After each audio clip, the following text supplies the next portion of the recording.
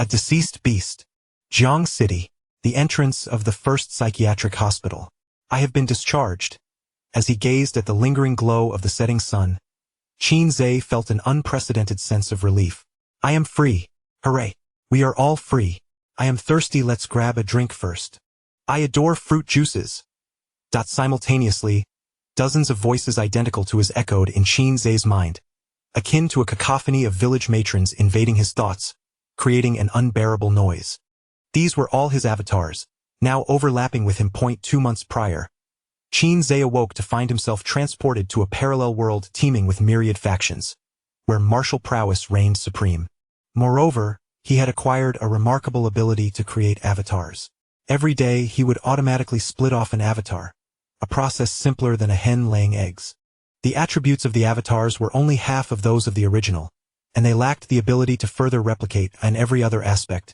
They were indistinguishable from the original. They possessed intellect, flesh, and soul. Qin Zhe and his avatars shared sensations and memories, much like a multi-core processor. Initially, he struggled to adapt to this newfound capability.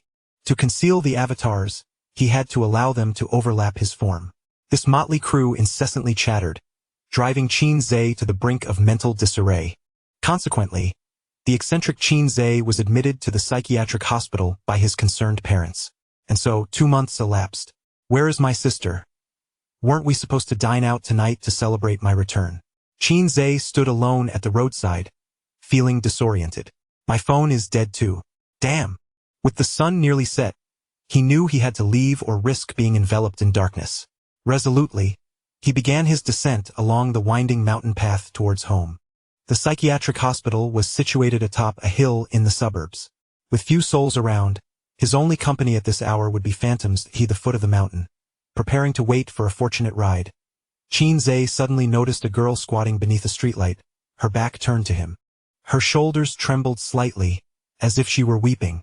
In this desolate wilderness, with twilight creeping in, a solitary man and woman stood amid the cawing of crows. Qin Zhe turned to leave. Yet, he hadn't gone far when he encountered the girl again beneath the streetlight. Her sobs were louder than before. Her wails were sharp, reminiscent of an infant's cries. Excuse me. Frowning, Qin Zhe maneuvered around her. Swish. In an instant, the girl flashed into view, blocking his path with her back turned. Is this never-ending? Even a clay statue has its limits. Qin Zhe's patience had been utterly exhausted. Crack, crack, crack. The girl's head spun a full 180 degrees, her lips curling back to her ears, revealing a captivating smile directed at Qin Zhe. Then, her body began to swell, a multitude of limbs protruding like a hedgehog. Her face morphed incessantly through various ages and genders, reminiscent of a kaleidoscope from his childhood. However, while the kaleidoscope transformed colors, the girl shifted through human visages. Bang! As the young woman, towering at 2 stories high, took a step forward with her right foot, the ground trembled slightly beneath her. Private Marseille. I concede that my previous utterance was rather loud. Qin Zhe retreated incrementally, appearing calm on the surface while his heart raced with trepidation. How could there be a beast here? Though this was the outskirts, it was still within the city. Calling Away is futile. So, is this our inaugural boss battle upon departing the novice village? A mere beast. Let it witness the formidable prowess of the great demon king Qin Zhe. Is it not just a single beast? Allow me to demonstrate with a sliding shovel. One of his clones detached from Qin Zhe and charged towards the beast. Suddenly, the beast's belly gaped open, revealing a maw over 1 meter wide, and the clone accurately plunged inside. Burp. The beast let out a belch, tilting its head in confusion as it gazed at Qin Zhe. This human is peculiar. Having devoured it, why does it still stand before me? Let us advance together. With a rallying cry, Qin Zhe raised his arm, and dozens of clones surged toward the beast. The beast stood momentarily stunned. Is this paradise? The beast's outstretched arms seized each Qin Zhe clone, one by one, and began to consume them as if partaking in an Aleocaniate feast. Now is the moment. Seizing the opportunity while the beast was distracted, Qin Zhe transformed into a streak of black lightning, moving too swiftly for the eye to follow. With a resounding thud, he leapt high and delivered a powerful blow directly to the top of the beast's head, Caught off guard, the massive creature collapsed with a resounding crash. This punch embodied the combined strength of all his clones, a technique he had devised during his time in the psychiatric ward. With a single thought, he could amalgamate the attributes of all his clones, sustaining this power for 30 seconds. After 30 seconds, he would succumb to fatigue and weakness. There are still 20 seconds left. Rushing forward, Qin Zhe aimed to deliver a finishing blow. The beast's enormous mouth opened wide, unleashing a terrifying suction force. One by one, the clones detached from their origin. Using the backs of those in front as leverage, they propelled themselves away, one after another. After sacrificing 10 clones, Qin Zhe finally broke free from that dreadful suction. Just as he landed, his legs buckled unexpectedly, and he collapsed to the ground like a frog. The moment of reckoning had arrived. The beast staggered upright, patting its belly in satisfaction that it had never envisioned a day when merely consuming a human would leave it feeling so bloated. Protect the prince. The remaining clones rushed out, one shouldering Qin Zhe and sprinting away. The rest acted as moths to a flame, attempting to buy time. The beast continued to devour Qin Zhe clones. Though it was exceedingly full, such an opportunity for an Aleocaniate feast was rare. One must engage in a clean plate initiative. Gurgle, gurgle. After consuming several more clones, a strange noise emanated from the beast's belly. With a loud retch, it expelled a mass of dismembered limbs and severed arms, rendering Qin Zhe unrecognizable. Boom! Moments later, the colossal form crumpled to the ground, devoid of further response.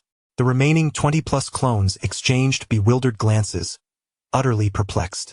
Once again, Qin Zhe was hoisted back. Could it be feigned death? We might as well be the ones feigning death. Could it be that it overindulged and met its demise? Deservedly so, let it consume so much. We are truly remarkable, having brought down such a colossal beast. Yet one must ponder, is this truly a matter for pride? We vanquished it through our own prowess, why should we not take pride in our achievement? Qin Zhe circled the immense carcass of the beast. Let us dissect the body and ascertain if there is an inner core.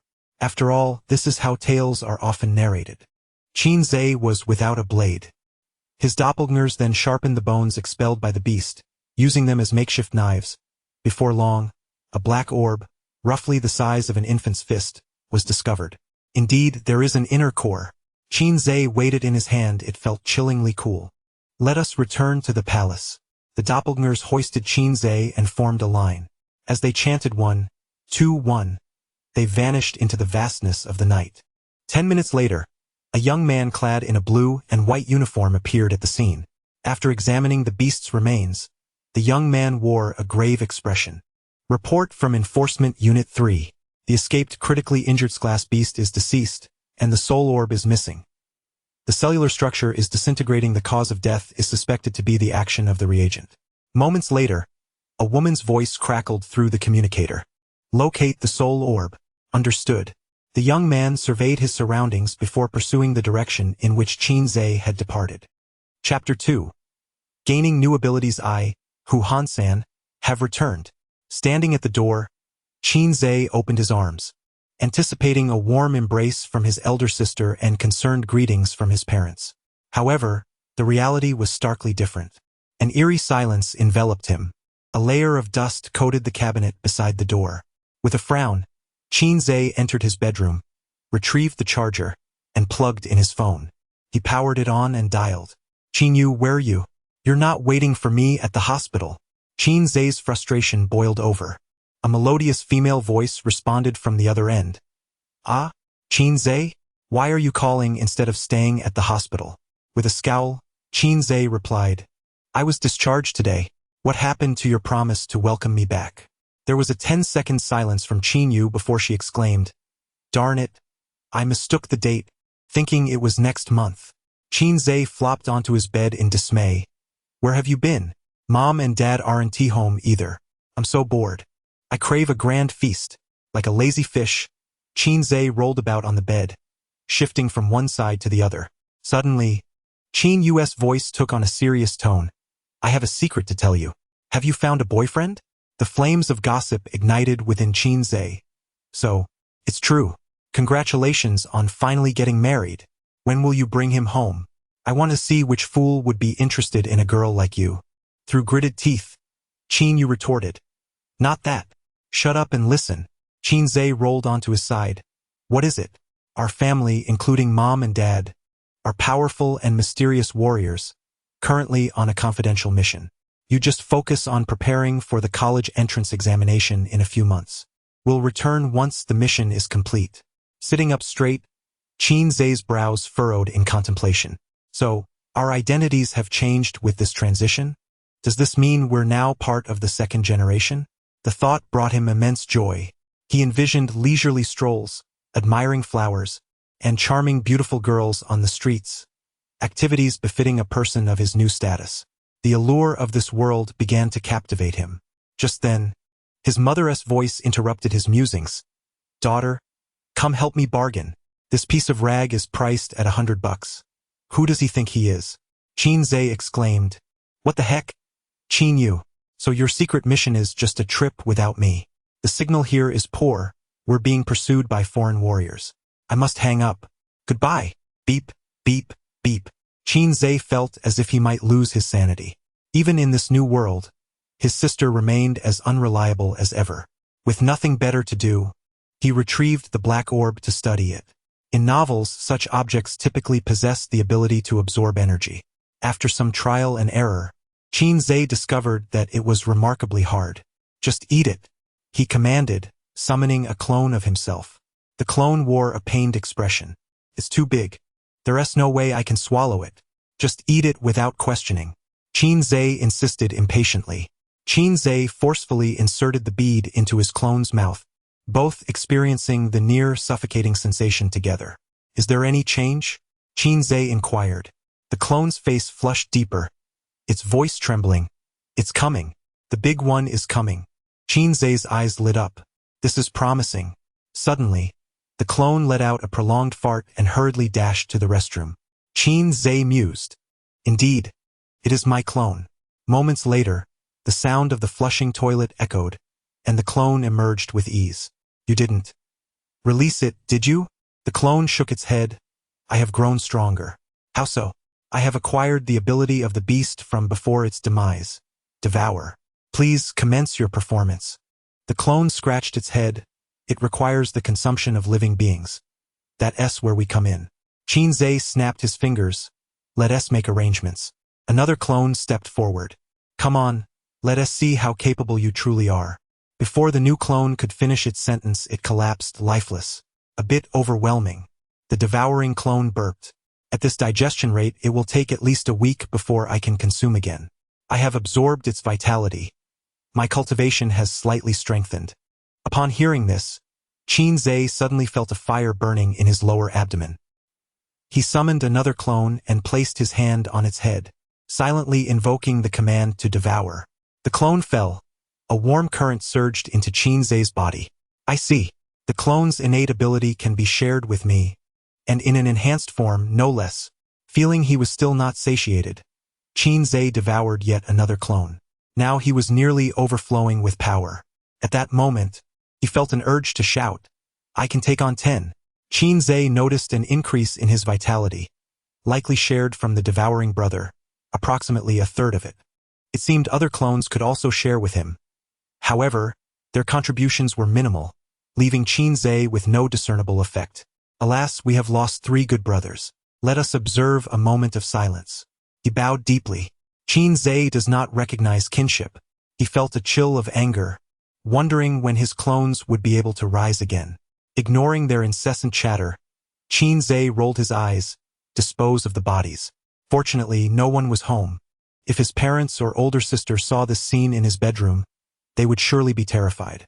Several clones surrounded the 3 lifeless bodies of Qin Zhe, scratching their heads in confusion. Just dispose of them? Aren't you afraid of being discovered by the police? Drown them? Chop them up and feed them to dogs? Where would we find that many dogs? The sewer? Good idea. Let us do it. Without delay, the clones moved the unfortunate ones into the bathroom and fetched 2 kitchen knives. Although Qin Zhe was not an extraordinary martial artist, he was still stronger than average, and the clones, inheriting half of his attributes, found the cleanup task relatively easy. With the help of the devouring brother, The process went smoothly. Meanwhile, Qin Zhe sat in the living room, leisurely sipping tea. Suddenly, there was a loud knock at the door. The bathroom fell silent. "Aunt Wang, is there something on your mind this late at night?" Qin Zhe inquired as he opened the door to find his downstairs neighbor, Aunt Wang. "Ace has been discharged from the hospital. I thought your mother and the others had returned," she remarked. "Indeed, I was just discharged today. What are you up to?" "It's quite a commotion," he replied. "I'm making dumplings. Are you planning to stuff a whole pig in there? It seems to be taking forever." Qin Zhe chuckled lightly. "It will be ready shortly, Aunt Wang. Please bear with me a little longer. Do be careful not to make a mess. It will be a hassle to clean up," Aunt Wang cautioned before turning to leave. Once the door was closed, Qin Zhe called out towards the bathroom. "Are you finished yet?" Almost. Just half a batch left," came the response from his clone.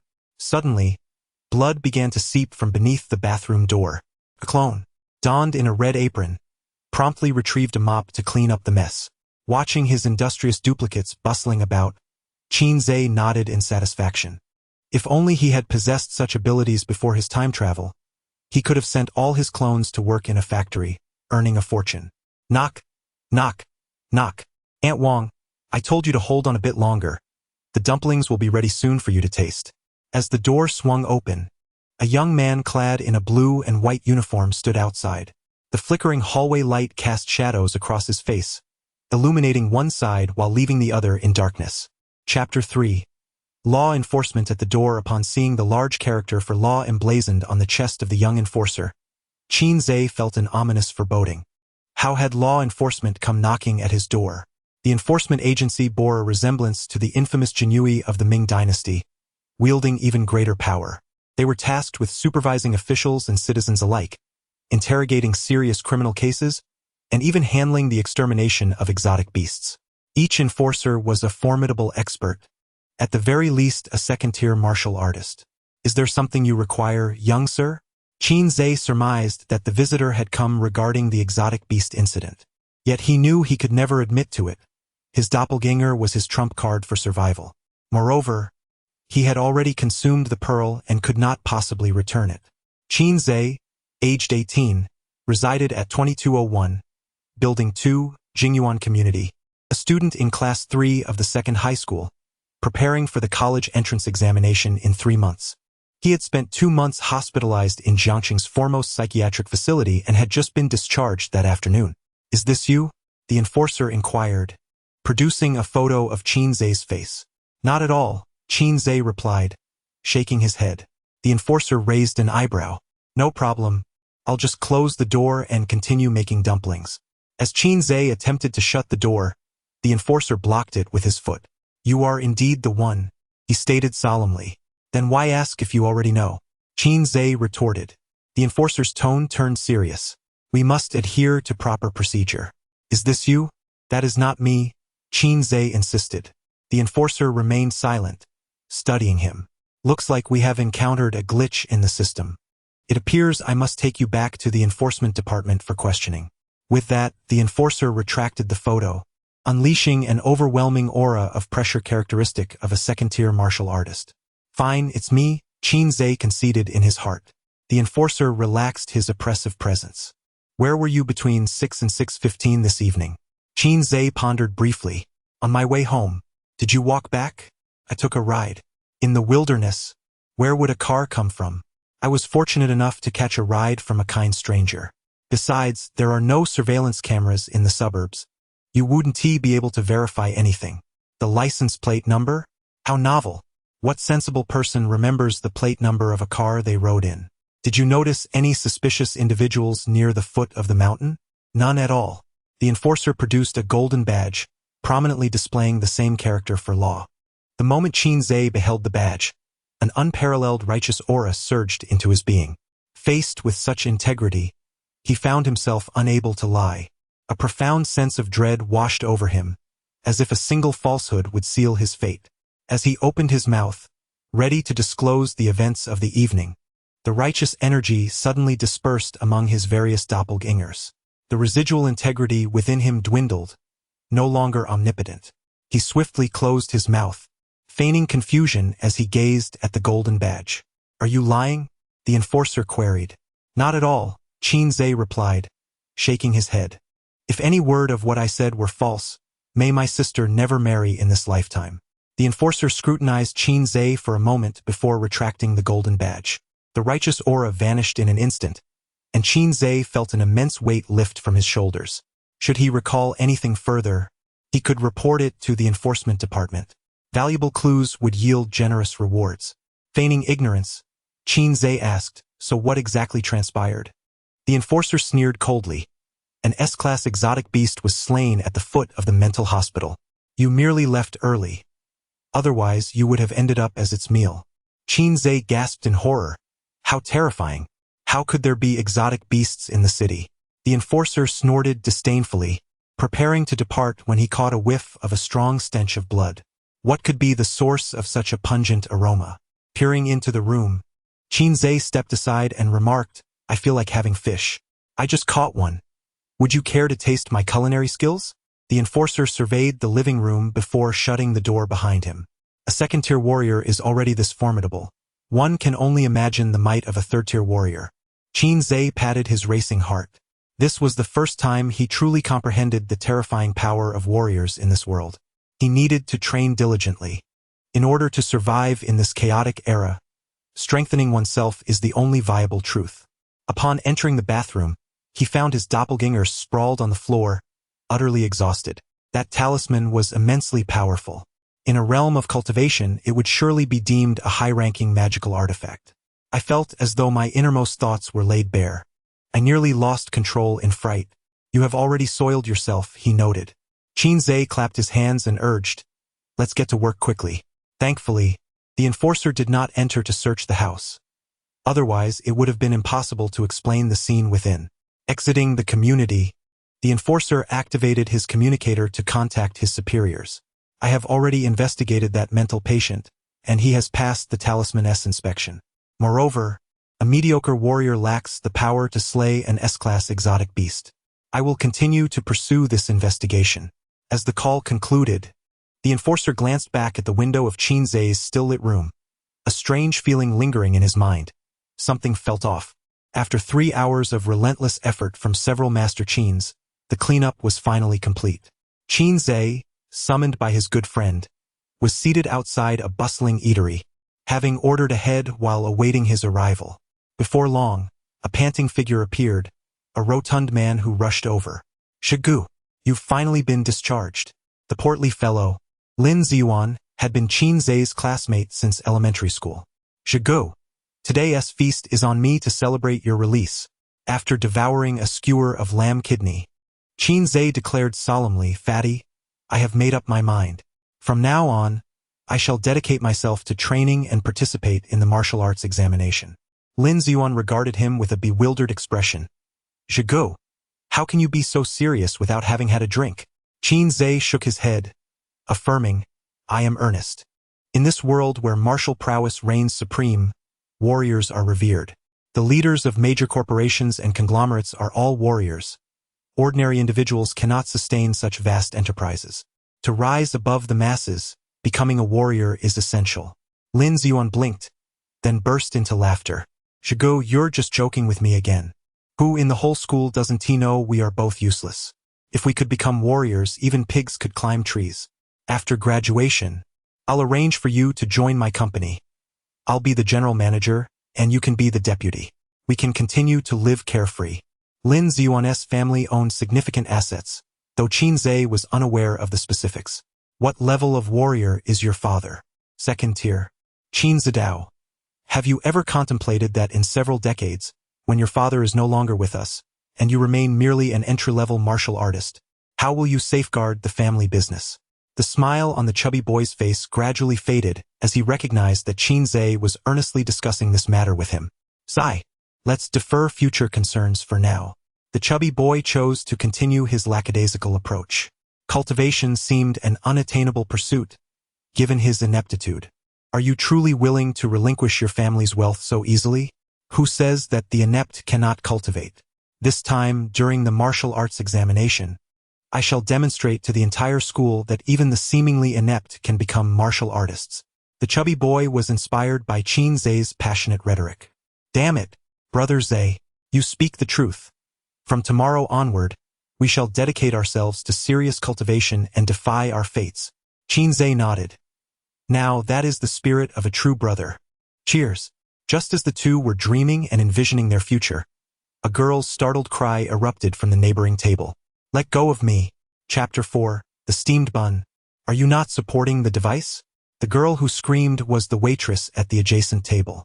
In her early 20s, she was strikingly beautiful. Qin Zhe felt a sense of familiarity, as if he had seen her somewhere before. The girl was being forcefully tugged by a drunken brute. Indeed, quite a vigorous scene. The drunken man's gaze shamelessly roamed over the girl's vulnerable areas. Come here and let me have a taste. With one final yank, he pulled the girl into his embrace, his pig-like face leaning in close. Slap!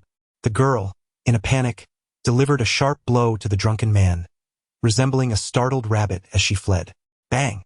The table was shattered by the drunken man's hand. He was a martial artist.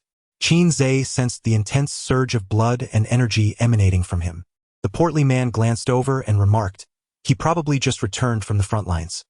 A bit of alcohol has left him unaware of his own identity. The drunken man, seething with rage, shouted, You ungrateful wench! It's a blessing that I have my eyes on you. The patrons, initially outraged, fell silent upon realizing he was a martial artist. The girl was in a state of panic, her body trembling as she was clearly at a loss. Crash! The drunken man overturned everything on the adjacent table. Gripping the girl by the nape like a small chick, he forced her down onto the table. The girl quivered in terror, crying helplessly. The drunken man's companions cheered and jeered. Brother Guang is mighty. Show this little lady your treasure. As he whistled, preparing to unbuckle his belt, the owner of the food stall arrived, albeit tardily. Sir. Esteemed martial artist, she is new and does not understand the ways. Please show some leniency. Tonight's meal is on me. Consider it an apology. The stall owner, towering at 6 feet, bowed before the drunken man, appearing as humble as a schoolboy. Smack! The drunken man struck the owner across the face, sending him flying over 2 meters to collapse on the ground, unconscious. Where did this fly come from? The drunken man surveyed the surroundings. What? Do you all have grievances? I fought valiantly on the front lines against the beasts for your sake, to protect you wretched ants and your pitiful safety. I risked my life countless times, nearly losing it. Now what is wrong with me enjoying what I have earned? The onlookers lowered their heads, not daring to breathe. The law did not apply to martial artists. As long as they did not kill another martial artist, they could slay a few ordinary people without consequence. Surviving martial artists carried military merit, which could be used to offset any transgressions. No one dared to provoke the drunken man, fearing they might meet a swift and brutal end. Seeing that no one dared to oppose him, the drunken man was utterly satisfied. Get ready, little wench, your father is coming. He pressed the girl's head firmly against the table, his other hand starting to unbuckle his belt. Qin Zhe felt a tightness in his chest. His disdain for this world began to grow. Zegu, don't act impulsively, the portly man whispered. The drunken man was already intoxicated, and any ordinary person approaching him would be met with certain doom. Suddenly, a police car pulled over, and 2 officers emerged. Don't move. Immediately report your name, martial artist level, and affiliated sequence. 2 officers drew their firearms, aiming at the inebriated man. The drunken man disregarded the officers, pointing at his own forehead. Come on, shoot me. I'm a first-class martial artist with merit. Go ahead and kill me. The officers felt an unusual tension. The police department lacked the authority to enforce the law on martial artists. Only the enforcement department could manage them. The drunken man grinned. If you're too scared to pull the trigger, then lower those sticks and watch me perform. Who knows, if I'm in a good mood later, I might just let you take the spotlight. His companions whistled in support. Come on, Brother Guang. Save some soup for us later.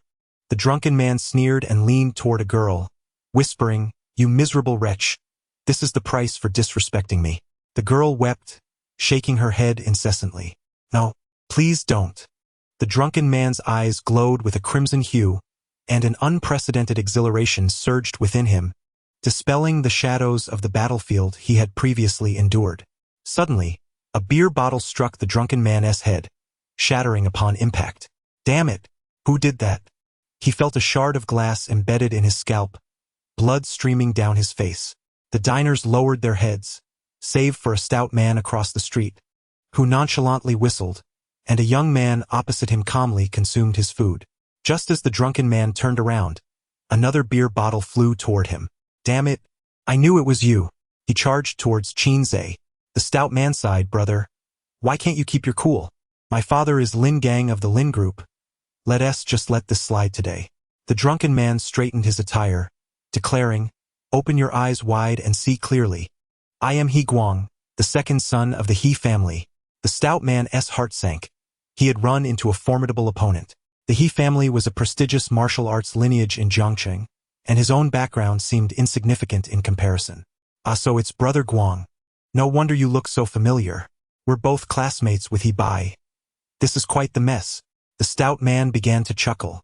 He Guang smiled at Qinze, saying, You little brat, don't you want to be a hero? Today I'll give you that chance. If you can crawl through here and bark 3 times like a dog, I'll let her go. He Guang spread his legs wide, exuding bravado.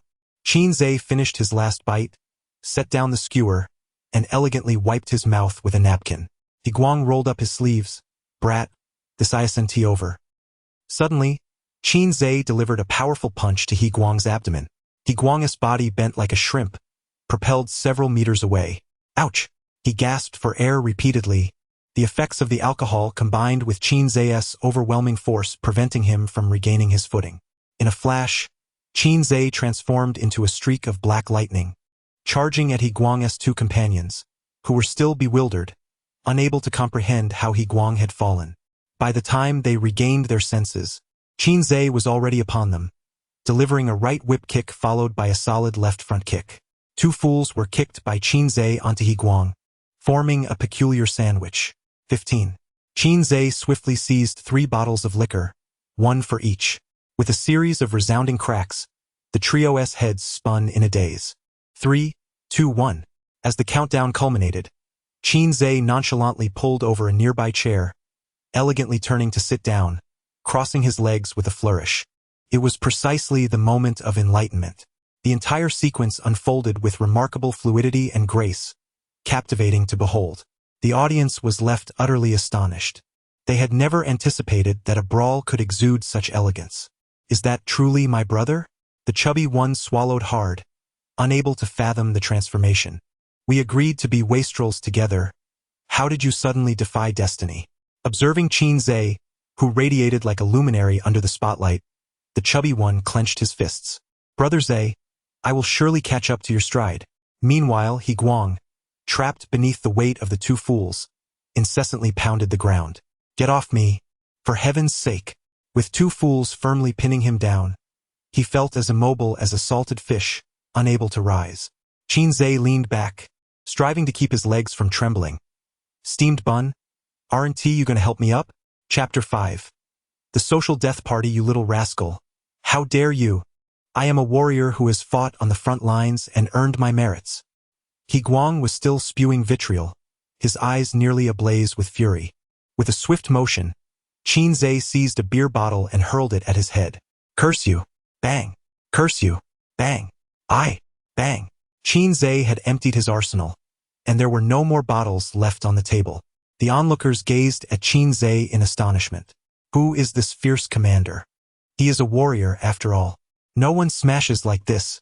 Brother Zhe, the beer is here. The rotund man brought a case of beer and placed it at Qinze's feet. Qinze picked up a bottle and weighed it in his hand. Wait, I shall cease my curses.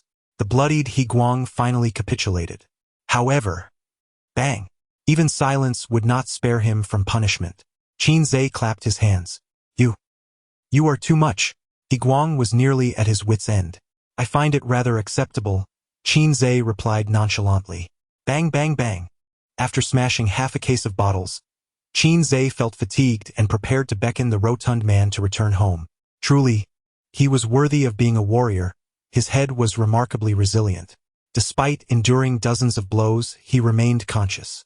Unbeknownst to him, He Guang had long been dazed, his vision filled with sparkling stars. The enforcers are here. A cry rose from the crowd. Qin Zhe looked up to see a man clad in a blue and white uniform. Once again, it is you. The enforcer frowned slightly. Enforcer, you must take charge of this matter. He Guang, as if seeing a savior, began lamenting Qin Zhe's outrageous behavior. How dare he lay hands on a warrior of the official ranks? I suspect he is a foreign spy. Apprehend him and interrogate him at once. Silence. I have yet to question you. The enforcer was clearly annoyed at the interruption. Yet, He Guang remained oblivious to the enforcer's impatience and continued loudly, I am the second son of the He family. If you do not swiftly apprehend this scoundrel, I will lodge a complaint against you at the enforcement department tomorrow. The enforcer snorted dismissively and produced a golden insignia. In an instant, a powerful aura of righteousness enveloped the gathering, commanding respect from all present. They felt their hearts purified and elevated, even shedding tears and confessing their past misdeeds, revealing long-buried secrets. Husband, I am sorry. Our child's surname is actually Wang. Everyone, gather round. I have an announcement. I am a male copper. By the way, I secretly diluted your beer with urine. Brother, I have feelings for sister-in-law. Can you please divorce her? For a moment, the entire eatery transformed into a grand scene of social demise, as truths long hidden were finally spoken aloud. Qin Zhe was left dumbfounded. He too felt a sudden urge to voice his innermost thoughts. However, the power of the insignia was quickly dispersed by his alter ego. Qin Zhe gazed enviously at the golden insignia in the enforcer's hand.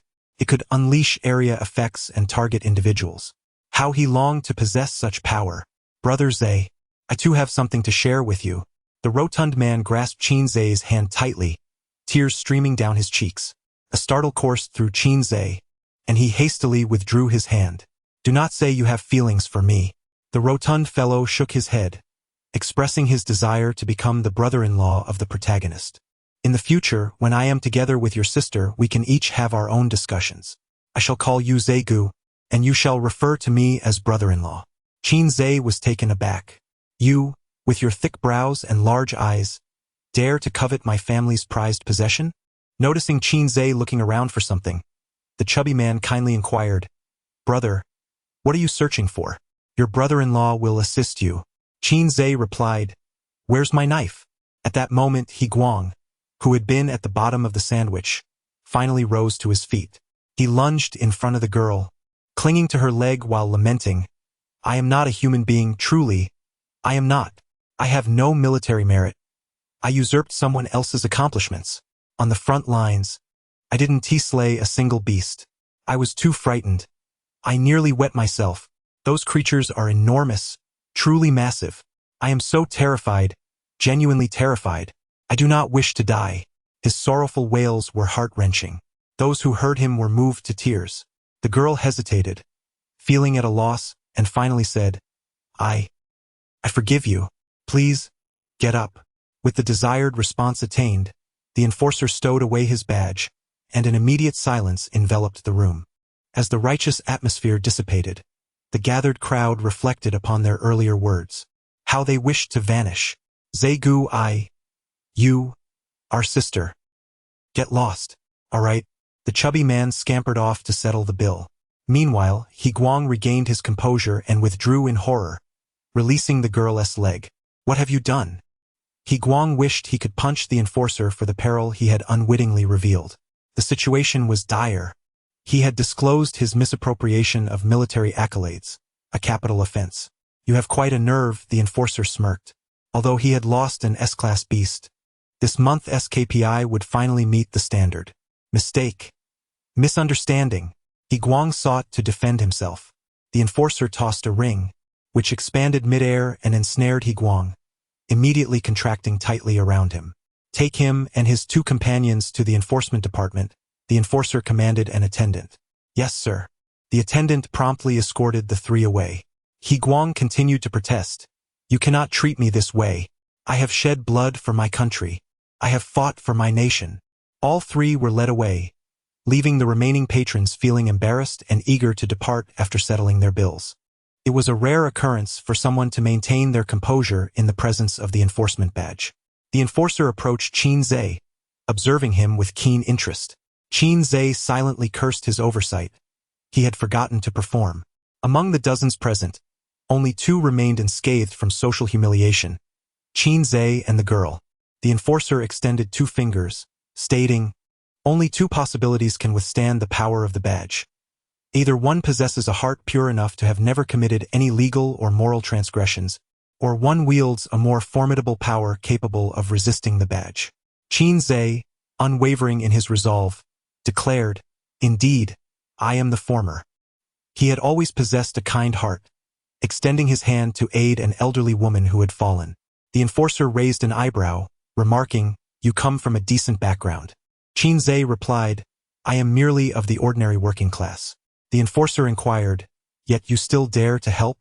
Qin Zhe responded, "It is only natural for us to be kind. It is understandable that the law's authority holds no sway over me." The enforcer, with a hint of amusement, remarked, "Such eloquence indicates you are no simpleton." Qin Zhe opted for silence. "I shall keep a close watch on you," the enforcer stated before turning to leave. Qin Zhe realized he had been marked as a primary suspect. "By the way, considering your status as a student, let me offer you a word of caution." The enforcer abruptly halted, fixing his gaze upon Qin Zhe.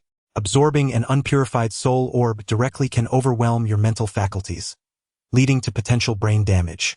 Your body may also undergo a transformation into that of a beast." Qin Zhe, bewildered, asked, "What is a soul orb?" The enforcer scrutinized his expression for a moment before advising, "Inquire with your teacher at school tomorrow." Once the enforcer had completely departed, Qin Zhe finally exhaled in relief. What a troublesome encounter. His mind could simultaneously process the myriad information and sensations from dozens of avatars. Did they truly question the resilience of his mental prowess? Besides, if transformation were to occur, it would not affect him directly, as the avatars consumed what they needed, not him. "Thank you, Qin Zhe." A girl approached him. Qin Zhe responded, "Oh, do you know me?" Chapter 6. The first lesson from Otherworld. I, along with Qin Yu, was a university classmate, and I had previously visited your home during the summer vacation, the girl remarked. Qin Zhe suddenly recalled, no wonder he found the girl familiar. Indeed, they had met before. "So, it was Sister Ma Yan. It has been quite a while." The girl replied, "I am Ma Yan." "Sister Ma Yan, what line of work are you in?" "I work as a waitress at a street food stall." It seemed as though a crow flew past in the sky. "Ma Yan, why don't you go home and rest for a couple of days?" The boss had awakened, his face swollen like a pig's head. "Understood, boss," Ma Yan replied, feeling disheartened as she realized she had been dismissed. She sniffed, and a smile blossomed anew on her face. "Qin Zhe, come over for dinner in a couple of days, and bring Xiao Yu along. My sister has gone traveling. I don't know when she will return. Then just come by yourself." "All right." The two exchanged contact information. "Goodbye."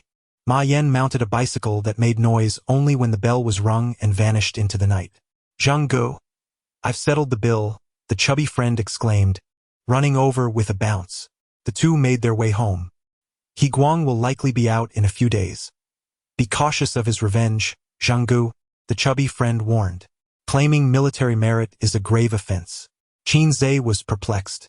For ordinary martial artists, that is indeed true. But He Guang is no ordinary martial artist. The chubby friend shook his head. His elder brother, He Fei, is a formal martial artist in Jiang City, and he holds the rank of major. "What is a formal sequence?" Qin Zhe inquired, having heard it mentioned before by He Guang and the officers. Yet this was the first time he was learning about it. "You do not even know what a sequence is." The chubby friend regarded Qin Zhe as if he were an extraterrestrial. "Quickly explain," Qin Zhe urged. The chubby friend elaborated. "Once one becomes a martial artist, they are assigned to a sequence. There are 2 types, the formal sequence and the informal sequence. The formal sequence includes students from martial arts schools, official clerical martial artists, and military martial artists. The informal sequence mostly consists of civilians who are not adept in combat or possess weaker martial capabilities, as well as martial artists who have sustained serious injuries on the front lines and can no longer fight. Formal sequence martial artists are often engaged in battles at the front lines, occasionally taking leave. Informal sequence martial artists are only summoned in emergencies. The chubby friend, looking worried, suggested, "Zhengguo, why don't you stay at my house for a few days? After all, my dad is also a martial artist. Guang isn't bold enough to retaliate against you at my place." Qin Zhe shook his head. "In a few days, the martial arts examination registration will begin. Once I register, I will have the status of a candidate, and I cannot act recklessly. Candidates are protected before the examination. Those who dare harm them will face strict repercussions. After the examination, I will become a student of the martial arts school, and He Guang will be even less daring." The chubby friend pondered for a moment. "Then I will register alongside you." Qin Zhe patted him on the shoulder. "Good brother." After returning home, Qin Zhe recalled the words of the law enforcement and summoned Devouring Brother. "Has your body mutated?" Devouring Brother replied, "How could that be? I am perfectly fine." As the words fell, the devourer extended 2 arms from its back. Ginze. Noticing the similarity in the transformation direction with that of the beast, he couldn't help but shudder at the thought of that creature covered in hands and feet. The soul pearl cannot be consumed. I have discovered that while it is indeed restrained, it can infinitely devour living beings with vitality to enhance its cultivation, particularly humans, albeit at the cost of accelerating the mutation process, the devourer stated. Qin Zhe, with a serious tone, replied, "You have matured into a complete entity. It is time for you to venture out and strive for yourself. Even if you ultimately transform into a beast, what of it? You will always be our dear brother." The other avatars chimed in, "Devourer, be cautious. Qin Zhe is manipulating you. Isn't it KFC? You are all mistaken. It is the Darwin effect." Qin Zhe, possessing formidable mental strength, knew that even if the devourer fully transformed into a beast, it would merely be a change in appearance. Ignoring the other avatars, the devourer nodded.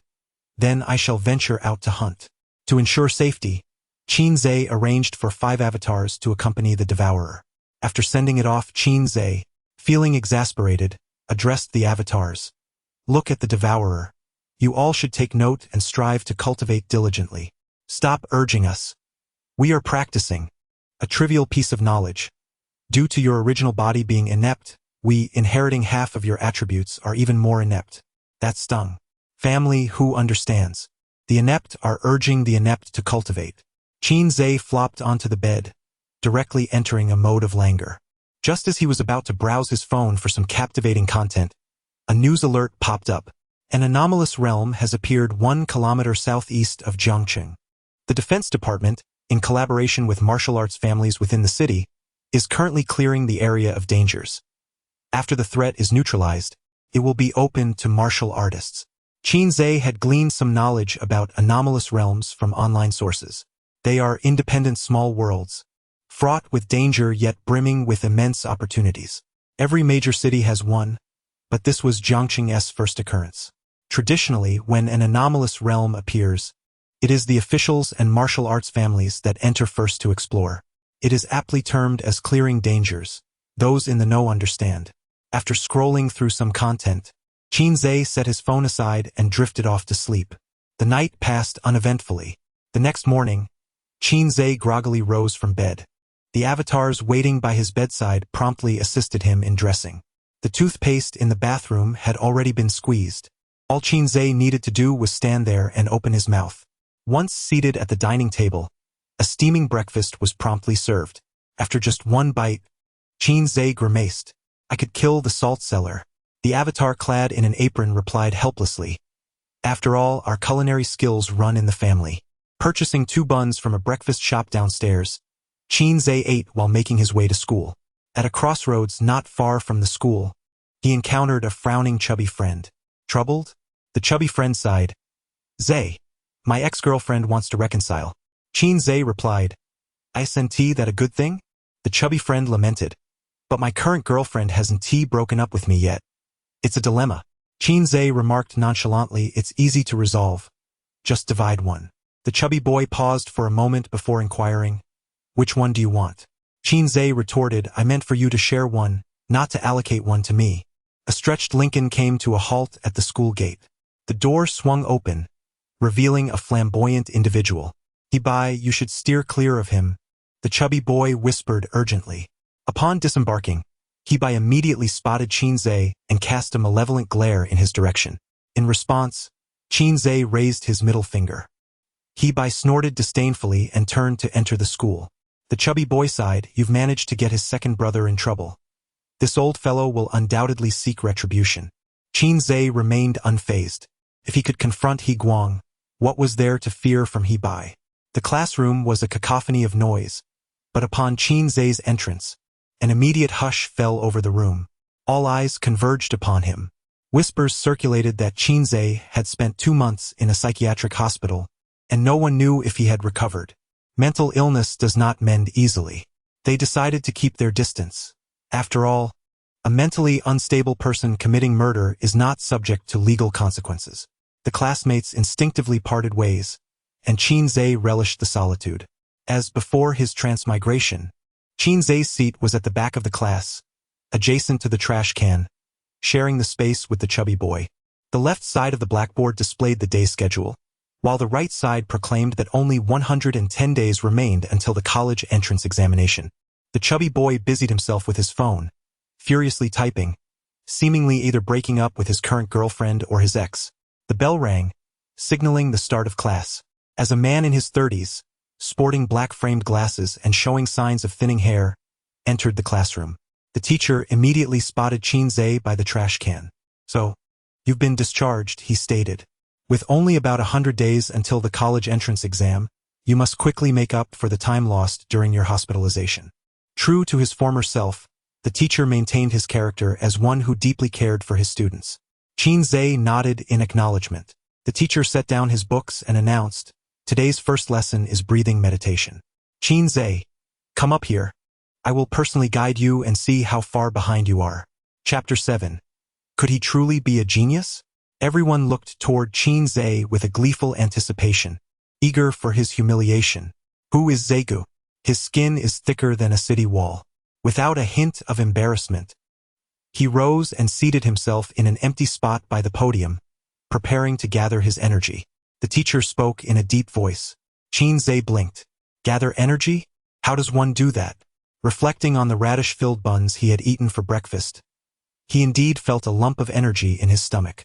Qin exchanged glances with the teacher. The teacher furrowed his brows. "Why are you staring at me? Close your eyes and meditate to gather energy." Qin obediently shut his eyes. Then, a wave of radish aroma wafted through the air. Laughter erupted amongst the classmates. He-bai disdainfully scoffed, utterly disbelieving that Qin had indeed bested his second brother the previous night, convinced that some underhanded means must have been employed. The teacher wore a dark expression. "Qin, with merely 3 months until the college entrance examination, you still cannot meditate on your own." Qin was at a loss for words. All this talk of gathering energy, yet no one had explained how to do it. With a swish, the teacher pulled the blackboard aside, revealing a stone-carved lotus flower at the center. The lotus had 10 petals poised to bloom. Focus on the lotus platform, concentrate, and slow your breathing. There must be a rhythm between inhalation and exhalation. When a spiritual connection with the lotus platform is established, immediately close your eyes and visualize the lotus in your mind. At that moment, the lotus breathing technique would be successfully activated. Qin, who had just managed to hold his focus, almost lost it. Associative thinking? What a casual name. Following the teacher's guidance, Qin fixated on the lotus platform depicted on the blackboard. After a prolonged gaze, the lotus platform began to appear delicate and beautiful, and soon, countless threads surged toward Qin. In that instant, he felt a subtle connection forming between himself and the lotus platform. For an ordinary person, spiritual energy is an enigmatic concept. However, for a martial artist, it is entirely different. Qin closed his eyes and heard the distant sound of waves in his mind, entering a realm of spiritual consciousness. Within this mental ocean, he continuously meditated on the image of the lotus flower, and swiftly, the first petal was delineated. The teacher was astonished. Qin had entered a meditative state so quickly. Although aided by the lotus platform, this speed could surpass that of 90% of the class. Could it be that Qinzhe was a genius overlooked by himself? Qinzhe's breathing gradually slowed. Once in a meditative state, his breath naturally fell into a rhythmic pattern, and the petals were rapidly sketched one after another. As the eighth petal took shape in his mind, a wave of fatigue washed over him. This was a sign that his spiritual energy was reaching its limit. Can you do it, little dog? Feeling a bit deflated. Let us restart. I've tried, and I can manage only 3 petals. Precious one, watch me. Everyone else is a blank slate. Surely they can only manage 3 petals as well. The avatars chattered away, and the 9th petal was soon outlined, followed closely by the 10th. When all 10 petals were drawn, the lotus flower blossomed instantaneously, and Qinzhe felt as if he were enveloped in a gentle spring breeze. Qinzhe exclaimed in delight. It turns out that the embodiment of a loquacious individual serves as the finest honing of one's mental fortitude. After an indeterminate passage of time, Qinzhe opened his eyes and exhaled a deep, murky breath. The classroom was enveloped in an eerie silence, with his classmates regarding him as if he were a curiosity. What transpired? Qinzhe felt somewhat disoriented. The teacher, with a stern demeanor, announced, "We have already commenced the 2nd period." Qinzhe, taken aback, replied, "I was completely unaware." For one in a meditative state, time tends to elapse swiftly. Typically, such a trance concludes once mental energy is fully expended, which is why the teacher refrained from interruption, assuming Qinzhe would conclude shortly. Unexpectedly, he remained in that state for nearly an hour. "How many petals did you draw?" the teacher inquired. 10, Qinzhe responded. The teacher sighed, realizing he had overestimated the situation. Qinzhe remained as boastful as ever. It was likely that he had concluded his meditation long before, merely putting on a performance. Wow, what a braggart. Our class's most skilled student, Hebai, could manage only 4 petals. Hilarious. A fool is indeed a fool, truly believing himself a genius. It's fine to deceive your friends, but don't deceive yourself. No one believed that Qinzhe could produce 10 complete petals. If he truly could, his mental prowess would rival that of a first-tier warrior. Actually, I only managed 1, Qinzhe admitted. His classmates wore expressions that clearly conveyed their skepticism. Qinzhe felt a sense of helplessness. Why did the truth go unrecognized? Just as he was about to return to his seat, the teacher unexpectedly placed a hand upon his abdomen. "Stay still, let me take a look." The teacher's eyes lit up. Impressive. Qinzhe's expression turned dark. "Where are you touching?"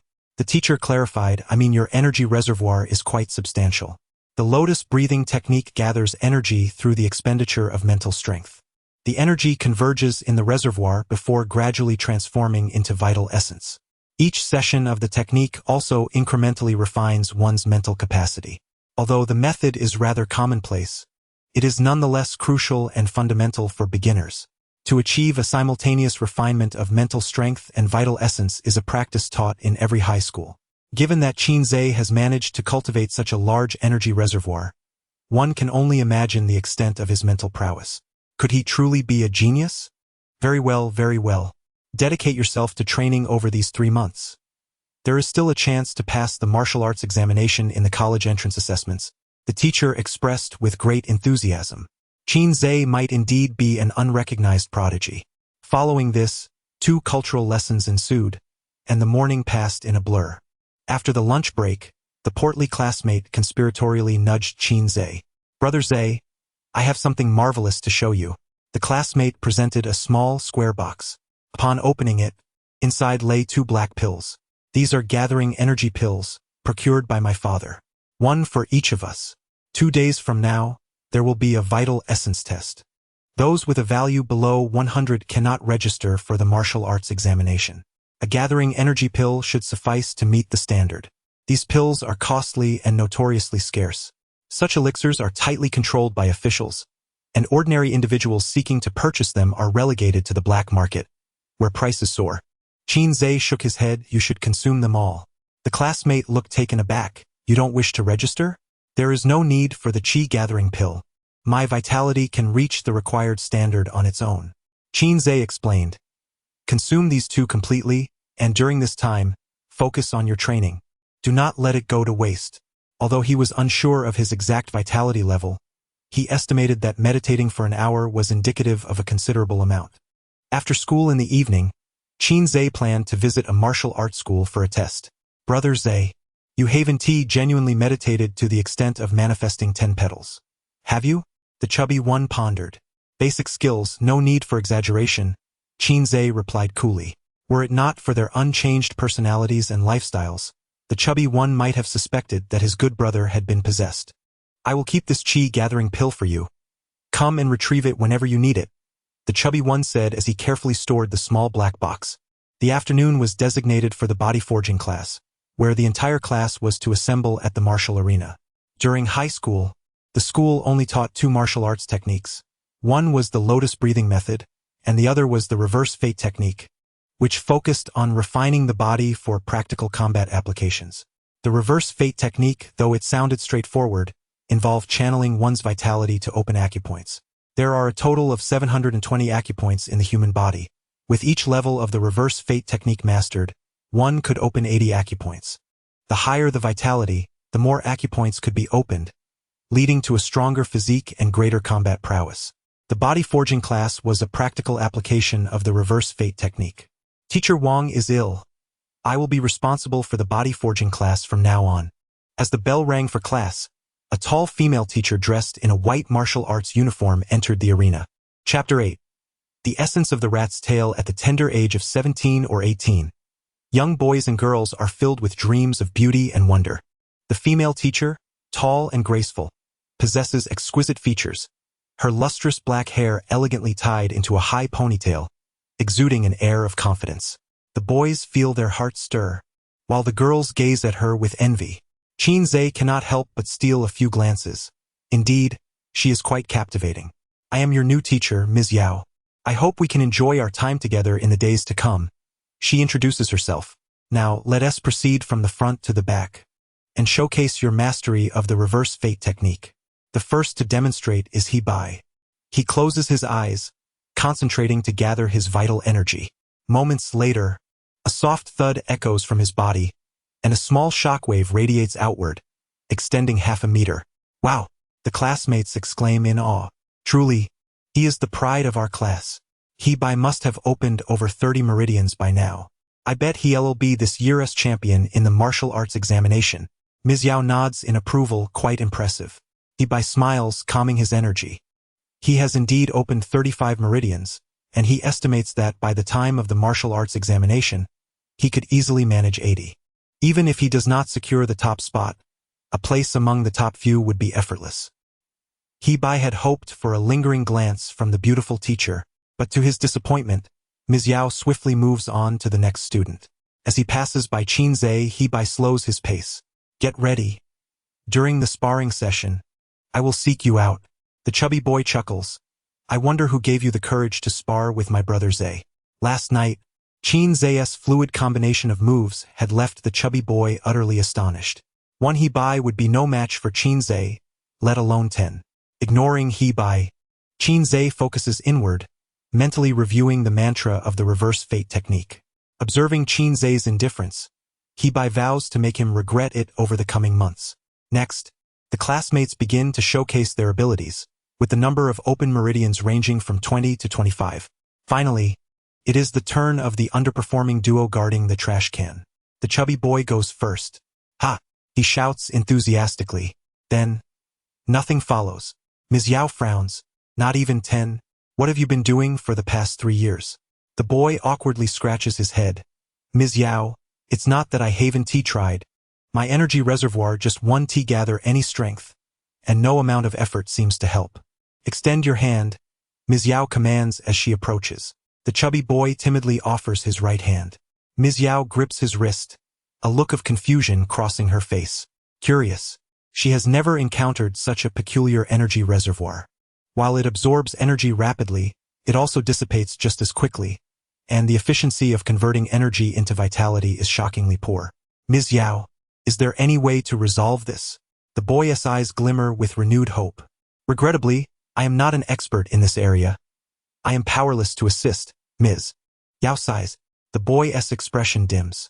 He has long since grown accustomed to this reality. Next, it is Qin Zhe's turn.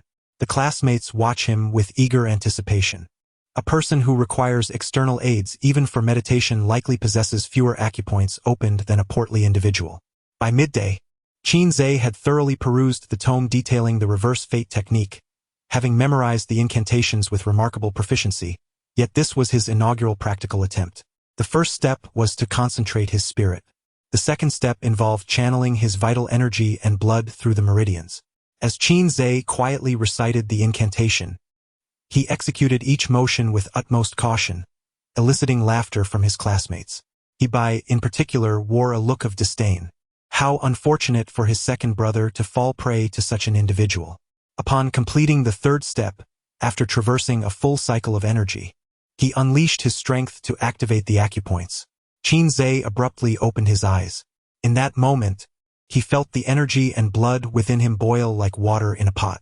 With a series of explosive sounds akin to popping beans, the energy surged through one acupoint after another. When the 80th acupoint was activated, a wave of energy radiated outward, sending the nearest plump classmate tumbling to the ground. The others were similarly upended, covered in dust. Only teacher Yao remained unmoved, the whirlwind merely tousling her ponytail. Is this truly Qin? He must have opened at least 40 or 50 acupoints. No, it must be 60 or 70. The classmates scrambled to their feet, their expressions a mixture of astonishment and disarray. Hebai, having landed in a less than dignified manner, wore a sullen expression as he pondered the absurdity of it all. How could a mere waste open more acupoints than him? Teacher Yao's eyes briefly flickered with surprise. She had not anticipated that even in such a remote place as Jiangqing, prodigy could emerge. The revelation that Qin had reached the first level of the reverse fate technique nearly caused the classmates to drop their jaws in disbelief. It was rare, even throughout the entire school, to hear of anyone mastering the technique to such a degree. Now, select your opponents for paired practice, Teacher Yao announced. Hebai noticed Qin grinning as he turned his gaze toward him, and an ominous feeling crept into his heart. I choose him, Qin declared, pointing. Hebai ground his teeth in frustration, inwardly cursing Qin for his lack of sportsmanship. You, a practitioner of the first level of the reverse fate technique, dare to challenge me who has only opened 35 acupoints. Hebai, I suggest you reconsider, Qin replied. Let us keep it light during our sparring, Teacher Yao interjected. Hebai is the fastest in the class at progressing through the reverse fate technique after Qin. You two are indeed suitable opponents. Hebai realized there was no escaping this challenge. Fine, let us keep it light. I have no desire to injure you. Hebai activated all 35 acupoints and delivered a left jab aimed at Qin's face. Qin tilted his head to evade the blow and retaliated with a swift strike to Hebai's head. Hebai felt as though he had been struck by a multitude of hammers, stars dancing before his eyes as he collapsed to the ground. The sound was quite loud. It was a commendable start. Qin withdrew his hand, remarking, however, your head is nowhere near as sturdy as your brother's. It pales in comparison. In a daze, Hebai lost consciousness. Teacher Yao remained unflustered, instructing, 2 students, please escort him to the infirmary. 2 classmates hurriedly lifted Hebai and rushed towards the infirmary. The other students instinctively took a few steps back, feeling a twinge of fear. With the martial arts examination looming in 3 months, it was essential not to slack off during this period. There was an opportunity to gain admission into a prestigious university. Mr. Yao advised Qin. Understood, thank you, Mr. Yao. Qin replied with a nod. For the remainder of the casting class, no one approached Qin for practice. He sought a secluded corner to meditate. As the school bell rang, Qin opened his eyes and let out a deep sigh. The enhancement of his vitality through meditation was frustratingly slow.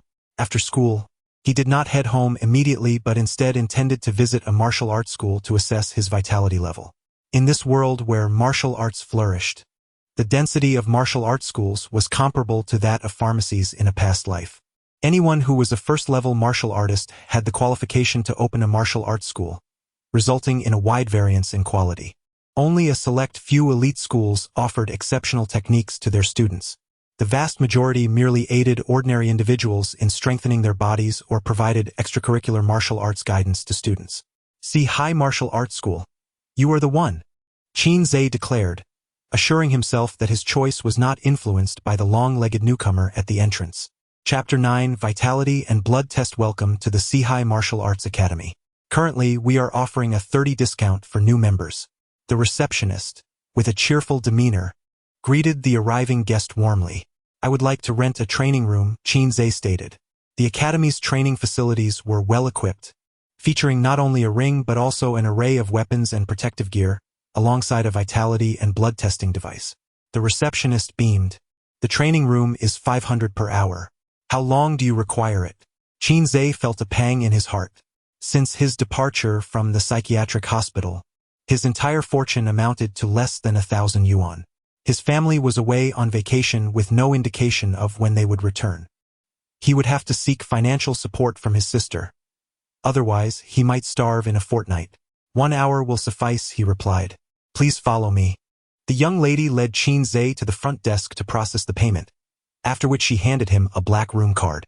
It's the second room on the left on the first floor. Thank you, Chinze said as he accepted the card. Suddenly, the receptionist leaned in closer, her breath fragrant. Would you like a tutor? Our female instructors are all recent graduates from martial arts universities, and we have photos for you to choose from. She adjusted her high-slit qipao, revealing her leg provocatively. Are your tutors reputable? Chinze inquired. The young lady laughed lightly. This is indeed a serious martial arts academy. However, should you require such services, it would incur an additional fee. In the past, the densest concentration of instructors was found not in schools, but in barbershops.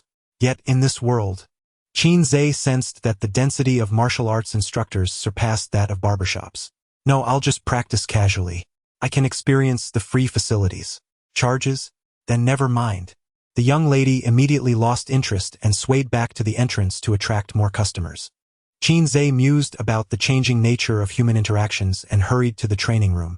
The countdown had begun the moment he received the room card. Upon entering, Chinze found the vitality and blood testing device situated prominently in the center of the room. Essentially, it was a wooden post equipped with an electronic display. He would strike the post with all his might, and the screen would reveal the corresponding vitality and blood value. Taking a deep breath, Chinze delivered a powerful punch to the post. After a few flickers, the electronic screen displayed his vitality value, 513. A value of 100 is the dividing line between martial artists and ordinary individuals. Surpassing 100 signifies what is commonly referred to as a low-tier martial artist, while breaking 1,000 elevates one to the ranks of a formal first-level martial artist. By these standards, Chinze was equivalent to a 0.5-level martial artist. While not particularly strong, he had at least met the threshold to register for martial arts examinations. Thump, thump, thump. Chinze unleashed a flurry of strikes, rapidly opening 80 meridians. After fully activating his reverse fate technique, he struck the post once more. The vitality value on the display surged upward like a cow in a rocket, ultimately stabilizing at 1269. Moments later, the sage time had arrived. Chinze lay on the ground, utterly exhausted. In other words, I am currently fully empowered, able to engage with a first-level warrior in a tit-for-tat exchange, albeit for only half a minute.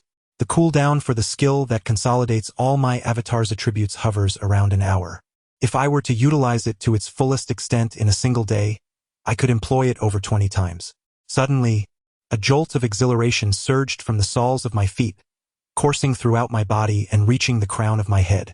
The negative state of the sage's time dissipated in an instant. The devourer has broken through. I received a boost of vitality feedback from the devourer, who was out in the wild. With a sudden surge, I sprang up and delivered a punch to the wooden post, achieving a remarkable 835. Incredible! The vitality feedback from the devourer surpassed what I had gained from 2 months of meditation. I ought to express my gratitude to the devourer.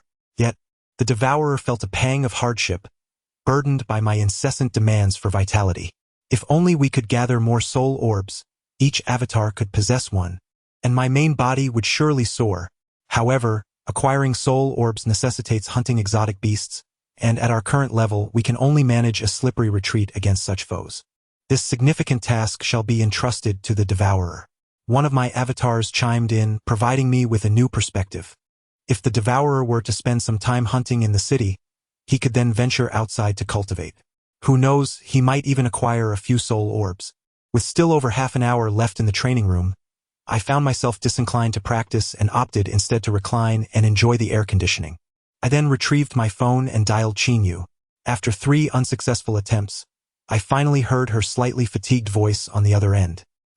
I've already told you that I am in a fierce battle against the alien race. Please refrain from calling unless it's urgent. Faintly, I could discern other voices in the background. Hurry up, we're almost at the summit. I've booked a hot spring hotel. We'll watch the sunrise tomorrow morning. A wave of frustration washed over me. So she is battling the alien race atop the forbidden purple peak. Is she? Hurry up and send money.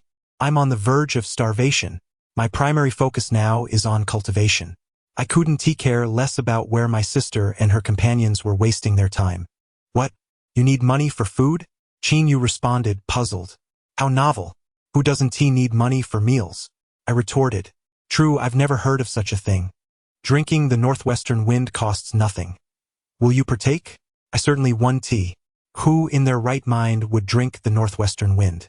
Then hurry up and send the money. Hello? The signal here is a bit weak. I'll hang up for now. Beep beep beep. Gritting my teeth, I dialed my parents' numbers. Sorry. The number you have dialed is temporarily unavailable. Please try again later. Blocked. A wave of self-doubt engulfed me. Am I truly their biological child? As time concluded, I exited the martial arts hall. Thank you for visiting. We welcome you again. The receptionist greeted me with a smile and a bow. Did you previously work at a hair salon? I inquired curiously. The young lady shook her head. No, I worked part-time at a bathhouse. Ah well, that's somewhat relevant to your profession. Chinze casually chose a humble pig trotter rice restaurant downstairs, spending 15 yuan. Having just missed the lunch rush, the establishment was not particularly crowded, and he settled into a quiet corner. The television mounted on the wall was broadcasting the evening news from Zhongqing. A fissure had appeared 26 kilometers outside the city, and no fewer than 30 F-class anomalous beasts had been released. Law enforcement was currently engaged in containment, advising residents to refrain from leaving the city unless absolutely necessary. The secret realm of Zhongqing had been secured, and the City Defense Bureau was leading efforts to eliminate threats, with plans to open it to the public on a future date.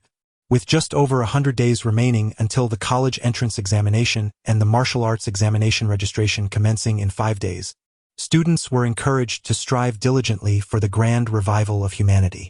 The pig trotter rice was served, featuring a delightful combination of meat, rice, and vegetables, and the flavor was quite pleasing. For the next few days, Chinze diligently followed his training regimen. He had not returned to provoke trouble, often taking a detour upon seeing Chinze. One morning, as Chinze settled into his classroom, his chubby friend excitedly rushed over to grasp his hand. Zeiku, I have awakened my innate ability. Chapter 10. The Lion King of the Dark Knight innate abilities are peculiar and diverse, ranging from the ability to breathe fire to extraordinary strength, and even the capacity to urinate higher and further. These all qualify as talents. The origins of these innate abilities can be categorized into 2 sources.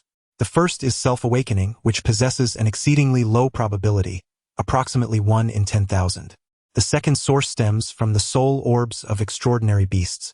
The ranks of these beasts range from F, E, D, C, B, A, S, SS, to SSS. Typically, only beasts of B rank or higher possess innate abilities, which are inherited through their soul orbs. When a warrior consumes the soul orb of an extraordinary beast, they inherit its innate ability. The character known as Swallowing Brother exemplifies this second type. What ability have you awakened? Inquired Chinze with curiosity. Watch me demonstrate, the stout fellow replied, puffing up with pride as he stood straight. 1 second, 2 seconds, 3 seconds. Suddenly, he broke out in a sweat and collapsed back into his seat. So your innate ability is kidney deficiency? Chinze remarked, utterly astonished. It was indeed eye-opening to witness such an unusual talent. Did you not see? The stout one wiped his brow. See what? I just teleported, he exclaimed.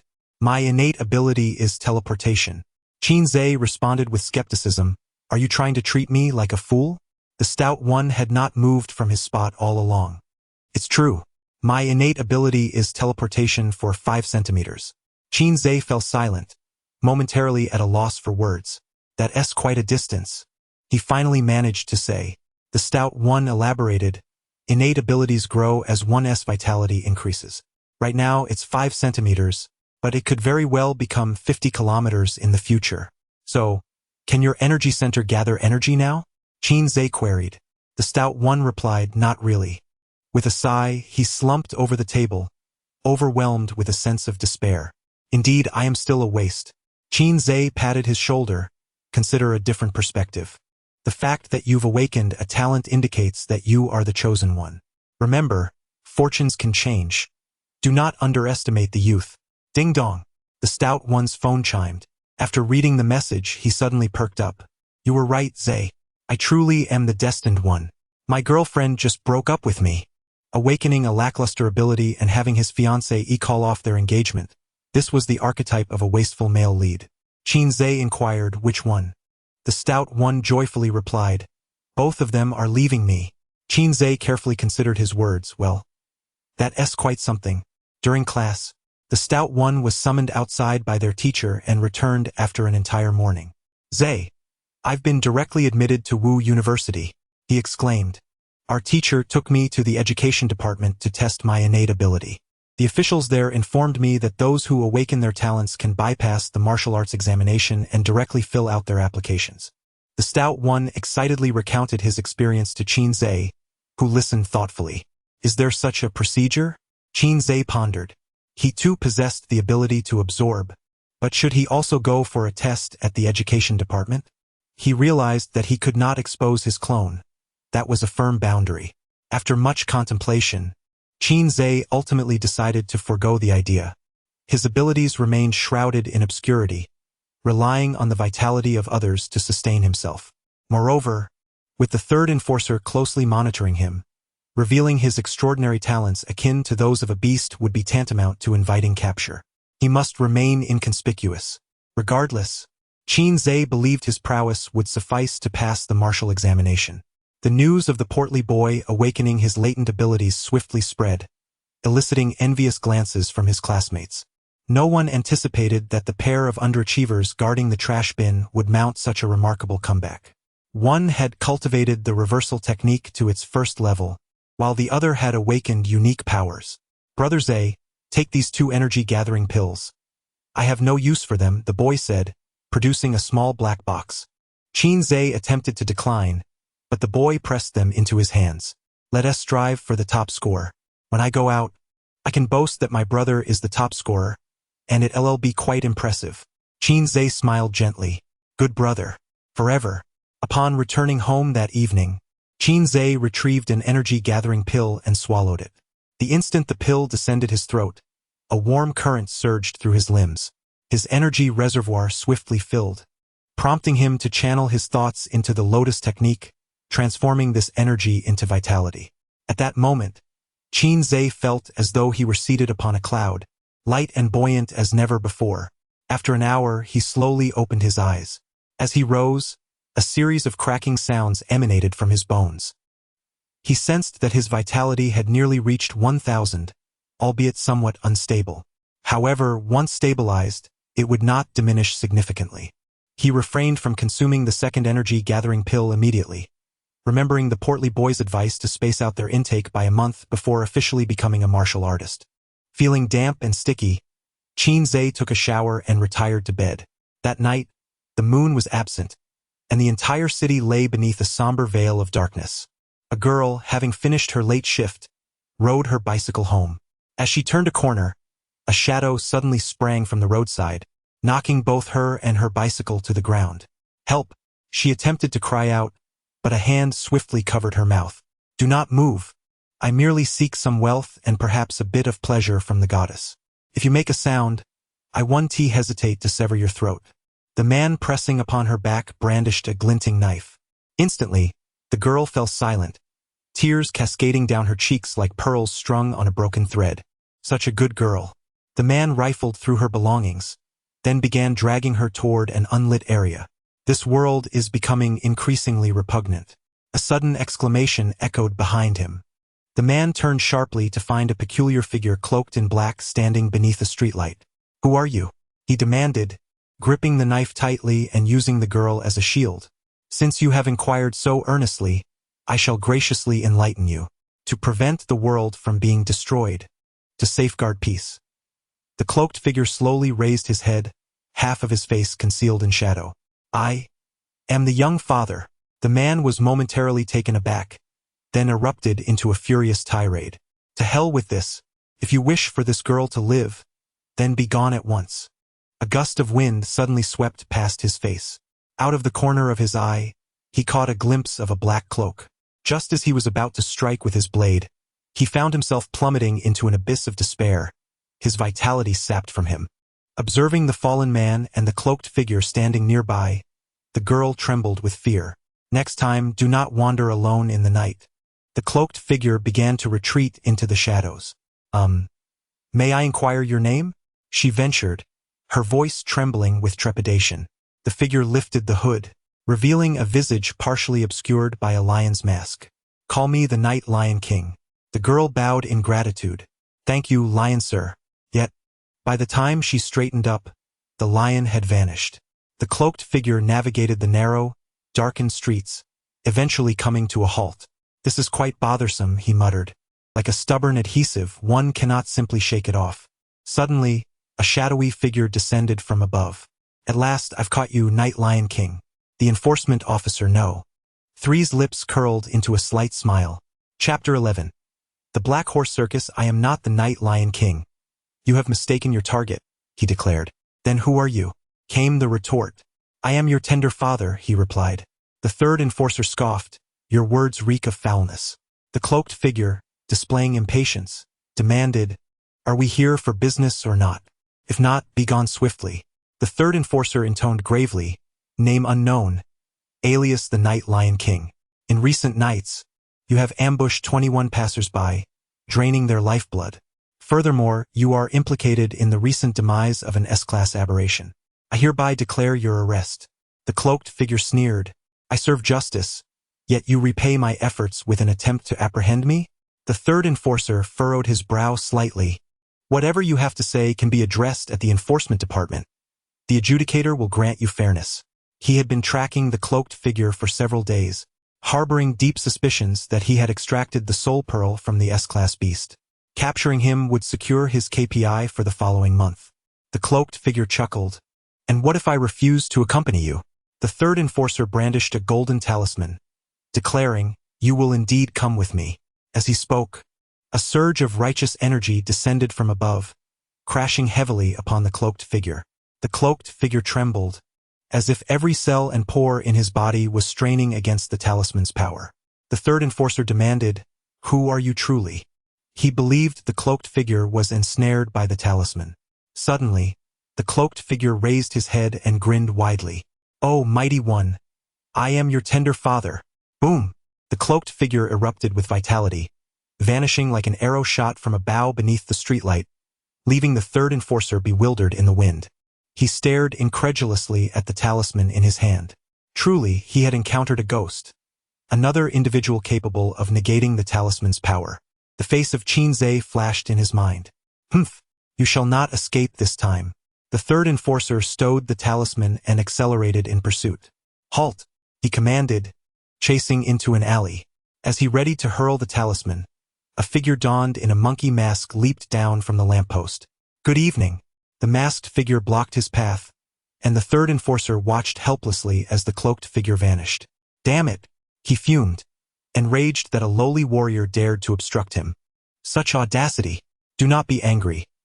Anger is detrimental to one's health," came another voice, as a figure in an elephant mask emerged from the depths of the alley. "Just in time, we are 4 in total. Care for a thrilling game of Ludo?" The third enforcer turned to see a rooster-masked individual leaning against the wall, tossing a coin repeatedly. With a middle parting and dressed in suspenders, he exuded an air of basketball prowess. "A gang at work?" The third enforcer frowned, realizing the situation was more complex than it appeared. Did these 3 unremarkable figures truly believe they could halt him? He was a peak-level second-tier warrior. To put it bluntly, He could dispatch all three with a single hand. Reveal your identities, the third enforcer demanded, once more activating the talisman's power. However, the three individuals remained utterly unaffected, their faces adorned with amusement as they gazed upon him. The third one glanced at the cards, then at the trio before him. He even began to wonder if his magical cards were malfunctioning. After all, these were weapons governed by rules. How could so many defy the regulations? Since you have inquired earnestly, we shall graciously enlighten you. Each of the three spoke in turn, forming a triangular formation directed towards the third. The rooster-masked figure puffed out his chest and proclaimed proudly, "We hail from the Black Horse Circus." A profound silence enveloped the scene. The elephant-masked figure interjected, "Who came up with that name?" The monkey-masked individual remarked thoughtfully, "Hey, what's your problem?" The rooster tugged at the straps of his overalls, asserting, "This name suits the persona I have deliberately crafted for today." The elephant raised a hand, declaring, "True fans object." The monkey, deep in thought, added, "To outsiders, the name circus might imply that we are merely a bunch of clowns." The rooster shrugged nonchalantly, "We can just pass the clown mask to Ben." Observing the trio engrossed in their animated discussion, completely disregarding him, the third's forehead throbbed with indignation. Who were these three lunatics that had escaped from a mental institution? Enough! The third could no longer contain his frustration and raised his hand to seize the nearest rooster. "Ah, come on." The rooster-masked figure sidestepped, advancing rather than retreating, meeting the challenge head-on. The third was momentarily taken aback. Who instilled such audacity in you, an unremarkable warrior, to confront a second-tier warrior so boldly? As the two drew nearer, the third began to sense something was amiss. The exposed skin of the rooster-masked figure turned a vivid crimson, resembling a steamed lobster. Suddenly, the third realized the gravity of the situation and hastily retreated, but it was too late. Art is Patrick Star. The rooster spread his arms wide, and with a thunderous explosion, his body detonated, engulfing the third in a crimson shockwave. The elephant and monkey followed suit, the violent explosion collapsing half of the alley. Dust swirled into the air, and a small blood-colored mushroom cloud ascended into the sky. After what felt like an eternity, the reverberations of the explosion finally subsided. The third, disheveled and bracing himself against the wall, felt as though he might expel his bile. His uniform lay tattered, resembling that of a beggar, surrounded by a faint, flickering green aura. Madmen. A group of madmen. These three had approached him with the intention of ensuring mutual destruction from the outset. Had it not been for the third's quick reflexes in activating his defensive gear, he would have perished alongside the debris. The scene was one of utter devastation. The trio left no trace of themselves after their self-detonation, and the Lion King's lead had vanished, severing any clues. The Black Horse Circus. The third mused, astonished that such an organization had emerged unnoticed in Jiangqing. These individuals exhibited a complete disregard for their own lives. To protect their stronger allies, even those of lesser strength might choose self-detonation to buy time. This must be reported. If the circus were allowed to continue its operations, the consequences could be dire. After calming his tumultuous spirit, the third limped out of the alley. The following morning, as Qin Zhe brushed his teeth, his avatar, while handing him a towel, reported, "Brother Devour was cornered by that imbecile from the enforcement last night. We sacrificed 3 brothers to ensure his escape." The avatar and the main body shared all memories, so Qin Zhe was immediately aware of the incident. However, listening to the avatar's report felt more graceful and ceremonious. Qin Zhe took the towel and wiped his mouth, saying, "Send 5 more brothers over." Ever since Brother Devour shared his cultivation with him, Qin Zhe could now split into 2 avatars each day. During this period, he had amassed numerous avatars, sufficient to serve as cannon fodder for Brother Devour. By the way, henceforth address me as Captain. After completing his morning routine, Qin Zhe summoned 2 more avatars while having breakfast, utilizing the devouring skill to drain their vitality. Leaving a few avatars to handle the corpses, Qin Zhe departed for school. Good morning. Just as Qin Zhe was about to enter the school gate, Enforcement Officer Number 3 suddenly appeared. Chapter 12. Registration for the Martial Arts Examination. Goodness. You tread so silently. Qin Zhe was taken aback. If one has no guilty conscience, there is no fear of ghostly knocks at the door. Number 3 remarked, or could it be that Qin, my dear classmate, has something weighing on his conscience? Qin Zhe raised an eyebrow. I am but a law-abiding youth. Do not forget, even the law insignia holds no power over me. It was better not to mention that subject. However, it triggered a rather unpleasant memory for number 3 from the previous night. I have come to inform you that I have made some progress in the investigation regarding the aberrant creatures from the psychiatric hospital. You are currently free of suspicion. Number 3 gazed into Qin Zhe's eyes. Unfortunately, Qin Zhe exhibited little change in his emotional state. Are you actually suggesting that I, a mere student with no strength to crush a chicken, could have slain those aberrant beasts? What jest? Qin Zhe adopted an innocent demeanor. Number 3 shifted the conversation. With the college entrance examination approaching, it would be prudent not to wander aimlessly at night. There is a serial killer on the loose. Thank you for the warning. I must be on my way, or I shall be late. We shall converse another time. Qin Zhe turned to walk towards the school. Blackie Circus. Number 3 suddenly shouted. Qin Zhe showed no reaction, continuing on his path. Number 3 furrowed his brow. Have I erred? Those insufferable fellows from last night bore an uncanny resemblance to Qin Zhe. He sought to probe whether there was a connection between Qin Zhe and the circus, but was met with disappointment. To channel the spirit of Holmes. How could one trace such matters back to me? Qin Zhe muttered as he entered the teaching building. It seems I must advise Brother Devourer to maintain a low profile for a while. I shall act once the storm has passed. Zhe Higuang was released yesterday. As Qin Zhe sat beside the trash bin, the chubby boy immediately leaned over. So soon? Qin Zhe had thought Higuang would be detained for at least 10 days to half a month. To be released after merely a week was unexpected.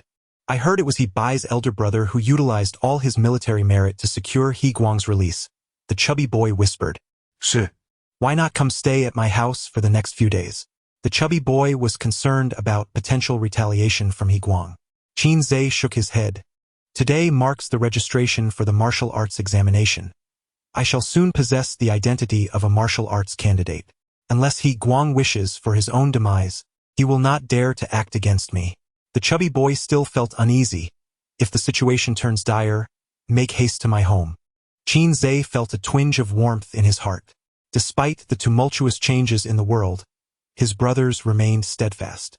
After all, should anything happen to you, I would have no explanation for you, Jie, upon her return, the chubby boy mumbled. Qin Zhe playfully flicked his forehead. The class bell rang, and the homeroom teacher entered the classroom. All students wishing to register for the martial arts examination, please line up in the corridor immediately and follow me to the playground for your vitality assessment. The college entrance examination is divided into literary and martial arts assessments. Students lacking sufficient vitality or martial arts aptitude participate solely in the martial arts examination to enroll in regular universities. Students who pass the vitality test must not only take the literary examination but also the martial arts examination, which is of utmost importance. There are a total of 45 students in the class, with 30 opting to participate in the martial arts examination, following the homeroom teacher downstairs for the vitality assessment. The vitality testing device is akin to that of a martial arts school. One must strike upwards with all their strength. A score of 100 is the threshold, and only those who meet this standard may proceed to the martial arts examination. This threshold is effortlessly surmountable for students who have been preparing for the martial arts examination for 3 years. A remarkable score of 741. This is nearly the level of a first-tier martial artist. Truly astonishing. It seems that this year's top scorer in the martial arts examination is none other than him. Suddenly, a wave of astonishment erupted from the neighboring class. Someone had achieved an astounding vitality score of 741, nearly the highest in history. The individual in question was a strikingly handsome young man, who responded to the surrounding excitement with an air of nonchalance. Fong Songhua, hailing from a prestigious martial arts family, had access to abundant resources from a young age, making such a high vitality score quite expected.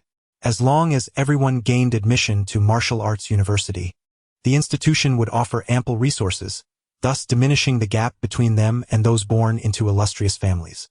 The teacher clapped his hands, encouraging the students in the class. Qin Zhe found it somewhat amusing. Diminishing the gap? it would likely only widen. Qinze, you are up first. After learning from teacher Yao that Qinze had perfected the first level of the reverse fate technique, the teacher held high hopes for him. Called upon, Qinze approached the testing device and casually delivered a punch. 327, pass. Next, the staff member by the testing machine announced. The teacher's expression showed a hint of disappointment upon seeing the result. For someone capable of practicing the first level of the reverse fate technique, a vitality score of 327 was decidedly mediocre. How could he be so arrogant? The teacher had previously thought highly of Qinze. Is this it? Next, prepare to open your eyes wide and witness the progress I have made during this time. Qinze focused his energy, his vitality surging throughout his body. With a resounding boom, the numbers on the testing device skyrocketed before stabilizing at 690. 690 pass. Next, the staff member exclaimed incredulously, "This year, the second high school truly has an abundance of talent." In previous years, the peak vitality scores rarely exceeded 500, yet today, 2 had already surpassed that mark. Returning to the class, he threw a glance at Qinze, smirking. A mere commoner remains a commoner. Without vast resources to support him, what good is his talent? He, brimming with pride, believed he had left Qinze far behind. Qinze stifled a yawn. Do you understand the concept of steady development? On the day of the martial arts examination, I will show you what it means to achieve astonishing results. After a morning of testing, the vitality assessments for the entire school concluded. A total of 321 students participated, with 290 passing. Among them, 21 achieved vitality scores exceeding 500, the highest being Fong Songhua. This year's average vitality score was significantly higher than in previous years, with reports suggesting that the neighboring first high school was even more impressive. Upon returning to the classroom, the teacher announced another matter. Students who pass the tests should rest well, as tomorrow the school will take everyone to the Otherworld for trials. The Otherworld is open to the public. Qinze had researched online and found that typically, Otherworlds do not open to the public until a month after official exploration. It had been less than 10 days since then. Quite peculiar. Now I will read out the group assignment list. In teacher Yao's group, Qinze, along with a few others, was present. A chubby classmate nudged Qinze playfully, grinning. How wonderful to accompany teacher Yao tomorrow. The other students cast envious glances toward those in teacher Yao's group. In the afternoon, during teacher Yao's casting class, while guiding Qinze, he suddenly inquired, "I saw you being stopped by the authorities at the school gate this morning. Did something happen?" Qinze chuckled lightly. "That was my cousin from afar, delivering my keys." Teacher Yao nodded, choosing not to dwell further on the subject. The techniques of reversing fate and vital energy are interdependent. Your skills in reversing fate have reached a plateau. To continue advancing, you must enhance your vital energy. Qinze responded, "I understand. Thank you, teacher Yao." In the evening, Qinze prepared to return home and nibble on a steamed bun. Given his current financial situation, he could scarcely afford even a few bites of bun. Just as Qinze sighed in lament, Ma Yan unexpectedly called him. Chapter 13. The Trial of the Otherworld. Qinze, do you have time this evening? Come over for dinner. Certainly. Qinze's eyes sparkled with delight. At last, he would not have to subsist on steamed buns. Ma Yan resided in a dilapidated area bordering the city walls, a place where the most marginalized inhabitants of the city dwelled. The squalid environment bred an array of criminal activities. After navigating a labyrinth of alleys, Qinze halted before a graffiti-covered security door. Knock, knock, knock. Is that you, Qinze? Yes, it's me. With a creak, the door swung open. Ma Yan, clad in a black apron with her hair gathered in a loose ponytail, rested it casually against her chest. At that moment, Qinze's mind raced with thoughts. "Madame, you certainly do not wish to. Please, come in." Ma Yan greeted him warmly. The modest abode comprised a living room and 2 bedrooms, accompanied by an open kitchen. Though the furniture bore the marks of age, the space was impeccably tidy, presenting a stark contrast to the foul-smelling, litter-strewn streets outside. "Yen Yen, has a guest arrived?"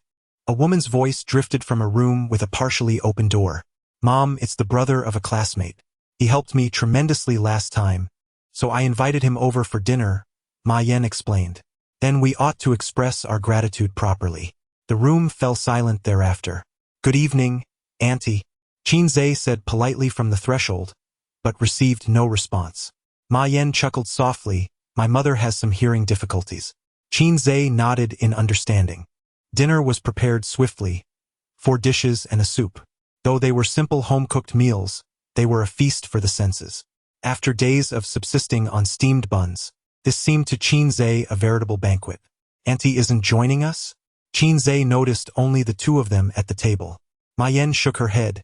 My mother is bedridden. I will bring her a portion shortly. Let us eat without concern for her. As they dined, they engaged in conversation. Ma Yan recounted numerous amusing anecdotes from her university days with Qin Yu. Qin Zhe learned that Ma Yan worked as a receptionist at a pharmaceutical company and often took on additional part-time jobs to earn funds for her ailing mother's medical expenses. What caused your mother's illness? Qin Zhe inquired with curiosity. My mother was once a sanitation worker. During her work, she accidentally encountered a martial artist and... Well, that's how it happened, Ma Yan replied, her tone devoid of emotion. Qin Zhe frowned. Did the other party not provide compensation? Ma Yan looked at him in surprise. That was a legitimate martial artist. It would be remarkable if they even spared us, let alone offer compensation. In Ma Yan's eyes, this was a matter of course. Yet it stirred a disquiet in Qin Zhe's heart. By the way, He Guang has been released by the enforcement department. Lately, come home early from work. If anything seems amiss, call me, Qin Zhe warned.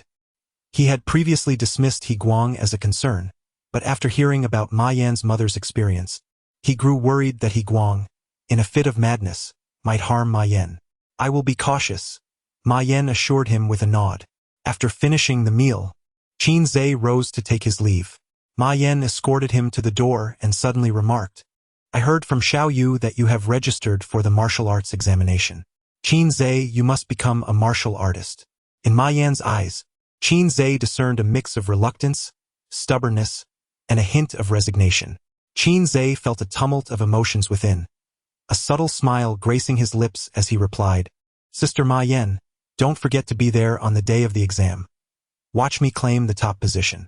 Ma Yan encouraged him. Do your best. After bidding farewell to Ma Yan, Qin Zhe traversed the dilapidated neighborhood alone. He encountered tattered homeless individuals and staggering drunks scattered about.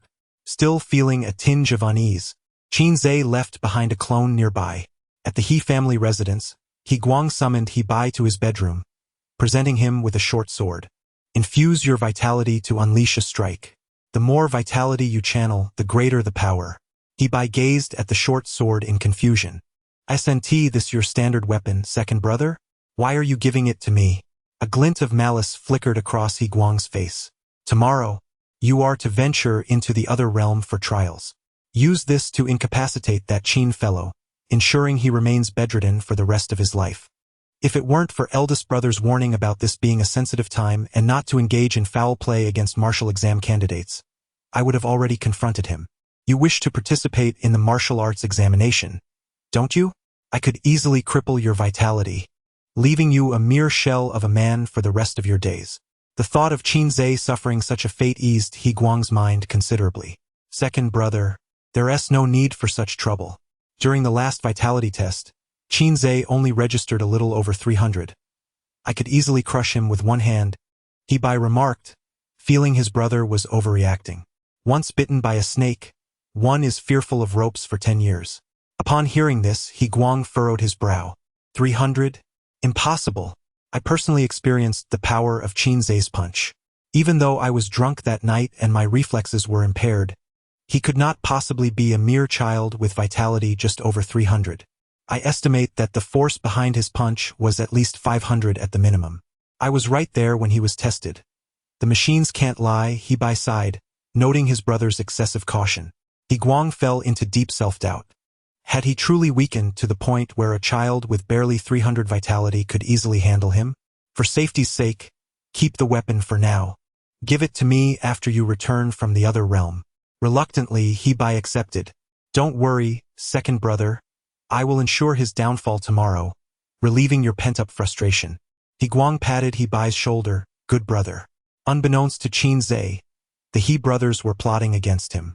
After returning home, he took a shower and went to bed, specifically instructing his companion, Devourer, not to act tonight. In the dead of night, rain began to pour down suddenly.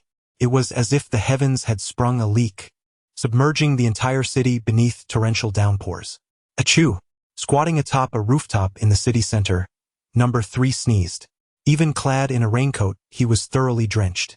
The vantage point here is unparalleled, allowing him to observe the slightest stirrings across the vast expanse of the city. This evening, he has braved the rain for most of the night, and as dawn approaches, there is still no sign of the circus. Must they not display a modicum of dedication? To forego their duties simply because of rain. Such laziness hardly befits a villain. He gritted his teeth in frustration. After enduring another hour, he sought refuge from the downpour while sneezing and muttering under his breath. The following morning, all students bound for the other realm gathered on the playground, where buses awaited to transport them. This marked Qinzhe's first venture beyond the city since his arrival in this world. The landscape beyond the city walls was stark and desolate. Stretching endlessly before him was a winding road, with the surrounding vegetation, over half a meter tall within a 10-kilometer radius of the city, completely cleared to prevent any monstrous beasts from lurking within. Half an hour later, 10 buses arrived at a temporary base, guarded meticulously by soldiers from the City Defense Bureau. As Qinzhe disembarked, he immediately caught sight of the brilliant, multicolored aurora shimmering in the sky, resembling a vibrant bubble. Beneath that stunning display, a vertical fissure, extending 20 meters from the heavens to the ground, marred the landscape. Second High's Trial Team, assemble. Chapter 14. A great many Qinzhe swiftly located Teacher Yao's group, comprising 2 men and 2 women. Allow me to elucidate today's trial task, he began. This otherworldly realm is akin to a labyrinth, and the beasts we shall encounter are all below F rank. In terms of martial artist levels, they hover around 0.3, making them suitable adversaries for all of you. Our objective is to explore the uncharted territories and meticulously map them out.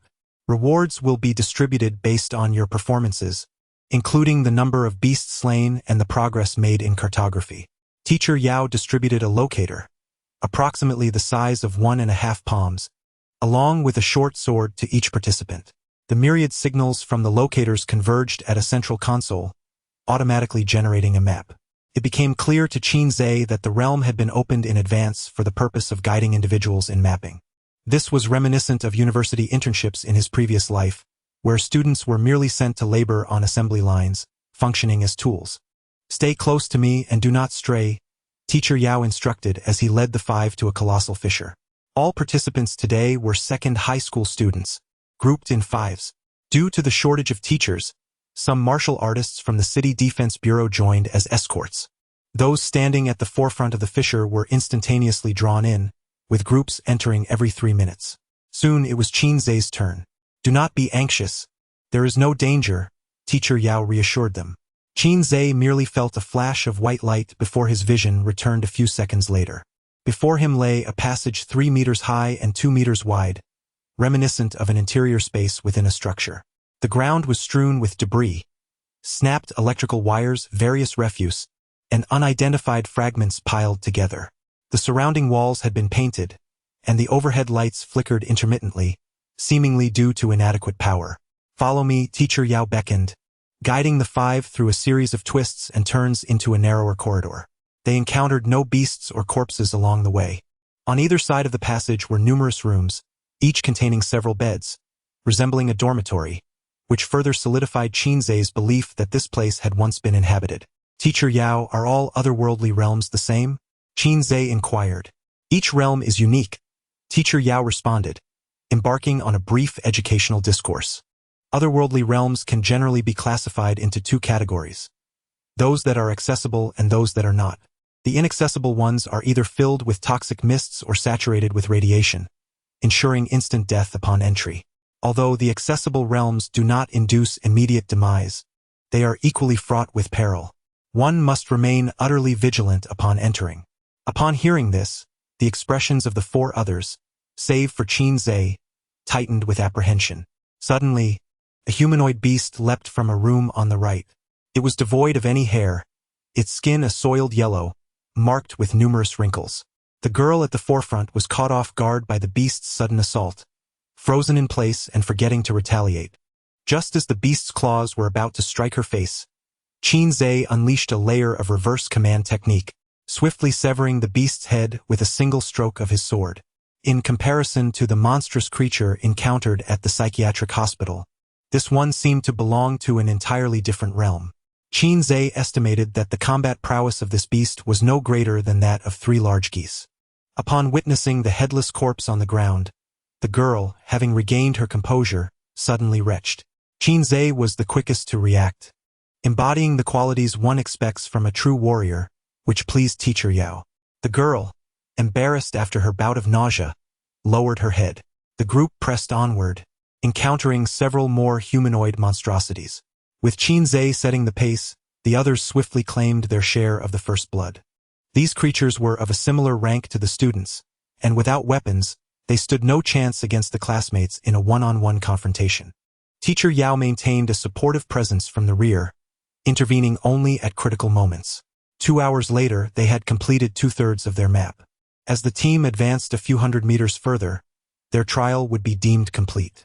Teacher Yao, I need to use the restroom, Qinze said, clutching his stomach.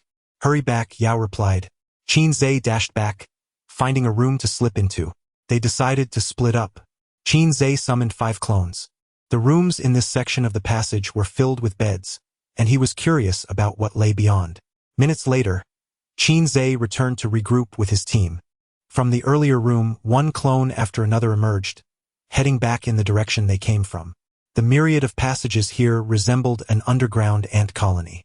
Qinze surmised that even if he released dozens of clones, it would take days to explore thoroughly. Meanwhile, Hebai had also strayed from the group, aimlessly wandering like a headless fly. I remember Qinze's team came this way. After wandering for a while, Hebai realized he had returned to his original spot. Damn it, he cursed, opting for another door. As he opened it, he collided with one of Qinze's clones. Blind? Hebai staggered back, holding his forehead. Upon recognizing the face before him, his heart leapt with joy. After searching high and low, I finally found you. Qinze. Qinze pushed him aside, brushing past. Apologies, but I'm not interested. Before the clone could venture far, a blade of sword energy surged from behind, severing its legs. Damn it, you sly one. The clone was taken by surprise. Hebai, feeling triumphant, declared, Qinze, remember this. A country bumpkin will always be a country bumpkin. You dream of riding on our backs. Hebai kicked the clone once more, satisfied as he walked away. With his business concluded, he intended to rejoin his team. After traversing several doors, he spotted a familiar figure through the glass in a room. Qinze. Hebai's eyes nearly bulged out. How could Qinze, who had just had his legs severed, be standing there unharmed? You again, you sly one? The clone was taken aback, not expecting another encounter. Hebai swung his sword once more, aiming to sever the clone's legs again. Let's see how you recover this time. Shut the door tightly, leaving him to fend for himself within. Why, just as I exited the passage, did I encounter another Qinze? It feels as if I have seen a ghost. Hebai sensed something amiss. You foul old scoundrel. Take this sliding strike. The doppelganger of Qinze accelerated towards Hebai with intent. Seeking death, are we? Hebai retaliated in kind, severing the legs of the doppelganger. How peculiar. Hebai furrowed his brows in concern.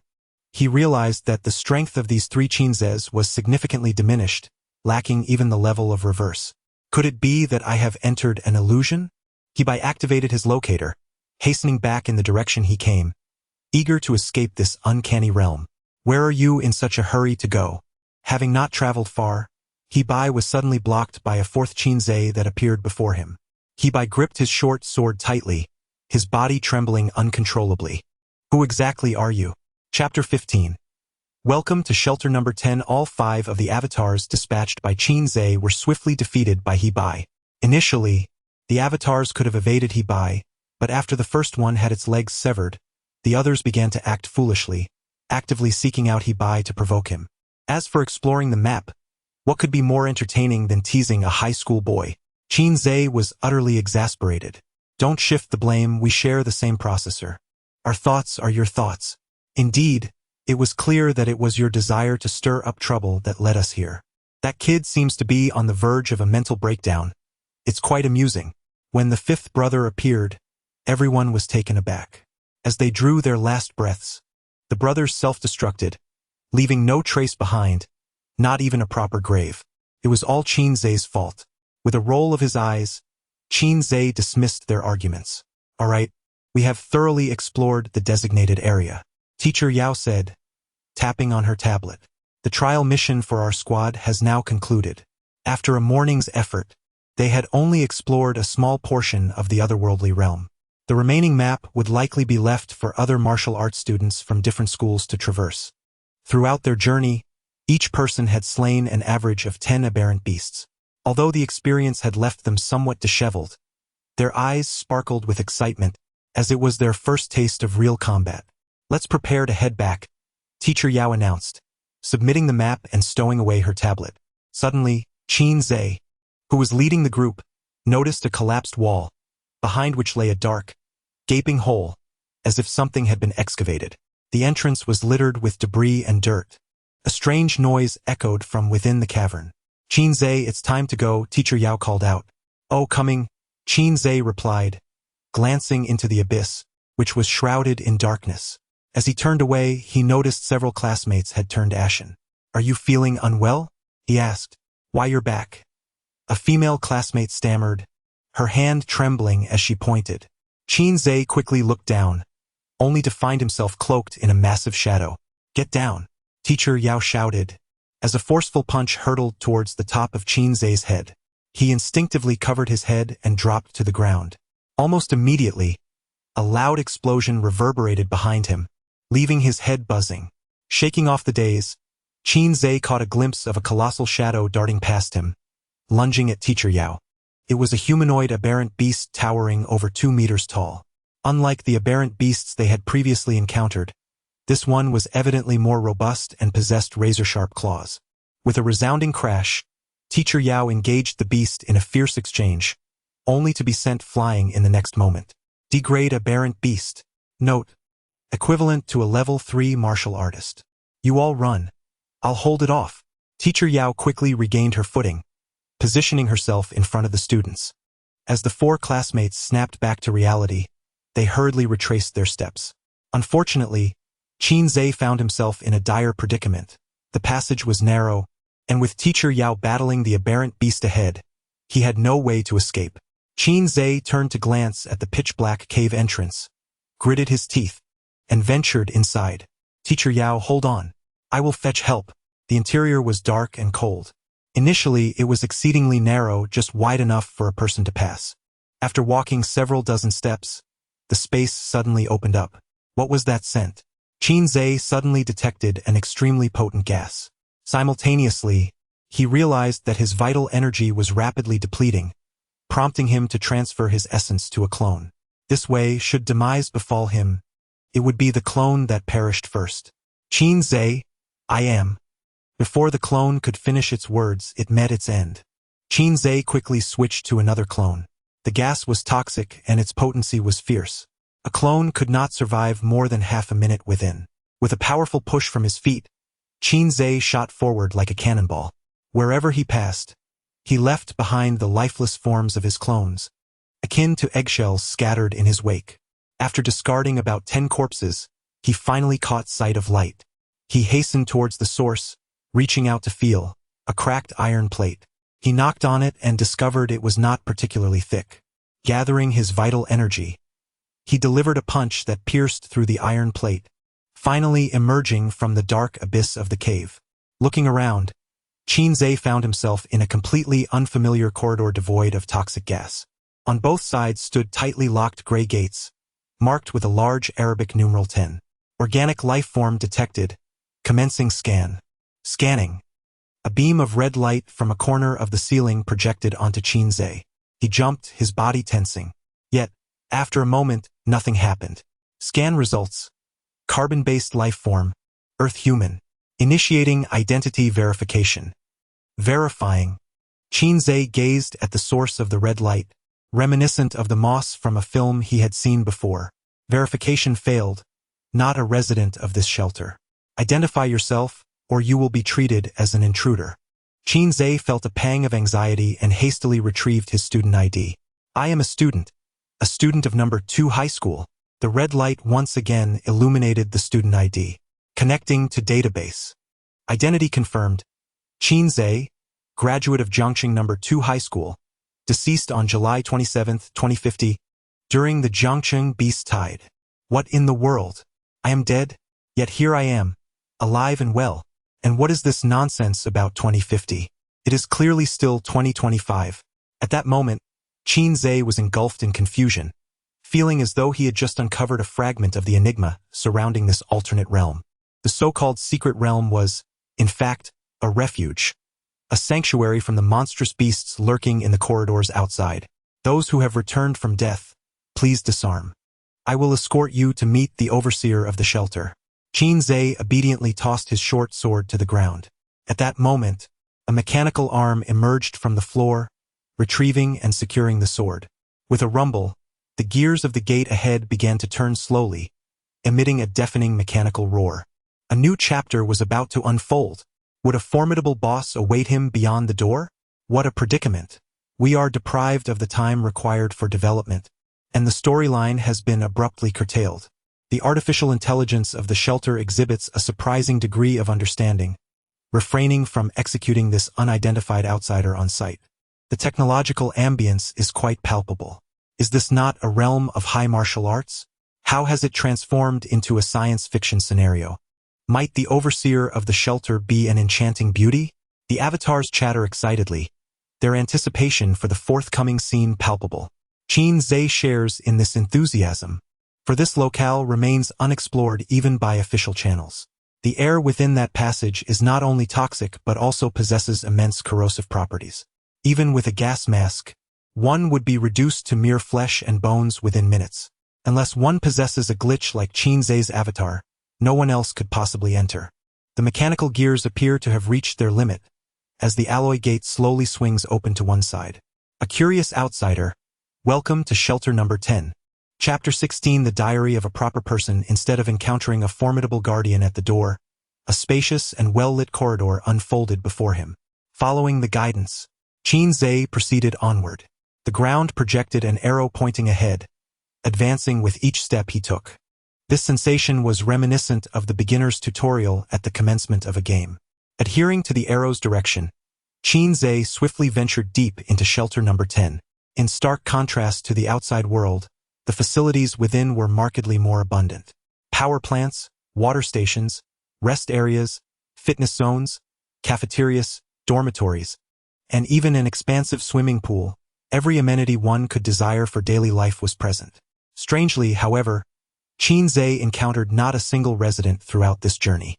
The vast shelter was enveloped in eerie silence, broken only by the rhythmic sound of his footsteps. He soon arrived at the manager's office. As the arrow vanished, he found himself before a tightly sealed metallic door. After a moment's hesitation, he raised his hand and knocked. Knock, knock, hello? No response came from within. Knock, knock, is anyone there? He continued to knock repeatedly, but the office remained utterly silent. How bold, to disregard me, he thought, contemplating kicking the door open. This shelter was decidedly peculiar. Caution seemed prudent. Having come this far, he was determined to meet the manager and discern their character. After a brainstorming session with his alter egos, Qin resolved to force his way inside. Gathering his strength, he lifted his foot for a decisive kick. Bang! Ouch! Qin cradled his foot, hopping backward on one leg. The pain was excruciating. The metallic door remained unyielding, and he nearly fractured his foot. Upon inspecting the door, Qin discovered a handle beside it. With a gentle twist, he heard a click. The door swung open. Taken aback, he was flooded with a torrent of unspeakable frustrations. As he pushed the door open, a wave of decayed air assaulted his senses. The manager's office was spacious, adorned with screens lining two of its walls, displaying various corners of the shelter. At the center stood a desk, upon which lay a skeletal remains. Approaching, Qin noticed a handgun resting beside the skeleton's right hand, and a charred mark on the temple of its skull indicated a grim fate. It was evident that this individual had taken their own life. Could this be the manager of the shelter? His suspicions were soon confirmed when he spotted a yellow diary atop the desk. Though the years had rendered it somewhat oxidized, the handwriting was still barely legible. February 21st, 2053. Today marks the first day all residents have moved into the shelter. Everyone appears distressed, filled with uncertainty about the future, myself included as the manager. To pass the time, I have decided to commence a diary. Who writes a diary, anyway? Qin Zhe's realization solidified. This individual was indeed the manager. But why had they chosen to end their life? And where had all the residents gone? Qin Zhe continued to read on. February 25th, 2053. In a bid to uplift everyone's spirits, I have decided to organize a social gathering. The shelter is filled with handsome men and beautiful women. After all, they have been meticulously chosen for the purpose of fostering outstanding descendants. At the gathering, the atmosphere finally lifted, rekindling hope for a brighter future. March 10th, 2053. The power generation module encountered an issue. Although there was a brief power outage lasting half a day, fortunately, the problem has been resolved. The shelter relies on a nuclear reactor for electricity, which is projected to provide power for a century. For heaven's sake, let the reactor not fail. The entire hydroponic food and vegetable supply depends on the electrical system. March 25th, 2053. The people's spirits have grown increasingly restless. Life within the shelter is not as idyllic as imagined, for the limited range of activities renders it akin to imprisonment. Some residents have expressed a desire to enter cryogenic sleep, but regrettably, shelter number 10 lacks such facilities. Cryogenic chambers consume too much power, which our shelter cannot sustain. Today, during the routine meeting with the managers of the other 9 shelters, I received some good news. The abyss has been sealed, and the aberrant beasts will no longer plague us. If only the aberrants could vanish alongside the beasts, it would be a blessing. Qin Zhe stumbled upon a peculiar term, aberrants. It was distinctly differentiated from the beasts, referring perhaps to those humanoid entities outside. If they are not beasts, then from whence do the aberrants originate? April 13th, 2053. Devastating news has arrived. Shelter number 3 has been overrun by aberrants. Damn, damn, damn. I am truly damned. April 27th, 2053. Shelters number 1 and 5 have also lost contact. Doubts have begun to surface among the managers regarding the shelter's decisions. Can one truly survive by being a coward? The manager of Shelter No. 6 has already made contact with the Sky Island, wishing to open the shelter to join the resistance. Previously, I might have advised him against joining the resistance, as it is a path to certain death, but now we are merely clinging to survival.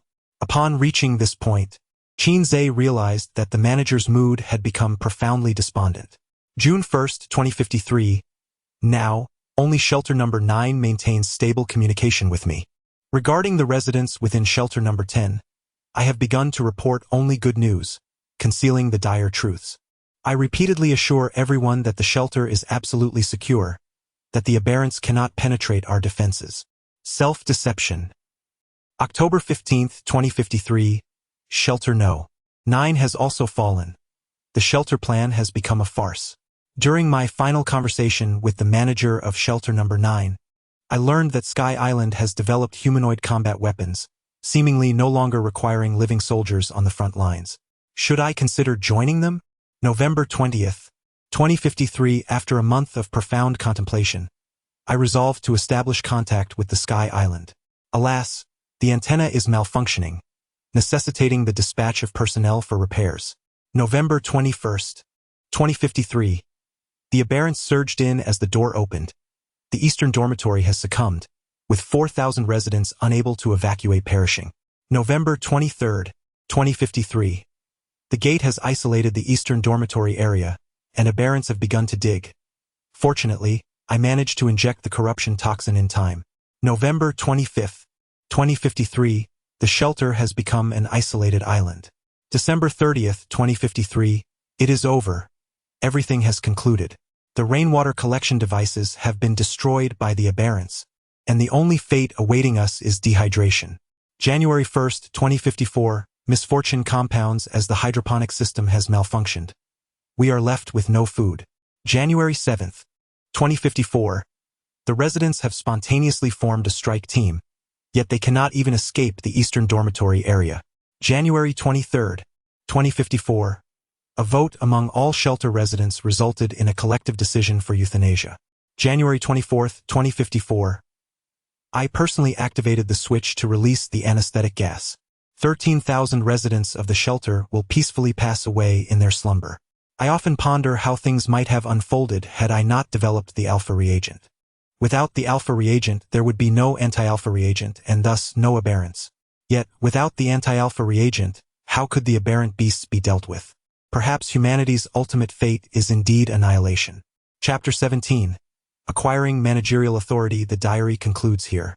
After closing the diary, Qin Zhe felt an inexplicable weight upon his heart. The screen on the right wall displayed scenes from the dormitory area of the shelter. Numerous skeletons lay quietly on the beds, their hands either resting by their sides or gently crossed over their abdomens. It was evident that they had met their demise in a state of tranquility. Over 10,000 lives had been extinguished in this manner. For the first time, Qin Zhe grasped the fragility of existence. According to the entries within the diary, the world was no longer threatened by the aberrant beasts. Instead, a new menace emerged, known as the Altered Ones, birthed from a substance referred to as the alpha reagent. The creator of the alpha reagent was none other than the author of the diary, the administrator of Shelter Number 10. In response to the threat posed by the Altered Ones, humanity had divided into two factions, the conservatives and the rebels. The conservatives had retreated entirely into the shelters, of which there were 10. However, all had long since fallen. The rebels, also known as the Resistance, resided in a place called the Sky Island. Qin Zhe pondered the current state of the Resistance on the Sky Island and whether they had triumphed over the Altered Ones outside. One question lingered in Qin Zhe's mind. Why was there another version of himself in this world? On the corner of the table lay a wrist-mounted microcomputer, a device that struck him as remarkably familiar. The Bipe Kid? Qin Zhe donned the Bipe Kid on his wrist and powered it on. A line of fiery text gradually appeared on the screen. Welcome to Shelter Technology. We are dedicated to serving you. Qin Zhe smirked, the sense of déjà vu intensifying. Please initiate identity verification by providing your fingerprint and iris scan.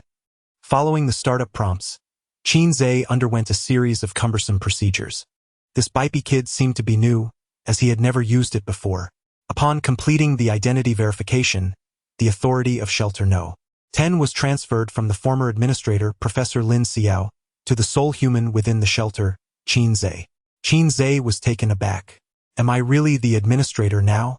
This feels rather hasty. Through the management terminal on his wrist, he discovered he could control the entire shelter, including the opening and closing of every door. Additionally, the terminal featured a user interface displaying his current bodily metrics, including heart rate, blood pressure, respiratory rate, and even vital energy levels. Vital energy, 896. It seemed to have increased slightly. This device proved quite useful, serving as a portable energy monitoring tool. He decided to retrieve information regarding the alpha reagent, curious to uncover its nature. However, the terminal displayed a line of red text. Data on the alpha reagent and the reverse alpha reagent has been sealed. Other than Professor Lin Xiao, no one is authorized to view this information. Qin Zhe's quest for truth was thwarted. Wandering through the shelter, he soon found himself at the entrance to the armory. Let me see what treasures future technology has in store. Qin Zhe eagerly rubbed his hands together as the heavy doors of the armory slowly creaked open. Upon witnessing the desolate sight within, he was momentarily taken aback. The armory, spanning over 200 square meters, was utterly devoid of any weapons. It was so barren that one could gallop a horse inside.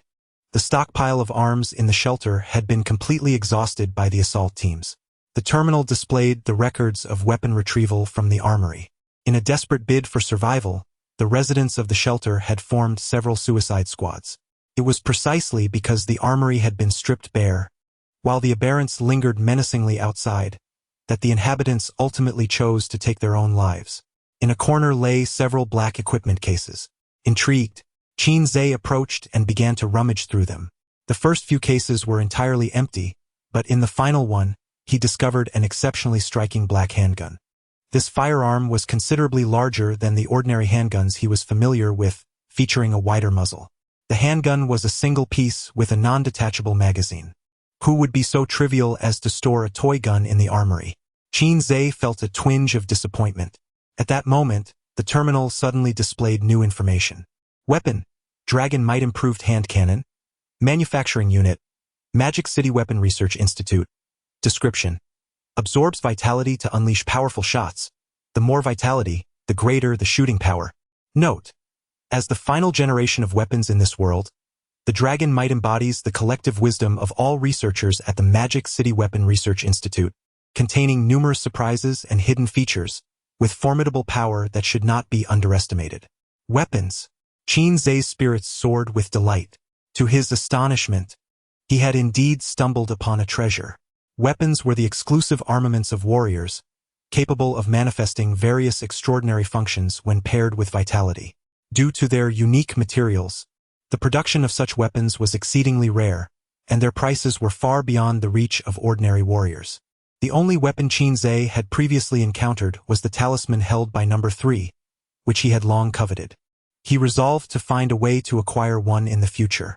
After securing the hand cannon, Qin Zhe approached the main entrance of the shelter, preparing to venture into the outside world. Shall I open the shelter's door? The 10th shelter had both a front and a back entrance. The front, located in the eastern residential area, had already been overtaken by aberrants. Qin Zhe was now at the rear entrance. Open. With a thunderous rumble, the enormous gear, emblazoned with the number 10, began to rotate slowly. As the gear turned, the massive alloy door, 5 meters high and half a meter thick, gradually slid open. After being sealed for countless years, the shelter was now graced with its first ray of sunlight. Taking a deep breath, Qin Zhe cautiously stepped outside, relieved to find no aberrants in the vicinity. Surveying his surroundings, he was struck by an overwhelming sense of desolation. An endless wasteland stretched before him. The land had suffered severe desertification, with scarcely a hint of green to be seen. Gazing into the distance, he spotted a series of crooked buildings, their structures cracked and withered vegetation defiantly sprouting through the fissures. The scene before him resembled an apocalyptic landscape. He decided to first explore the city. If he could locate a few more weapons, he would be set to ascend to greatness. Bang! Qin Zhe propelled himself forward with great vigor, hastening towards the city. As he neared the outskirts, a fierce gust of wind swept through, dislodging a dilapidated billboard that landed at his feet. The paint on it, though faded, still bore the inscription, "Welcome to Jiangcheng." Could this truly be Jiangcheng? A frown creased Qin Zhe's brow. In this desolate city, he could discern not a trace of familiarity. Just as he prepared to delve deeper into the urban expanse, an ear-splitting sound pierced the air above him, akin to a breaking sky. A massive flying machine, trailing black smoke and swaying erratically, approached from the distance. Upon reaching the sky above the city, it released a series of black oval-shaped objects. Almost immediately, a succession of explosions erupted in the heart of the city. Small mushroom clouds blossomed into the air, and several already precarious buildings were reduced to mere rubble.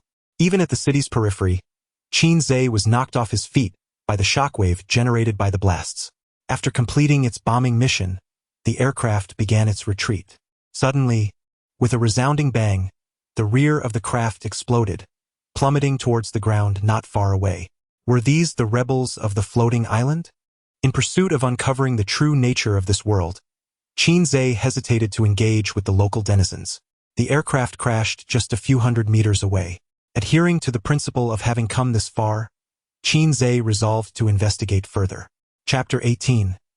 Valkyries of the battlefield. As Qin Zhe approached the aircraft, he was struck by its dilapidated state. The outer layer of paint and skin had completely peeled away, revealing much of the internal framework. The tail emitted thick plumes of black smoke, suggesting a malfunctioning engine. Remarkably, this contraption still managed to ascend into the skies, a testament to the advanced technology of decades hence. The cockpit door remained firmly shut, and the pilot had yet to emerge. "I have come to rescue you. Are you still alive?" Qin Zhe shouted from a distance of several meters. Despite his repeated calls, There was no response from the pilot. Drawing his hand cannon, Qin Zhe cautiously advanced. Through the transparent canopy of the cockpit, he glimpsed the pilot's condition. The pilot had transformed into a skeletal figure, tightly secured in the seat by the safety belt. His head tilted to one side, dark eye sockets locking onto Qin Zhe's gaze.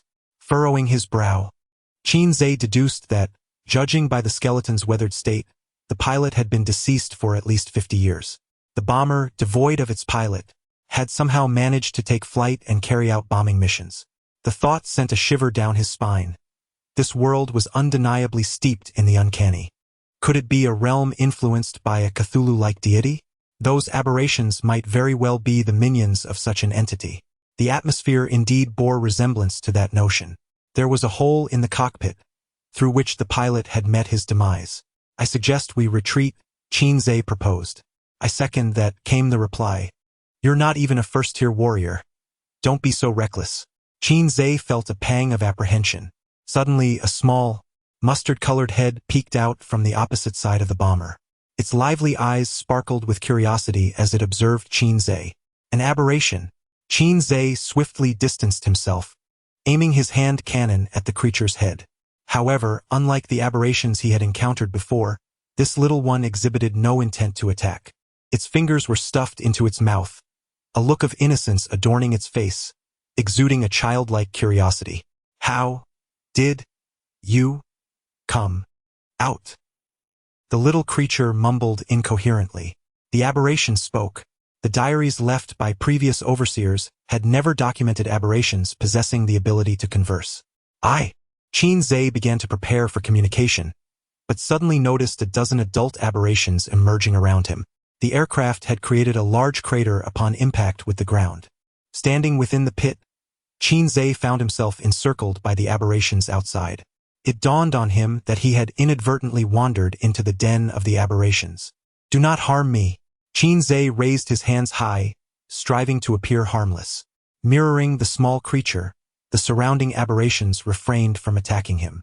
In contrast to those in the shelter, their expressions were more animated, their eyes merely tinged with a hint of red, as they gazed at Qin Zhe with the fascination one might reserve for a giant panda.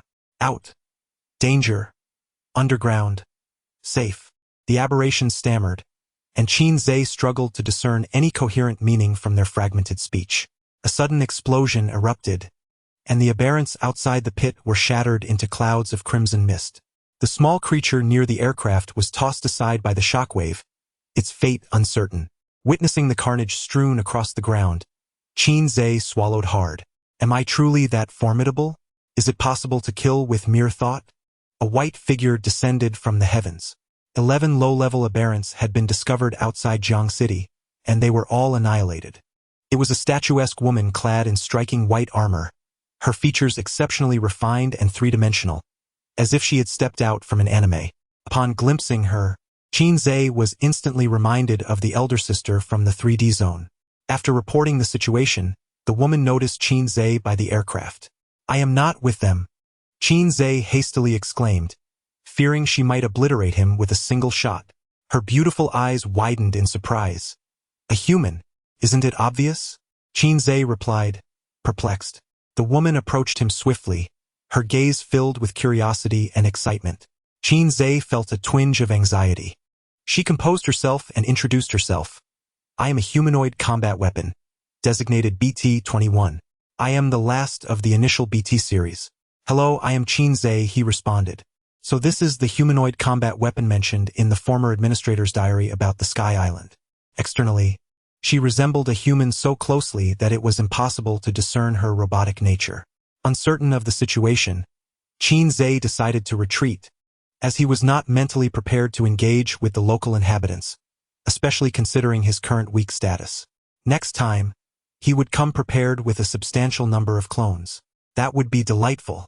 Suddenly, he remembered that he had left the gas on at home. "We shall continue our conversation another day," Qin Zhe said, turning to leave. BT appeared before him in a flash.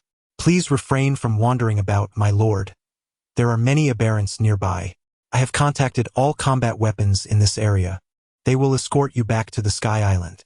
Qin Zhe felt flustered. This was turning troublesome. The Sky Island was the stronghold of the local inhabitants, and he was not ready to visit it just yet. As he pondered how to politely decline, he noticed a glimmering soul orb hanging from BT's chest. Realizing this, BT removed the orb. "Is this what you desire, human?" Chinze nodded, his breath becoming increasingly rapid. "Can you give it to me?" "Certainly," BT replied, handing the soul orb to him. "This is a memento from the last abyssal beast I defeated, extracted from its carcass. There are many more on display at the Sky Island Museum." "The Sky Island has more?" Chinze inquired eagerly. "When will the main force arrive? I can hardly wait to meet my compatriots. Please hold on. They will arrive shortly," BT smiled. Chinze examined the soul orb in his hand. It was slightly heavier than the one from Mist Devourer. Upon closer inspection, he noticed electric tendrils swirling within, sending tingling sensations through his palm. An S-rank soul orb. Chinze's heart raced with excitement. Had it not been in the presence of others, he would have eagerly wished for his doppelganger to devour on the spot. What manner of ability might that entail? Ha! Ha! Ha! A flurry of ethereal white figures descended from the heavens. Clad in uniform mechs akin to BT, their appearances varied, yet each possessed an exquisite beauty. Chinze pondered whether the creator of these beings harbored some peculiar predilection, as they had all been fashioned as females. What a battlefield of Valkyries! Indeed. "May I touch?" one young woman inquired timidly. Faced with her eager gaze, Chinze found it difficult to refuse and nodded. Instantly, everyone surged forward, akin to patrons at a cat CAF indulging in feline affection. BT-21. "When shall we depart?" Chinze reluctantly withdrew, stating, "Let us set forth now." At that time, each doppelganger would possess a soul gem, soaring into the ether. "When I summon 100 abilities, I wonder how you shall respond." Beep, beep, beep. The Valkyrie's detection radar suddenly emitted a shrill alarm. Chapter 19. Journey to the Sky Island, Part 1. The mutants are attacking. Quickly protect the master. At the command of BT-21, a dozen humanoid combat weapons encircled Chinze. Cautiously, Chinze squeezed his head between two waists. Not far away, a horde of mutants charged forward, their numbers easily exceeding 100. These mutants bore a striking resemblance to those within the shelter, their crimson eyes glinting with murderous intent. "Human master, quickly hide," BT-21 urged, pushing Chinze's head back down. The outside world was perilously dangerous. Chinze's complexion turned pale as he finally grasped the recklessness of his actions. If he were to encounter such a multitude of mutants alone, he would certainly meet a grim fate by morning. At this juncture, he could only place his hopes in the humanoid combat weapons to lend their strength. Open fire. As the horde of mutants approached within 100 meters, BT finally issued the command to commence firing. The humanoid combat weapons raised their compact cannons, and with a resounding roar, azure lasers shot forth from their barrels. The densely packed mutants fell like chaff before a scythe, some lucky enough to escape with mere severed limbs, while others were obliterated into a mist of blood, their screams stifled before they could escape their lips. Witnessing the scattered limbs and the grotesque mingling of red and white viscera, Chinze could not help but swallow hard. No wonder they were referred to as weapons. Their combat prowess was astonishingly formidable. Chinze pondered why, with such powerful humanoid combat weapons, anyone would choose to cower in a shelter. If a battalion like Li Yunlong were to be equipped with these, even the Emperor would acknowledge their might. Though the mutants were undeniably strong, it was clear that the humanoid combat weapons possessed the upper hand. The ensuing battle was a one-sided massacre, a relentless slaughter. After a round of bombardment, BT, leading a cadre of companions, charged towards the remaining mutants, leaving 3 behind to guard Chinze. The humanoid combat weapons drew forth their melee weapons, knives, guns, swords, and halberds, each varied and lethal. BT wielded a silver katana, effortlessly cleaving a mutant in two with a single strike. Even surrounded by numerous mutants, BT fought with remarkable ease. Her figure flickered beside the mutants. Each time encircled, she would instantaneously teleport outside the grasp of her foes, delivering deadly backstabs. This reminded Chinze of the Chubby Boy's teleportation ability. However, the disparity between the Chubby Boy's power and BT's was stark. One soared in the heavens while the other remained grounded. Yet, the chubby boy's ability possessed the potential for growth, and Qin Zhe genuinely hoped he could evolve to such heights. While the other humanoid weapons lacked BT's uncanny ability to evade detection, their close combat techniques were nonetheless formidable. Engaging the mutants was as simple as slicing through vegetables. In less than 10 minutes, nearly 200 mutants lay defeated upon the ground, without a single one breaking through to confront Qin Zhe. The humanoid combat weapons emerged unscathed, a testament to their prowess, likely indicative of intermediate martial capabilities. Qin Zhe could not help but reflect on this. The ranking system categorized levels 1 to 3 as novice, 4 to 6 as intermediate, and 7 to 9 as advanced. The most formidable warrior Qin Zhe had previously encountered was merely the level 2 Enforcer number 3. The sense of oppression he felt from Enforcer number 3 paled in comparison to the overwhelming force exhibited by BT in full combat mode. Qin Zhe surmised that BT could easily defeat 10 Enforcer 3s with a single hand. "Are you unharmed?" BT inquired with genuine concern, rushing to Qin Zhe's side after the battle had concluded. "I'm perfectly fine," he replied, and BT, after a brief inspection, visibly relaxed. "There is an abandoned airport near Jiangcheng, where a hangar still houses spacecraft. I shall escort you there immediately." With that, BT effortlessly hoisted Qin Zhe onto her shoulder, facing forward while his head dangled backward. Qin Zhe thought, "This is quite an embarrassing position. I could walk on my own," he protested, yet BT resolutely declined, stating, "The airport is some distance away, we must make haste. Could you not carry me?" "A hug would suffice," he suggested. "I require my hands to be free to respond to any sudden attacks from the aberrants." Reluctantly, Qin Zhe acquiesced. "Hold on tight, we're setting off," BT instructed, and he grasped her waist firmly. Alas, the mech armor was uncomfortably cold, devoid of any warmth. Suddenly, a blue arc burst forth from the back of BT's calves, propelling them into the air at remarkable speed. The other humanoid combat weapons swiftly followed suit, forming a protective formation around Qin Zhe and BT. Half an hour later, they safely landed at the airport, with Qin Zhe's hair tousled wildly by the wind. "Wow, truly, the humans can effortlessly alter their hair estate," exclaimed the humanoid combat weapons, their eyes gleaming with admiration. Even Qin Zhe, typically unflappable, felt a tinge of embarrassment under their enthusiastic praise. Their reverence for humanity seemed ingrained within their very programming. Even the slightest act from him would elicit deep admiration, as if he were a deity in their eyes. "Please follow me. I know where the spacecraft is," BT instructed. The airport lay in disarray, overrun with weeds, and several aircraft stationed on the tarmac had decayed into scrap metal. The terminal's glass lay shattered, the walls cracked, with the occasional raven fluttering out from the ruins. Such a location would require little embellishment to serve as the backdrop for a horror film. "Why not simply fly me directly to the Sky Island?" Qin Zhe asked cautiously, trailing behind BT. "You cannot breathe in space," BT responded matter-of-factly. "Is the Sky Island in space?" Qin Zhe exclaimed, aghast. He had envisioned the Sky Island as a floating aircraft carrier or lighthouse nestled within the atmosphere.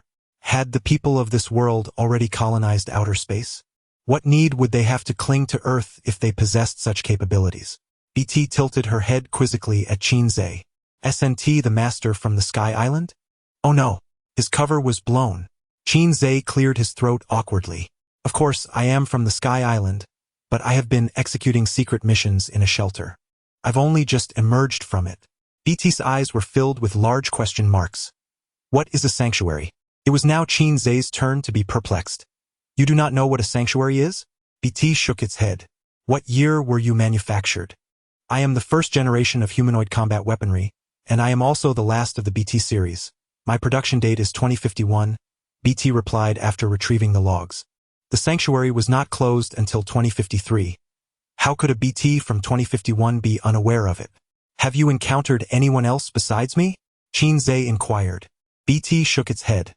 The Sky Island is the headquarters of humanity. Once humanoid combat weapons are produced, they do not re-enter. The mission of these weapons is to eliminate all aberrants. Qin Zhe pondered thoughtfully, processing the information from BT. "Do you have any data regarding the alpha reagent in your database?" Qin Zhe subsequently asked. Chapter 20. Journey to the Sky Island, Part 2. BT stood upright, streams of data flickering within her pupils. The information regarding the alpha reagent was classified as top secret, an S-level confidentiality, beyond my access. Only esteemed humans may personally investigate the Sky Island. Qin Zhe sighed softly, pondering the nature of the alpha reagent, which warranted such stringent secrecy. On the way to the hangar, Qin Zhe unraveled a rough timeline from BT. The unit was manufactured in 2051, with the initial batch of humanoid combat weapons totaling merely 21. After all these years, only BT from that original group still remained alive. According to BT, she was immediately deployed to the front lines upon her emergence. However, her adversaries at that time were not the aberrants, but rather the beastly entities. Aberrants were scarce during that era, posing no substantial threat to humanity. 1 year later, the beasts were entirely eradicated, yet the aberrants proliferated at an exponential rate. As their numbers surged, humanity's living space became increasingly constricted, leading to the inception of the Sky Island project. The Sky Island, a colossal space station, was completed and operational by the end of 2052. By early 2053, all humans from the surface relocated to the Sky Island, leaving behind only the aberrants. From that point on, the Sky Island began to continuously produce humanoid combat weapons aimed at exterminating the aberrants on the surface. The subsequent models lacked the unique abilities of the initial BT series, merely equipped with formidable firepower and martial arts chips. Shelter number 10 was also inaugurated in early 2053, coinciding with the Sky Island's operational timeline. Qin Zhe was curious about the events that transpired back then, which necessitated such urgency from both sides. What perplexed him further was the apparent concealment of shelters and humans on the surface by the Sky Island. Now, in the year 2102, the conflict between humans and aberrants had endured for 50 years. How precisely were the beasts exterminated? The original 21 humanoid combat weapons, even if endowed with teleportation capabilities, could hardly alter the outcome against the overwhelming hordes of beasts. BT remarked, "The beasts simply dwindled rapidly, though I am unaware of the reasons." She scratched her head, feeling slightly aggrieved. After all, she was merely a humanoid combat weapon, not a highly intelligent brain, and lacked the deeper understanding of such matters. Qin Zhe refrained from further inquiry, recognizing that BT possessed only superficial knowledge. They soon arrived at the hangar, long abandoned and cloaked in a thick layer of dust. At the center lay an aircraft concealed beneath a gray canvas. BT approached, gripping a corner, and pulled it down forcefully. Revealed was a black, winged aircraft, reminiscent of the B-2 bomber. It was adequately fueled, with its engine and avionics systems intact, ready for immediate flight. After a thorough inspection, BT confirmed the aircraft was capable of reaching the Sky Island. The cockpit could comfortably accommodate 2 individuals, Qin Zhe in the co-pilot seat, while BT took charge of the navigation. As the aircraft emerged from the hangar and glided toward the runway, Qin Zhe pointed at a screen cluttered with red dots, asking, "What is this?" BT gasped, "It's the aberrants." She promptly issued commands over the communication channel. The aberrants were advancing, numbering around 300. It was imperative to ensure the safe ascent of both myself and the esteemed human. Acknowledged. A vast swarm of feculent yellow aberrants surged forth from the distance, resembling a deluge from a latrine. The humanoid combat weapons opened fire, their fierce barrage momentarily halting the aberrants' advance. BT's expression was remarkably relaxed. "Do not worry, esteemed human. There are no flying aberrants. Once we ascend into the skies, we shall be safe." With a roar, the aircraft's engines ignited, casting a ghostly blue flame from its rear. After gliding over 100 meters down the runway, it soared into the overcast sky. The humanoid combat weapon stationed at the airport, seeing that Qin Zhe had successfully taken off, refrained from lingering in battle and instead launched to provide escort. After all, the safety of the esteemed human was of paramount importance. "How long until we reach the Sky Island?" Qin Zhe inquired. 2 hours should suffice, BT replied. Qin Zhe's right eyelid twitched incessantly, an ominous feeling gnawing at him that this journey would not be so smooth. "BT, a multitude of flying aberrants has appeared to the right. Adjust our course accordingly." The weapons alerted. Qin Zhe swallowed hard. Danger! Danger! Danger! He found himself yearning for home. The flying aberrants resembled oversized feculent yellow bats, their limbs grotesquely fused by fleshy tendrils, flapping rapidly to maintain their flight. The humanoid combat weapons unleashed a collective barrage, and the aberrants struck were instantly engulfed in flames, plummeting toward the ground. Fortunately, these aberrants lacked ranged capabilities. Otherwise, such a large aircraft would have become an immediate target. Noticing the pallor on the esteemed human's face, BT softly reassured him. These are all of the lowest tier aberrants, posing no real threat. As long as no high-tier aberrants appear, we are utterly safe. Sister, could you refrain from making such declarations? Qin Zhe retorted. Tension. A high-tier aberrant has appeared 500 meters ahead, shouted the escorting humanoid weapon. Qin Zhe forced a smile. BT's words had indeed borne fruit. Just as the warning was uttered, a fiery projectile hurtled toward the aircraft. BT yanked the control stick, maneuvering the aircraft aside. The flame grazed the underside of the aircraft, leaving a charred black mark in its wake. BT, let us hold it off. You take the esteemed human and flee. The escort formation split in two. One half continued to defend against the incoming flying aberrants, while the other charged towards the high-tier aberrant. BT seized the opportunity to slip through the gap. Through the cabin screen, Qin Zhe witnessed, in a mere instant, a humanoid combat weapon being cleaved in half by the high-tier aberrant's razor-sharp claws. The high-tier aberrant stood nearly 5 meters tall, its wings sprouting from its back, granting its arms greater mobility in battle. In the face of a comrade's demise, BT displayed no emotion. Death was the ultimate destination for every weapon, and to die in service of the esteemed human was an honor. Qin Zhe's heart was a tumultuous sea of emotions. He opened his mouth, but the words he longed to utter dissolved into a mere sigh. Prepare yourselves. We are about to breach the atmosphere, came the announcement. The spacecraft's nose tilted upward as it began to accelerate. Suddenly, a thunderous explosion erupted from the rear of the craft, and both engines sputtered out. The now powerless vessel plummeted towards the ground. Concurrently, a colossal shadow descended from above, latching onto the spacecraft another advanced aberrant. It had been lurking amidst the depths of space, stealthily launching a treacherous attack without honor. The visage of the advanced aberrant pressed against the transparent cockpit canopy. A grotesque smile plastered across its face, its features contorted like a soiled chrysanthemum.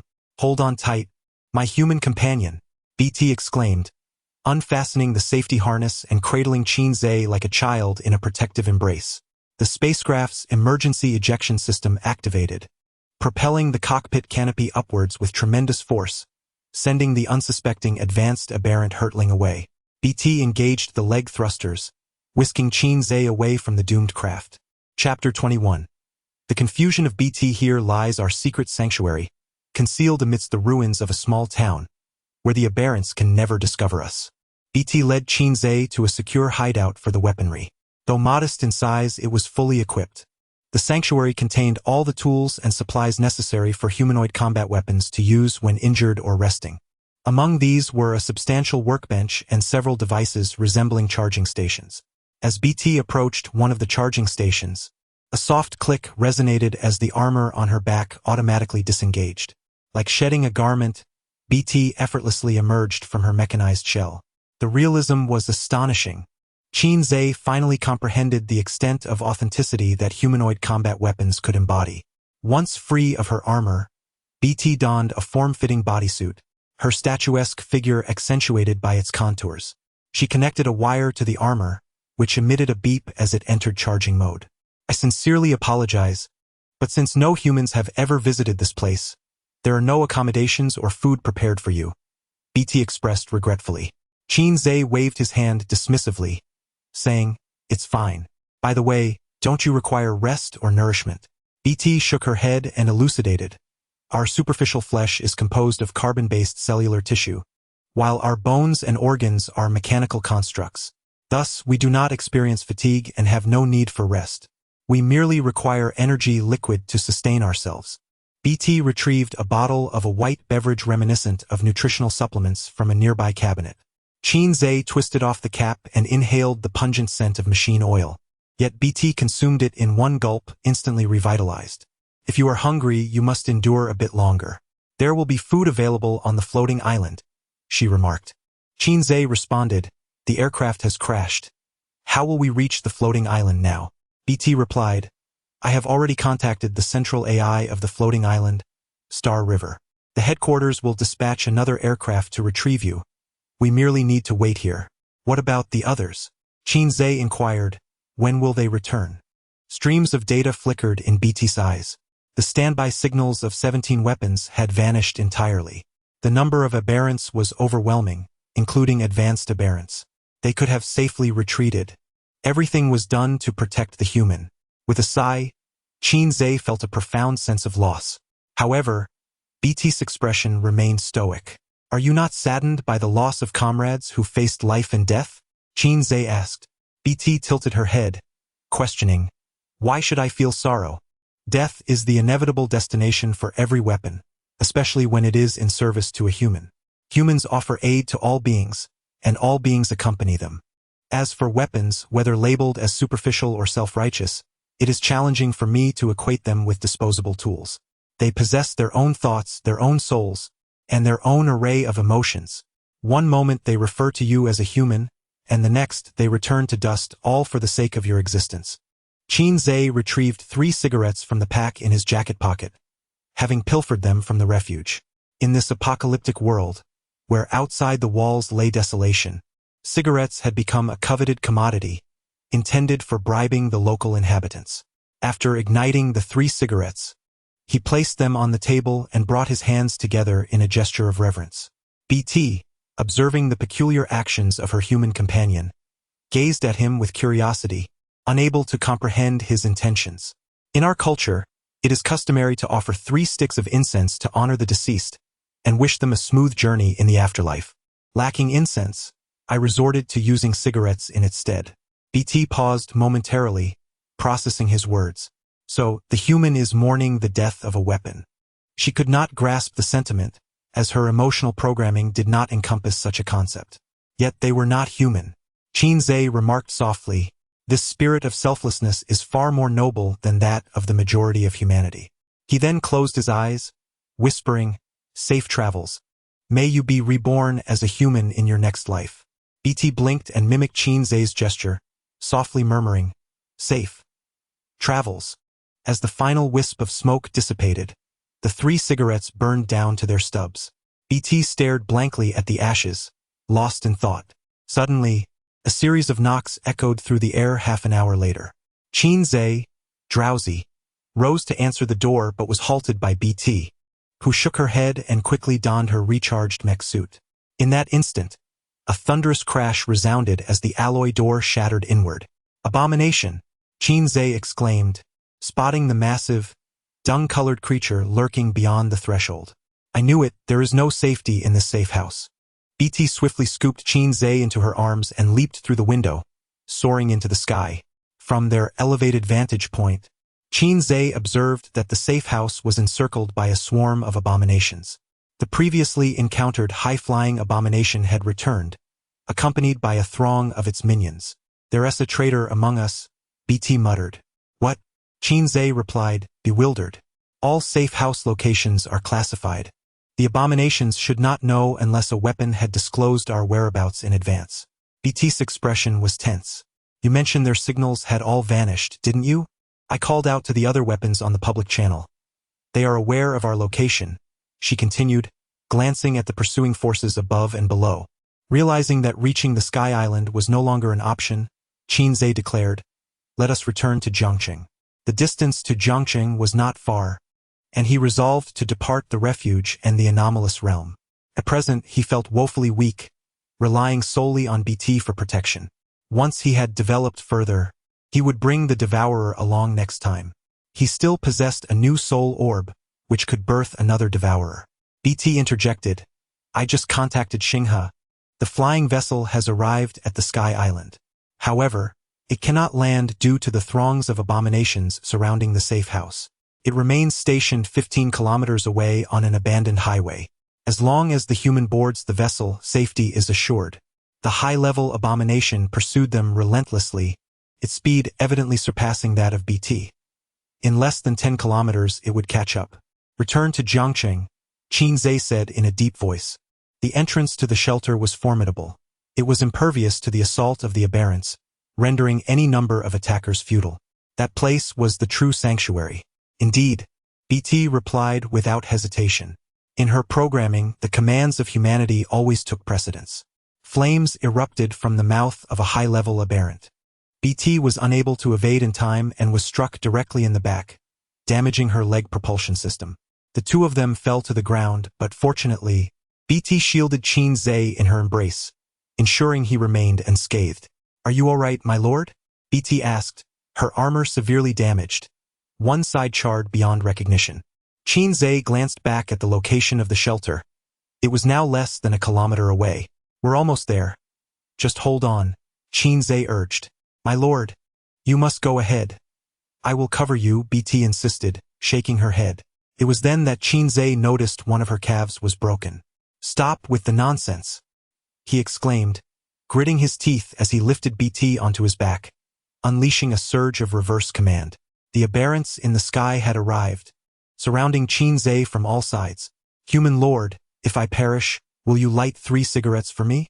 BT quietly asked from Qin Zhe's shoulder. Clenching his teeth, he sprinted at an incredible speed. "We will not die. None of us will perish." The entrance to the shelter quickly came into view, and Qin Zhe accessed the terminal to open it.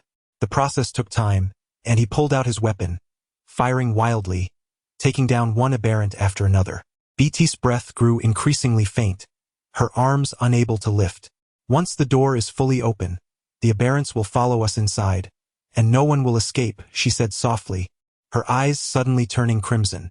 The hidden energy in her back had been activated. With an electronic sound echoing, Qin Zhe felt a lightness on his shoulder. BT transformed into a fleeting shadow, dashing toward the horde of aberrants. Chapter 22. The annihilation of He by BT surged forth like a cataclysmic explosion of a miniature cosmos, vanquishing any divine or demonic adversary that dared to obstruct her path. The blade danced in her hands, unleashing a tempest of crimson and chaos. No aberrant creature could venture within 2 steps of her. In mere seconds, the ground was littered with severed limbs and dismembered bodies. Yet, the sheer number of these aberrations was overwhelming, akin to a cesspool that had been detonated, with an ever-increasing horde of feculent-colored mutants encroaching from the distance. At that moment, the entrance to the shelter had been flung open. Qin Zhe leaped inside and swiftly activated the terminal to secure the door. "BT, hurry in," Qin Zhe shouted, providing cover with precise shots from his weapon. BT cleaved through several of the aberrations with a single stroke and accelerated towards the sanctuary.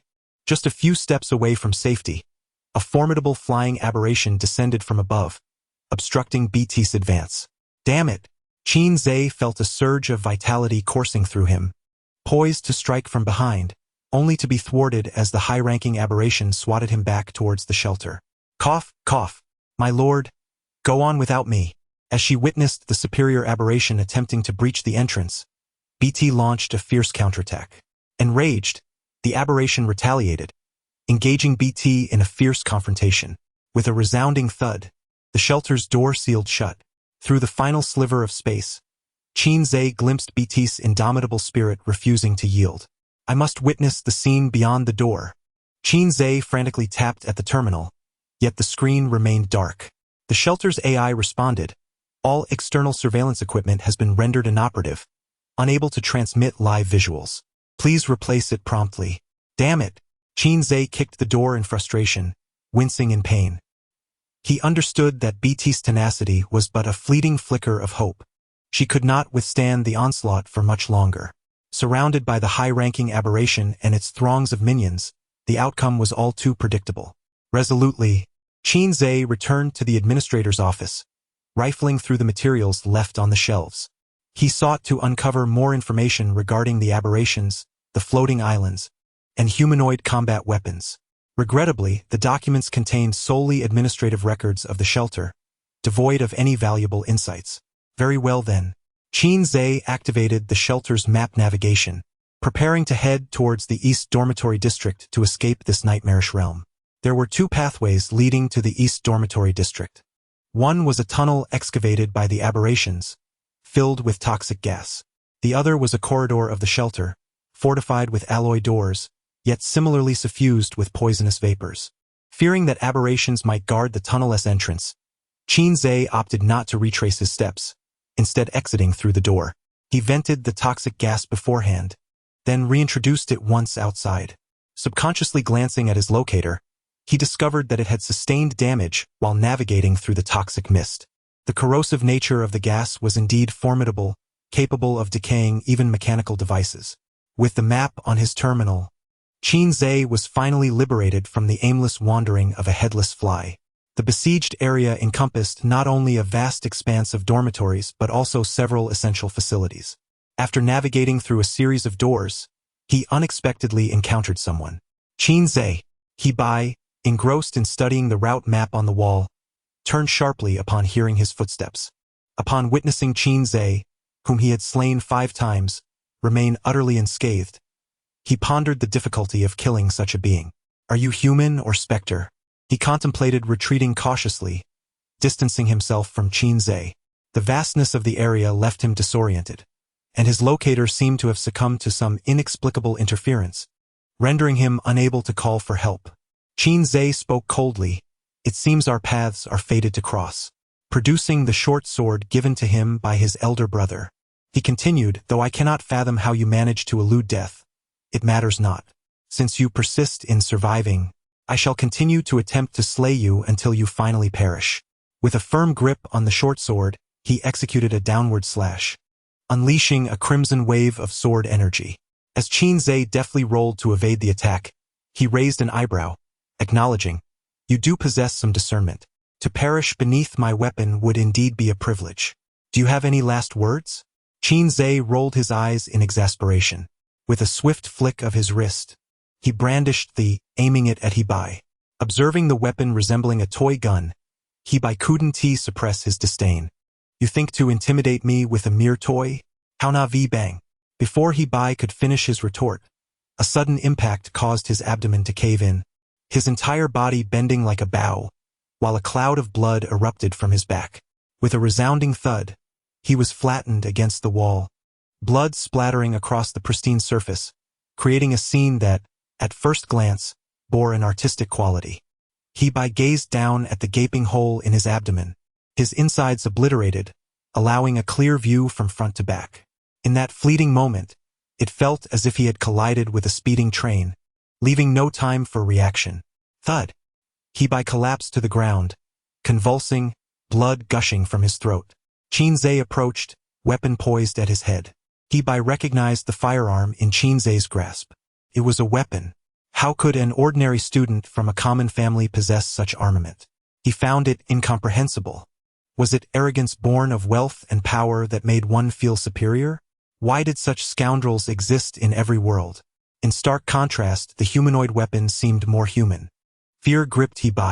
Having been born with a silver spoon, he had never known such terror. His eyes widened, filled with desperation. Please bang. He's head was shattered by a single shot. The wrath of a common man can indeed unleash chaos. Even the anger of the most humble cannot be easily borne by all. Qin Zhe adhered to the principle of non-aggression, yet He had crossed his threshold.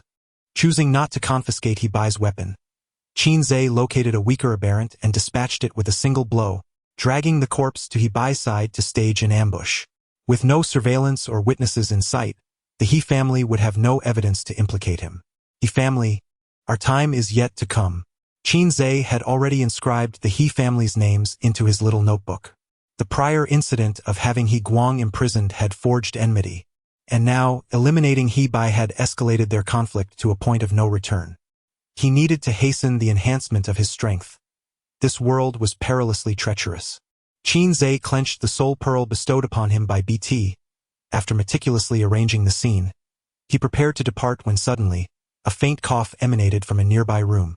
Qin Zhe furrowed his brow and cautiously approached the door, gripping the dragon's might. With a twist of his wrist, he found the door locked from within. He fired a shot at the doorknob and kicked the door open with force. Teacher Yao.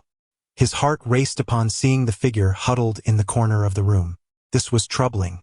The commotion outside had been quite loud. She must have heard everything. Should he silence her? Teacher Yao bore grievous wounds, her breath shallow. At this distance, Qin Zhe was confident he could deliver a fatal shot. The fact that he had killed He-Bai must remain undisclosed. Coughing violently, Teacher Yao seemed to sense Qin Zhe's intentions. "I didn't hear anything," she uttered, her voice weak yet resolute. Chapter 23. Teacher Yao, you don't wish to hear nothing at all? Your words seem rather like a case of not a single ounce of silver here, don't they? Qin Zhe toyed with the dragon-shaped weapon in his hand. Upon hearing his words, Teacher Yao felt a sinking sensation in her heart. She sensed the murderous intent radiating from Qin Zhe.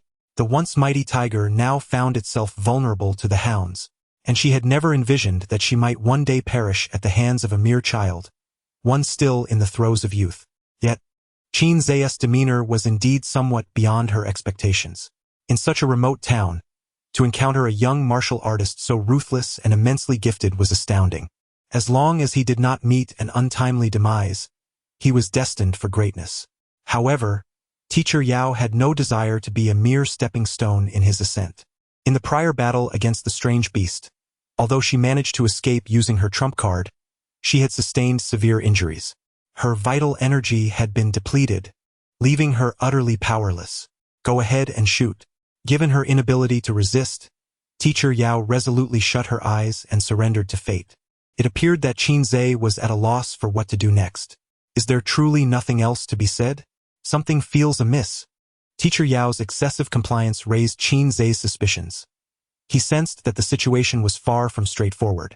Could it be that she harbored some hidden weapon, poised to strike while he gathered his strength to shoot? The atmosphere became tense and still.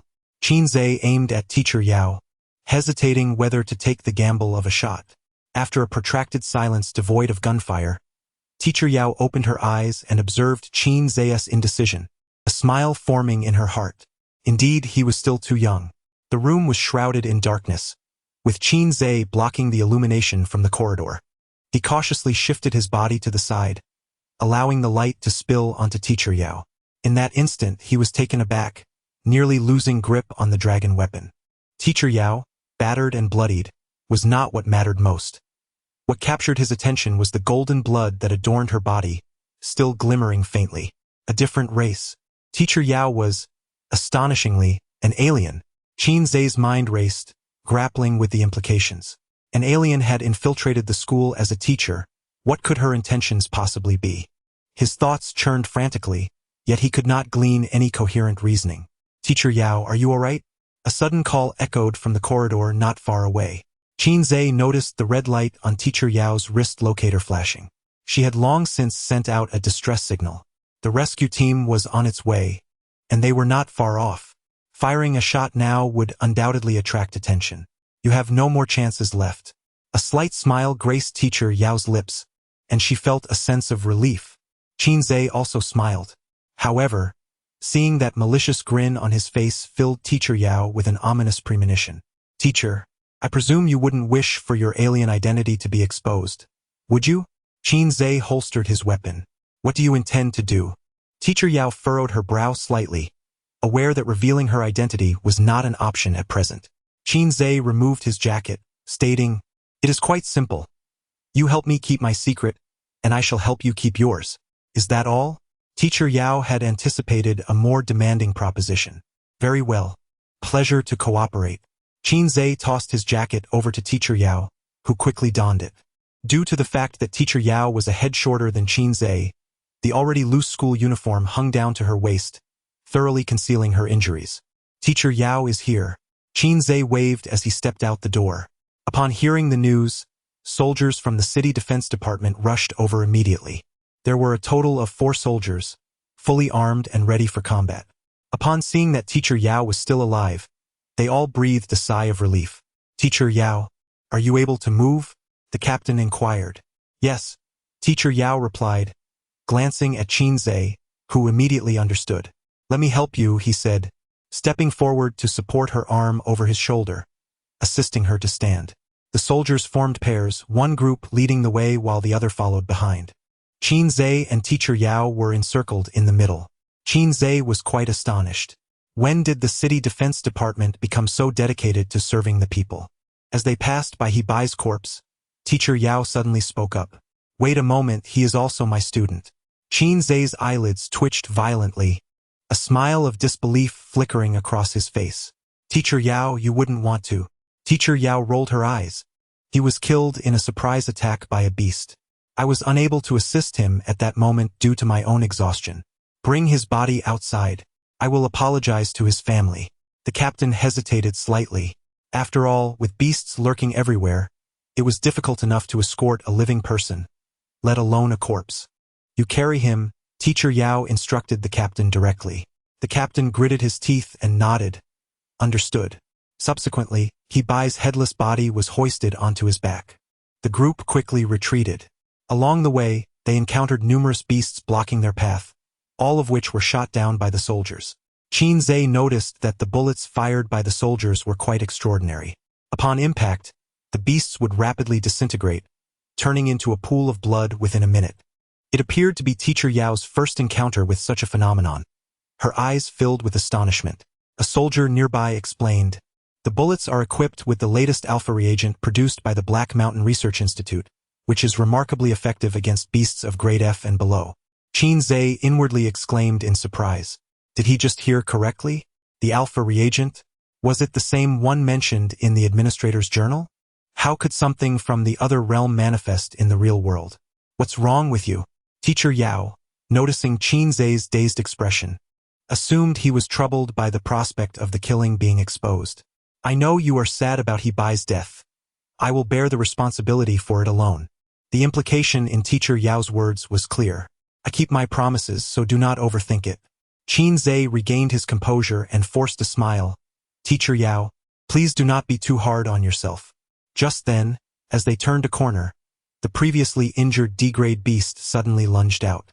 The soldier at the front was knocked down, his head crushed in an instant. Open fire. The remaining 3 guns unleashed a torrent of blazing bullets. However, the alpha reagent proved ineffective against the D-grade beast, only serving to enrage it further. Its sharp claws swept across, severing the captain in half. The ordinary soldiers were only around level 0.5. Before him, the D-class aberration, though exuding a feeble aura, unleashed a power commensurate with that of a first-tier warrior. Run! Teacher Yao exclaimed, shoving Qin Zhe aside and deftly rolling to evade the creature's lethal strike. At least you possess some conscience. Qin Zhe concentrated his essence, propelling himself towards the aberration, executing a sweeping kick that sent it crashing to the ground. In an instant, he unleashed a powerful right fist upon the creature's head, the surge of over 1,000 vitality swiftly shattering its skull. The 2 soldiers stood in stunned silence, gazing at Qin Zhe. Is this the prowess of today's middle school students? Teacher Yao observed Qin Zhe leaning coolly against the wall, his legs trembling slightly, deducing that he had employed some secret technique that strained his body. Can you still walk? She inquired, moving closer as they supported each other. It's a small matter, Qin Zhe replied. By the way, bring my soul orb. He directed the nearby soldier. The soldier shook his head. Aberrations in the other realm do not possess soul orbs. Aberrators lack soul orbs? This was something Qin Zhe had overlooked. Typically, aberrations ranked F and above would possess soul orbs, but only those of S rank or higher contained innate abilities.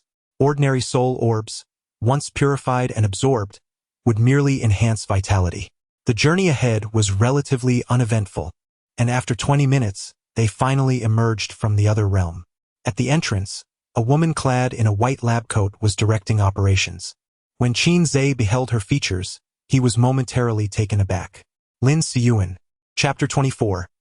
The first encounter with Lin Siyuan. On the desk of the 10th Shelter's administrator's office lay a photograph of Lin Siyuan from her youth. Qin Zhe could not mistake her. Observing Qin Zhe's unwavering gaze fixed upon Lin Siyuan, Teacher Yao interjected with a disdainful snort. Keep staring, and I might just have you confined to the laboratory for experiments. Noticing Qin Zhe's attention, Lin Siyuan approached directly. Are you all right? She inquired of Teacher Yao, as if they were old acquaintances. As you can see, still alive, Teacher Yao replied coolly. Allow me to draw some blood for a health check, just to rule out any hidden ailments. Lin Siyuan was eager, already brandishing a syringe in hand. Get lost, Teacher Yao retorted irritably. Good intentions mistaken for foolishness. Lin Siyuan shrugged. Teacher Yao tightened her school uniform around her and entered a black stretch limousine parked at the curb.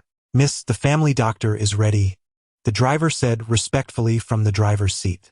Teacher Yao nodded. Take me home. By the way, check on someone for me, a student from the second high school. Qin. Understood, the driver replied. As Qin watched the limousine disappear from view, he couldn't help but marvel at the benefits of wealth. His curiosity regarding teacher Yao's identity deepened. If she were of another race, why was she so ostentatious? Did she not fear the exposure of her identity, especially having connections with top researchers? Are you Qin? Lin Siyuan's gaze shifted to him. You know me? Qin queried, having never met her before. Not long ago, an S-class exotic beast that had been injected with a significant amount of alpha serum went missing from the laboratory. Later, the beast perished, and the soul orb was lost. Coincidentally, you were present at the scene. Come now, let us draw some blood. Lin Siyuan waved the syringe again. Qin harbored doubts, wondering if this woman had an unusual penchant for drawing blood from others. Don't be nervous. I just want to check your development's health, Lin Siyuan assured him, swiftly inserting the needle into his arm and extracting less than 5 milliliters of blood. She then retrieved a palm-sized, unfamiliar instrument from her pocket, placing the freshly drawn blood upon it. Let me see. Your vitality is quite high. You are nearly at the level of a first-tier warrior, impressive for your age. The condition of your cells is normal, with no signs of aberration. Lin Siyuan tucked the instrument away. It seems the soul orb of the S-class beast was not absorbed by you after all. Qin exhaled in relief. Of course not. It was my avatar. I am merely a defenseless student. How could I possibly contend with an S-class beast? You overestimate me. Lin Siyuan smirked. Modesty does not suit you. I see you are quite extraordinary. Stepping closer, she whispered in Qin's ear. You are aware of Yao Shui's true identity? Aren't you? I don't understand what you are talking about, Qin said, directing his gaze elsewhere. Stop pretending, Lin Siyuan scoffed. That coat she wears is yours, isn't it? To conceal her injuries. Indeed, Lin Siyuan had long been aware of teacher Yao's identity as an exotic individual. Qin ceased to feign ignorance. Are you in cahoots with her? What do these foreign spies, intend to accomplish? Previously, Qin had envisioned foreign beings as monstrous entities. However, in reality, they bore no significant distinction from ordinary humans. Should these foreign entities infiltrate on such a grand scale, humanity would find it exceedingly challenging to defend itself. Lin Siyu smiled softly. I am a genuine inhabitant of Earth. Furthermore, I am not a foreign spy, though I wouldn't mind being one. I merely advise you to refrain from making indiscreet remarks. Some matters you shall comprehend when you mature, little brother. With that, Lin Siyu sashayed away, leaving Qin in contemplation. The identity of teacher Yao appeared quite intricate, known to only a select few who were aware of her foreign lineage. Fortunately, she was not a foreign spy, alleviating some of Qin's guilt. On the bus returning to school, the atmosphere was notably oppressive.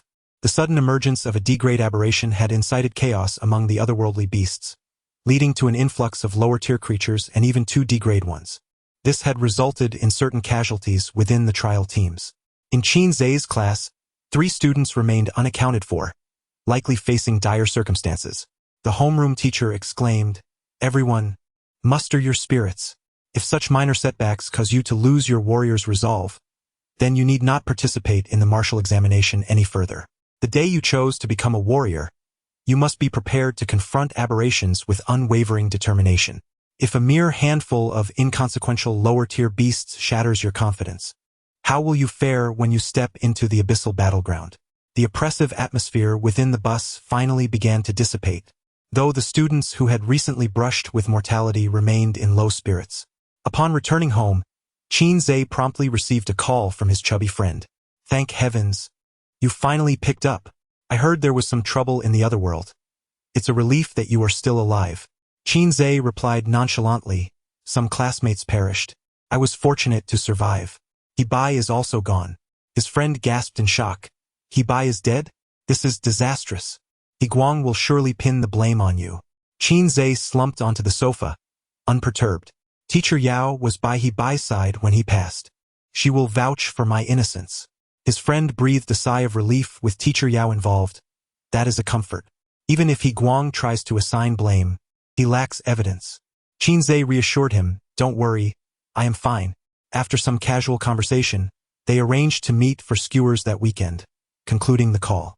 Reclining on the sofa, Qinzhe finally felt a sense of relaxation both physically and mentally. This journey into the Otherworld had indeed been exhilarating. First, there was the labyrinth exploration, followed by an inadvertent entry into shelter number 10, where he inexplicably acquired administrative privileges. Upon exiting the shelter, he encountered BT and her companions, was pursued by aberrants, witnessed the demise of Hebai, and inadvertently uncovered teacher Yao's identity. And then there was Lin Xiu. Qinzhe began to grasp the essence of the Jiangxing Otherworld, a parallel realm that bore striking resemblance to reality. In the realm of reality there exist individuals, and parallel worlds within alternate dimensions also thrive. However, certain particulars require Qinzhe's confirmation upon his next visit. The aberrants in the alternate dimension are induced by the alpha reagent. Thus, should he intervene with Lin Xiu? Yet, the alpha reagent undeniably has the capacity to obliterate the aberrants, a phenomenon I have witnessed firsthand. The alpha reagent, the reverse alpha reagent. What precisely is the reverse alpha reagent? Qinzhe could not help but feel a surge of frustration. Reaching into his pocket, he retrieved the soul orb bestowed upon him by BT. Enhancing his strength was of paramount importance. He felt acutely aware of his own limitations, as he lacked the capability to uncover the truth. He consumed it. Quinze summoned a doppelknayer. Once again, we are subjected to experimentation, as if we are mere pawns. The doppelganger grumbled while swallowing the soul orb. Drawing from prior experience, the process of ingestion became notably smoother this time. "How do you feel?" Qinzhe inquired. The doppelganger opened its eyes, which shimmered with electric currents. "Behold as I unleash the tempest to shatter the darkness." With a crackling sound, serpentine bolts of blue electricity danced around the doppelganger. Chapter 25. Dual talent abilities. The hair of the duplicate stood on end, electric arcs of deep blue flickering between the strands. The duplicate clenched its fists tightly, trembling all over. Suddenly, with a crackling sound, the right fist shot upward, unleashing a bolt of lightning that streaked through the air. With a resounding bang, the ceiling light shattered into 1,000 pieces, plunging the room into darkness, illuminated only by the faint glow of electricity surrounding the duplicate. Qinzhe exclaimed, "Are you out of your mind?" The duplicate retorted, "If I am insane, then so are you." Qinzhe cursed, "Replace the light for me." With hands on hips, the duplicate declared, "From this day forth, I shall not permit anyone to speak to me loudly. From now on, call me the Thunder King." In response, Qinzhe kicked the duplicate, sending it sprawling. He replaced the light. Fuming, the Thunder King rose and glared at Qinzhe, crackling with electricity. A serpent of lightning, as thick as an arm, coiled around its waist, poised to strike. After a brief standoff, the Thunder King shouted, "Fine, we'll change it." It turned and rummaged through the storage room for a spare light bulb. Seated on the sofa, Qinzhe savored the surge of power flowing back from the Thunder King. The Soul Pearl seemed to be of high caliber, allowing the Thunder King to break through to the first level of martial artist. Simultaneously, it gifted Qinzhe a substantial boost in vitality. Checking the management terminal, he discovered his vitality had reached 999. Just a final push and he would ascend to the first level of martial artist. Qinzhe swiftly settled into a cross-legged position, closed his eyes, and began to cultivate his lotus meditation technique. Oddly, despite his efforts, his vitality remained stuck at 999. He sensed that his energy reservoir was filled to capacity, unable to accommodate any more vitality. Was his method of breakthrough flawed? He halted his meditation, planning to consult Teacher Yao at school the following day. Surely, Teacher Yao would not be so stingy. Then, extending his palm, he conjured a lightning orb the size of a baby's fist. He had now acquired the Thunder King's innate ability. From this moment forward, he was indeed a dual ability wielder. Clenching his fist, the lightning orb vanished.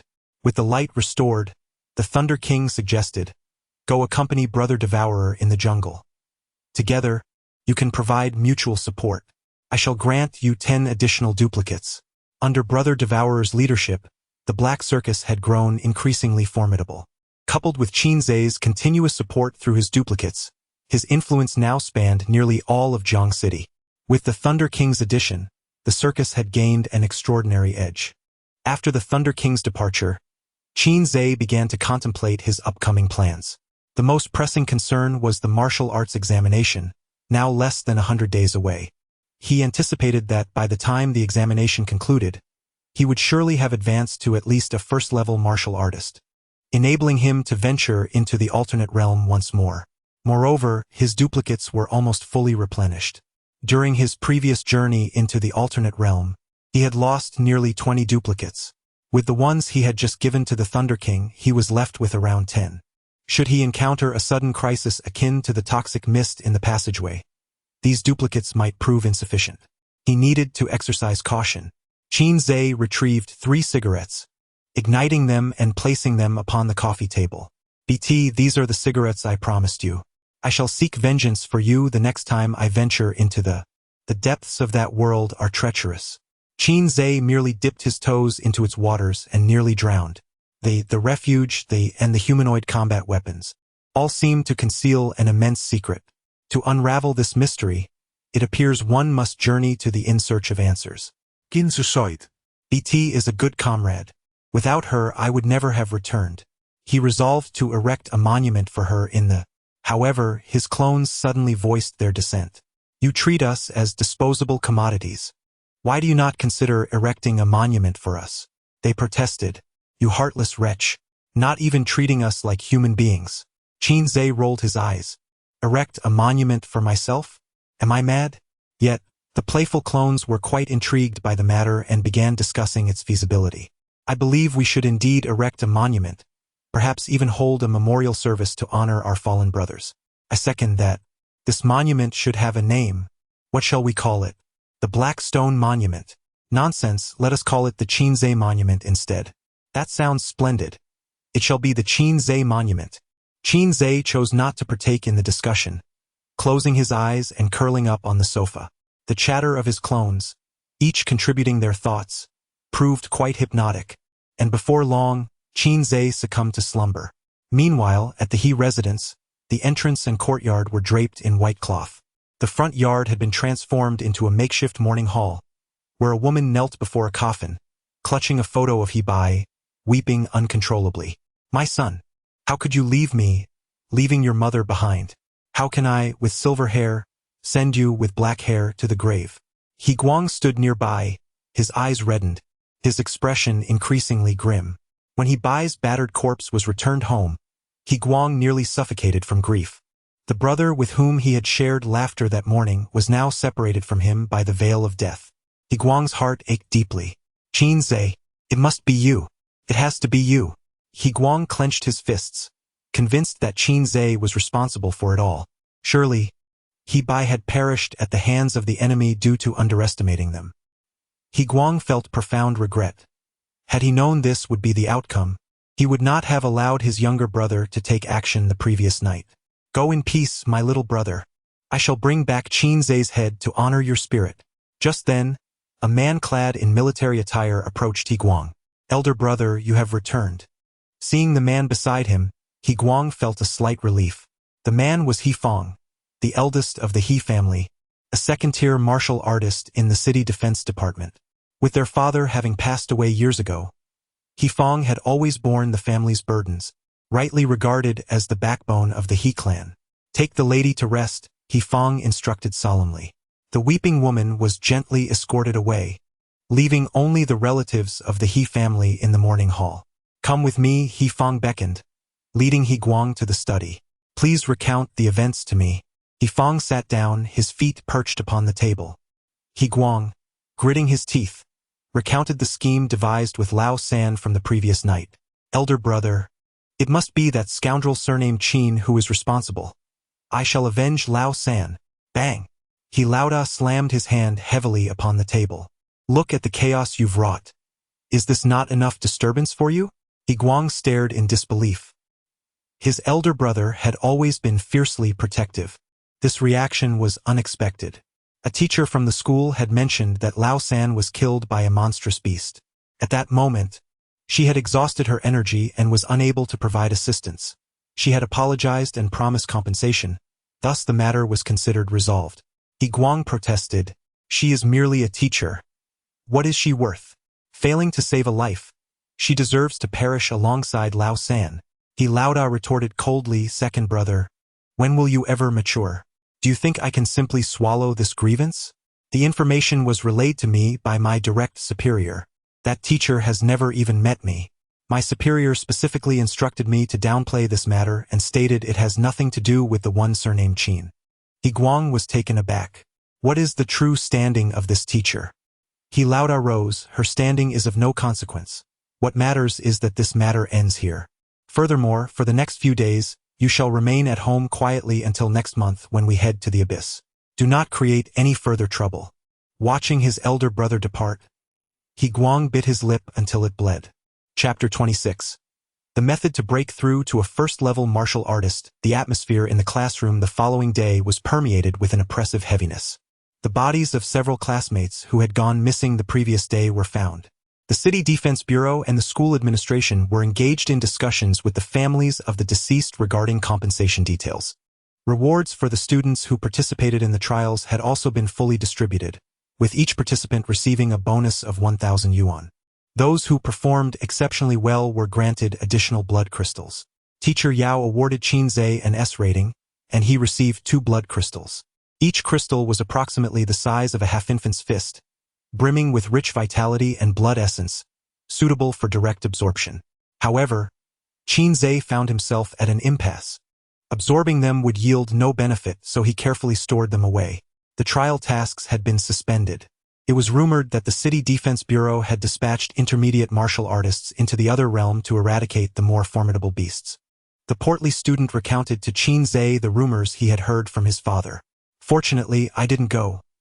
Otherwise, I would have been lost as well," he lamented. He was a gifted individual and did not need to participate in the martial arts examination. His involvement in the trials was voluntary. Having overslept the previous day and missed the bus, he had unwittingly saved his own life. "Zegu, what is that thing you're wearing on your wrist?" The portly student noticed Qin Zhe's manager terminal. Qin Zhe proudly displayed it, saying, "It's the Genius Phone Watch Plus edition." The portly student immediately lost interest. "You are so boring, Zegu." There was a body forging class scheduled for the morning. Qin Zhe had assumed that after teacher Yao's severe injury yesterday, she would not return to school today. However, once the class bell rang, she made her appearance, clad in her white martial arts uniform, showing no signs of injury whatsoever. They exchanged a knowing glance before each returning to their tasks. After class, Qin Zhe knocked on teacher Yao's office door. "Is something the matter?" she inquired, setting down the documents in her hand and looking at him with curiosity. With a grin, Qin Zhe replied, "Teacher Yao, I have a question I would like to consult you about. Do you happen to know how to break through to a first-level martial artist?" Upon hearing this, a look of astonishment crossed teacher Yao's face. "You wish to break through?" Qin Zhe nodded. "Indeed, it is I who lacks talent." Teacher Yao rose and grasped Qin Zhe's wrist. "Your vitality has reached its limit. It is indeed time for a breakthrough." She regarded him in disbelief, as if viewing a marvel. According to her research, Qin Zhe hailed from an ordinary family, with parents and a sister who were all commonplace individuals, and no martial artists in the 3 generations preceding him. The emergence of Qin Zhe as a martial artist was akin to a miracle for the old Qin family. Throughout his 3 years in high school, Qin Zhe's martial arts performance had been mediocre, showing no sign of exceptional talent. Yet, in the past half-month, he had seemingly transformed. To break through to first-level martial artist before the age of 18 was a feat that even those from martial arts aristocracies, who consumed gathering pills like candy, could not achieve so swiftly. "Have you practiced some forbidden technique?" Teacher Yao furrowed her brow. Certain prohibited methods could indeed facilitate rapid breakthroughs in a short time, but they invariably came at a price, whether it be one's life, sanity, or faith.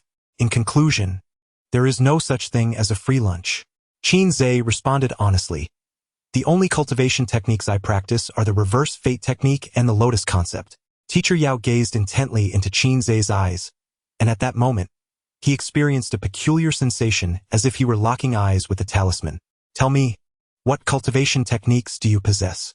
Teacher Yao's voice resonated in Qin Zhe's mind like the morning bell of a temple, compelling and irresistible. This force surpassed even that of the talisman. Soon, the pressure and righteous energy dissipated among his other avatars, alleviating the burden on Qin Zhe, who reiterated his previous statement. I cultivate only the reverse fate technique and the lotus concept. Teacher Yao was momentarily taken aback.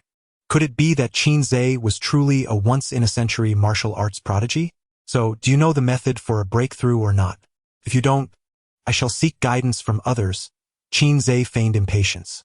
Teacher Yao huffed and returned to his seat. Do you feel a significant pressure in your energy sea?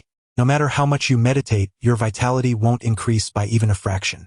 Qin Zhe nodded. Teacher Yao replied nonchalantly, I mentioned before that vitality and the reverse fate technique are interdependent. The progress of your reverse fate technique cultivation reflects, to some extent, the strength of your physical body. You have now reached the limit of your current physical capacity. Your body can no longer bear additional vitality. To surpass the threshold of 1,000 in vitality, you must first temper your physical form. Listening to his words was akin to receiving profound enlightenment. So what should I do next? Teacher Yao, not one to prolong the suspense, stated simply, it's straightforward. Refine your body using your vitality. Start with cleansing your bones. The more bones you cleanse, the stronger your body will become, allowing it to bear more vitality. Qin Zhe inquired, why have these concepts never been discussed in class? Teacher Yao rolled his eyes, obviously. These are topics covered in university.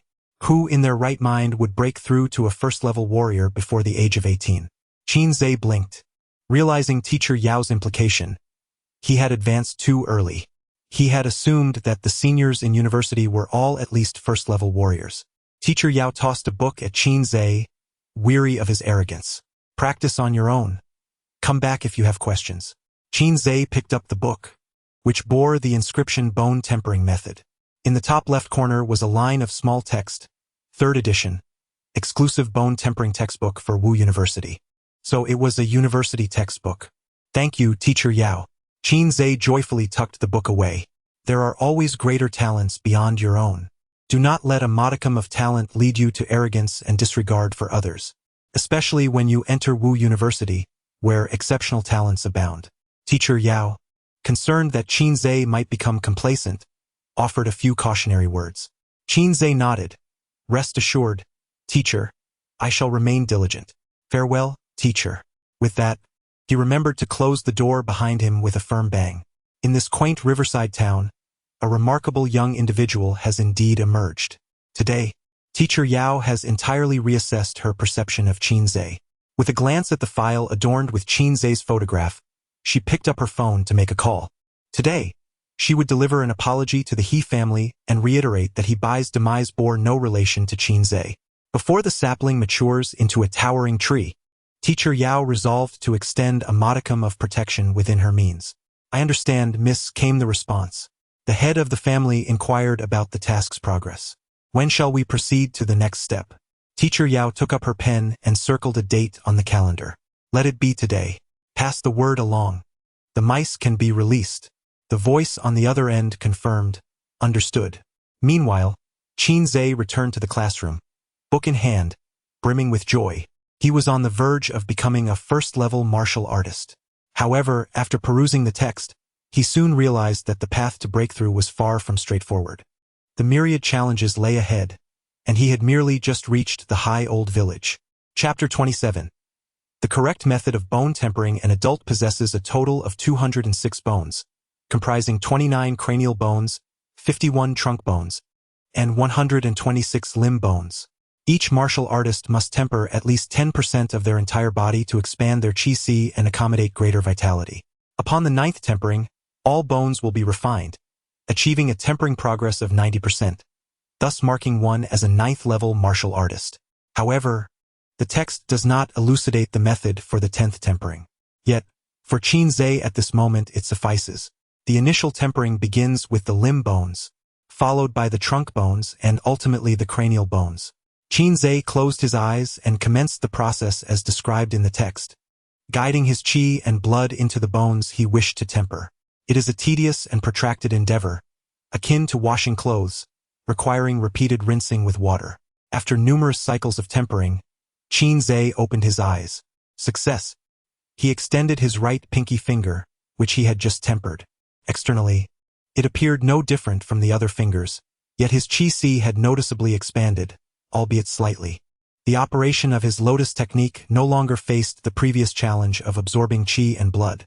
The management terminal displayed only whole numbers for his vitality.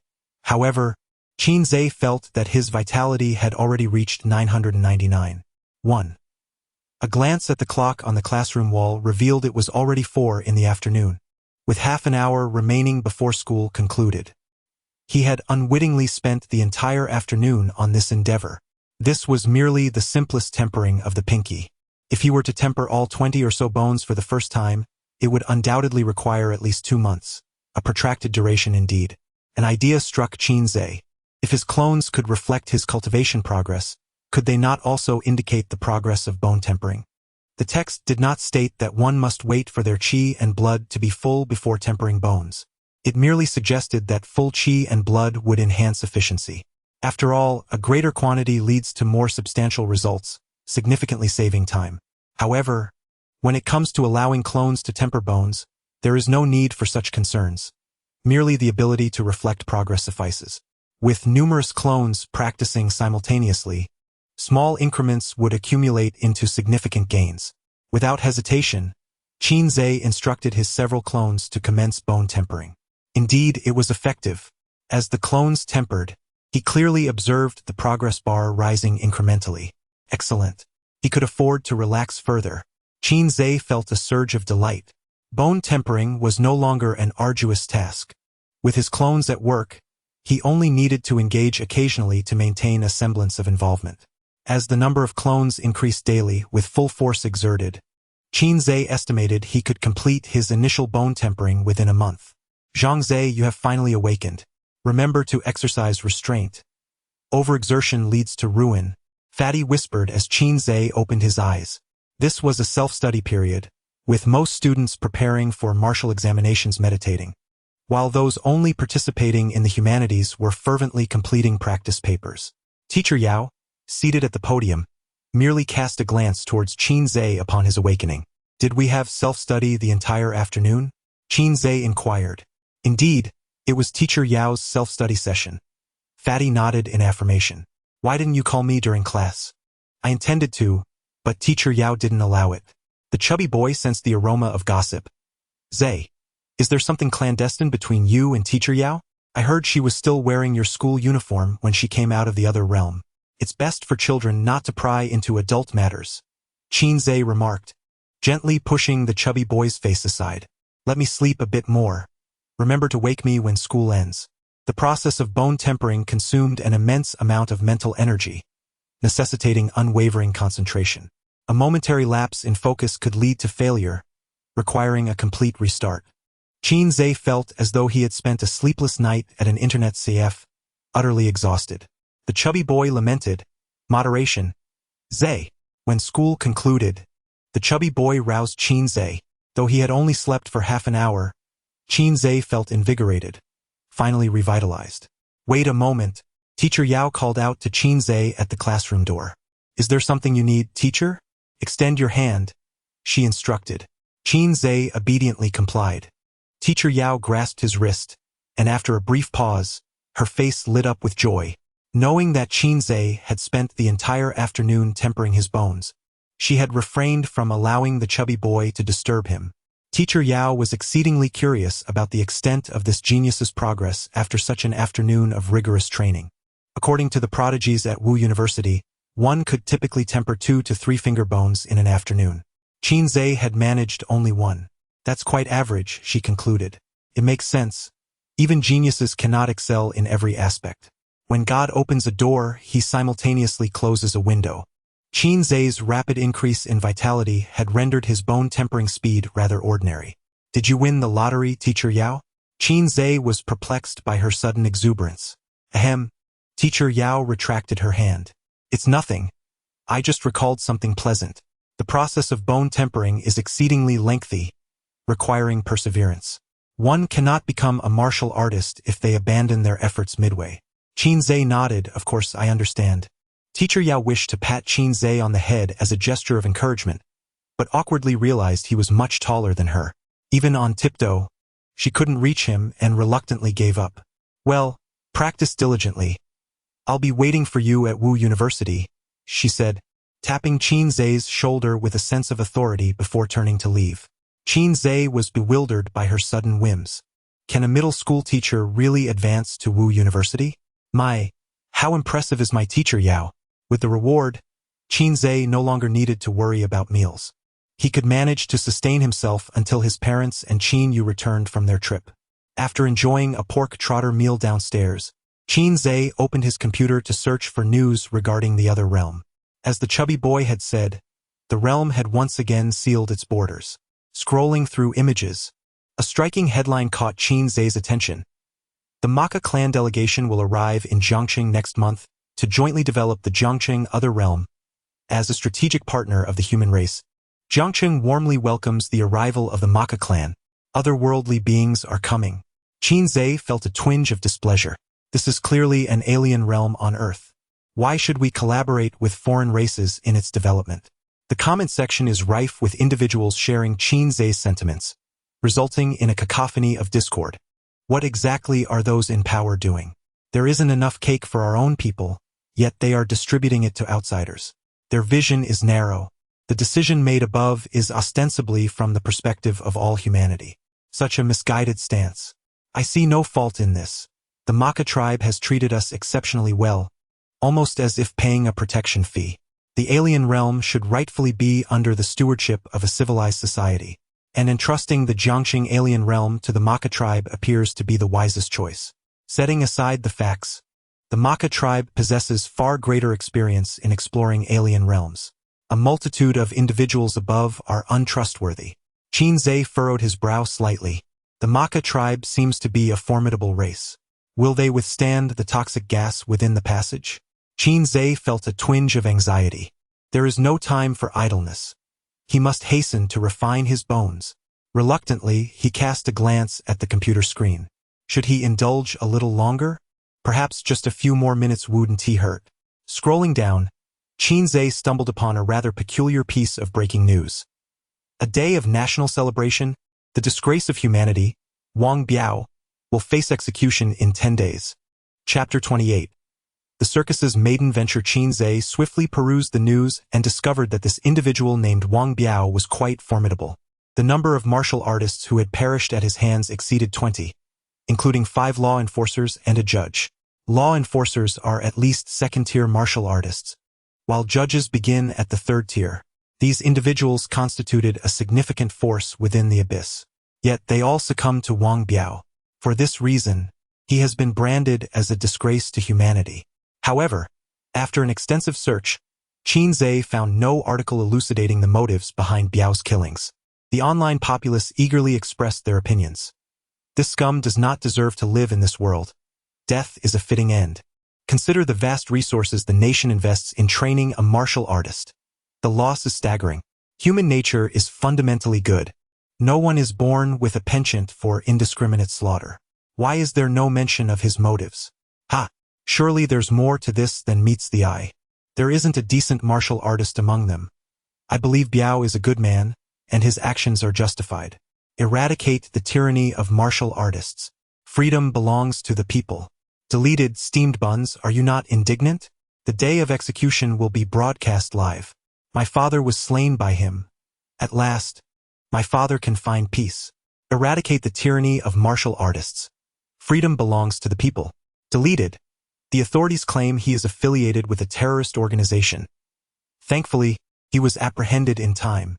With the martial arts examination approaching, will such a public broadcast provoke retaliation from that organization? The law enforcement in Jiang City is not to be trifled with. Should they come, they shall be dealt with swiftly. Perhaps this is a case of entrapment. Feeling bored alone at home late at night? Chat with a female college student online. For details, click here. Indeed, the online environment in any world appears to be similarly harmonious. Qin Zhe moved his mouse and clicked the link. He was curious to see which female student was so shameless. In the following week, Qin Zhe diligently continued his routine of bone tempering. Thanks to the relentless efforts of his clones, he had refined 10 bones in his left hand, surpassing his initial expectations. Occasionally, after school, he would dine at Ma Yan's home, as it would be impolite to refuse such hospitality. Additionally, during this period, the City Defense Department had successfully cleared all creatures of rank F and above from the anomalous realm. The management terminal displayed real-time footage from the shelters. Several cameras in the Eastern District remained intact, revealing that the City Defense Department had ventured as far as the toxic gas. Initially, they deployed drones, but the drones were completely corroded before advancing very far. Subsequently, they enlisted a mid-tier martial artist, who similarly retreated after only a few meters. The City Defense Department found themselves at an impasse, forced to remain outside. Qin Zhe felt a slight sense of relief. Moreover, there was another piece of good news that delighted him. The Heisey Circus had finally welcomed its first client. For most reborn individuals, the initial step is to amass wealth. Leveraging their past experiences, they quickly find themselves affluent. Qin Zhe was indeed the shame of the reborn, with a visage cleaner than a child's. In pursuit of profit, he had specifically instructed the Black Clown Circus to venture into the mercenary business. Whether it was assassination, protection, or dealing with troublesome mistresses, as long as the payment was substantial, all was negotiable. Where there is light in the world, there exists darkness. Particularly in this realm brimming with martial virtue, the gray areas thrived abundantly. After nearly a month of diligent effort, his team of young mercenaries had finally carved out a modicum of fame within the underbelly of Jiangqing, attracting clients who sought them out. Out of respect for the clientele, Qin Zhe resolved to meet them personally that evening. Time, much like the vigor of a middle-aged man, slipped away swiftly. Before long, night fell and the city illuminated itself. Qin Zhe arrived at a warehouse in the northern part of the city, the headquarters of the circus. Once dilapidated, the space had been transformed into a relatively presentable office. Given Qin Zhe's current financial standing, this was the best he could afford. If the area near the Ma family was a slum, this place was undeniably a hub of all sorts, a true gray area of Jiangqing. Gotham City and Queens paled in comparison. Even the police department scarcely bothered to patrol here. As Qin Zhe settled into the boss's chair and spun around, he felt quite at home. To his left and right were the formidable figures of Brother Devour and the Law King. Brother Devour donned a lion mask, while the Law King sported a bull-headed visage. "You wear this," the Law King said, presenting a mask before Qin Zhe. The mask was divided by the bridge of the nose. One side pure black, the other pure white, edged with intricate golden patterns, both sinister and alluring. Quite the preparation, Qin Zhe remarked as he donned the mask, feeling an immediate surge of confidence. In addition to Brother Devour and the Law King, there were 27 young mercenaries in the headquarters. Furthermore, Qin Zhe had stationed over 30 avatars in various critical locations throughout Jiangqing to gather intelligence at a moment's notice. When the guests arrive, maintain your composure. It's inconsequential in private, but present yourselves with dignity before outsiders, Qin Zhe instructed, tapping the table. The Law King bowed graciously. "As you wish, my esteemed leader." Brother Devour lifted his head. "Rest assured, my reputation as the Night Lion King has been established. I cannot afford to lose face." Qin Zhe rolled his eyes. "You best uphold that." "Captain, the guest has arrived," a figure wearing a rooster mask announced as he entered. Qin Zhe waved his hand. "Bring my esteemed guest forth." The rooster figure turned and escorted a man clad in a black robe into the room. The individual was tall, nearly 2 meters in height, shrouded entirely in a long black cloak, his face obscured by a matching mask. Compared to him, even Middle Eastern women appeared more revealing. "Please take a seat," Qin Zhe offered, pouring a glass of water for the newcomer. After the man in the black robe settled down, he surveyed the surroundings before fixing his gaze upon Brother Devour and the Law King. These two were the strongest, having surpassed the first level of martial arts. Yet, they treated Qin Zhe, who had yet to attain even that level, with utmost reverence, leaving the man in black somewhat puzzled. However, this matter has become inconsequential. 2 first-rate warriors are more than sufficient. Qin Zhe interlaced his fingers upon the table and spoke calmly. "Allow me to introduce myself. I am the leader of the Black Horse Circus. You may address me simply as leader." The figure in the black robe spoke with a voice that was hoarse and grating, akin to the sound of two iron plates scraping against one another. Very well, esteemed Zero. Might I inquire about the nature of your commission? The black-robed man replied, My request bears great significance, requiring not only strength but also audacity. Do you possess such qualities? With a crackling sound, a lightning serpent emerged from the waist of the King of Law, issuing a warning. Show our leader the respect he deserves. The black-robed man's gaze sharpened. A gifted individual, such rare and formidable electrical prowess. Forgive my ignorance, esteemed leader, he said, inclining his head slightly. Gifted individuals are coveted wherever they may be found. This small organization truly harbors remarkable talent. Qin Zhe smiled lightly. Let us set aside trivial matters. Please, reveal your request, my friend. The black-robed man articulated slowly. I require your assistance in executing a prison break. Chapter 29. The rescue operation for Biao Brother. Time, place, and target. Qin Zhe opened his notebook, grasped his pen, and assumed a listening posture. The figure in the black robe was momentarily taken aback. Are you so composed? We are about to raid a execution site, not merely chasing a mistress or playing paparazzi. I said I need you to storm the execution ground, the black-robed man reiterated. Qin Zhe nodded. Time, place, and target. I will evaluate various factors and ultimately determine the commission amount. The black-robed man could not help but slam the table in admiration. Professional. Truly professional. We have indeed found the right person for this task. The individual you are to rescue is named Wang Biao.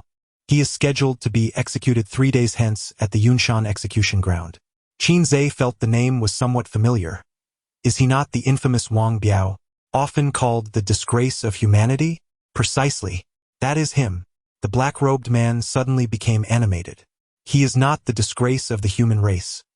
He is a hero, a fair executor. Indeed, it was Biao Brother. Qin Zhe furrowed his brow slightly, contemplating the feasibility of this mission. Biao Brother was currently a sensation online, frequently topping trending lists.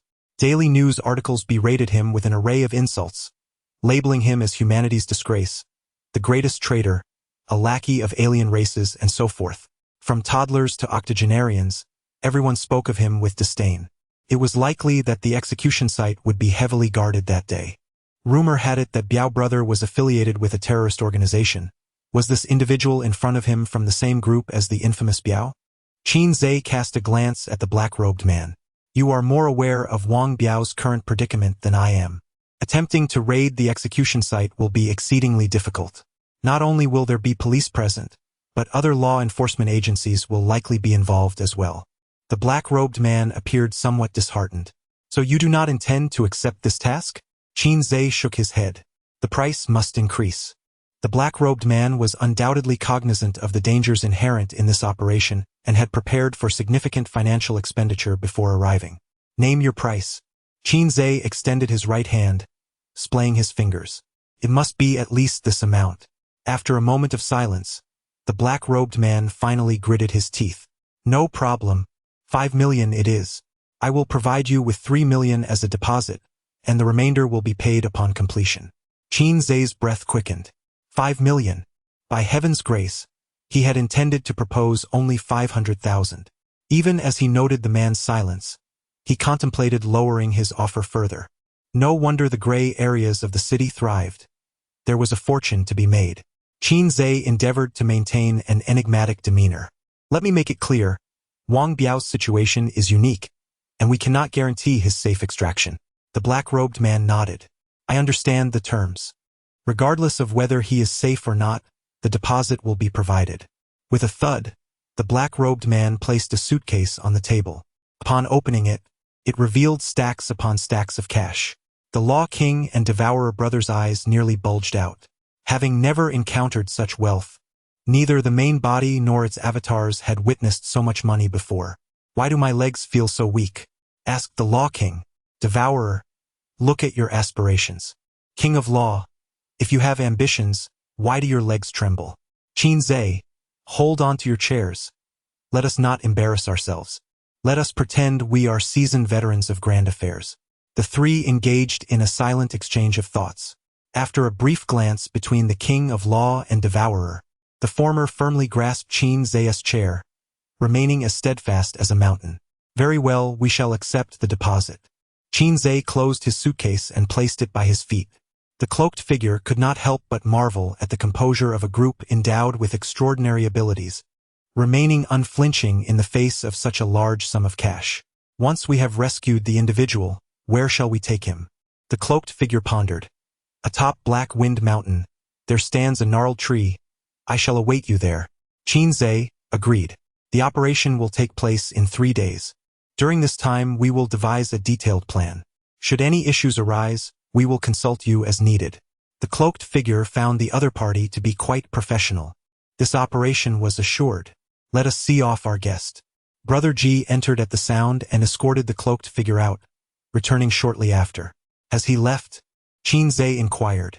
Brother G replied, he has departed. Everyone, come out. Pretending to be someone else must have exhausted you all. Qin Zai clapped his hands. Disguised as various birds and beasts, the doppelgangers emerged from the back room. They encircled Qin Zai, their eyes gleaming with anticipation at the sight of the suitcase brimming with cash. Qin Zai opened the case, scattering a handful of bills like petals in the wind. Our first transaction. We are officially in business. The doppelgangers erupted into jubilant cheers. 3 million, a lifetime of spending. I want to buy a bicycle. I want to dye my hair green. Let us divide the money. Qin Zai kicked down the doppelganger who suggested dividing the funds. Thud. He closed the suitcase. I will allocate 1 million for your operational expenses. Now, let us discuss the plan for the action in 3 days. The doppelgangers exchanged glances, falling silent. In a crucial moment, they proved utterly useless. King of Law, you speak. Qin Zai, seeing their reticence, directly called him out. After a moment of silence, King of Law suggested, what if we skip the job? The other doppelgangers suddenly brightened at the prospect. Feasible. This dilapidated warehouse cost but a few hundred. We could easily abandon it. A heist at the execution ground would be perilous. Who knows how many brothers we might lose? Let us escape. The world is vast. There are countless places to settle. Let us move, right now. Qin Zai's expression darkened. To flee from our first transaction? How shall our circus conduct business in the future? Devourer spoke up. I have a plan. Half an hour later, Qin Zai made a decision. This shall be our course of action. Tomorrow, send 2 brothers to scout Yunshan. 3 heads are better than 1. A room full of schemers, building upon Devourer's plan, finally crafted a reasonably sound operational strategy. Brother Biao must harbor a secret. Otherwise, so many would not be concerned for his well-being. King of Law suddenly remarked. Devourer. Regardless, when the time comes, he will be in our grasp first, and any secrets will be unveiled. Qin Zai shares this sentiment. He too is filled with curiosity about this disgrace of the human race, eager to discern the depths of such shame. Rising and adjusting his attire, he proclaimed with clarity, Ladies and gentlemen, our inaugural performance in this realm is about to commence. Even in the absence of applause, let us remember to take our graceful bow. Has the matter been resolved? In a narrow, dimly lit room, a dozen figures cloaked in black gathered. They varied in height and build, each one shrouded completely, save for their piercing eyes. The payment has been delivered. The strongest among them are merely 2 first-tier warriors. Although one possesses innate abilities, his low rank does not alter the overall situation. The tall figure in black, who had previously negotiated with Qin Zai, remarked, Is it possible that an innate ability user could lead to unforeseen complications? What if they indeed manage to rescue the individual? A voice of dissent arose. The tall figure scoffed, That would only simplify matters for us. However, I advise you to keep your concerns to yourself. If those few insignificant wretches truly disrupt the execution, I shall forfeit my life. Chapter 30. The stage is set. Part 1, 3 days later, at Yunshan. As dawn broke, the execution ground atop the mountain was already thronged with various reporters. The authorities had released news in advance that the execution would be broadcast live, ostensibly to instill fear in potential wrongdoers. However, the true intent behind the spectacle remained shrouded in mystery. As the first rays of sunlight appeared, A police vehicle ascended the mountain. The door swung open, and a disheveled Wang Biao, shackled hand and foot, was escorted from the car, his demeanor one of utter despair. Reporters quickly surrounded him, their cameras flashing incessantly. Wang Biao, over here. Do you have anything to say about being labeled the shame of humanity? Can we interview you about your psychological state at the time of the murders? Those individuals bore you no ill will. Why did you take their lives? 22 martial artists. Do you realize the immense contributions they made to humanity? Wang Biao abruptly lifted his head, his gaze landing on the reporter who had posed the last question. They were nothing but a swarm of maggots. Aside from becoming flies, they contributed nothing to humankind. I killed them for the sake of fairness.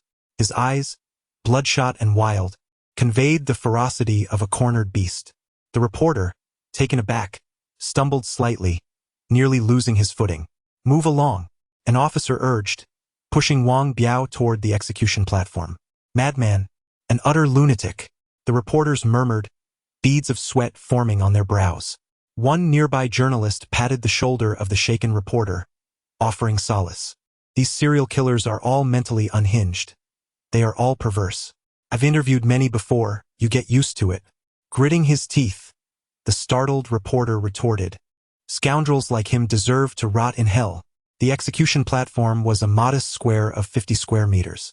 At its center stood a cast-iron pillar, behind which loomed a structure reminiscent of a gantry crane. At the core of the horizontal beam protruded a triangular nozzle, aimed directly at the bound Wang Biao.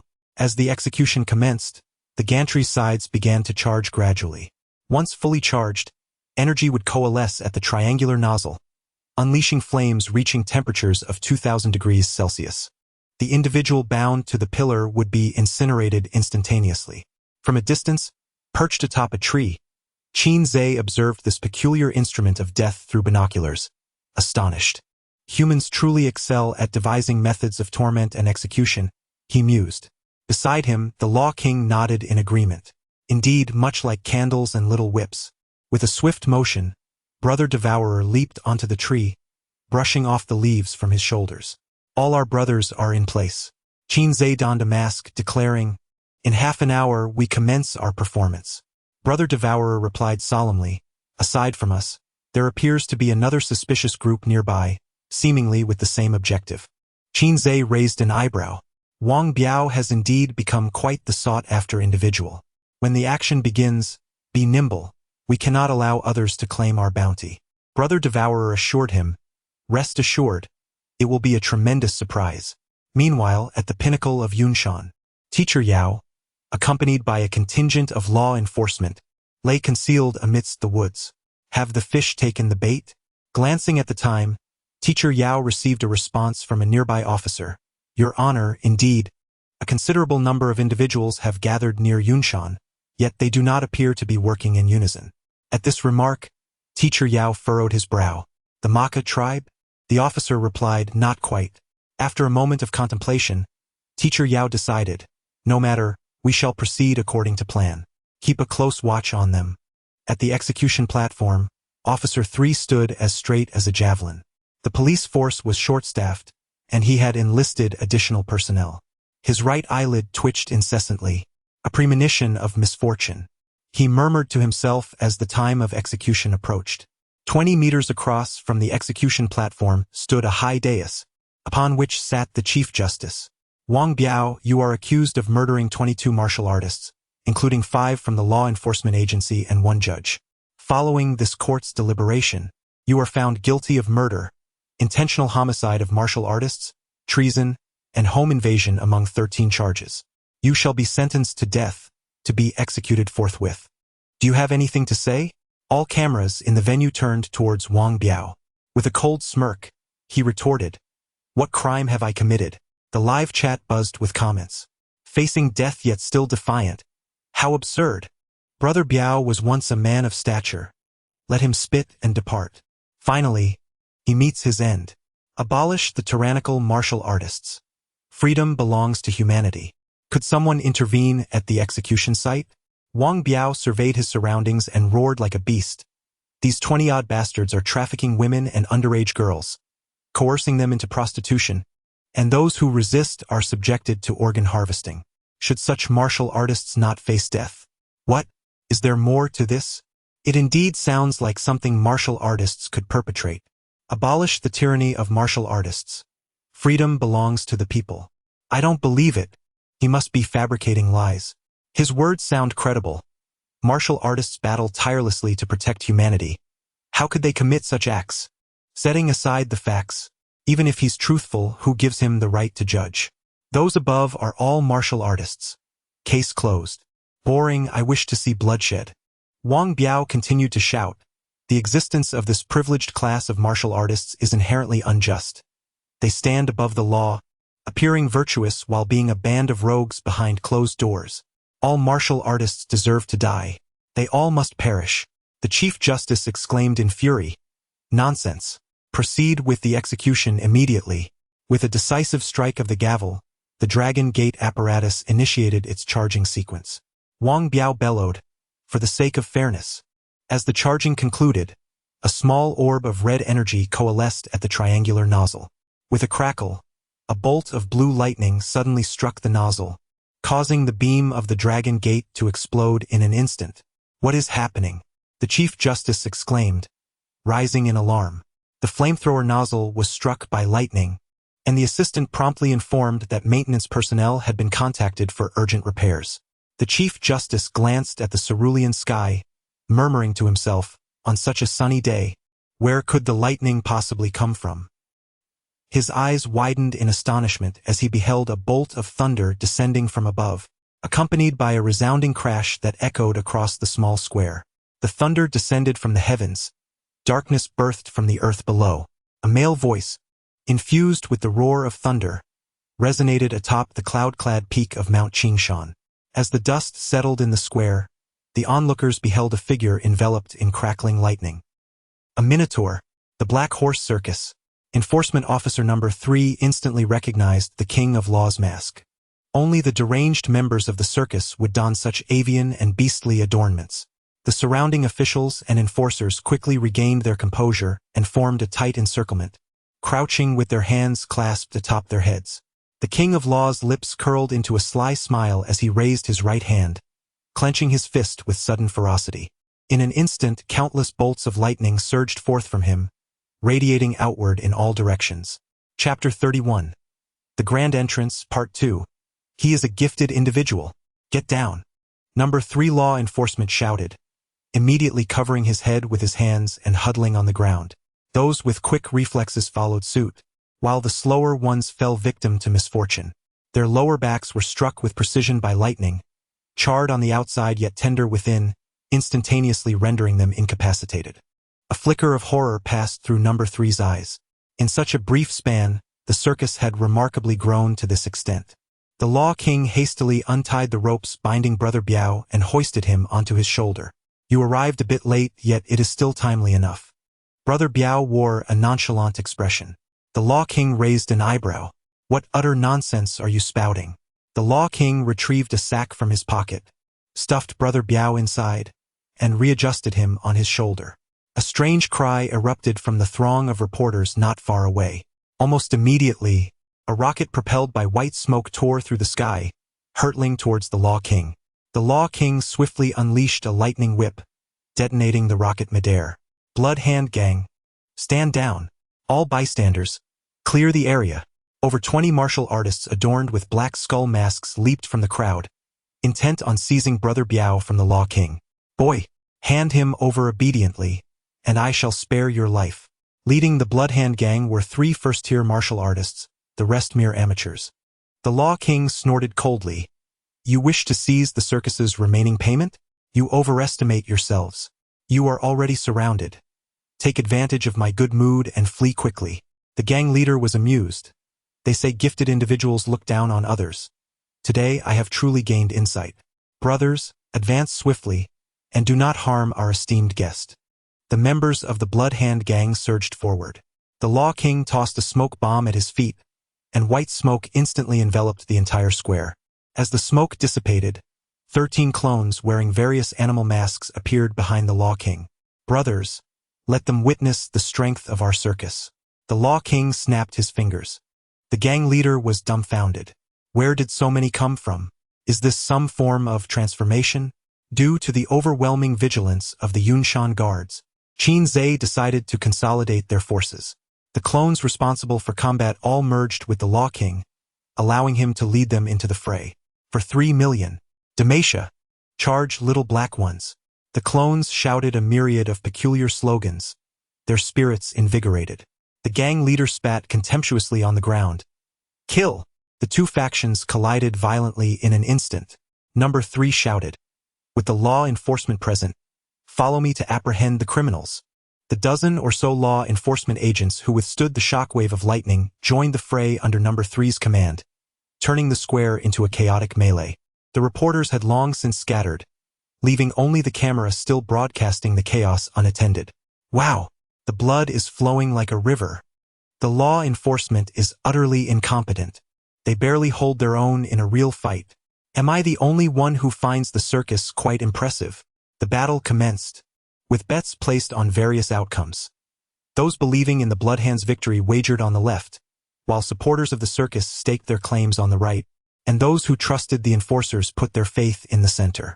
The fervor to eradicate the tyranny of martial artists surged, heralding freedom for the people. The circus proved to be ruthless, opting for self-destruction when faced with defeat. The chaos unfolded rapidly in the small square. Despite the numerical disadvantage, the black-clad warriors engaged in close combat and resorted to self-detonation. After several explosions, both the Bloodhand and the enforcers were struck with fear. Madmen, a pack of lunatics. The gang leader trembled with dread. Although the Bloodhand boasted a slightly higher average level and greater numbers among the martial artists, the black-clad warriors fought without restraint, valuing their lives not at all.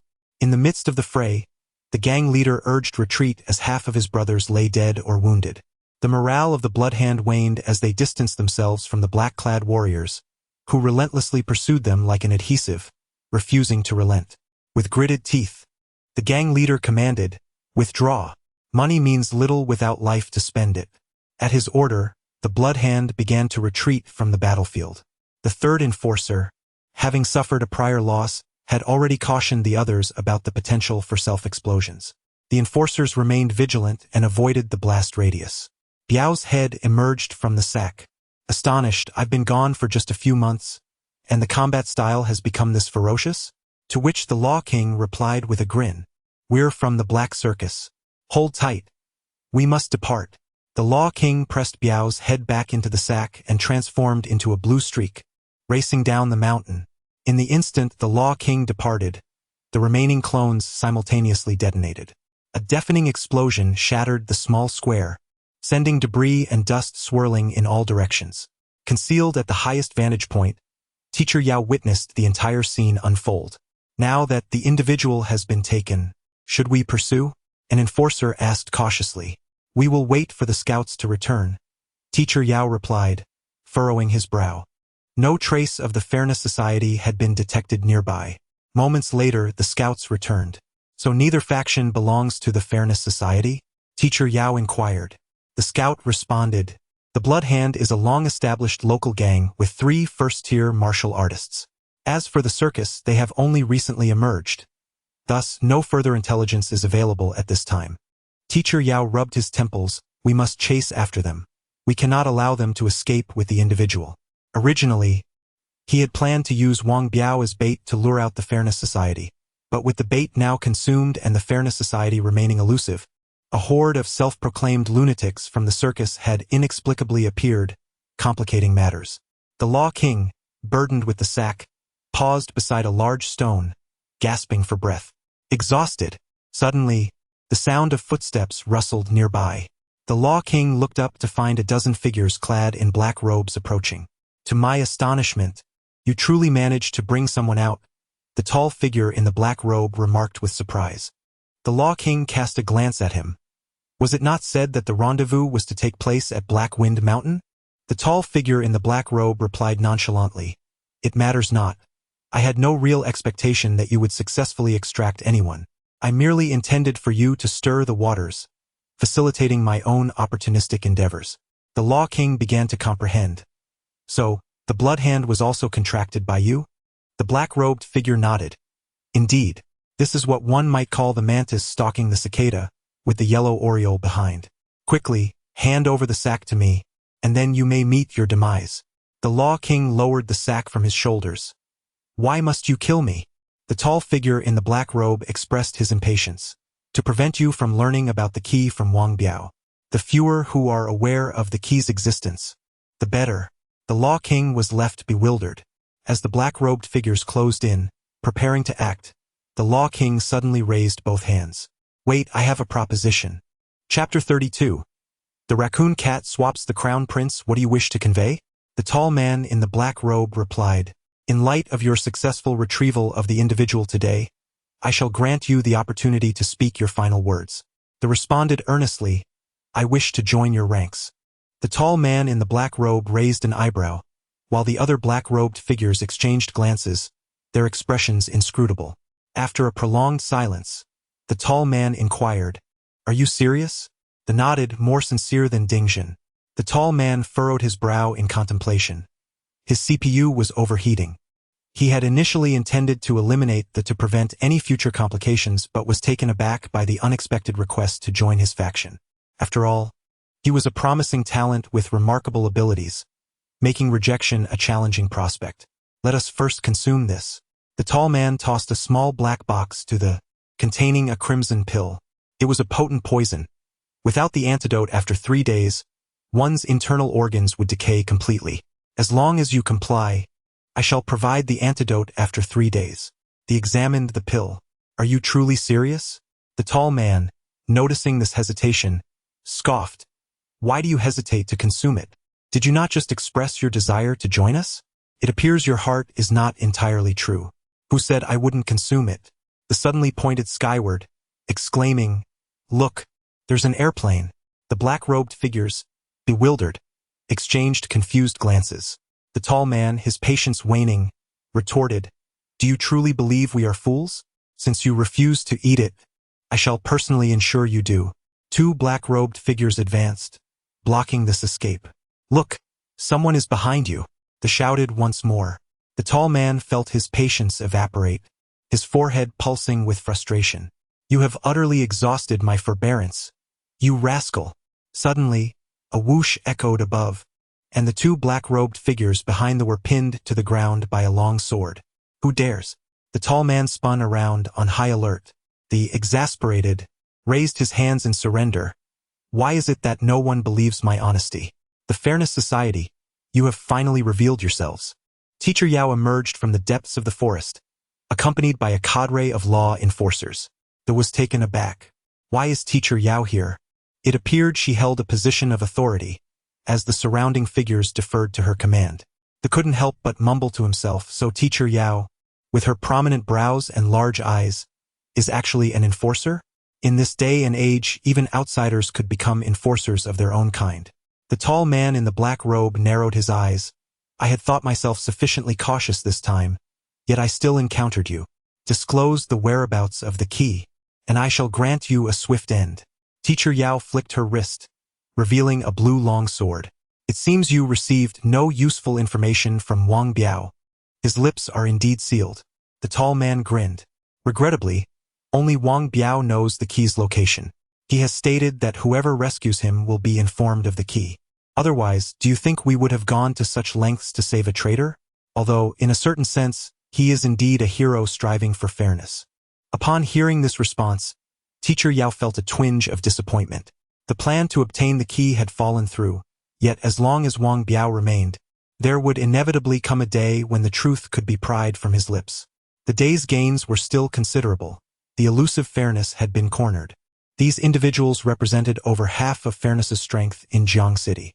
Eliminating them would mark the achievement of the primary objective, executing them all without exception. With a command from Teacher Yao, the enforcers each selected their targets and surged forward to engage in combat. Teacher Yao and the towering figure in the black robe had a clear objective, the bag containing Wang Biao. This black-robed individual had gone to great lengths in this operation solely to rescue Wang Biao. For Teacher Yao, while Wang Biao was bait, he still held value that could not be discarded. As the 2 formidable warriors charged towards him, the Law King felt a momentary trepidation. A sudden thought struck him. He had left the gas on at home. We'll meet another day. With that, the Law King cast off the bag from his shoulder and transformed into a flash of lightning, darting into the distance. Teacher Yao and the imposing black-robed figure simultaneously reached for the bag, disregarding the Law King entirely. The black-robed man was the first to seize it, only to look up and see Teacher Yao's sword descending upon him. He casually tossed the bag beneath a tree. Boom! The black-robed man's arms trembled as he unleashed the full might of his 4 layers of reverse. He resembled a frenzied baboon, his fists raining down upon Teacher Yao with relentless fury. While Teacher Yao adeptly parried with her sword, she retreated swiftly. The enforcers are merely this, she scoffed. Do these insignificant ants dare to bait a tiger? Yet, she remained composed. Though it appeared she was merely enduring the onslaught, each block was executed with effortless grace. In the span of merely 2 minutes, the black-robed man had unleashed hundreds of punches. Yet he could not even graze the hem of Teacher Yao's garment. Had this been 10 days prior, before my breakthrough, you might have had a chance. Regrettably, now I could subdue you with a single hand. In the next moment, the unique aura of a level 4 warrior erupted from Teacher Yao, enveloping the entire battlefield. A level 4 enforcer, the black-robed man felt a surge of panic. In a desolate place like Jiang City, a level 4 enforcer had emerged. It dawned upon him that Teacher Yao had come specifically for their group. He had thought the enforcers were merely intent on silencing Wang Biao due to the key's clues, unaware that they were the true target. Bang! Teacher Yao cleaved the black-robed man away with a single stroke. Cough, cough, cough. The black-robed man spat blood, a deep, ghastly wound appearing on his chest. I understand now. You fear we will disrupt your dealings with the Ma Ka clan. But we are not the entirety of fairness in Jiang City. The black-robed man's skin suddenly flushed red as he shouted, Fight for fairness. Swish! A flash of white light cut through the air, and the black-robed man's head was severed by Teacher Yao's sword, so swift that he did not even have time to self-destruct.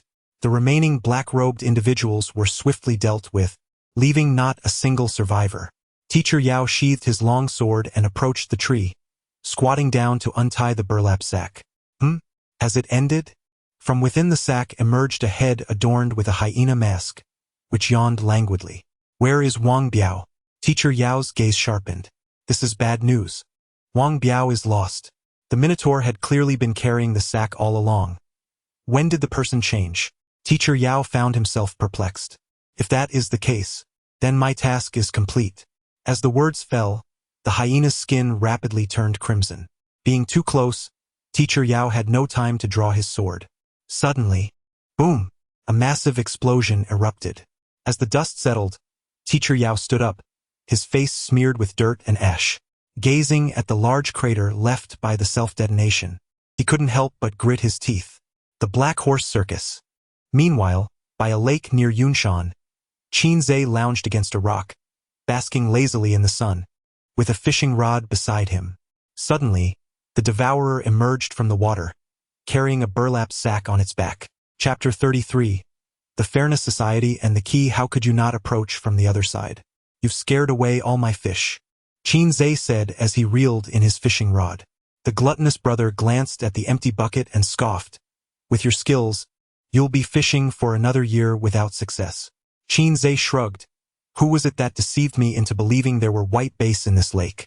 With a thud, the gluttonous brother dropped the sack on the ground and shook himself like a dog, his blood circulating vigorously, instantly drying his clothes. Qinzhe watched with envy.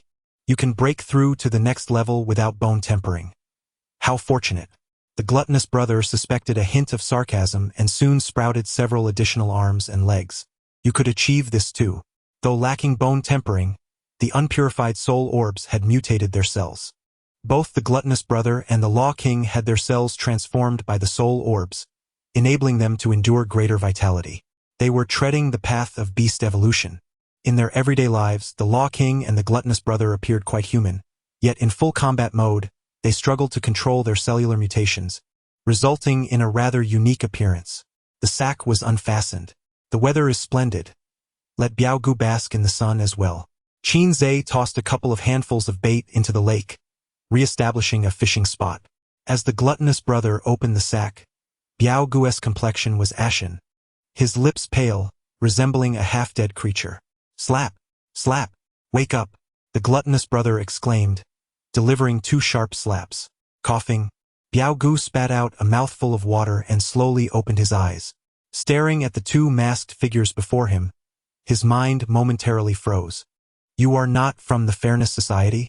With his back turned to Biao Gu, Qin Zhe flicked his hook and replied nonchalantly, It turns out we were hired by the Fairness Society to rescue you. But once the task was accomplished, they intended to dispose of us. The plan, devised by Qin Zhe and a group of ragtag individuals, was straightforward.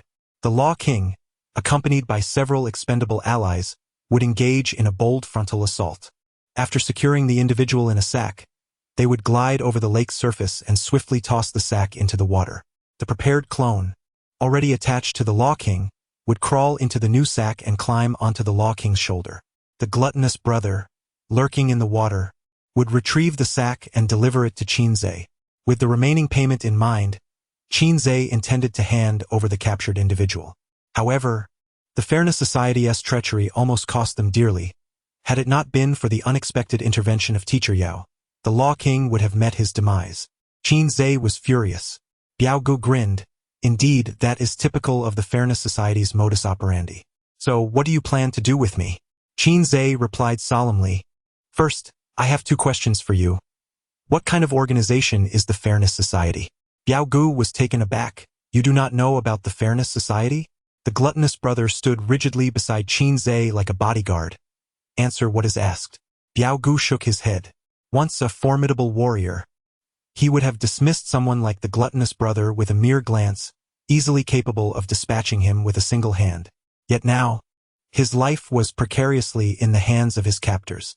The Fairness Society aspired to create a world characterized by fairness, justice, equality, and the absence of class distinctions. Their slogan is to fight for fairness, with the mission to eradicate the tyranny of warriors, proclaiming that freedom belongs to the people. Qin Zhe scoffed, dismissing it as a collection of grandiose and meaningless rhetoric. Biao Gu inquired, Do you believe that fairness is but a delusion? Qin Zhe reeled in his fishing rod, only to find the fish had escaped. Where in the world is absolute fairness? Even if the warrior class were to vanish, it is likely that a new class of scholars would emerge. I refuse to believe that fairness entails equality for all, that each individual's rights would be of the same magnitude. Upon hearing this, Biao Gu appeared contemplative. The conflict between the warrior class and ordinary people is a tangible reality, growing ever more intense. Although the Fairness Society is indeed hypocritical in some respects, they aspire to eliminate this discord in whatever manner they can. Qin Zhe shook his head, declaring such actions are utterly futile. Eradicating discord cannot be achieved simply by exterminating all warriors. It is but a superficial remedy. Just as you posited, if the Fairness Society ultimately succeeds, how can you be certain that fairness will not become a new warrior class? Biao Gu fell silent, his mind slightly overwhelmed. He found Qin Zhe's reasoning quite persuasive. Should they do nothing and allow warriors to trample over everyone?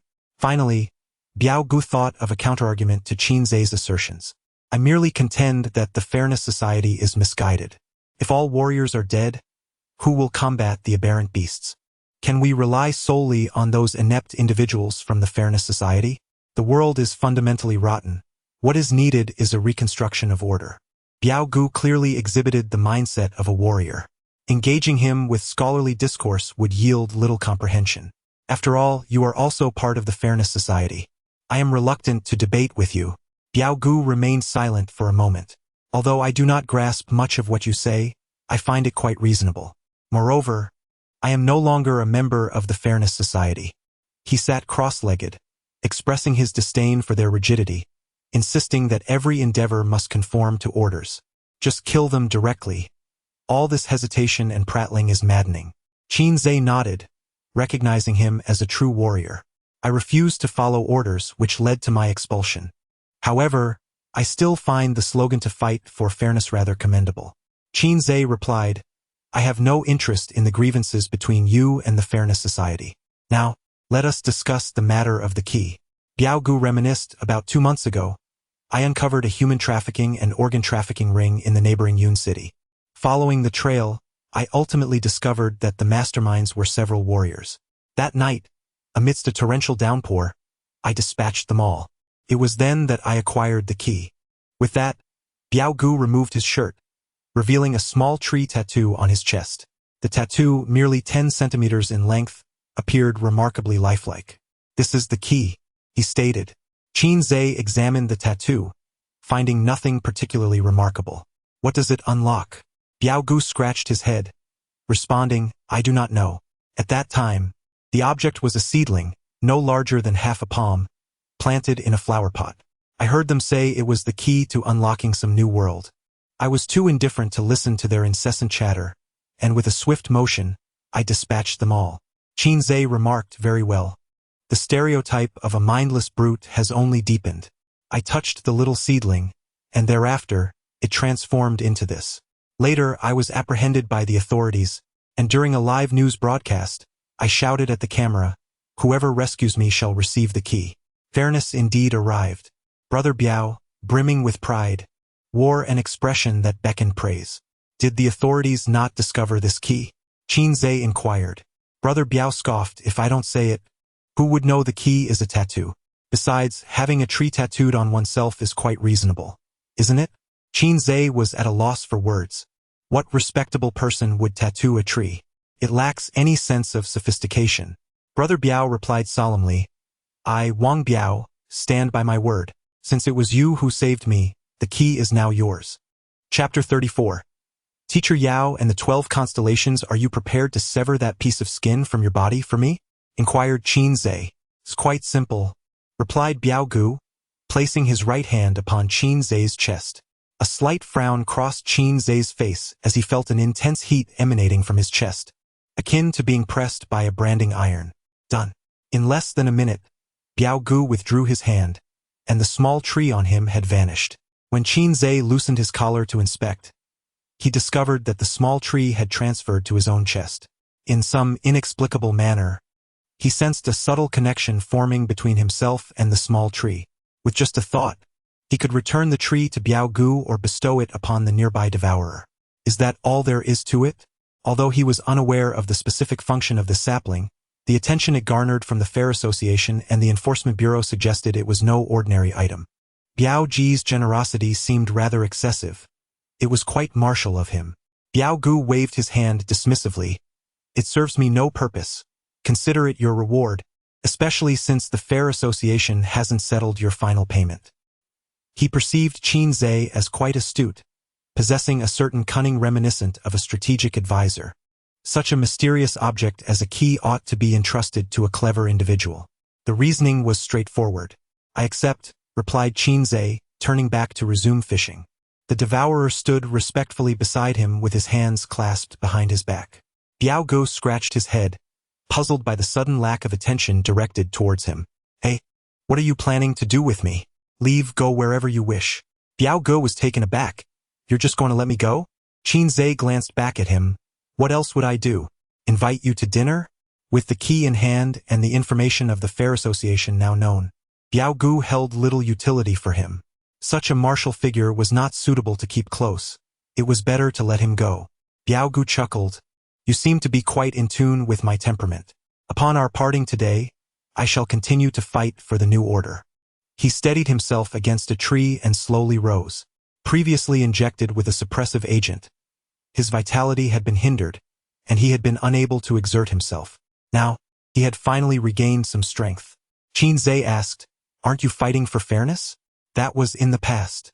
I now find your notion of a new order far more compelling," Biao Gu asserted. "What exactly is this new order you speak of?" Biao Gu shook his head, his expression resolute. "What it is matters little. I simply believe you are right." Qin Zhe rolled his eyes. "What level of martial artist are you?" "Level 5. No wonder he could slay so many martial artists and still escape unscathed. Farewell." Biao Gu pushed off with his feet, propelling himself across the water's surface towards the opposite shore. However, halfway across, with a splash, he fell into the water. Moments later, he resurfaced, cursing while swimming towards the bank. "Damn it, that was a failed display. My vitality hasn't fully recovered." The devourer, watching Biao Ji's figure recede into the distance, asked, "Why not eliminate him? If he starts blabbering about the key being with us, won't we become targets? Qinze remarked that he had not heard of anyone being a 5th-level warrior. Even if they had lost their vitality, merely standing there would render them impervious to any assault from the two of them. However, it mattered little. Brother Biao was a source of amusement. Qinze found himself rather looking forward to their next encounter. Unbeknownst to him, his inadvertent actions and decisions would later bestow the circus with a devoted emissary. Meanwhile, Teacher Yao returned home, her face smeared with dust and grime. Upon entering the bathroom, she shed her tattered coat and stood beneath the shower, turning on the hot water. The steam curled around her, and a hazy silhouette was cast upon the fogged glass door. Suddenly, the phone in the living room rang. Teacher Yao heard it, but chose to ignore it, biting her lower lip in frustration. How infuriating!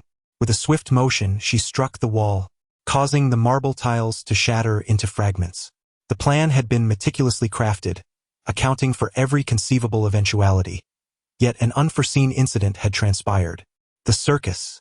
Teacher Yao gritted her teeth, vowing to hunt down these vermin and crush them one by one.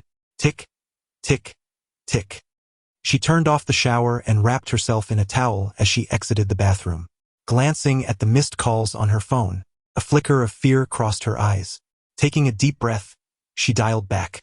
Moments later, a man's voice echoed on the other end. Wang Biao is missing. Your trial mission has failed, and the family is greatly disappointed in you. Teacher Yao quickly replied. Wang Biao's disappearance was merely an accident. I have uprooted the main force of the Fairness Society lurking in Jiangqing. Give me a little more time and I will surely bring Wang Biao back. The voice on the other end retorted, failure is failure. I do not wish to hear any explanations or justifications. Return immediately. Teacher Yao, filled with reluctance, responded, I have uncovered leads. Wang Biao was taken by a newly emerging local organization. I can find him. Return, the man insisted, his tone leaving no room for argument. Wang Biao might merely be a smokescreen, the key not resting with him at all. The family has assigned you a new task that demands your execution. You must return in 2 days. Beep, beep, beep. Teacher Yao hung up the phone, her face etched with profound despair. She curled up on the sofa, the silvery moonlight streaming in, draping the room in a shimmering veil. Sigh. After a long while, a resigned sigh echoed in the dimly lit room. In a shadowy conference room, 3 figures clad in black robes sat around a massive round table.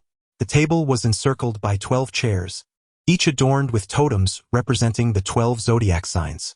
Among them, the chairs of Leo, Aries, and Pisces were occupied, their occupants donning masks corresponding to their respective signs. The members stationed in Jiangqing had all been eradicated by enforcement, including 2 gray-robed attendants and 26 members. The president was now quite upset. Aries, Jiangqing was under your purview. Do you have anything to say? Leo intoned solemnly. Aries cast a cold glance at Pisces. Had it not been for that wretched key, my people would not have been exposed. Pisces chuckled softly, pondering who was so eager to claim credit that they sought collaboration with him. Enough, Leo declared, slamming his hand on the table. In just over a month, the Maka tribe will arrive in Jiangqing, and this time we must secure the otherworldly territory. Aries, I hope you will not disappoint the president again. Aries snorted dismissively. Are you instructing me on how to perform my duties? Pisces interjected with a sardonic tone. Indeed, Lord Aries is quite the favorite before the president. What right does a mere Leo have to dictate? A menacing aura emanated from Aries, instantly enveloping Pisces. Oh dear, I am quite frightened, Pisces retorted, as their energies clashed. Enough, both of you. Leo's commanding presence quelled the tension in the room. In comparison, Aries and Pisces appeared as fragile flames flickering in a tempest, on the verge of extinguishment. Have you broken through? Pisces asked, eyes wide with astonishment. Aries straightened, unable to hide his surprise. Leo offered no response, merely stating, Pisces, continue your search for the key's whereabouts. Aries will oversee the otherworldly territory in Jiangqing.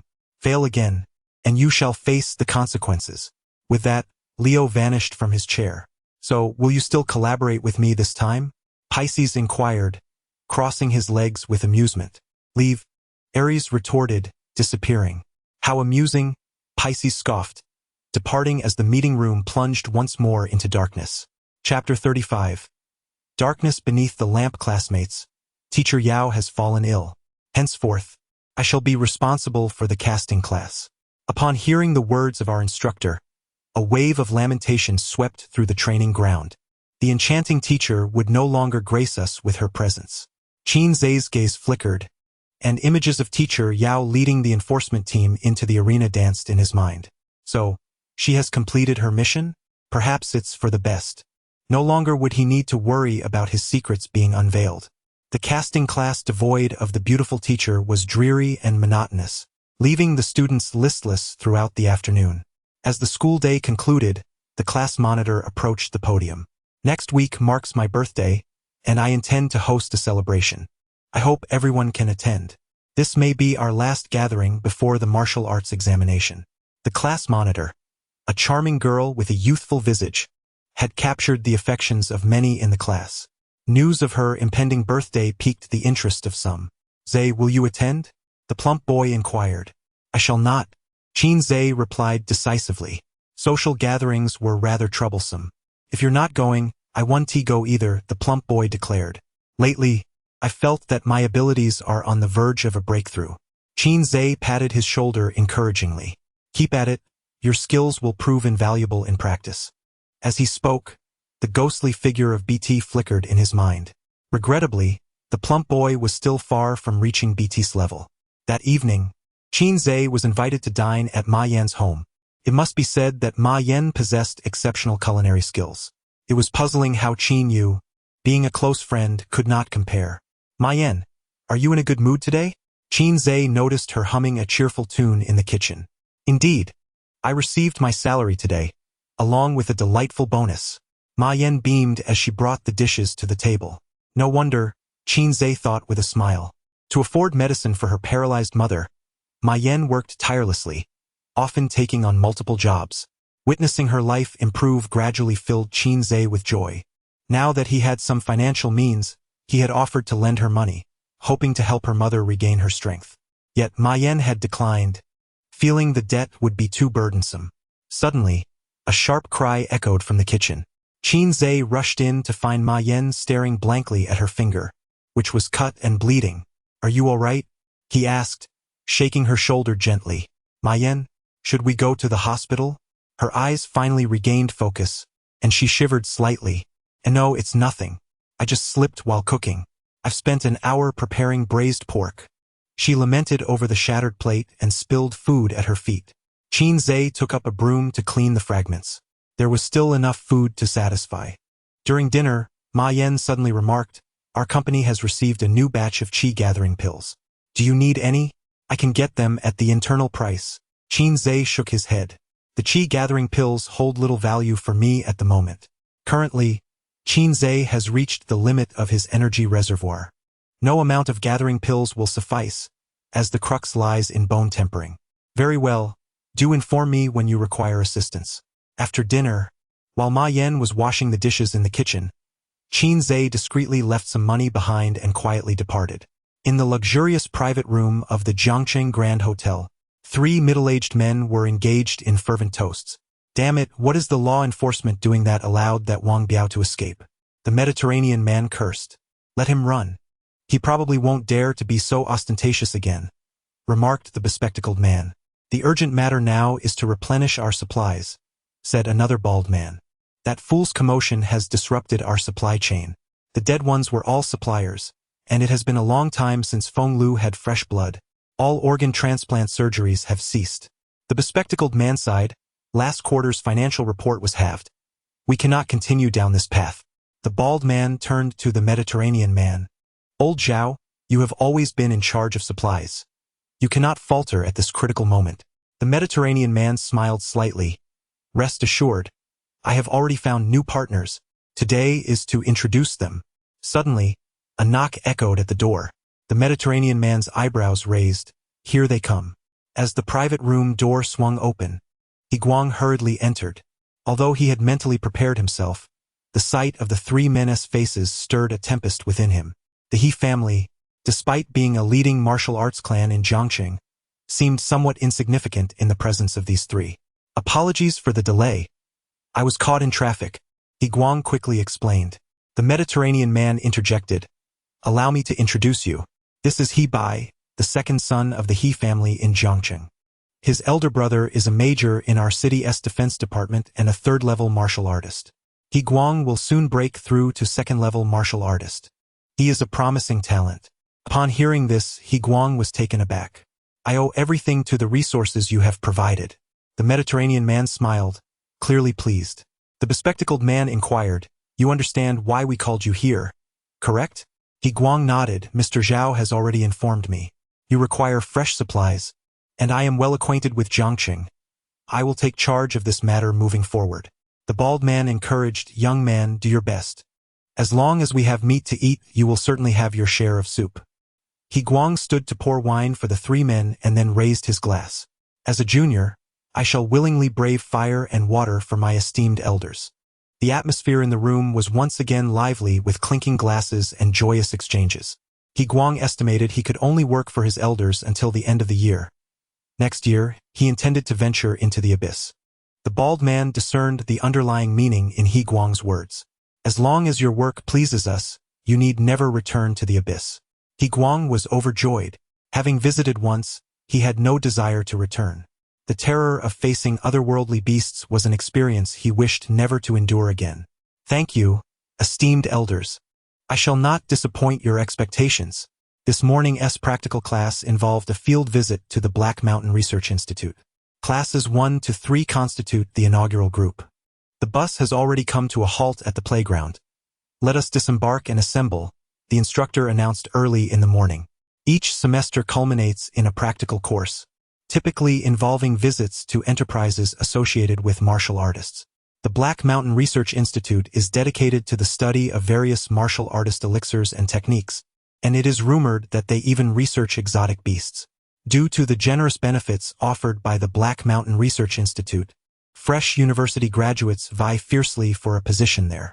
Additionally, the institute provides a scholarship fund, selecting outstanding students to sign an agreement.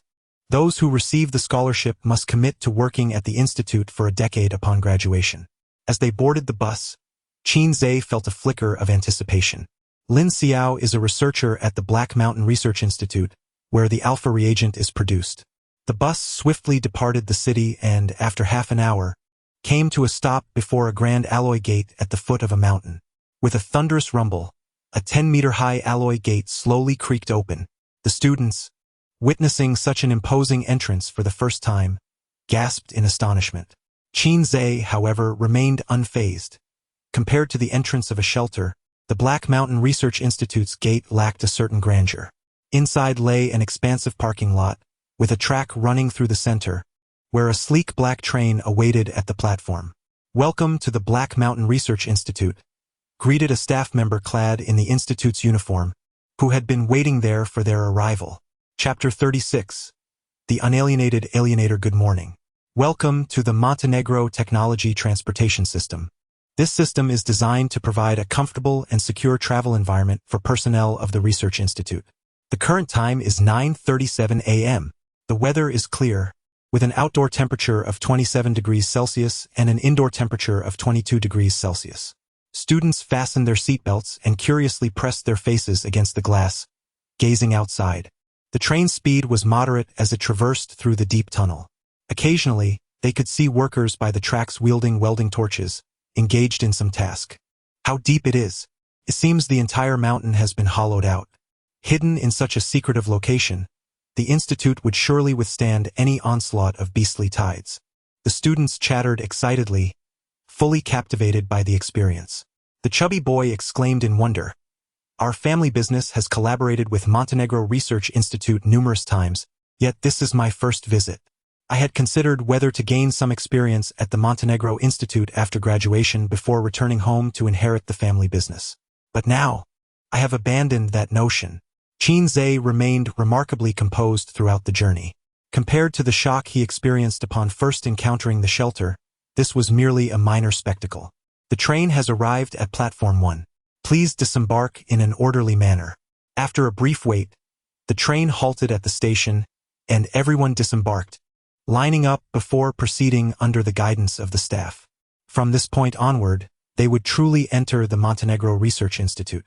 The group stood before a tightly sealed alloy door, which the staff opened with a swipe of a card. Inside was a spacious hall bustling with hurried individuals. A central signboard displayed the various research departments across the 5 floors of the institute. Qin and his companions were currently on the first floor, the reception hall. Next, I will take you to our specimen gallery. The group took the elevator down to the second floor, which was entirely dedicated to the specimen gallery. Behind transparent glass cabinets lay specimens of various monstrous beings, some merely skeletal remains. Each specimen was colossal and fearsome in appearance.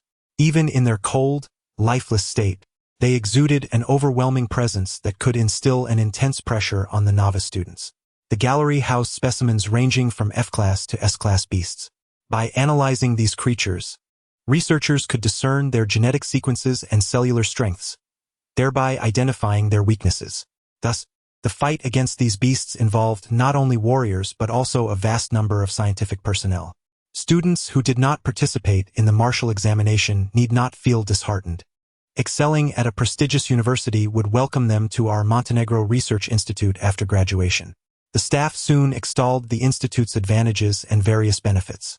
Qin discerned that this was not merely a practical lesson, but rather the institute's attempt to recruit talent. After touring the specimen gallery, the group proceeded to the medicinal pill development department. Through the transparent glass walls, they observed the anxious expressions of the experimenters within. They were swathed in layers of protective gear, even their eyes shielded by goggles. The pill development department primarily focuses on creating various medicinal concoctions necessary for martial artists, such as healing elixirs and energy-enhancing pills. Occasionally, we receive orders from the front lines to develop corresponding medicines. Presently, the pill development department is the most understaffed. Students from Wenko University can enroll in relevant majors, and upon graduation, they can join after passing an interview. The staff exhibit particular enthusiasm for those students who do not participate in martial examinations, showering them with warmth and inquiries. In contrast, the rough-and-tumble warriors like Qin find themselves relegated to the sidelines. This is exceedingly pragmatic, the chubby one quipped. Qin chuckled, you hold no value to them. It's a privilege just to be allowed to tour. After the tour of the development department, Qin felt an urgent need to relieve himself.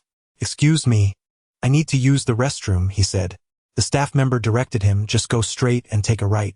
He had no fear that Qin would wander into restricted areas, as there was a door every few meters, and without an access card, one could not venture far. Wait for me, Zegu, the chubby one called out, following closely behind. Aside from him, Qin also spotted the class monitor. Qin, will you attend my birthday party next week? She inquired. I'm afraid not.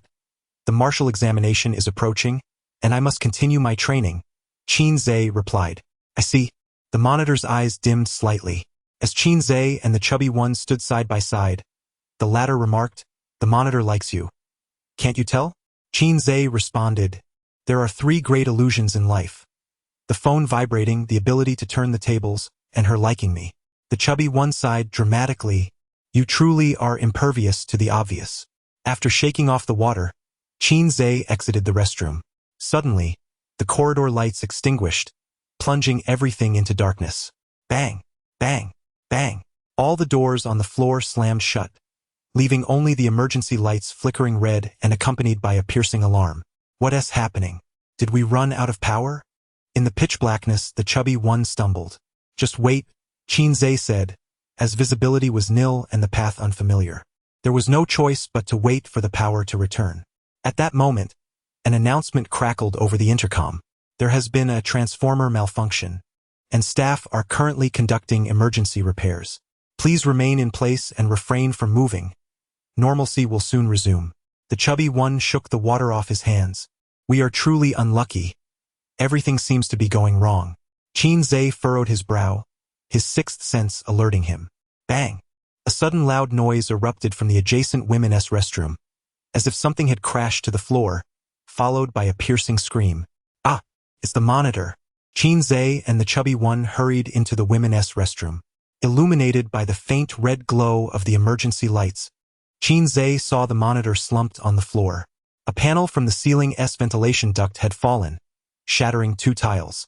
Not far from the monitor, there was a hunched, humanoid figure emitting low, menacing growls. What is that? The chubby one stammered. The darkness made it impossible to discern the creature's features. Qinzhe found the figure somewhat familiar. After a brief standoff, the individual suddenly lunged towards the class leader on the ground. In an instant, Qinzhe unleashed a surge of counter-magic, landing a solid punch against him. With a resounding thud, both parties staggered back. In the blink of an eye, Qinzhe seized the class leader's arm, using her momentum to pull her to safety behind him. Upon closer inspection, Qinzhe finally discerned the features of his opponent. The man, who appeared to be under 30, was completely bald, his skin a sickly yellow hue. He wore a blue and white hospital gown, with the number 3 emblazoned on his chest. An aberrant. Qinzhe's brow furrowed in concern. He was transformed, yet not entirely so. The figure before him bore a significant disparity in appearance compared to the aberrants encountered in the other realm. He resembled a grotesque version of them. A foreboding sensation gripped Qinzhe's heart. Could it be that reality was destined to replicate the calamity of aberrants from the other realm? Chapter 37. The wrath of justice. The aberrant did not recklessly launch another attack. The recent skirmish made him acutely aware that Qinzhe's prowess far surpassed his own. The aberrant distanced himself from Qinzhe, his eyes emanating a sinister red glow, accompanied by low growls from his throat. Was this a beast? The squad leader, shaken, scrambled to her feet and sought refuge behind Qinzhe. Moments prior, while washing her hands, the aberrant had unexpectedly leaped from the ventilation duct. Could be said so. Clearly, this aberrant was a product of the research facility, having inexplicably escaped. A rumble echoed from the overhead ventilation duct, and soon after, 2 more aberrants sprang forth. The sounds from the duct showed no signs of abating. You all go ahead, Qinzhe instructed. Go for it, Brother Zhe. The portly one understood his limitations. Staying would only distract Qinzhe and hinder him. I will fight alongside you. The squad leader, summoning her courage, stepped out from behind Qinzhe. The portly one felt a wave of frustration. Squad leader, please don't waste time here. Boom! Just as he spoke, a tremendous crash resounded above, and a substantial portion of the ceiling collapsed. Along with the debris came a dark figure. The portly one reacted swiftly, grabbing the squad leader's arm and activating his innate ability. In a flash, he managed to teleport back 5 centimeters. Indeed, through diligent effort, he had grown taller during this time. The sharp claws grazed his chest, leaving a shallow gash on his skin. Had he not teleported, he would likely have been cleaved in 2. Hud. One after another, aberrants erupted from the shattered ceiling, cascading like dumplings. In a matter of seconds, over 20 aberrants filled the relatively confined restroom, flanking Qinzhe from all sides. Hurry, go! Qinzhe urged in a low voice. I'll summon the security. The portly one tugged at the squad leader as they sprinted for their lives. 2 aberrants attempted to pursue them. With a flick of his fingers, Qinzhe unleashed a bolt of lightning, causing the 2 to collapse, convulsing violently on the ground. In that instant, all the aberrants' ire was drawn towards him. The aberrants bore striking similarities.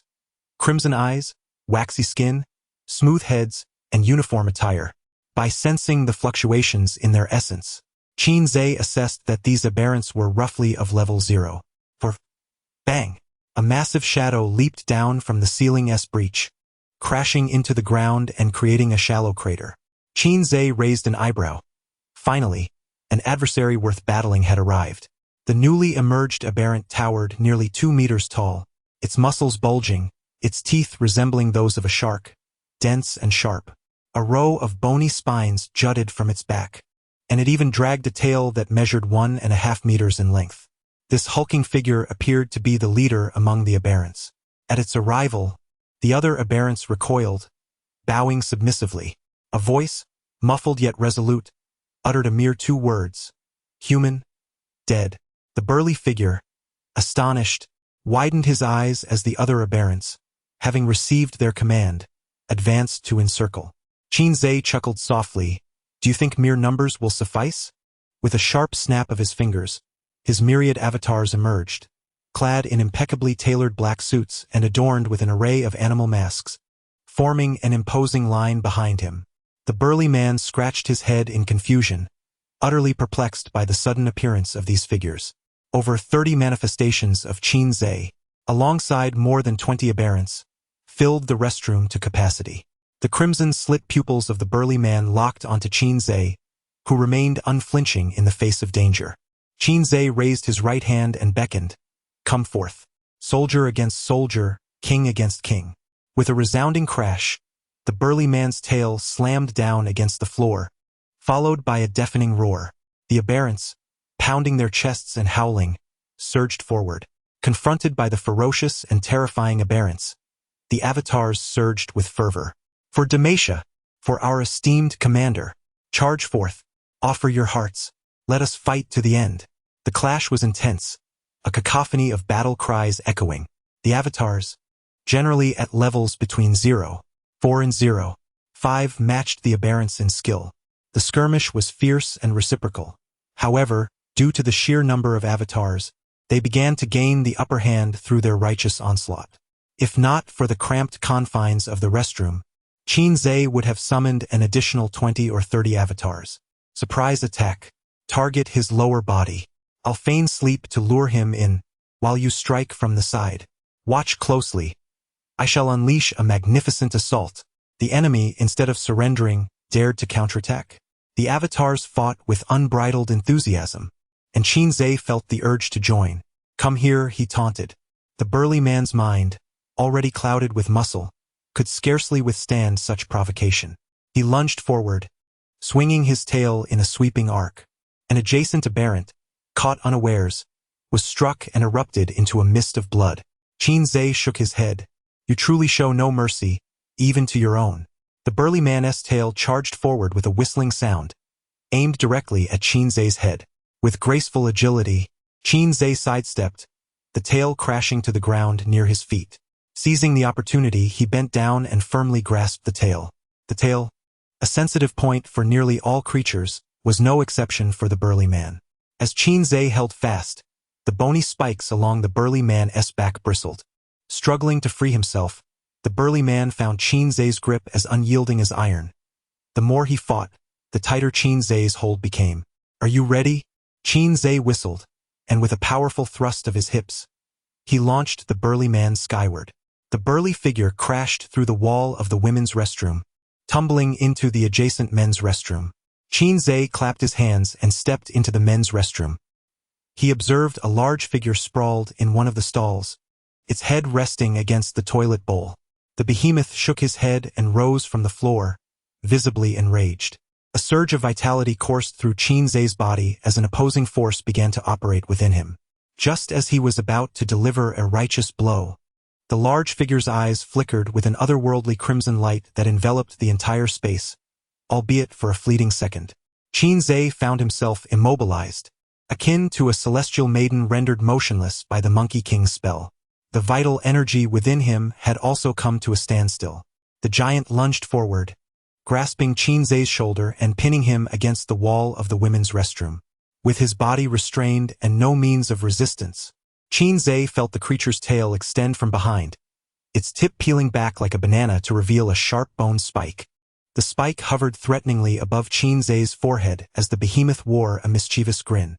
Qin Zhe marveled at the sight, realizing he was facing a gifted aberrant for the first time. Surely he did not think he had the upper hand? A smirk graced Qin Zhe's lips, and a flicker of thunder danced in his eyes. Chapter 38. I am truly enraged. With a thunderous roar, a bolt of furious lightning struck the chest of the hulking figure. With a pained cry, he was sent sprawling into the men's restroom. Qin Zhe landed gracefully on the ground, his body crackling with vibrant blue arcs of electricity. The manifestation of his innate ability required no depletion of vitality. Rather, it was summoned through the sheer force of will. Merely a thought was sufficient to activate his powers instantaneously. This inherent talent is precisely what renders those gifted with such abilities exceedingly sought after. Unlike martial artists, who must concentrate their energy and undergo a preparatory phase before casting spells, innate talent wielders possess an undeniable edge. Are you even capable, Mutt? We have already concluded our battle. It is merely your side that remains unfinished. If you require assistance, do not hesitate to inform the elders. My true form is indeed a prized possession. The skirmish involving his clones had reached its conclusion, with all aberrants vanquished and not a single clone sustaining injury, given their numerical superiority. In such a favorable scenario, even a pack of curs could emerge victorious. The clones either squatted on the ground or poked at the lifeless bodies below, each finding themselves in a state of utter idleness. Qin Zayas' voice resonated with a thunderous authority, reverberating with an echo of power. Open your eyes wide and behold. Your elder shall forever remain your elder. From his right arm, a serpent of electricity coalesced, thick as a human limb. It's taking form. Allow me to witness. Can a single punch pierce through that creature? Ignoring the jeers of his clones, Qin Zay completed his charge and prepared for execution. Just as he approached the gaping hole in the wall, a multitude of bony spikes suddenly soared from the men's restroom, leaving him with nowhere to evade. He swiftly seized one of the observing clones, pulling it before him as a shield. The spikes rained down like a tempest, impaling the clone mercilessly. Qin Zay, am I not splendid? With a thud, the clone collapsed, a veritable human porcupine, its chest, face, and thighs adorned with spikes. Its skin turned a sickly hue while its body convulsed violently. Poisonous. Qin Zay raised an eyebrow, contemplating the overabundance of this aberrant's abilities. It was fortunate that it had not yet reached the first level. Otherwise, he and his clones would have been thoroughly overwhelmed. Your attack has concluded. Now, it is my turn. Alas, there are no hypotheticals. Stepping into the men's restroom, he found the hulking figure leaning against the wall, gasping for breath, clearly drained from the earlier encounter. Upon noticing Qin Zayas' unscathed form, the hulking figure was momentarily taken aback. With a final surge of strength, he lunged at Qin Zay. Embrace the judgment of thunder. Qin Zay unleashed a powerful straight punch. The electric serpent surged forth like a wild stallion, crashing into the hulking figure's chest. In the dim space, lightning erupted, and in an instant, the electric serpent pierced through the hulking figure, bisecting his massive frame. The serpent withdrew from the hulking body, relentlessly charging into the stall. Boom! The latrine exploded, excrement showering the area. With a dark expression, Qin Zay stepped back, narrowly avoiding a deluge of filth. Damn it! Who doesn't flush after using the toilet? The robust figure fell straight down, a gaping hole in its chest emitting wisps of white smoke, the air filled with the acrid scent of charred meat. There was no soul gem. One of the avatars had extracted the intestines of the hefty creature, yet no trace of the soul gem was found. It is well known that gifted beasts possess soul gems, as these gems are essential for the inheritance of their innate abilities. Neither the ordinary aberrants nor those with exceptional talents bore soul gems within them. Observing the blue and white striped hospital garb of these aberrants, a bold hypothesis suddenly blossomed in Qin Zay's mind. The lights flickered on. The emergency lights in the corridor extinguished. One after another, the previously sealed gates swung open. The avatars returned to Qin Zay, including the fortunate survivor who had escaped the poison's grasp. Outside the restroom, hurried footsteps echoed. A team of fully armed security personnel entered. At the forefront was a man clad in a black trench coat, his eyes concealed behind sunglasses. Upon witnessing the scene within the restroom, his brow furrowed deeply. The robust figure lay lifeless, a clear victim of a fatal blow. The other aberrants had met varied fates, many of which had undergone irreversible deformities, as though subjected to inhumane torment. Yet, this was merely a result of the Avatar's idle experimentation with resilience. Did you do all this? The trench-coated man fixed his gaze upon the sole survivor, Qin Zay. As you can see, Qin Zay shrugged. The man felt his worldview challenged profoundly. A mere high school student had single-handedly taken down more than 20 aberrants, one of which had been labeled highly dangerous by the Research Institute. Are students today truly this fierce? The man pressed a communicator to his ear. I have arrived on the scene. All test subjects are deceased. Yes, I understand. Qin Zay yawned. Can I leave now? The man blocked his path. I'm afraid not, at least for the moment. Qin Zay protested. Is it fair to put a minor like me in such a predicament? I came merely to attend a practical class, and nearly lost my life. After barely surviving, you still refuse to let me go? Do you have any idea the impact this has had on my fragile psyche? I'm utterly traumatized. The man tugged at the corner of his mouth.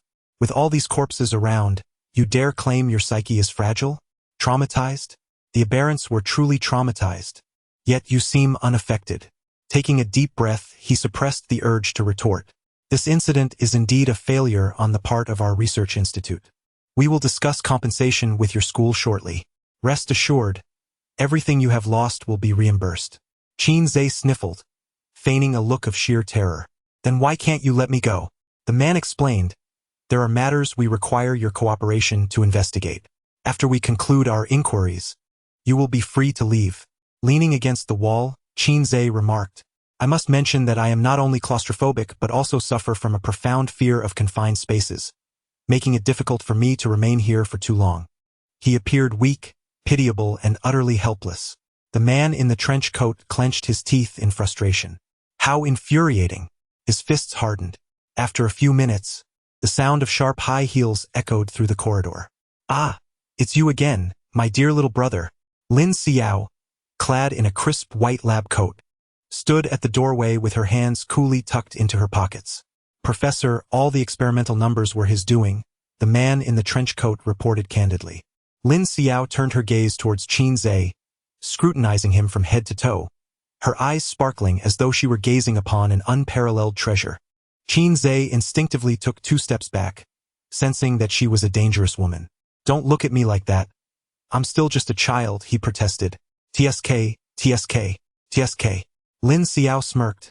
I have yet to meet a child quite as formidable as you. Come, let me see how much you've developed. With that, she picked up a syringe she always carried and approached Qin. Chapter 39. Breakthrough. Qin sidestepped, evading the woman's advance. Was she perhaps suffering from some peculiar affliction, relishing the idea of administering injections to others? Lin Xian, unfazed, brushed aside her bangs. Do not be anxious. I assure you, sister is acting in your best interest. Qin turned his gaze towards the man in the trench coat. Does cooperating with the investigation entail blood extraction as well? The man coughed a few times before addressing Lin Xian. Professor Lin, let us prioritize the task at hand. Lin Xian pouted, reluctantly stowing the syringe back into her pocket. She first examined the corpses of the smaller creatures, finally setting her sights on the gaping wound on the larger one's chest. The cut was neat, the edges charred, suggesting a violent electrical shock. Lin Xian, a true professional, discerned the cause of death with just a fleeting glance. To think you possess such innate abilities. Electromagnetic powers, perhaps?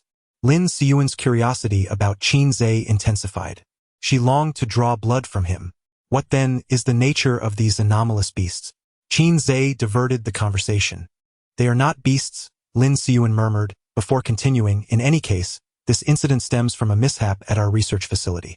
They took advantage of the guards' negligence to breach their confinement, sabotaging the transformer in an attempt to escape through the ventilation system. Fortunately, we encountered you. Qin retorted. All I know is that my utterly defenseless self nearly met with demise just moments ago. Lin Xian rolled her eyes. Defenseless? I assure you compensation will be provided. However, before that, you must first sign a confidentiality agreement. She placed a document before Qin. Aware of his predicament, Qin hesitated not a moment and promptly inscribed his name. Excellent. I expected I would need to persuade you extensively to reach this agreement, Lin Xian remarked, nodding in satisfaction. With so many muscular men surrounding him, Qin held no doubts that a mere dissent would result in an immediate confrontation. So, what does my compensation entail? Lin Xian withdrew the confidentiality agreement. To the outside world, we will assert that you subdued the intruders at the research facility. I will award you a perfect score for this practical lesson, along with a monetary reward for your bravery. And what else? Qin pressed. Don't even think about a mere pittance for a hush fee. I've heard from Yao Shui that you've reached the bone tempering stage. Thus, I will provide you with a bottle of premium bone tempering liquid. Lin Xian gestured, and the man in the trench coat produced a brown plastic bottle containing an opaque black liquid, which, at first glance, resembled pesticide. What is this substance for? Qin inquired. Lin Xiuan explained, the bone-tempering liquid, as the name suggests, is used for tempering bones. Soak the specific bone in a mixture of 1 part liquid to 10 parts water, and it will suffice to submerge the bone intended for tempering. Qin Zhe's eyes brightened. A splendid item indeed. Given the recent surge of aberrant beasts, you cannot fathom the psychological impact this has had on me. A mere adolescent boy. It has left me utterly shaken. Lin Xiao rolled her eyes. 2 bottles. Qin Zhe sighed. Alas, I tend to talk in my sleep. If I happen to say something inappropriate while dreaming. A vein on Lin Xiao's forehead throbbed subtly. It was infuriating to be taken advantage of by a mere child today. 3 bottles, no more. The production of the advanced bone refining liquid is exceedingly scarce. One cannot even procure a bottle for millions in the market.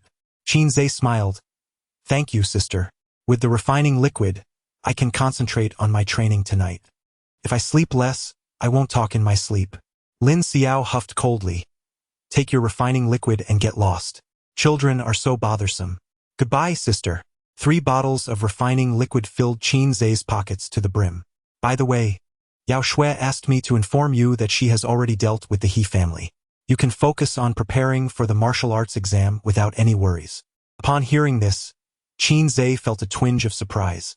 To be honest, his relationship with teacher Yao was not particularly deep. The fact that she could do this for him touched him slightly. With the He family no longer a threat, he could call back the avatars near the Ma Yan family. The circus was in dire need of manpower. Where has teacher Yao gone? I'm not her mother. How would I know? Now hurry up and leave. The experimental subjects had all gone cold, and she had been extorted for 2 bottles of refining liquid. Lin Xiao was quite annoyed. This woman must be going through menopause. Qin Zhe muttered to himself. The dog-faced one, so fickle. Ziege, you finally made it out. The chubby one, seeing Qin Zhe safe and sound, spoke with excitement. The class monitor patted his empty chest. It's good if you're fine. It's good. The old teacher approached, patting Qin Zhe's shoulder.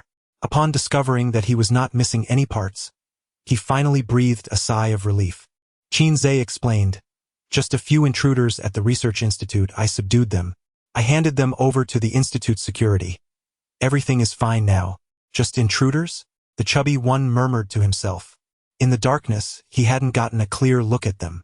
However, since Zhigao said they were intruders, they must indeed be intruders. After this incident, the practical class came to an end. The students boarded the bus back to school. Upon arriving home that evening, Qin Zhe eagerly concocted a basin of bone refining liquid, dark and viscous, still warm. Qin Zhe, are you brewing something foul? Fortunately, it's not food.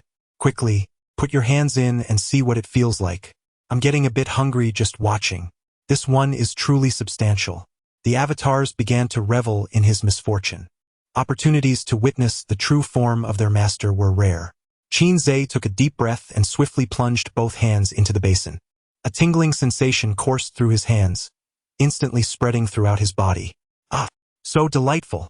It feels like a great sword had been forged. Have you done it? I imagine I have. The sensory connection between the main body and its avatars allowed the latter to experience the exquisite sensation of the bone-tempering water.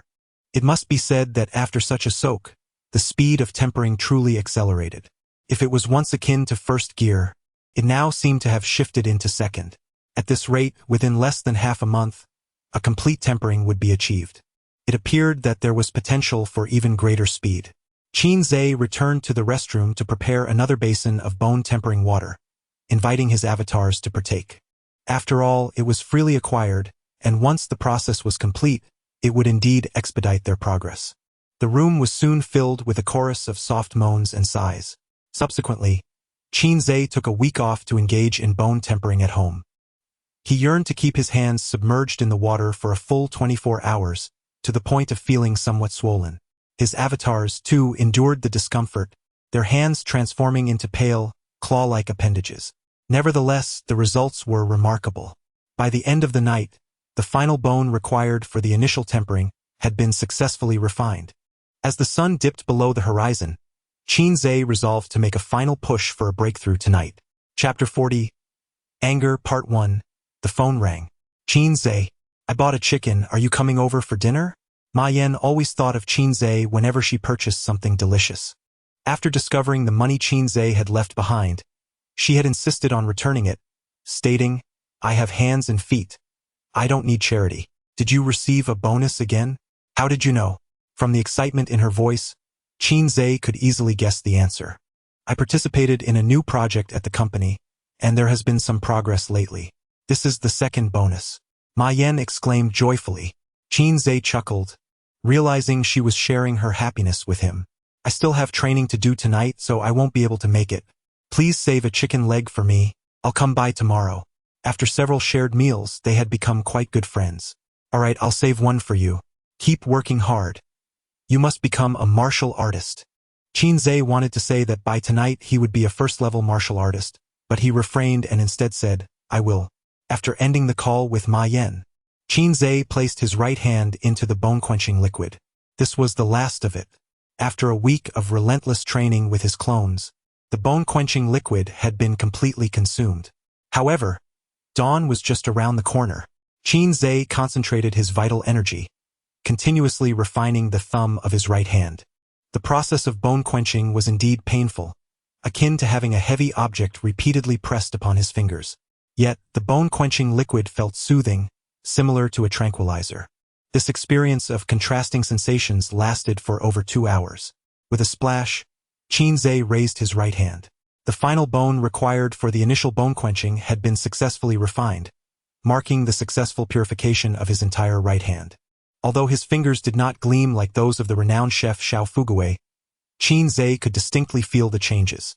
His energy reservoir had significantly expanded, increasing in size several folds.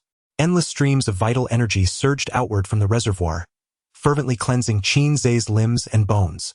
It felt as if numerous delicate hands were gently kneading and massaging his body. Under the repeated onslaught of vital energy, his tendons gradually thickened, enabling him to channel more energy in a shorter time, facilitating explosive power during combat. 15 minutes later, Qinze opened his eyes and exhaled a breath of stale air. Bang! Bang! The clones standing on either side ignited 2 confetti cannons, showering colorful strips over Qinze's head and shoulders. Another clone popped open a bottle of champagne, spraying it everywhere. "From now on, I am a first-level martial artist. Does that mean my future brothers will start at 0? 5 level? Damn it! I was born at the wrong time. I struggled just to reach 0. 5 level. Don't worry, you can always start over. Shall we throw a party to celebrate? The last memorial service hasn't even been held yet. Then let us combine them. Yay, we're having a memorial party." Over 40 clones began bustling about in the living room, chattering excitedly. Qinze chose not to engage with their antics. After a day of fasting, hunger gnawed at him, prompting Qinze to prepare a bowl of instant noodles. Stepping out of the kitchen, he was struck by the somber and eerie atmosphere that enveloped the surroundings. His doppelganger stood in solemn rows, facing a large portrait of him. "Good evening, dear friends and family. Today marks the memorial service for Qinze." Dozens of brothers had sacrificed their flesh and blood to facilitate the breakthrough of his true self. Henceforth, future siblings would no longer toil in the wilderness. They would be born as level 0. 5 warriors. This was not due to the generosity of the true self, but rather because we had come. One of the doppelgangers took on the role of the MC, reciting heartfelt eulogies prepared in advance.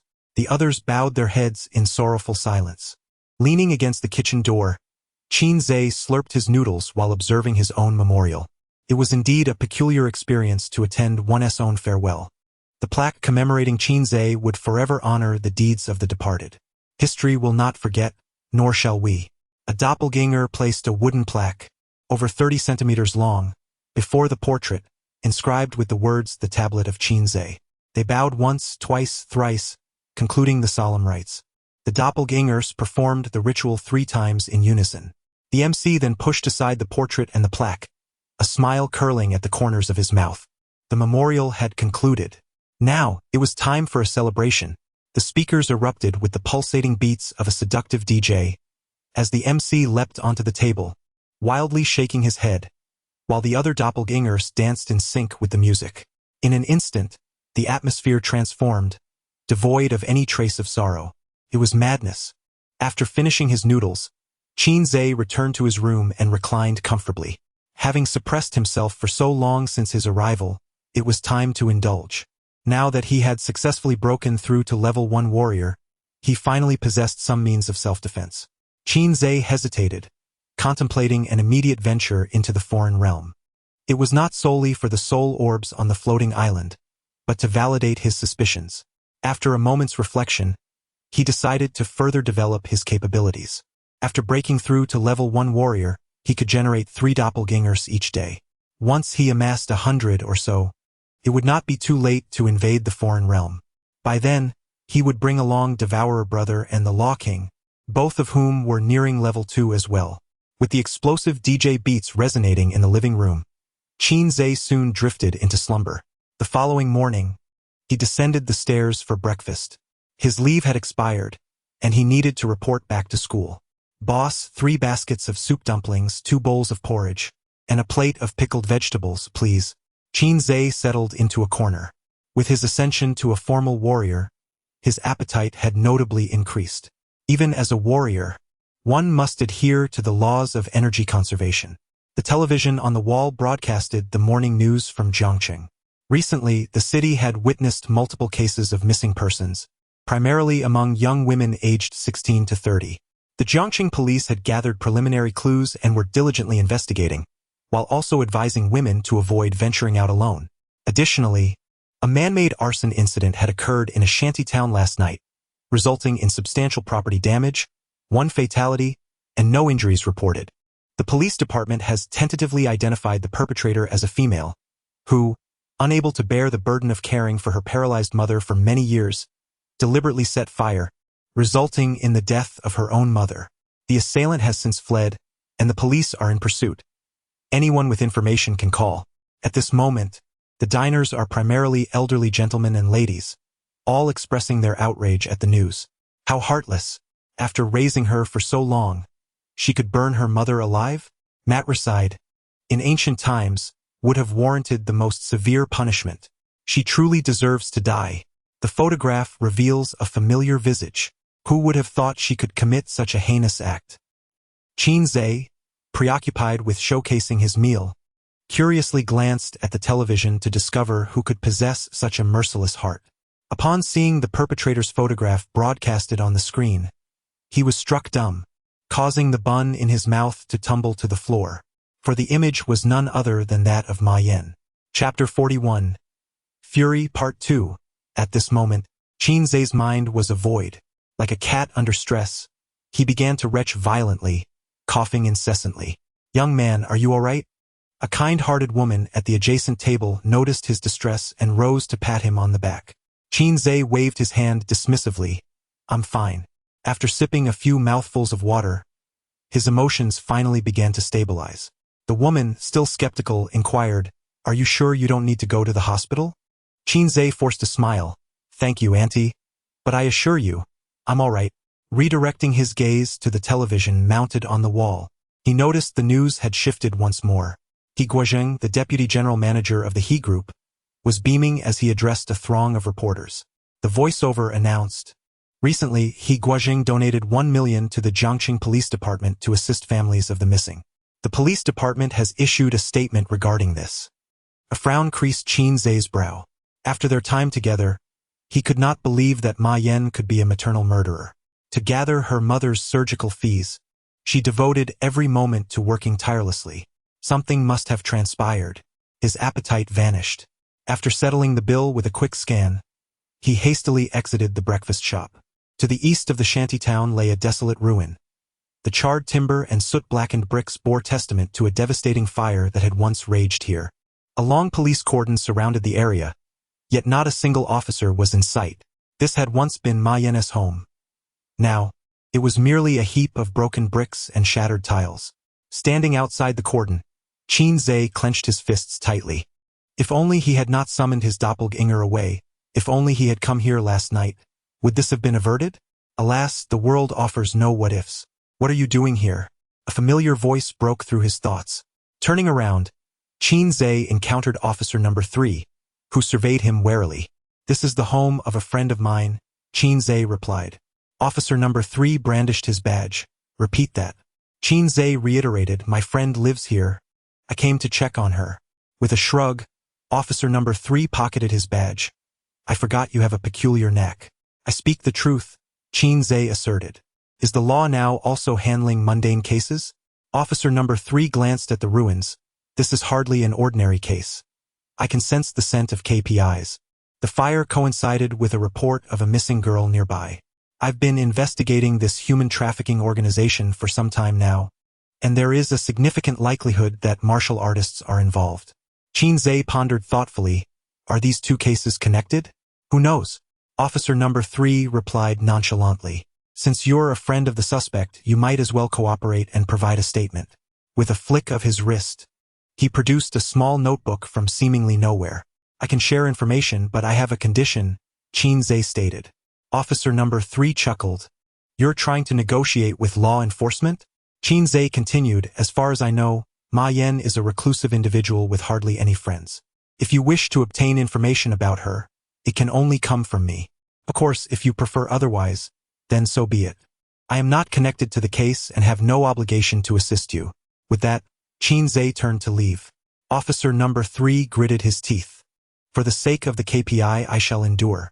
Speak, what are the conditions? Qin's lips curled into a slight smile as he halted his steps. It's quite simple. I wish to investigate alongside you. He sought to uncover the truth personally, trusting no one but himself. Just you? Number 3 scoffed, a derisive sound escaping his lips. An inconsequential martial artist like you? What if something unforeseen occurs and you perish? Qin shook his arms with vigor, unleashing a surge of reverse fate technique, the aura of a first-level martial artist resonating powerfully. Number 3's smile faltered. A first-level martial artist. He rubbed his eyes in disbelief. Could it truly be that a high school student, yet to fully mature, possessed such prowess? Remarkable. Now, am I deemed worthy? Qin steadied his breath. Number 3 tilted his head, conceding, very well, I shall grant you this, but all actions must heed my command. Qin replied, I shall do my best. Subsequently, Qin answered every inquiry, divulging all he knew regarding Ma Yan. Number 3 pondered, based on what you've just shared, she is an exceptionally dutiful child, unlikely to commit matricide. Qin affirmed, that is precisely why I seek to ascertain the truth and restore her honor. Number 3 nodded in agreement. Indeed, that is only fair. Follow me. From henceforth you shall be my assistant. Number 3 guided Qin to the adjacent house of Ma Yan, knocking firmly on the door. Who is it? The occupant inside was cautious, hesitating to open the door immediately. Law enforcement, we have inquiries to make. The door creaked open just a crack, revealing half of a middle-aged man's face. Did you hear anything before the fire last night? The man shook his head in a fluster. I don't know, I know nothing. I went to bed quite early. The man's demeanor suggested he was hiding something. Number 3 produced a law enforcement badge and reiterated the question. The man, now tearful, altered his response. Around 11 last night, there was a woman outside crying for help, but I ignored it. In this neighborhood, fishing for attention is common, especially at night. However, her cries grew increasingly desperate, eventually morphing into a chilling scream. I hesitated to open the door, but the girl named Ma was the first to respond. I only heard her ask, "Who are you?" and then silence. Shortly thereafter, the fire ignited. That is all I know. Number 3 cast a triumphant glance at Qin. I told you these two cases are connected. In your mind, what kind of person is Ma Yan? Would she commit matricide? The man appeared bewildered. Who committed matricide? Ma Yan? No way. That child wouldn't even dare to kill a fish, and her care for her mother over the years has been evident to the neighbors. Number 3 furrowed his brow slightly. You are unaware? Aware of what? The fire was set by Ma Yan to end the life of her paralyzed mother. Who said that? Are you speaking nonsense? Qin inquired. Has the police station not questioned you before? The man shook his head. No. The police would never come to a place like this. In their eyes, we are no different from stray cats and dogs. Just mere beasts, and if we die, so be it. The third individual tucked away his notebook, stating, I have finished my inquiries. As the man hesitated at the door, he asked, Will that child return? The third individual smiled, of course, as long as she has not broken the law, I will ensure she receives a fair chance. Thank you. The man closed the door. What are your thoughts? The third individual queried Qin Zhe. Qin Zhe's expression was somber. It is evident that the police conducted no investigation whatsoever. The so-called maternal murder by Ma Yan is merely a fabrication they concocted to hastily close the case. With a single statement, the police have tarnished the innocence of a girl. As the man mentioned earlier, those who live here are treated as livestock. Who truly cares about the fate of livestock? Qin Zhe continued, let us go to the police station and locate the case files. After all, they were the first to arrive at the scene. There must be details we are yet unaware of. The third individual found this reasoning sound. Just as they were about to depart, a filthy little boy suddenly emerged from a nearby corner, waving at them, come over here. Chapter 42. Fury, Part 2, Qin Zhe and No. 3 arrived at the corner of the wall. The boy, just over 10 years old, was tattered from head to toe, and his small face bore the marks of neglect, unwashed for what seemed like ages. What do you want, little brat? Number 3 inquired. The boy timidly asked, are you here to investigate Sister Ma Yan's case? I saw some things last night. Qin Zhe exchanged a glance with Number 3, who, as customary, produced a talisman and began to interrogate. Speak of everything you witnessed last night. An overwhelming aura of righteousness enveloped the boy, rendering him unable to resist. His body trembled slightly as he began to recount his tale in detail. Sister Ma Yan has always been kind to me, occasionally bringing me food. Last night was no different. After eating, I grew drowsy and fell asleep amidst the garbage here. Near midnight, the Black Tiger Gang captured a passing sister. She cried out for help, and the gang members beat her mercilessly, leaving her bloodied. I was terrified. Qin Zhe recalled the words of the middle-aged man and connected the dots. It was not a case of law enforcement fishing for information. Initially, he had suspected someone was deliberately targeting Ma Yan, but it now appeared otherwise. The Black Tiger Gang unleashed a flurry of blows, leaving the sister on the brink of death. At that moment, Sister Ma Yan suddenly opened the door and shouted loudly. Instead of retreating, the gang members knocked her unconscious and took her away, setting fire to the place as they departed. So that was it. The truth was unveiled. Ginsu, unable to contain his urgency, asked, where is the Black Tiger Gang? The boy replied weakly, the Black Tiger Gang is a local faction, consisting of dozens of members, with their base at a casino to the south. Number 3 put away the talisman, saying, excellent, we finally have a lead.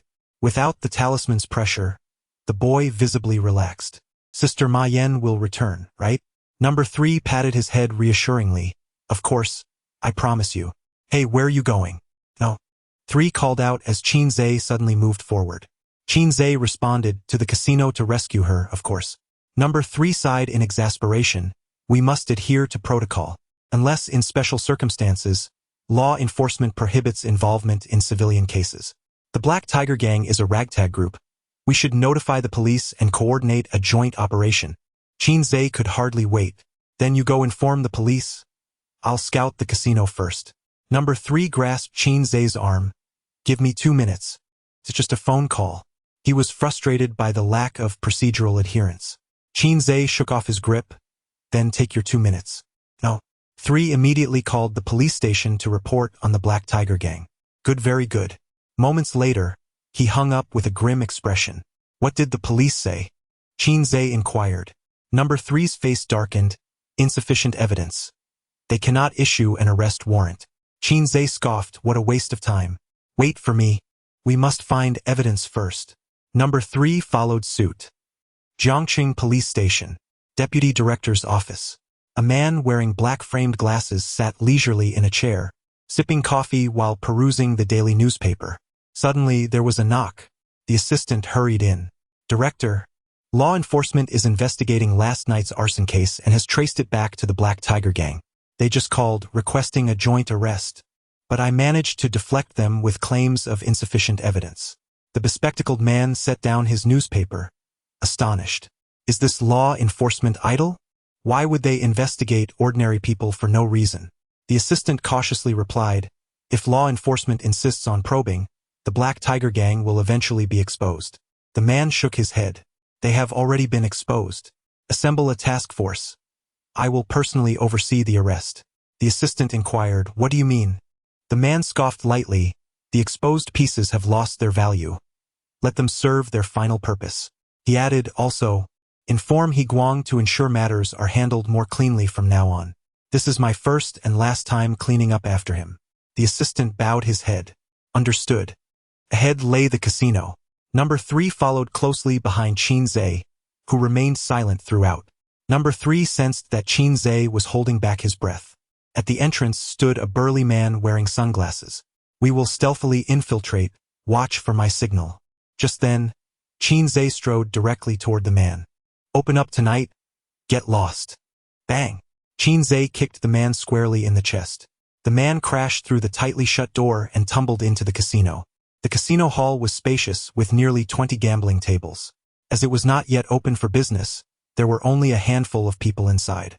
A few scattered thugs were gathered, playing cards while puffing on cigarettes. The sudden commotion left all the thugs momentarily stunned. Who the hell doesn't know this is the Black Tiger Gang's territory?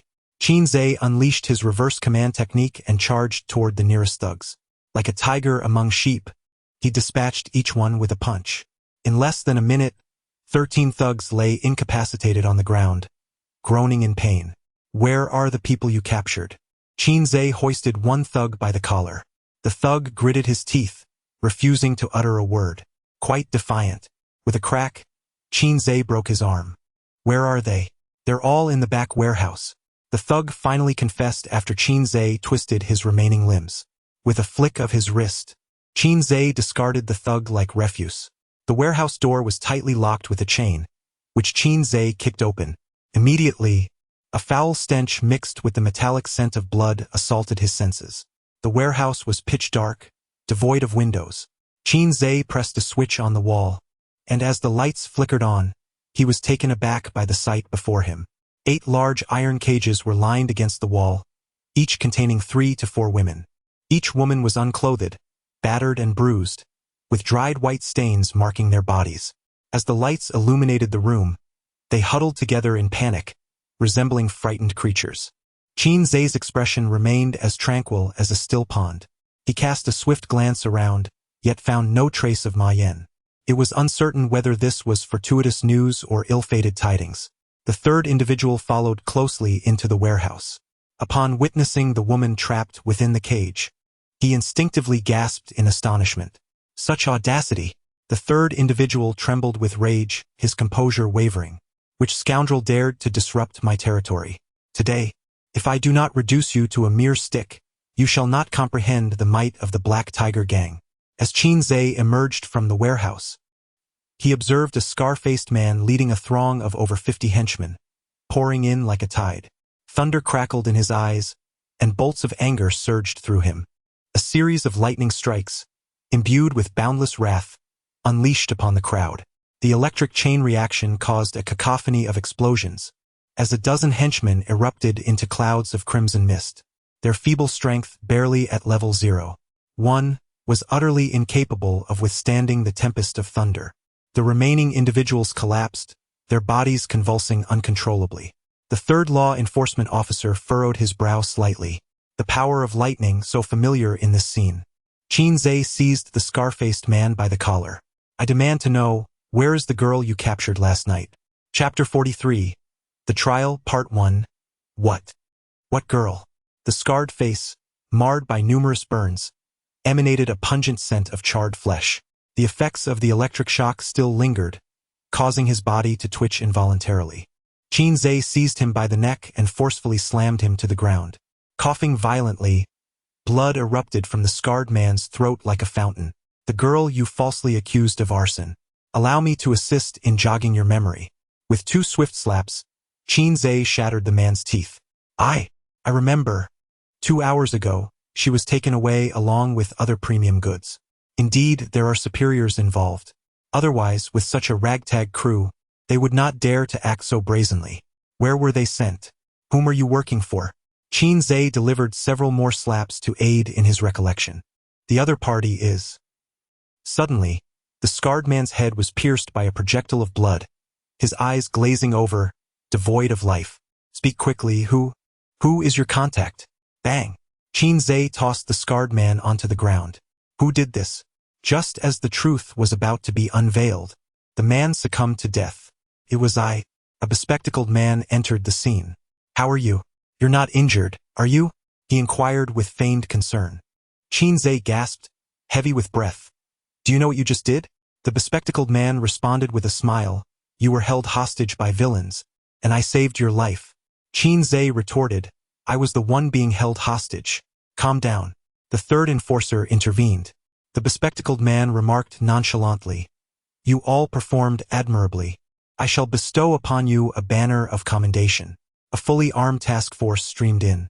The still-breathing thugs were swiftly taken away, and the women in the warehouse were liberated.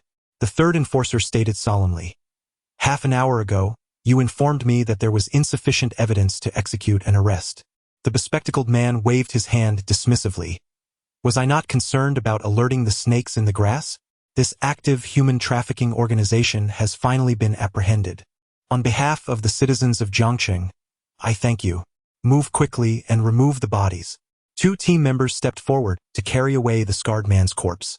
A small black slip of paper fell from his pocket, unnoticed by anyone. Seizing the moment, Qinze lifted his right foot to step on it. The scene was quickly cordoned off. Qinze and the third enforcer were unceremoniously expelled. Aren't you law enforcers supposed to be formidable? Why have you become so submissive? Qinze scoffed. The third enforcer rolled his eyes. Do you understand the concept of hierarchical authority? That individual is the second in command of the Jiangqing Police Department. I am merely an ordinary worker in the Enforcement Division. Unless the adjudicator of the Enforcement Division is present. That man is peculiar, Qinze remarked, referring to the bespectacled man. His appearance was too coincidental. The third enforcer stated, I will report this matter to the adjudicator. This case will be transferred to the Enforcement Division. However, before that, I have a question that piques my curiosity. As the words fell, Number 3 scrutinized Qinze with a grave expression. A sudden pang of anxiety struck Qinze. It dawned on him that his lightning ability had been exposed. In his haste, he had failed to consider the implications. On the day of the execution at Jane Mountain, Number 3 had been present, witnessing the Lightning King firsthand. Not long ago, I encountered another individual endowed with lightning abilities, whose techniques bore a striking resemblance to yours. In a fleeting moment, I even perceived the shadows of both of you merging together. Number 3's hand rested on the golden hoop at his waist. Qinze maintained his composure, asserting that talent is not singular. Moreover, the methods of lightning attacks are limited and quite similar. With narrowed eyes, Number 3 inquired, So, he is not you? Qinze retorted, What riddle are you weaving now? Who am I? Number 3 lowered his hand from his waist. Since you have a clear conscience, would you dare to accompany me to the headquarters for a verification on the law tablet? Then let us go, Qinze replied, though he was uncertain of what the law tablet entailed. At this moment, he could not afford to appear weak. Any sign of faltering would solidify suspicion against him. Thus, he resolved to follow along. Suddenly, Number 3's phone rang. Yes, I understand. His demeanor soured as he answered the call. Are we going or not? Qinze asked impatiently. Number 3 hung up. I have matters to attend to. We shall meet another day. Qinze scoffed, I may not have time then. Number 3 hailed a taxi and, upon entering, waved goodbye to Qinze. A sigh of relief escaped Qinze. He had narrowly escaped this predicament. Yet, he recognized that luck could not be relied upon indefinitely. He needed to devise a strategy to resolve this trouble. After much contemplation, a solitary solution seemed to present itself: eliminate Number 3. However, if the enforcer were to perish, the ensuing complications would likely be far greater. There is a path before the mountain, Qinze mused, sighing deeply. He bent down and extracted a black card from the sole of his shoe. It bore nothing but a string of numbers. Dialing the number, he waited. After a moment, a man's voice resonated from the other end. Didn't you just deliver a batch of goods this morning? Why are you calling now?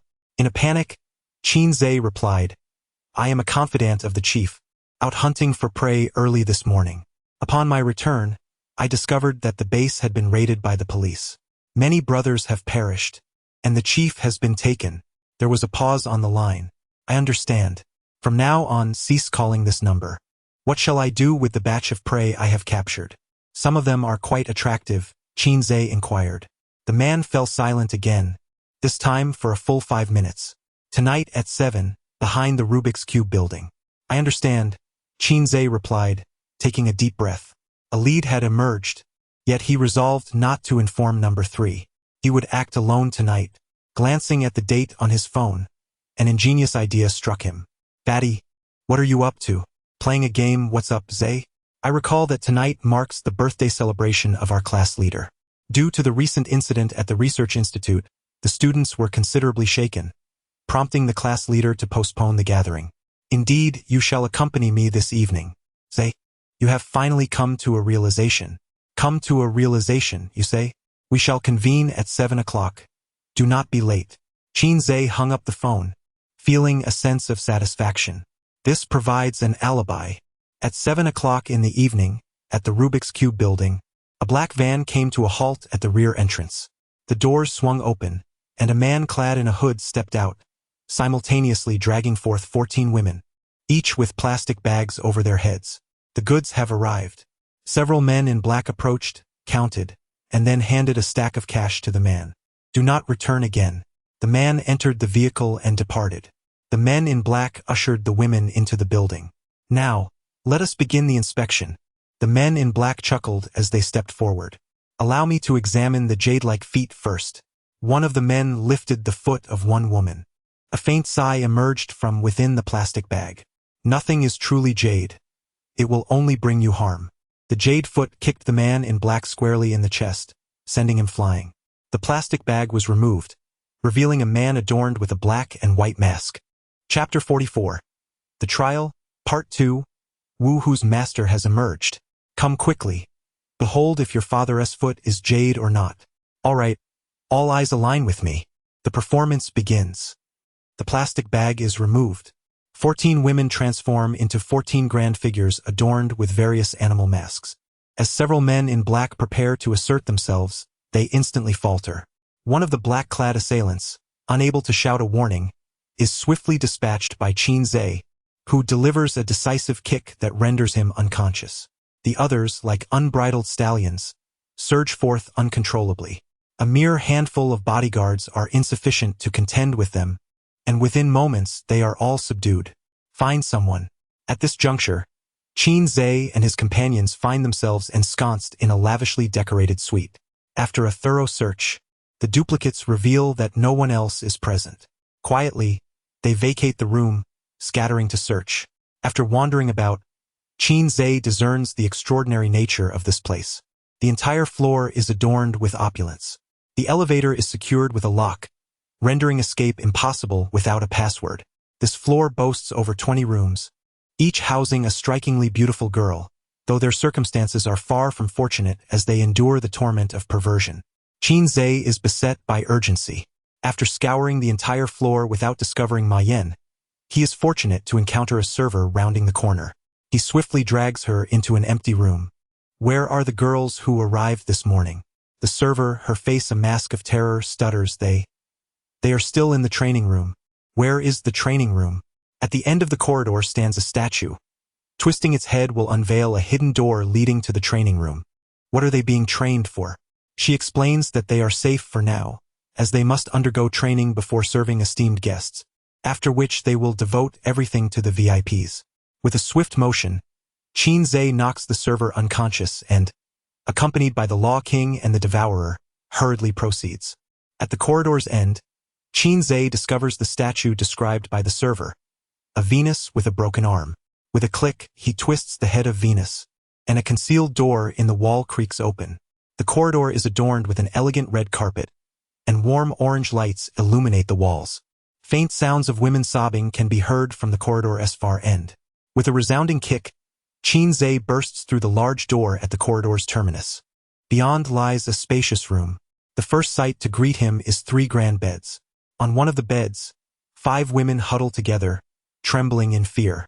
Their clothing remains intact, yet their faces are etched with terror, hands clasped over their mouths to stifle any sound. On the right side of the room, 2 men and a woman lie in a pool of blood. Their chests have been gruesomely hollowed out, intestines strewn across the floor. Beside one of the male corpses, A woman buries her face in his body, feasting with grim delight. In the stillness of the room, the sound of chewing echoes ominously. Recognizing the familiar silhouette, Qinze removes his mask and softly calls out, "Sister Ma Yan?" The figure halts momentarily, then slowly rises and turns to face Qinze. It is indeed Ma Yan. Yet she is not the Ma Yan that Qinze remembers. At this moment, one of Ma Yan's eyes transformed into a vivid crimson hue, her garments soaked in blood, while she chewed on a piece of flesh she had just bitten off. Qinze. Ma Yan was momentarily stunned. "I am Qinze. I am Qinze." She burst into tears, 2 streams of blood tears cascading down her cheeks. What has happened to me? What am I doing? Qinze, I have killed." She sobbed uncontrollably. "I truly did not intend to take their lives. I do not comprehend why I have become this way." Ma Yan collapsed into Qinze's embrace, weeping bitterly. The redness in her right eye gradually began to fade. Qinze sighed, gently patting her back. "Let us return home, I will take you back." Upon hearing the word home, Ma Yan trembled. She lifted her head, her tear-stained gaze fixed on Qinze, shaking her head in despair. "There is no home anymore. Woo-woo. There is no home. The fire. My mother is gone." Qinze felt a surge of emotion within him. He was at a loss for how to comfort Ma Yan and could not fathom how things had spiraled into this chaos. "Warriors, how despicable." He reassured her, "It will get better. It will certainly get better." "Ah, so it is you. I was wondering who dared to stir trouble in my Phoenix Tower," He Guang declared, accompanied by a dozen security personnel and a secondary warrior. "You killed my trainer. Today, none of you shall leave alive." His eyes burned with fury as he gazed upon the 3 corpses on the ground. "My brother warned me repeatedly not to provoke you. But you have come to my doorstep today, so we shall settle both old and new scores." He waved his hand, and the security guards surged forward.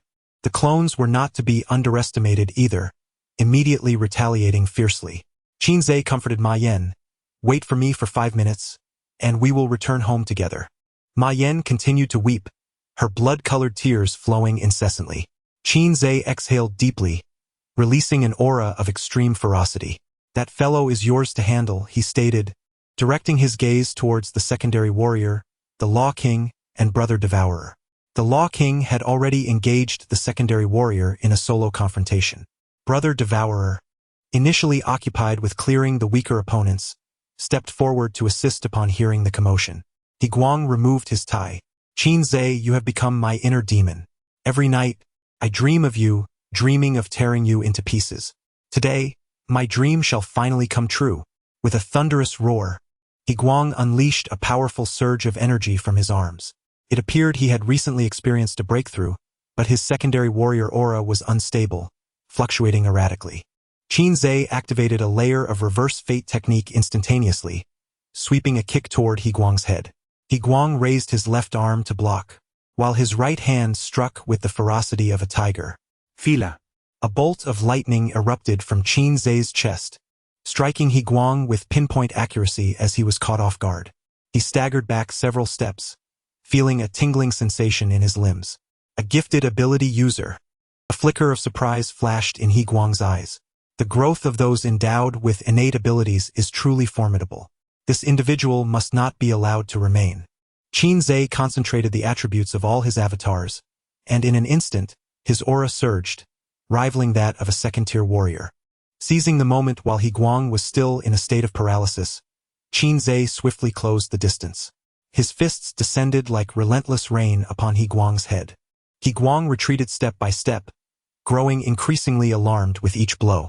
He realized that even as a second-tier warrior, he was utterly no match for Qinze. This young man was indeed terrifying. "Old Wang, save me," He Guang cried out. Yet, the second-tier warrior was himself at his wit's end and could hardly spare a thought for He Guang.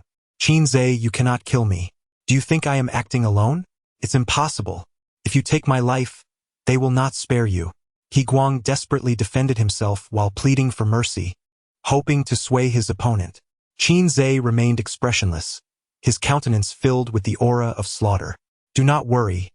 They will each join you soon enough." Qinze raised his right hand, crackling with gathered lightning. The time for judgment has arrived. Chapter 45. The lively yet mortally wounded stop. The second-tier warrior's eyes widened in rage. Old Deng, you best take care of yourself first.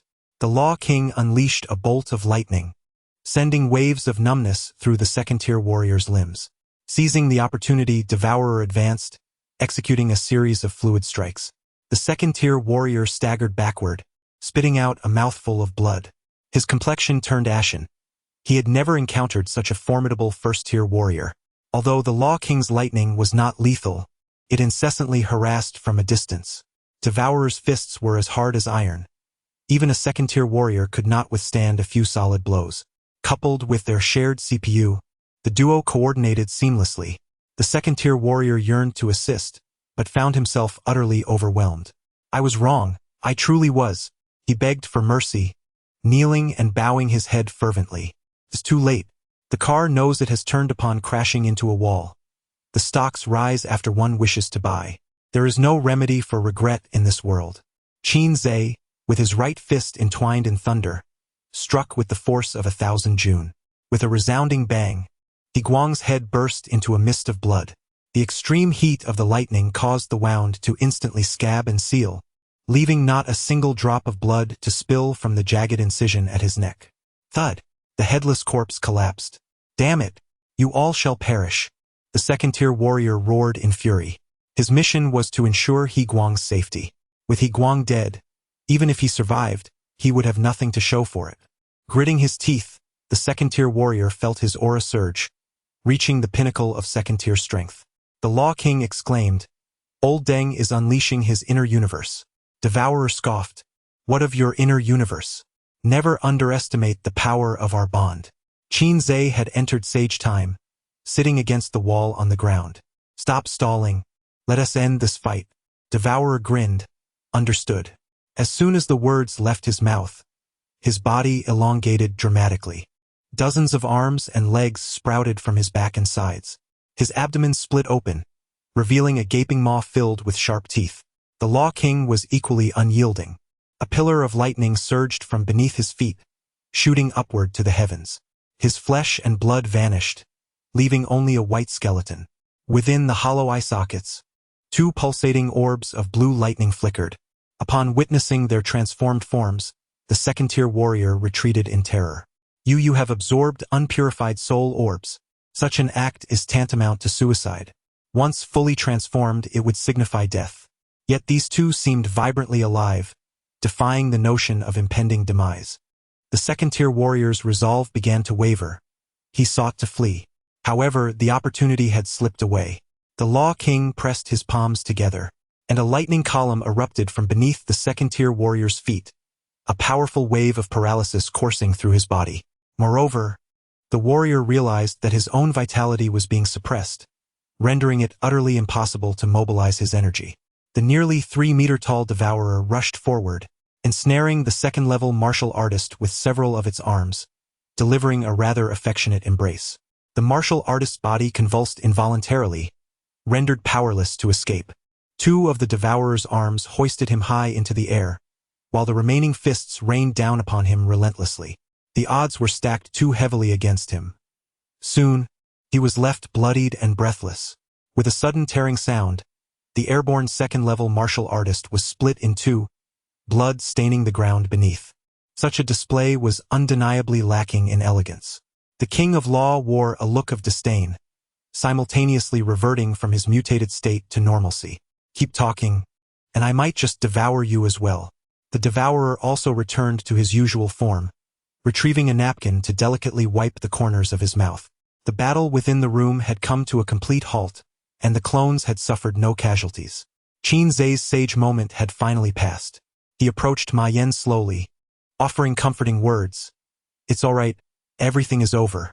Ma Yan was still shaken by the earlier scene, particularly the overwhelming force with which the devourer had torn a man apart.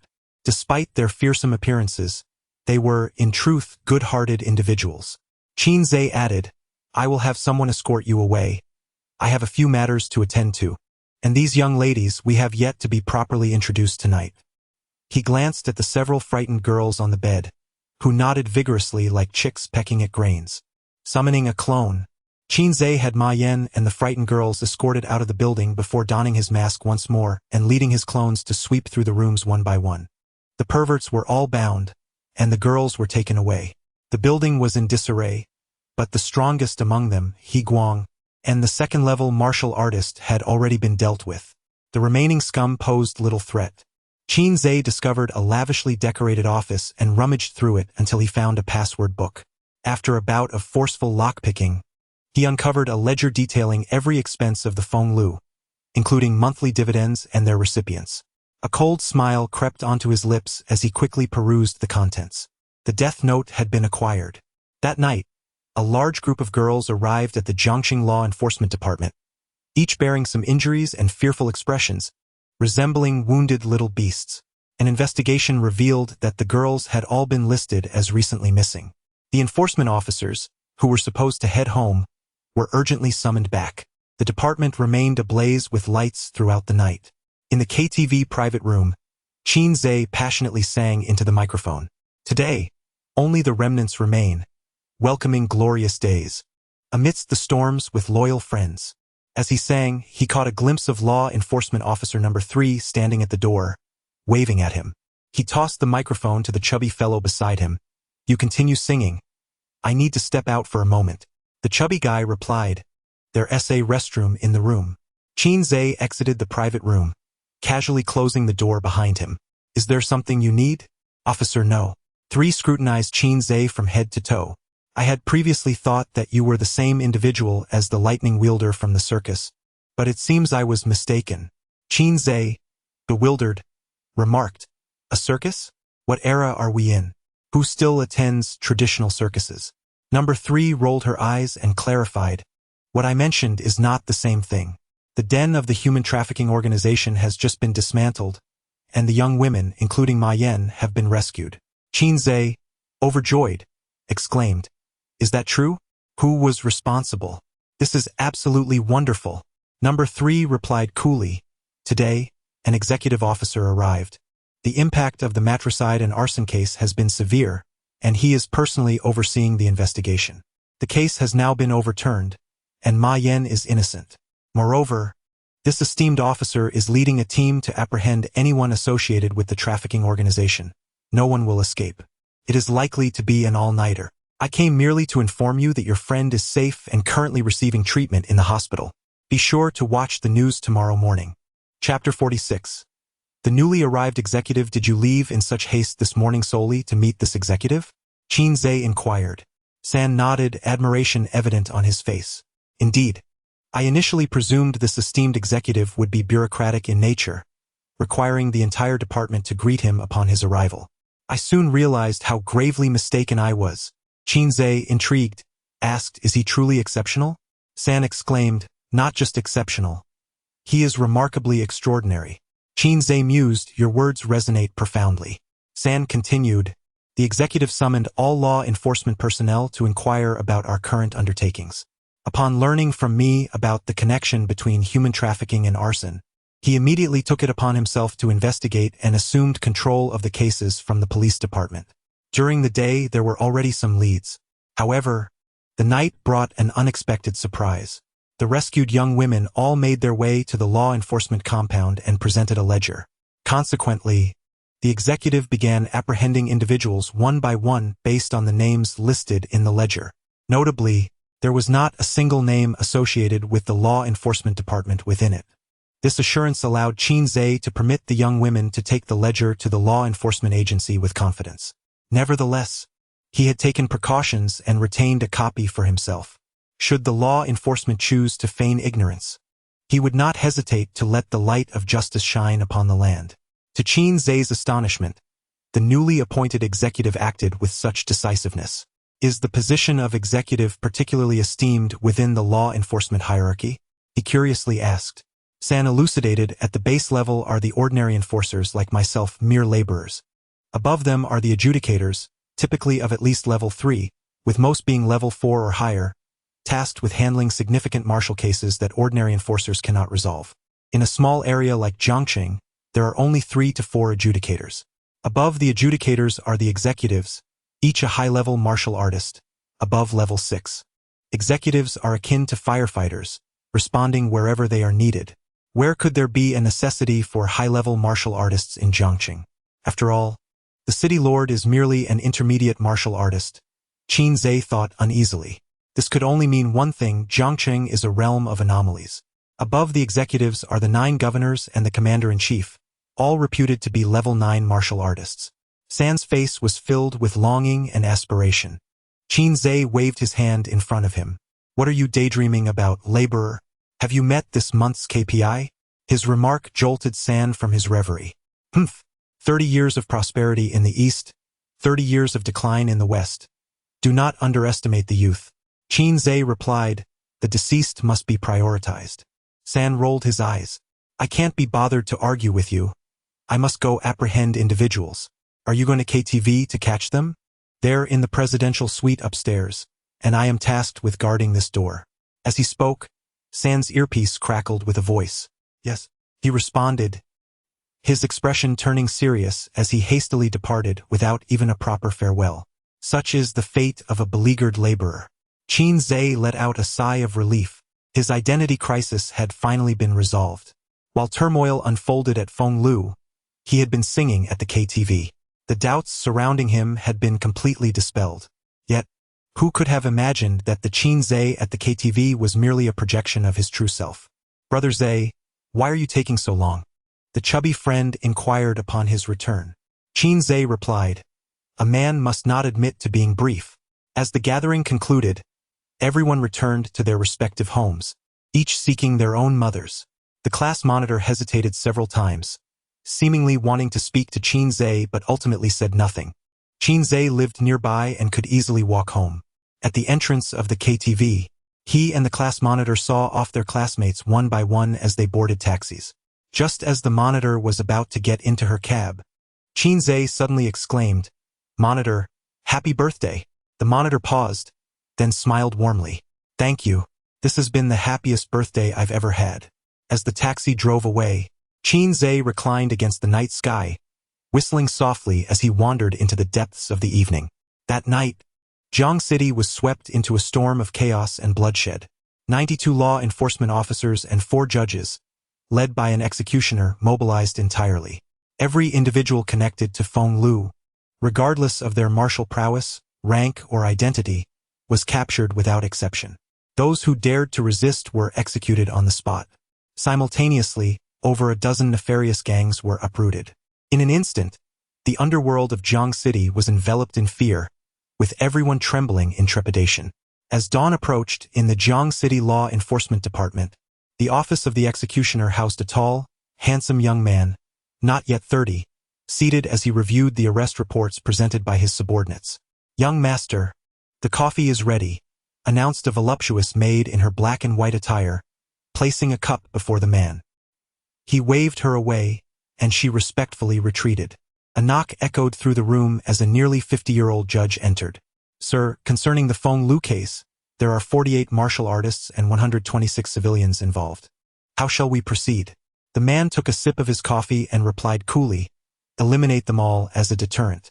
Though he had anticipated this, the judge felt a tempest of emotions swirl within him. 48 martial artists were no ordinary individuals, some of whom held significant positions. Shouldn't we conduct an inquiry first? The judge asked. The man snorted dismissively, no inquiry. Execute immediately. Also, contact the reporters. Make sure tonight's operation and its outcomes are reported. The judge nodded. Understood. The man continued, furthermore, investigate this Black Horse Circus thoroughly.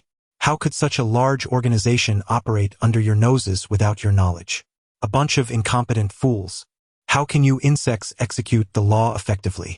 The judge trembled in fear. Your Excellency, your reprimand is noted. I will personally oversee the investigation. In a hurry to leave before the executioner's wrath could intensify, the judge exited. Suddenly, the telephone on the desk rang.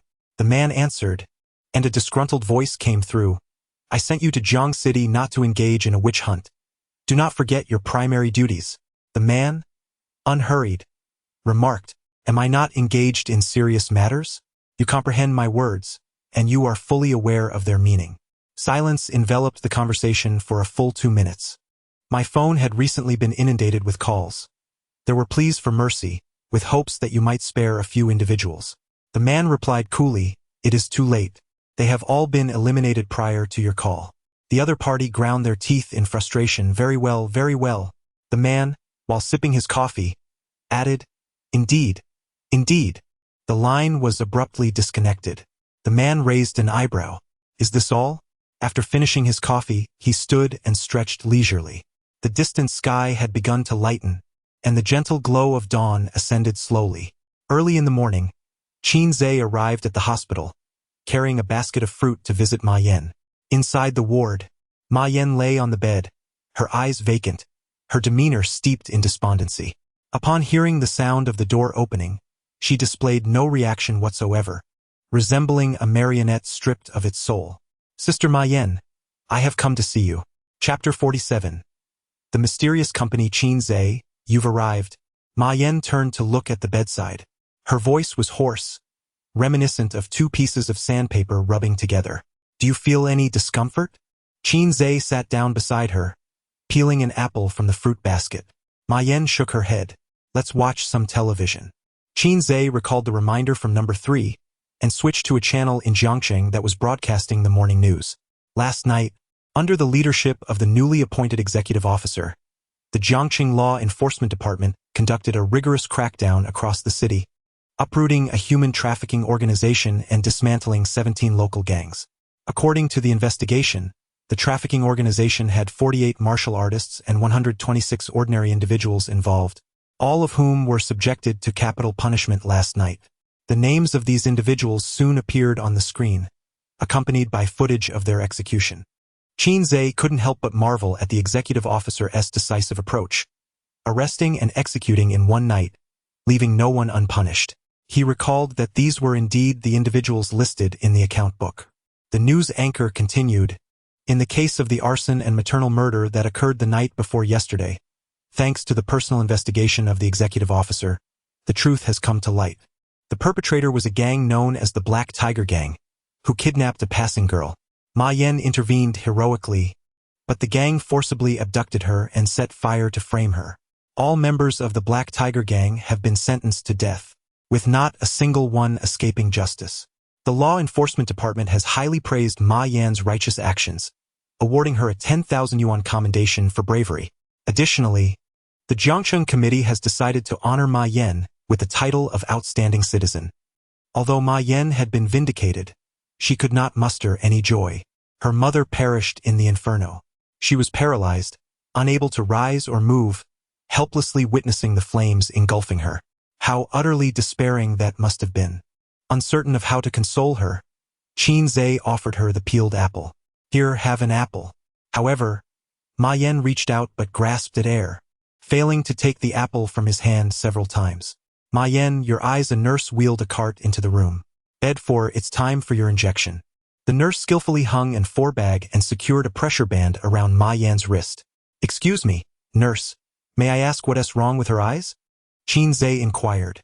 As the nurse prepared the injection, she replied, "Due to excessive emotional fluctuations and profound sorrow, her vision is temporarily impaired." Qin furrowed his brow. "When will it improve?" The nurse responded, "That depends on her. The worse her mood, the less favorable it is for her recovery." Qin asked, "Is her physical condition truly all right?" He recalled how Ma Yan's right eye had been bloodshot, her body covered in blood the previous night. He had been startled. She resembled a demon emerging from hell. The girl is physically healthy, albeit slightly malnourished, compounded by the significant emotional trauma she has experienced, which has left her somewhat weakened. The state she exhibited last night was merely an acute stress response, the nurse explained. Just as reported in the news previously, a child was trapped beneath a vehicle, and in a moment of desperation, the mother lifted the truck to rescue her child. However, afterward, despite her relentless efforts, she could not budge the truck even a fraction. Upon hearing that Ma Yan was unharmed, Qin felt a sense of relief. After the nurse completed the injections, she wheeled the cart away. After a moment's contemplation, Qin remarked, "Sister Ma Yan, the wrongdoers have received their just deserts. Your mother's spirit in the heavens would not wish for you to drift aimlessly each day. It's time to gather your strength. Yet Ma Yan remained unresponsive, as if she had not heard him. Suddenly, Qin Zhe was reminded of Qin Yu. This woman prattled incessantly, resembling a chatterbox, and it was easier for close friends to converse. However, after several attempts to call, Qin Yu did not answer. Knock, knock, knock. Qin Zhe glanced towards the entrance. 5 individuals clad in white uniforms entered, pushing a peculiar small cart. Among them were 3 men and 2 women, with the men clearly acting as bodyguards. 2 of them vigilantly stood at the door while the other followed closely behind the 2 women. Who are you? Qin Zhe set down the phone, immediately on guard. The woman at the forefront wore a warm smile. Do not be alarmed, young man. We are colleagues of Ma Yan, here to check on her today. Qin Zhe pointed at the small cart. What is that? Our company produces this testing machine, the woman explained. It's for Ma Yan's health examination. What company is so considerate? Qin Zhe inquired. Such attention to employee well-being is truly exemplary of a benevolent capitalist. Does your company offer such generous benefits? He continued. The woman proudly replied, of course, we are a biopharmaceutical company, naturally responsible for the physical and mental health of each employee. As she spoke, another woman had already wheeled the cart to the bedside, revealing a sophisticated electronic device along with various bottles and jars, each bearing labels indecipherable to Qin Zhe. Ma Yan, do you remember me? I am Sister Wang from the project department, the gentle woman called softly at the bedside. Ma Yan nodded slightly. The company is aware of your situation. Focus on your recovery. Your salary will be disbursed as usual. Furthermore, as a reward for your brave actions, a bonus of 30,000 yuan has already been credited to your account. Qin Zhe was once again struck by the company's compassion. Today is a routine health check day, and since you cannot come to the office, the project department has specifically sent us. Just like before, relax. As she spoke, Sister Wang drew a small vial of blood from Ma Yan. Then she instructed Ma Yan to turn onto her side and produced a thicker syringe, seemingly preparing for a bone marrow extraction. Wait a moment, Qin Zhe interjected, frowning. He had not heard of a routine check requiring such an invasive procedure. The woman paused momentarily, and the gazes of the 3 bodyguards in the ward converged on Qin Zhe. 3 first-rate martial artists. This company truly spared no expense. Ma Yan's voice was hoarse as she reassured him. It's nothing, Qin Zhe, just a routine examination. The elder sister chuckled and reassured. Little brother, do not worry. We mean no harm to your sister, merely conducting an examination. With Ma Yan's words, Qin Zhe ceased his objections. The large syringe was plunged into his body. Yet Ma Yan remained silent, not uttering a sound.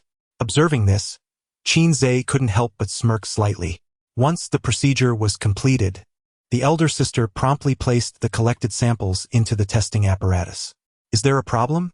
Qin Zhe inquired. The elder sister shook her head. Rest assured, your sister's health is in excellent condition. Ma Yan, we shall take our leave now. See you at the company. The 5 departed the hospital room, pushing a small cart. Qin Zhe's gaze flickered. He had never encountered such an unusual organization. Sister Ma Yan, you should rest. I must head to school. Call me if you need anything. After spending a little more time with Ma Yan, Qin Zhe shouldered his backpack and left.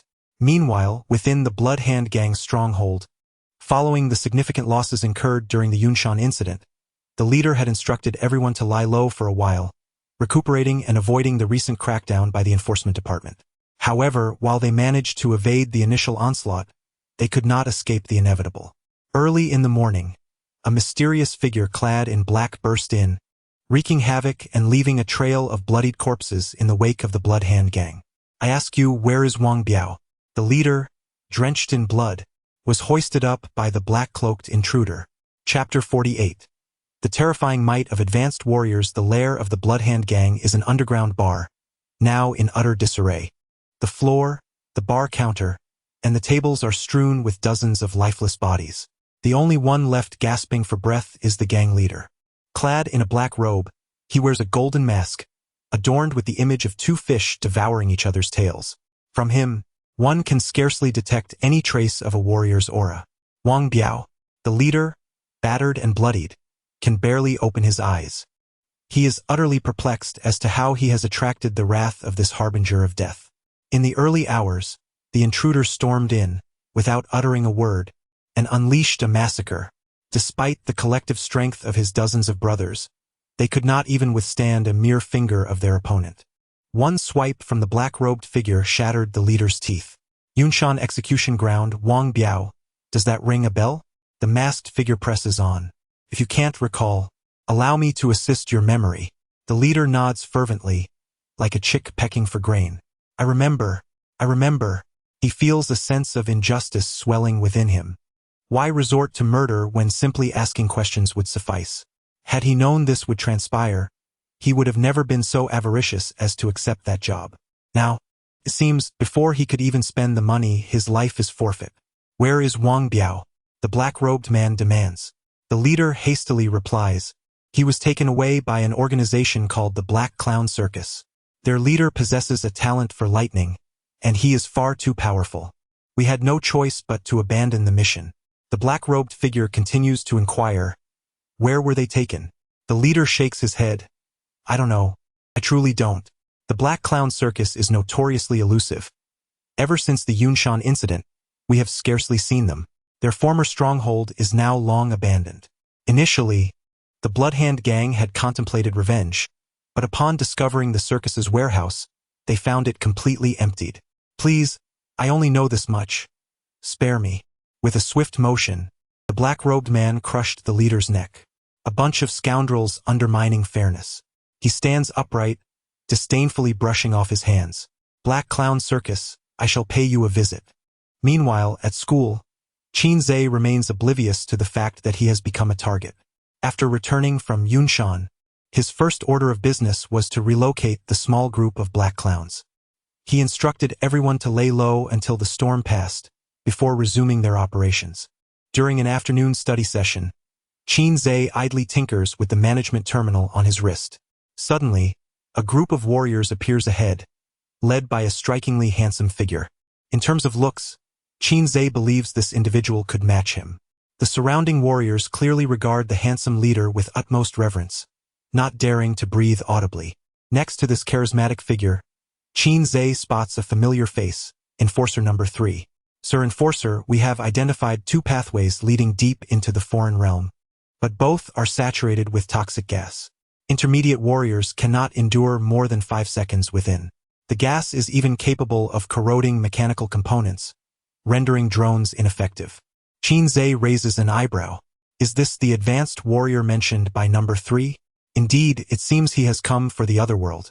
The esteemed leader scrutinized the toxic gas for a moment before vanishing from sight in an instant. 2 seconds later, he reappeared. Remarkable speed. This individual moves so swiftly that even the cameras struggle to capture him. The gas directly impacts the cells. Even the most formidable warriors cannot withstand it, the esteemed leader remarked. A nearby warrior sighed. It appears we must await the arrival of the Maka tribe. The esteemed leader, seemingly lost in thought, suddenly cast his gaze towards a concealed camera in the corner. Qinzhe straightened abruptly. Despite the screen's barrier, he felt as though a primordial behemoth had fixed its gaze upon him. The perception of an advanced warrior is astonishingly acute. That high-speed camera is truly invisible, in the most literal sense of the term. Sir, have you made any new discoveries? Someone inquired. The esteemed leader smiled slightly. There is a rat watching us. A wave of alarm swept through the crowd. Someone is spying on us? Who would dare to be so reckless? The average level of these warriors is 3, with the highest ranking officer at level 7. It is no exaggeration to say that this force could decimate Jiang City. To dare spy on them is akin to courting death. The esteemed leader flicked his fingers, unleashing a surge of vital energy. Suddenly, a flurry of sparks erupted from a hidden corner above the crowd, followed by a cascade of scattered components falling to the ground. Is this a surveillance camera? Immediately, someone picked up the parts for examination. The Lord of Jiang City spoke in a low voice. Though we do not know how long this facility has existed, the fact that part of the power system is still operational suggests it has not been entirely abandoned. It is reasonable to expect the presence of cameras. The esteemed leader replied nonchalantly, the camera's operation is not so simple. Someone was watching us from behind it just now. The Lord was taken aback. How do you know? The esteemed leader replied, intuition. The crowd furrowed their brows, realizing the gravity of the situation. The intuition of an advanced warrior is essentially irrefutable evidence. The Lord pondered, could there be life existing deep within this otherworld? This would be a monumental discovery. If there truly is life within, the desires we seek may very well come to fruition. Who knows? The esteemed leader turned to leave, declaring, effective immediately, the otherworld is sealed. Without a document from the law enforcement department, no one is permitted to enter. The Lord responded, understood. Gazing at the darkened terminal screen, Qinze felt a chill run down his spine. The power of advanced warriors is indeed terrifying. Just days ago, he had reveled in his recent advancement to a level 1 warrior. Now, in comparison, a level 1 warrior seems utterly insignificant. To grow stronger, one must strive diligently. No more slacking off. Everyone must commence their training. Qinze began to urge his clones onward. Training? What nonsense! The true essence lies within the main body.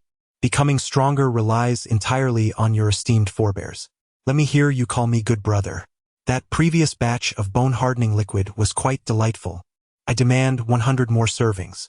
Although they grumbled vocally, the avatars, too, felt a pressing urgency and began to meditate. Just before school ended, the teacher unexpectedly entered the classroom. Tomorrow afternoon, an enforcement officer from the law department will visit our school. This is the individual mentioned in the news, so I expect everyone to perform admirably. You represent the school. While it is permissible to tarnish your own reputation, you must not bring disgrace upon the institution. An esteemed official is coming to our school for inspection? What could he possibly want? The sense of urgency within Qinze intensified. After dinner that evening, instead of succumbing to his usual lethargy, Qinze took out the blood crystals to absorb them. He consumed the 2 remaining blood crystals in one go. His cultivation increased by 0.01. Excellent. He had taken another successful step towards becoming a formidable force. Qinze continued diligently to circulate his lotus thoughts.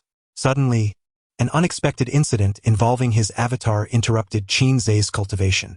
A small black entity had been slain. Chapter 49. The Beggar's Clone and the Subpar Saint Seiya. Oh, spare me. I am on the brink of starvation. A beggar, his face disfigured by acid, sat in tatters beside a garbage bin. His eyes were vacant and devoid of life, mechanically shaking a battered iron bowl filled with a handful of coins. Passers-by, preoccupied and in haste, scarcely spared him a glance. When a gold coin clinked into the bowl, the beggar's eyes sparkled with a flicker of hope. Eagerly, he picked up the coin and bit down on it. Thank you, kind sir. May you have this day year after year, and may you live forever. The figure of a man clad in a black robe, a Pisces, stood before the beggar, a smile gracing his lips. You truly are a talent at begging in North City. The area, once bustling with activity, had indeed quieted down significantly after the enforcement of regulations by the authorities. Yet, as the Pisces remarked, mingling with a motley crew of beggars is no trivial endeavor. The beggar patted his ragged cloth covering his legs, expressing his helplessness. I wish I could go elsewhere, but I cannot move. My legs are useless. The Pisces nodded empathetically. Indeed, you are quite unfortunate. I have a question for you. The beggar, his face wrinkled and weathered like dried bark, wore a servile smile. What would you like to ask? I seek the whereabouts of the Black Horse Circus. I have matters to discuss with them. Do you know where they might be? The beggar's smile faded, and he waved his hand dismissively. I truly do not know. This is not my area of expertise. And what is your area of expertise? Inquired the Pisces. If you want to know whether a widow is fair or which girl is beautiful, or if old Wang is home tonight, I could provide you with all the details, replied the beggar. The Pisces sighed, what a pity. The beggar nodded in agreement. Indeed, it is quite a pity. As the Pisces turned to leave, the beggar weighed the coin in his hand before pocketing it. Suddenly, a brick flew through the air toward him. The beggar, with a swift push of his feet, rolled aside just in time to evade it.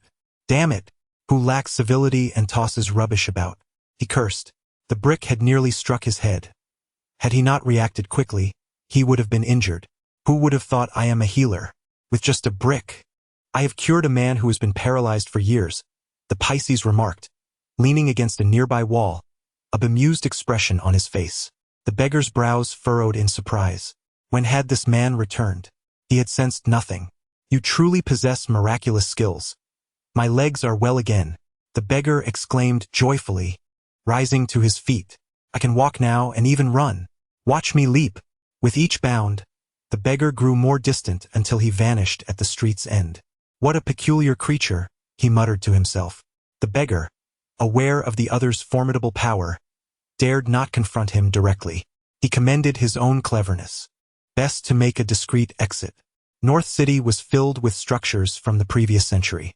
The various dark and narrow alleys intertwine like an expansive labyrinth. Even locals who have lived here for years can easily lose their way in these passageways. A beggar meanders through the twists and turns, ultimately finding himself in an abandoned warehouse. Inside, 3 beggars, all bearing disfigured faces, are engrossed in a game of do di jeu. Why are you back so early today? Your shift hasn't even started, one of them remarks. Call the landlord. How did you manage to beat me with just 17 cards? The game intensifies among the 3. Don't even mention it. I ran into someone dressed as a golden Saint Seiya, who was inquiring about the circus. Thankfully, I reacted quickly. Otherwise, we would have been compromised. The newly arrived beggar pours himself a glass of water and downs it in one go. The other 3, intrigued, abandon their memories and eagerly lean in to hear more. Golden Saint Seiya? Which constellation? Can he perform the Pegasus Meteor Fist? Is he wearing the golden armor? Their attention is wholly captivated by the tales of the Saint Seiya. The beggar sits cross-legged and explains. He was merely clad in a black robe, a beggar version of the Pisces Saint Seiya, but the golden mask on his face was rather striking, far more distinguished than ours. Beggar version? So he's just like us? The trio immediately loses interest. They are avatars left behind by Qin Zhe in the northern city, masquerading as beggars to gather intelligence. To avoid revealing their true identities, they have disfigured their appearances with concentrated sulfuric acid. While most of the small-time rogues lay low, they must remain vigilant, collecting whispers and rumors from the underworld. Wait, how does he know you're one of the small-time rogues? One of the avatars recalls the matter at hand. The beggar scratches his head. That puzzles me as well. I've concealed myself quite well. Who would suspect that a street beggar could be a renowned member of the circus? The 4 of them engage in a brainstorming session, but none can fathom the answer. Found you. The half-closed warehouse door is pushed open from the outside, revealing the Pisces Saint Seiya at the entrance. The 3 avatars are taken aback. A beggar version of the golden Saint Seiya. They simultaneously turn toward the beggar. Did you lead the Imperial Army here? What a valuable find. And you didn't even realize you were being followed. Grab something and go after him. The 3 avatars, prone to anger, seize a bench and charge forward. Bang, bang, bang. However, before they can get close, they explode into a mist of blood. The beggar raises his hands in surrender. I am merely a harmless Frenchman. Where is your leader? The Pisces Saint Seiya expresses a hint of disappointment. He had anticipated a stronghold, but this was merely a small outpost.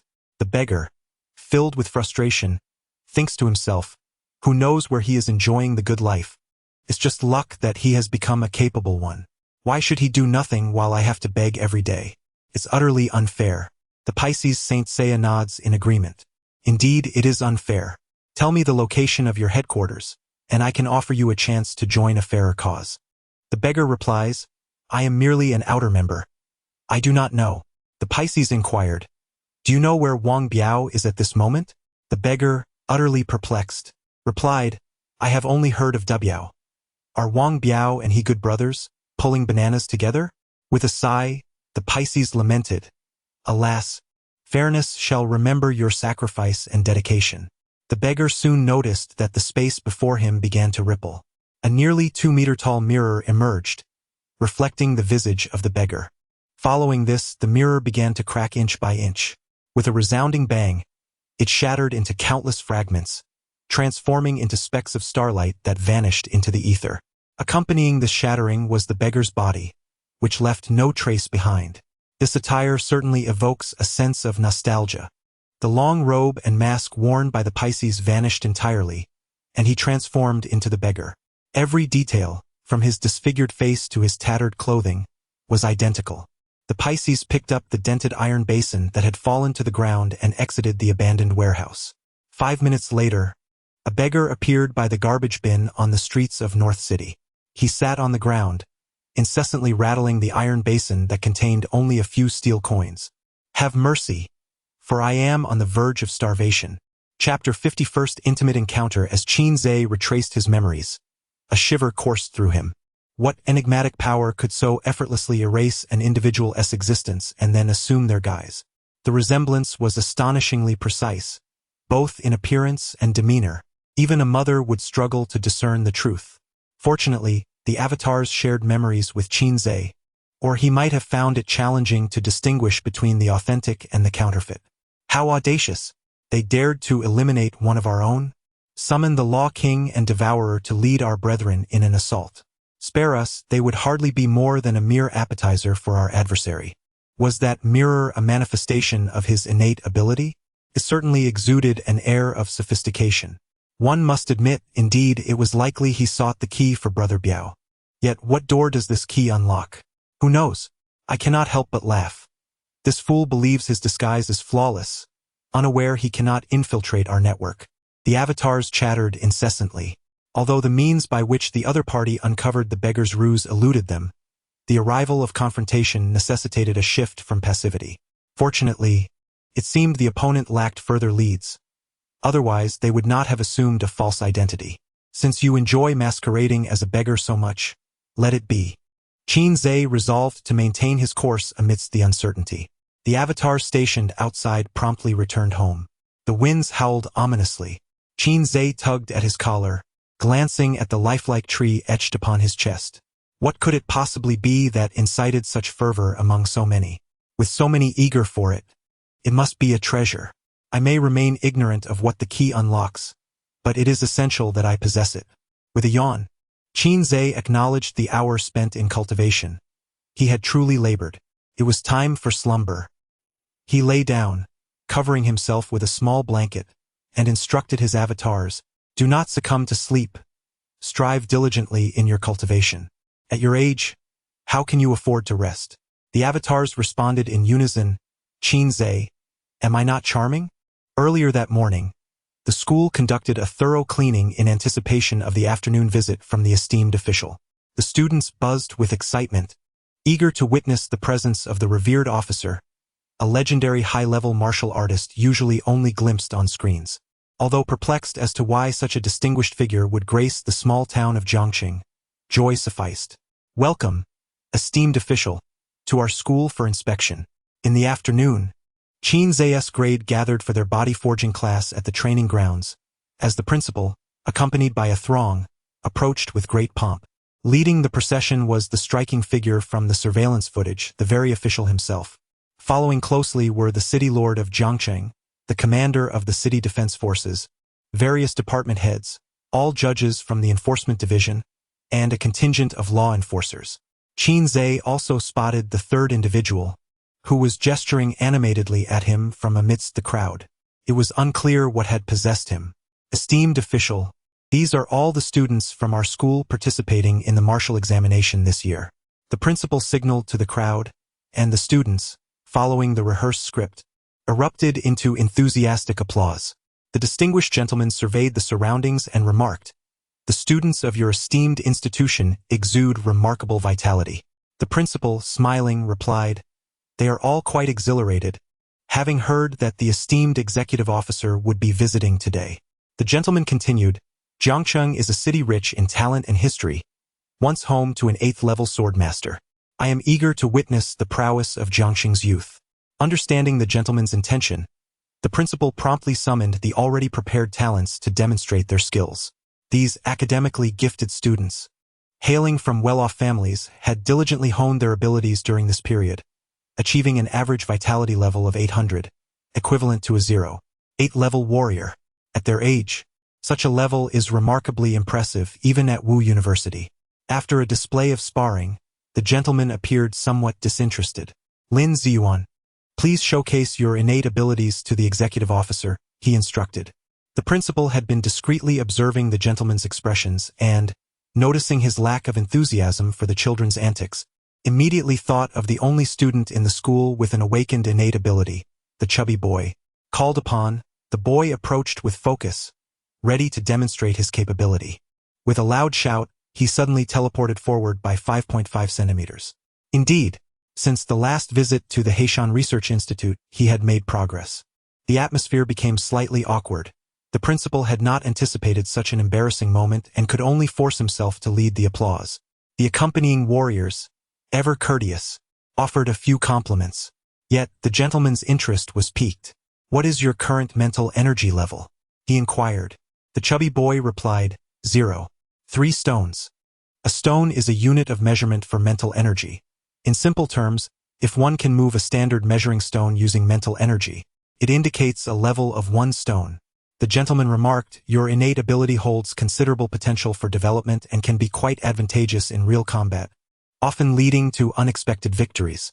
Receiving praise directly from the executive officer, the chubby boy puffed out his chest, resembling a proud rooster. "By the way, I heard there is a student at your school who has perfected the reverse technique to its first level. I wonder who that might be?" the gentleman inquired. "Qin Zhe, please step forward. The executive officer wishes to see your reverse," the principal announced. He had some recollection of Qin Zhe, as it was exceedingly rare for a high school student to reach such a level in reverse. He had once harbored high expectations for Qin Zhe, but after the vitality test revealed an ordinary level, the principal had forgotten about him. Nervously, Qin Zhe approached the distinguished gentleman. This was his first encounter with a senior warrior. The aura emanating from the gentleman was warm and inviting, unlike the oppressive presence he had imagined. "You seem a bit apprehensive," the gentleman said with a smile. "It's just that this is my first time meeting a senior warrior. I'm quite nervous," Qin Zhe explained. The gentleman gazed directly into Qin Zhe's eyes, and his smile gradually faded. "First time meeting? Your reaction does not quite suggest that." Qin Zhe's heart sank. Is the intuition of an advanced martial artist truly so sharp? "Danger! Danger! Danger! Ha ha ha! Just teasing you. Look how frightened you are." The handsome figure suddenly chuckled. "I must say, your reaction is rather endearing, akin to a little rice cake." Qin Zhe's smile faltered slightly, uncertain whether to laugh or merely display amusement. "Allow me to witness your counter-magic technique." With a vigorous motion of his arms, Qin Zhe unleashed a series of explosive sounds within his body. 80 acupuncture points were successively opened by the surge of vital energy. However, he deliberately kept his vital energy just above 700. "Quite impressive. You may very well have the potential to become the next Blade King of Jiangqing." The handsome figure nodded in satisfaction, offering high praise. The Blade King is currently the only level 8 martial artist to have emerged from Jiangqing, a source of pride for all its inhabitants. Qin Zhe replied, "I possess mediocre talent. How could I ever be compared to the esteemed Blade King?" Just as he was about to rejoin his team, the handsome figure suddenly called out to him, "What is that item you are wearing on your wrist?" Chapter 51. A thousand faces. Qin Zhe exclaimed, "I can't believe I forgot to remove the administrator terminal in advance." The impressive figure regarded the device on Qin Zhe's wrist with keen interest. Qin Zhe explained, "It's an electronic watch disguised as a common gadget." As he spoke, he gently tapped the screen, which instantly illuminated, displaying the time, date, and weather. The distinguished individual blinked. "Quite intriguing.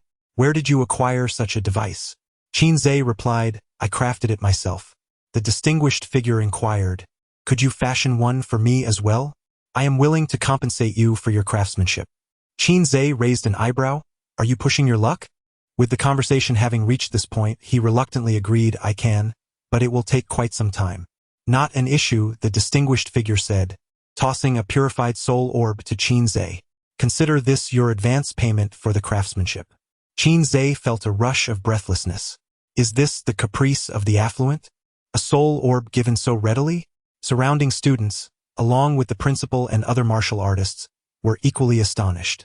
They could not fathom why the esteemed official held such high regard for this student with merely average vitality. It is often said that the economic foundation determines the superstructure. Although Qin Zhe managed to cultivate a layer of reverse to perfection in such a short time, the foundation of his vitality was undeniably weak, suggesting limited potential for future growth. The principal cast a dubious glance at Qin Zhe. Could it be that he had misjudged? However, Qin Zhe paid no heed to such doubts. One should never let a bargain slip away. Eagerly he tucked the soul orb away. Rest assured, esteemed official, I shall dedicate myself to the DIY process. With a sense of obligation, Qin Zhe contemplated rummaging through the sanctuary's warehouse during his next venture into the other realm, searching for a spare administrator terminal to modify and present to the esteemed official. The distinguished figure patted Qin Zhe on the shoulder, saying, "If you excel in this martial examination and secure the top position, you will have the opportunity to explore a broader world." With that, he turned and departed, followed by the principal and a procession of martial artists. Qin Zhe was left bewildered. The notion of securing the top position in the martial examination seemed trivial. Was it not obvious that the vastness of the world awaited those who excel? Amidst the envious gazes of his peers, Qin Zhe returned to his class. "Where to next, young master?" asked a finely featured cat-eared maid driving the vehicle. The distinguished figure settled into a stretched Lincoln, while a rabbit-eared maid promptly offered a glass of champagne. "To the enforcement department." After sipping champagne, the distinguished figure dialed a number on his phone. "I have met the student you mentioned from Second High." After a moment, a woman's voice echoed from the other end. "What do you think? Does he meet your standards?" The distinguished figure replied nonchalantly, "He is quite an interesting young man, adept at concealing his strengths.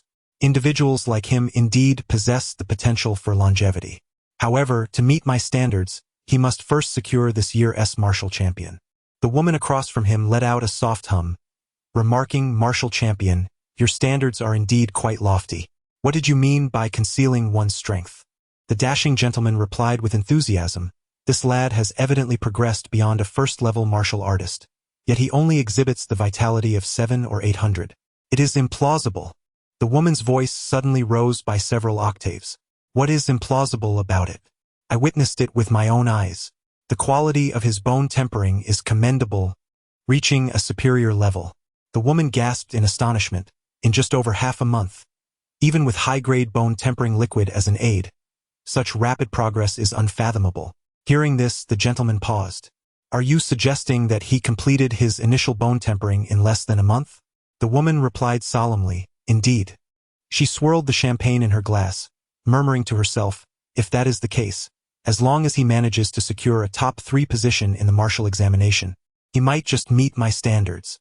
Completing the initial bone tempering in under 30 days is quite an extraordinary feat within martial aristocratic families. The woman inquired, "Did you give him the soul pearl?" The gentleman nodded. "I did. As per your request, I did not mention your name. You hold him in such high regard, investing heavily before he has achieved any results?" The woman scoffed, "You understand nothing. Providing timely assistance is what truly touches the heart. I must go now. I have arrived at the task area." The gentleman cautioned, "The judicator's assessment is imminent. Perform well. You cannot expect me to open doors for you every time." The woman nonchalantly replied, "Isn't it only natural for a brother to help his sister?" The call ended. Listening to the busy tone on the phone, the gentleman sighed in resignation. "Bring me the task list for the upcoming judicator's assessment." At once, the rabbit-eared maiden presented a document. That evening, upon returning home from school, Qin Zhe skipped dinner, secluding himself in his bedroom and hastily retrieving the soul pearl. It was indeed rather large. He attempted several times to fit it into his mouth, but it simply would not go in. Observing his struggle, his avatars began to tease him gleefully. The Law King and the Devourer remarked, "This is quite familiar territory for us. Who would have thought, Qin Zhe, you would find yourself in such a predicament? I am not an expert in this field, but I feel compelled to share my thoughts. After thoroughly examining your situation and contemplating for an extended period, I find myself at a loss for words. Just as I stated initially, I am not an authority on this matter. Put in some effort, precious item. Stuff it in." Setting down the soul pearl, Qin Zhe summoned an avatar and tossed it to the other. "You eat it." The avatar responded, "Are you truly disregarding your own humanity?" Qin Zhe replied coolly, "If you consume it, I too shall gain the abilities. If I eat it, only I will possess the power. This arrangement maximizes our benefits." The avatar retorted, "How infuriating. I am momentarily at a loss for a rebuttal." Qin Zhe urged, "Then hurry and eat." Taking a deep breath, the avatar, with Qin Zhe's assistance, managed to swallow the soul pearl. The quality of this soul gem is rather mediocre, even inferior to the one consumed by the devourer. However, the doppelganger is merely a step away from breaking through to the first level of martial artist. This ability is quite intriguing. After the doppelganger digested the soul gem, a playful smile appeared at the corner of its mouth. Qin Zhe settled onto the sofa and said, "Please commence your performance." The doppelganger then raised its hands and began to knead its own face. What followed was a wondrous spectacle. The features on the doppelganger's face morphed like modeling clay, easily elongated and reshaped at will.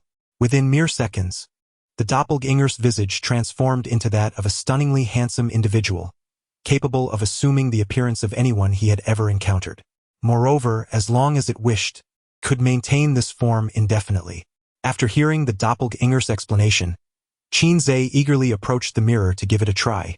Upon completion, he discovered a flaw. While the ability to change one's appearance was remarkable, it could not alter one's aura.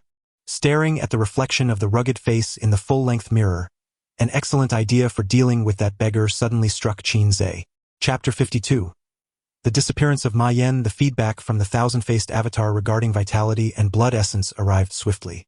Qin Zhe activated his terminal, noting that his current vitality value had reached 1238. The thousand-faced avatar had contributed over 100 in vitality, a remarkable efficiency, exponentially surpassing that of meditation practice. Despite having done nothing today, I still pushed myself quite hard.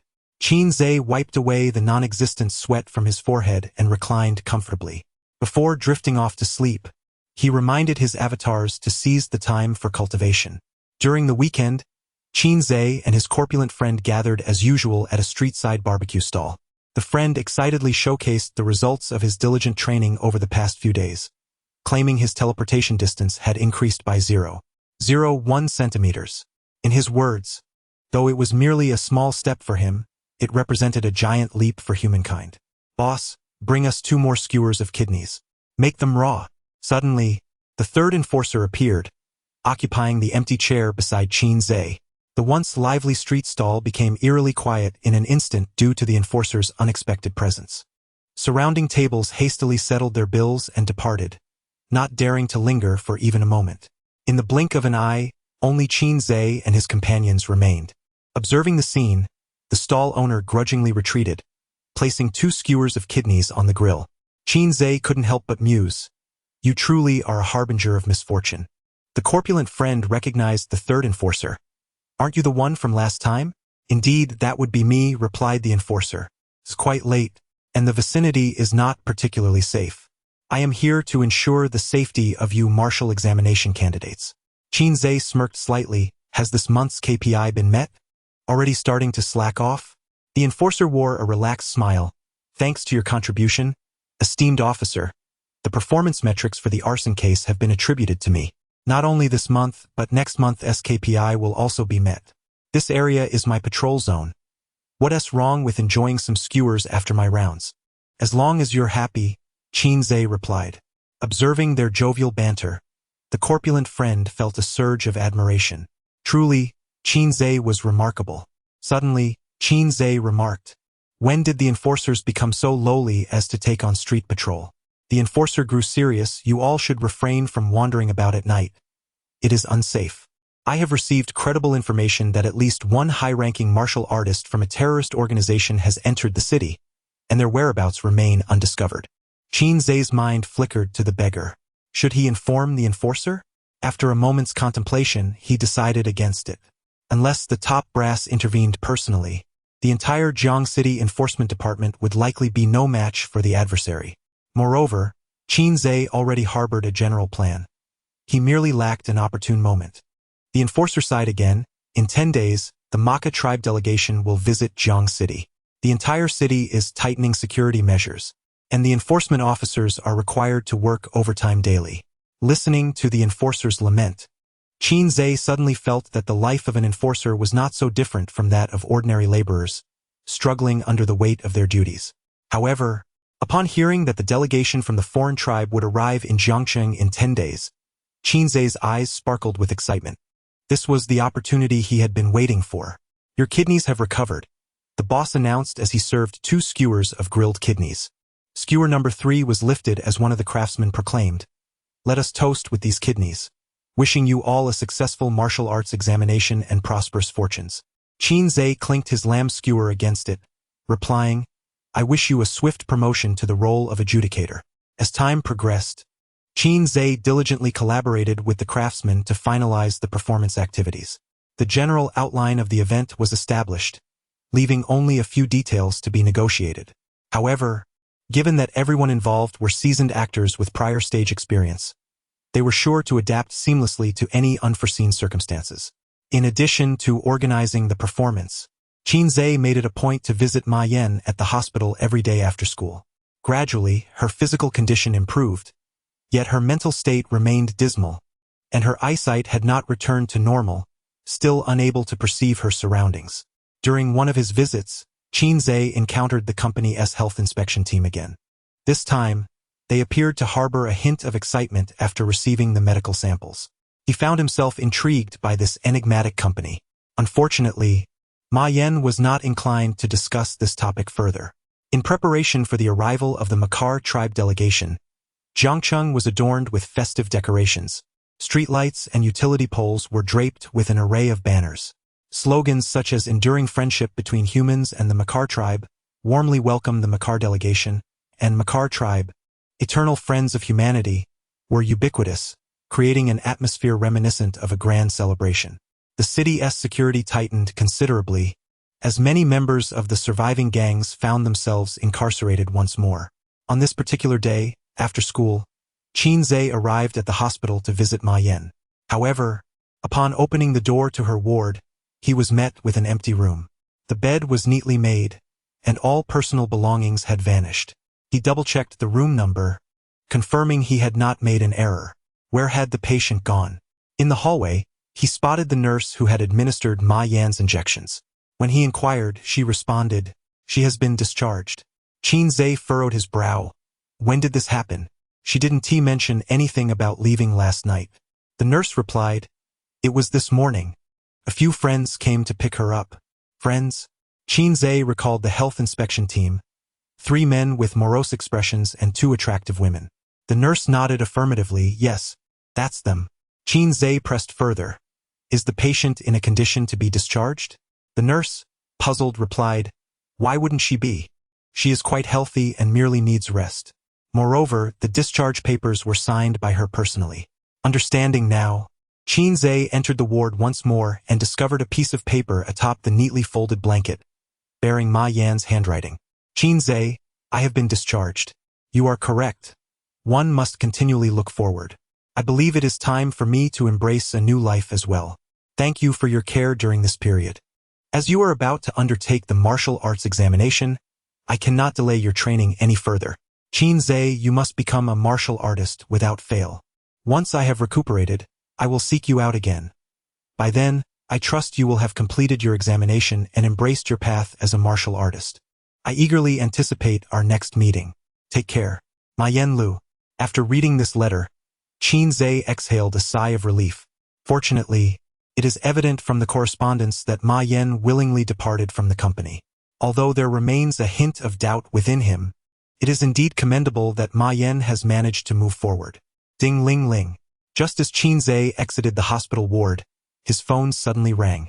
Upon seeing the caller ID, Qin Zhe wore a look of astonishment. It was Qin Yu, whom he had long since added to his blacklist. "Qin Zhe, I have returned. Come quickly to greet me." Chapter 53. The invitation from the circus. Qin Zhe stood at the exit of the bus station, glancing occasionally at the time displayed on the terminal. On the phone, Qin Yu mentioned that the bus would arrive in 20 minutes. Yet nearly an hour had already elapsed. The nocturnal atmosphere of the station was particularly vibrant. Beggars and homeless individuals curled up in shadowy corners, drifting in and out of slumber. Pickpockets, with their eyes glinting like hawks, searched the crowd for unsuspecting prey. A few aunties brandished signs advertising various accommodations, eagerly soliciting patrons from the departing throngs. 81 for the night, hot water included. Young man, fancy a bit of comfort? Massage and lodging. Just nearby, Qin Zhe stifled a yawn and politely declined the advances of two women calling out to him. Soon, another bus rolled in, and a large crowd spilled forth. From a distance, Qin Zhe spotted a striking red dress waving at him. Qin Yu bore a resemblance to Qin Zhe, sharing 4 or 5 features, though she possessed a more striking and refined appearance. Renowned as a beauty in their region since childhood, Qin Zhe approached to take hold of 2 large suitcases. "Why the delay?" he inquired. Qin Yu playfully thumped her shoulder, replying, "Don't mention it." A pack of exotic beasts appeared outside the city. Thankfully, the City Defense Bureau arrived just in time. Otherwise, you might not have seen me. With that, she adopted a pitiful expression, captivating the surrounding men, who felt an overwhelming instinct to protect her. Qin Zhe rolled his eyes, responding, "Your life is tougher than a turtle's shell. You're not so easily dispatched. At least it's fortunate that our parents didn't accompany you." Qin Yu shot a sharp glare at her younger brother. "They are still entangled in battle against the alien races, so they specifically sent me as a representative to check on you." Qin Zhe chuckled dryly, "Well, I truly appreciate your effort." Upon returning home, Qin Yu flopped onto the sofa like a frog, showing no semblance of her usual grace. "A gilded cage is no match for one's own doghouse," she mused. Rolling about on the couch, she sniffed the air and frowned. "What is that overwhelming smell of blood?" "Did you?" Qin Zhe, wearing a grim expression, interrupted. "That was just this afternoon." Qin Yu rose and ventured into the bathroom, where she discovered several freshly caught fish in a basin. Earlier that day, Qin Zhe had showcased his 2 clones, and he had purchased the fish to mask any lingering odors. Speaking of which, his devouring ability had evolved. No longer did he feel full after merely manifesting 2 clones, nor did he struggle with digestion. Now, as long as his vitality was consumed, he could swiftly replenish it through the consumption of his clones, achieving a conversion rate of 1-to-1. This meant that in the midst of battle, Qin Zhe could maintain an endless supply of vitality. "My brother has finally matured." Showing concern for his sister's culinary delights, Qin Yu beamed. "I'll call Ma Yan shortly so she can savor your cooking as well. It's been too long since we last met." Qin Zhe replied gravely, "Sister, there is something I wish to discuss with you." Qin Yu blinked in surprise. "Could it be you two are together?" "Together, my foot," Qin Zhe retorted, playfully tapping his sister on the head. "Qin Yu, when will your brain function like that of a normal human?" Qin Yu covered her head, feigning distress. "What is this all about?" Qin Zhe took a deep breath and began recounting the events from the arson case up to the present. When Ma Yan left the hospital without a word, the elder sister's once bright eyes dimmed. "Ma Yan had always been as stubborn as a mule since the day I met her. She felt that your excessive care was a burden, fearing it might impede your martial arts examination." The atmosphere grew somewhat heavy. Qin Zhe shifted the subject. "I am now a martial artist." Qin Yu's eyes sparkled. "Is that true?" With a vigorous motion, Qin Zhe unleashed the aura of a first-level martial artist. Witnessing the astonished expression on his sister's face, Qin Zhe felt an unprecedented sense of vanity fulfilled. "Remarkable!" Qin Yu exclaimed, wrapping an arm around her younger brother, showering him with praise. "Zhe is truly impressive. When you ascend to greatness, do not forget your sister back home." Qin Zhe, brimming with pride, replied, "Perform well, and I shall take you along to revel in glory." Qin Yu responded with a cheerful affirmation. In her youth, the elder sister, lacking talent, did not participate in the martial arts examination. After graduation, she did not seek employment, relying instead on her charms and antics to charm her way into old Qin's paycheck. Now, in Qin Yu's eyes, her younger brother had become a rising star. "I feel like having fish. I'll go prepare it," Qin Yu declared, cheerfully carrying a fish basin into the kitchen. Qin Zhe was overjoyed. After years of being subdued, he finally felt as though he had risen from the ashes. "Qin Yu, who would have thought you, with your striking features, would come to this?" This morning at 9, the delegation from the Maka tribe arrived in Jiangcheng, where the city lord personally welcomed them. Both parties engaged in a cordial and friendly closed-door discussion. And a welcoming banquet is scheduled for 8 o'clock this evening at the Jiangcheng Grand Hotel. It is reported that the Maka tribe's visit aims to jointly explore the newly opened realms in Jiangcheng, further deepening the bilateral cooperation between humanity and the Maka tribe, and promoting a robust strategic partnership. As Qin Zhe enjoyed his breakfast, he watched the midday news. The previous night, Qin Yu had impulsively dragged him around to select a car for hours. In her words, mother's status is elevated by her children. As his elder sister, she felt entitled to share in Qin Zhe's future success. Once he passes the martial arts examination, she too would rise in stature. Naturally, she would need a car that reflected her newfound identity. Subsequently, Qin Yu began to dream of where to purchase a villa. It wasn't until the late hours of the night that she allowed her younger brother to return to rest. Fortunately, today was the weekend, and there was no school. Qin Zhe watched the news with keen interest. The Maka tribe and humans appeared quite similar, with the only distinction being the Maka tribe's long, pointed ears, reminiscent of elves. Suddenly, Qin Zhe thought of Teacher Yao. I wonder what tribe she belongs to. With her golden blood, she must surely be of high pedigree. Now that the delegation has arrived, the grand spectacle can commence. Up so early, are you preparing for the entrance exam? Qin Yu emerged in her slippers, yawning extensively. You can handle dinner yourself. I have some matters to attend to tonight. Qin Zhe pulled out a tissue to wipe his mouth. Qin Yu, looking lethargic, rested her face on the table like a lifeless fish. Qin Zhe placed 200 yuan in cash beside Qin Yu's face. Too lazy to cook, he suggested ordering takeout. Qin Yu's expression instantly brightened, eagerly stashing the cash away. At last, his younger brother had matured, understanding the joy of treating his sister. Qin Zhe stood up, declaring his departure. Qin Yu, with affectionate sincerity, accompanied his brother to the door. Come back early, A's. In the law enforcement department, within the executive officer's office, a distinguished figure sat in contemplation, perusing the latest reports from the alternate realm. Last night, a deafening explosion followed the release of toxic gas, shaking the very foundations of the realm. The tumult subsided swiftly, and until this moment, no further anomalies had occurred. The distinguished figure furrowed his brow, sensing that a deeper exploration was urgently required. Young master, a cat-eared maid knocked before entering the office. A child has just delivered an invitation, which I was instructed to personally hand over to you. It is signed by the Heisey Circus. Chapter 54. The protagonist is ready. The Black Clown Circus? Hand me the invitation. The dashing gentleman's expression shifted. For days, he had been searching for traces of the circus, only to find that they seemed to have vanished into thin air. Now, suddenly receiving an invitation, he was keen to discern what mischief they were plotting. The invitation was exquisitely crafted, its exterior a sophisticated black adorned with a striking flame motif. The gentleman nodded in satisfaction.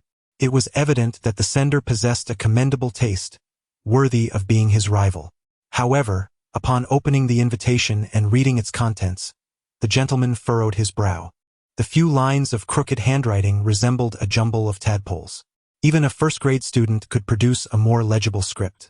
We cordially invite your esteemed presence at 8 p.m. tonight in the number 1 banquet hall of Zhangcheng Grand Hotel. A modest selection of drinks will be prepared in anticipation of your arrival. The Black Clown Circus. Bang! Fueled by rage after reading the invitation, the gentleman smashed the solid wooden table before him. The maid stood quietly by, seemingly accustomed to such spectacles. A provocation. This was an unabashed affront. The No. 1 banquet hall of Zhangcheng Grand Hotel was the venue for tonight's welcoming banquet for the Maka tribe. To extend an invitation to the law enforcement department at this particular time and place was nothing short of a challenge. Wait, the gentleman suddenly regained his composure. What was the purpose of the circus's actions?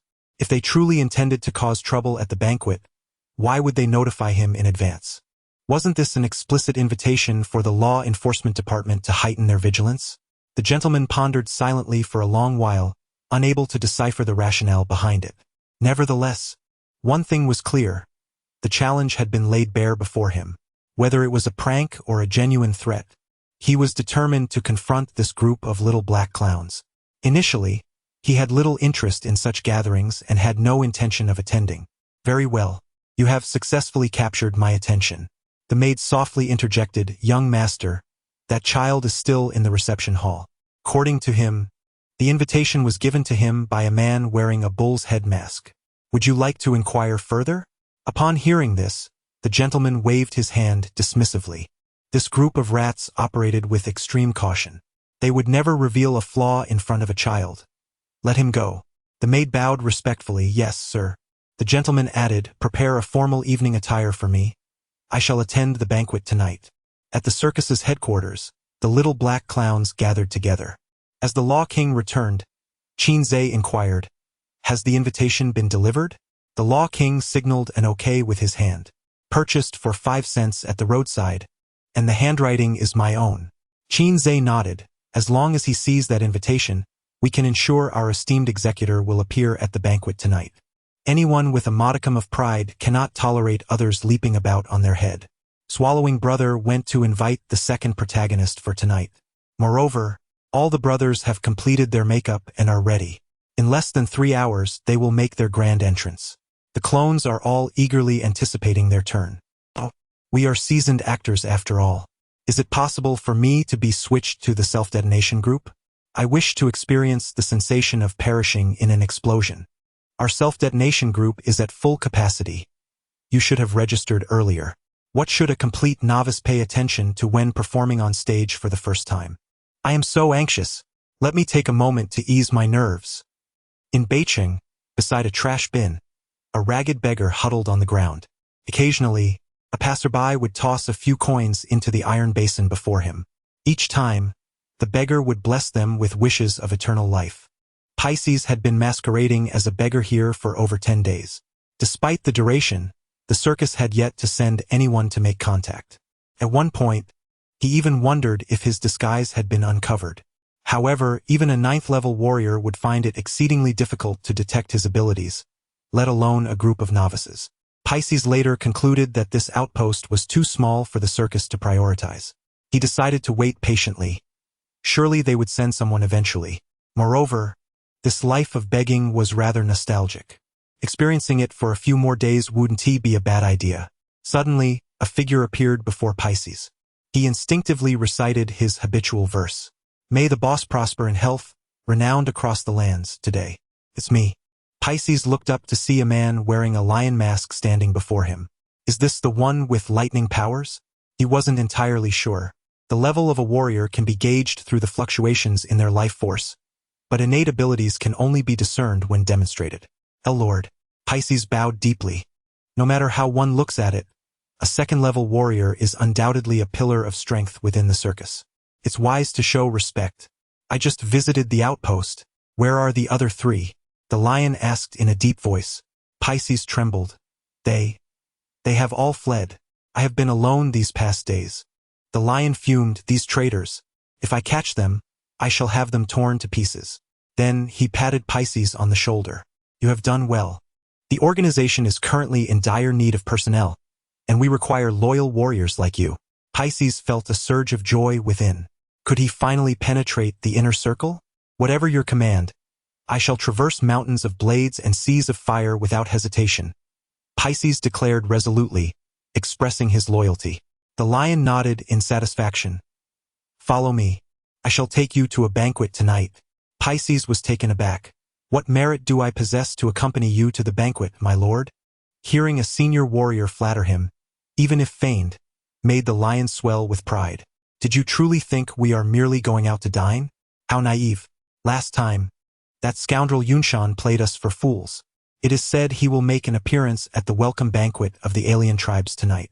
Our group, known for settling scores, must ensure he faces the consequences. Yunshan, it is Wang Biao. The Pisces is filled with unbridled joy.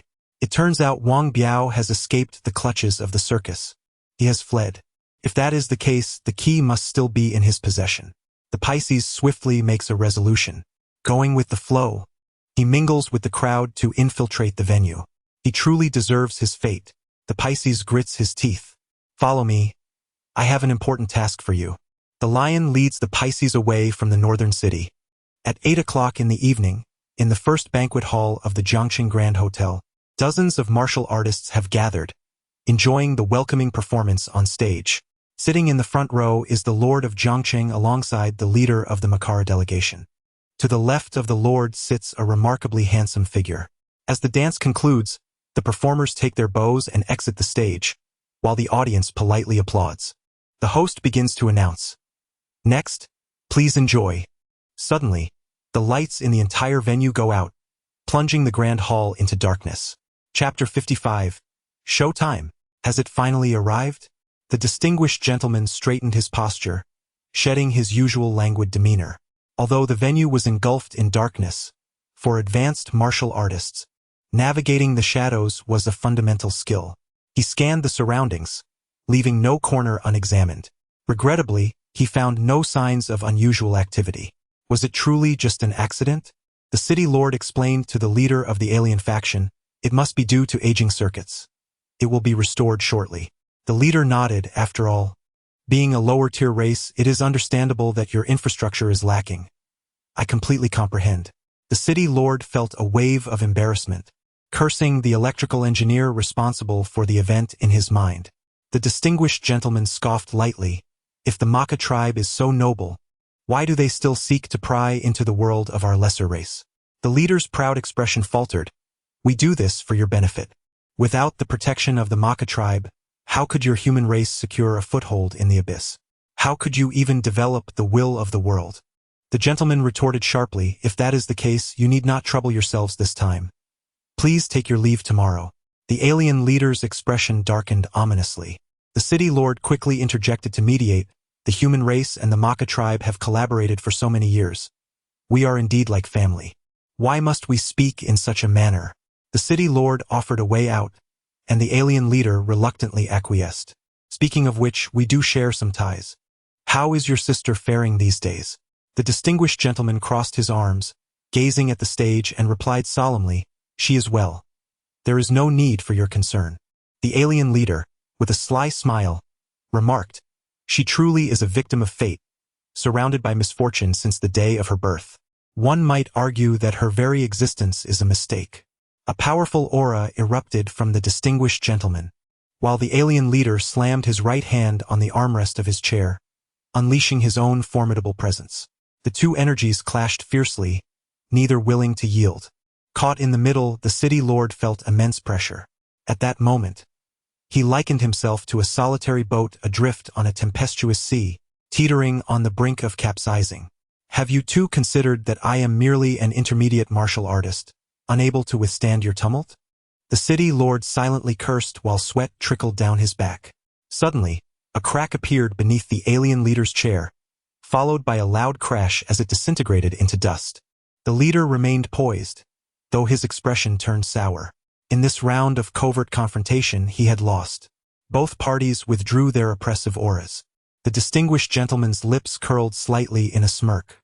"Bring forth a new chair for the esteemed leader of the Maka tribe," he commanded. The city lord wiped the sweat from his brow, shouting at the staff behind him, "Where is the electrical engineer? What on earth are they doing? If the power is not restored in the next 5 minutes, heads will roll."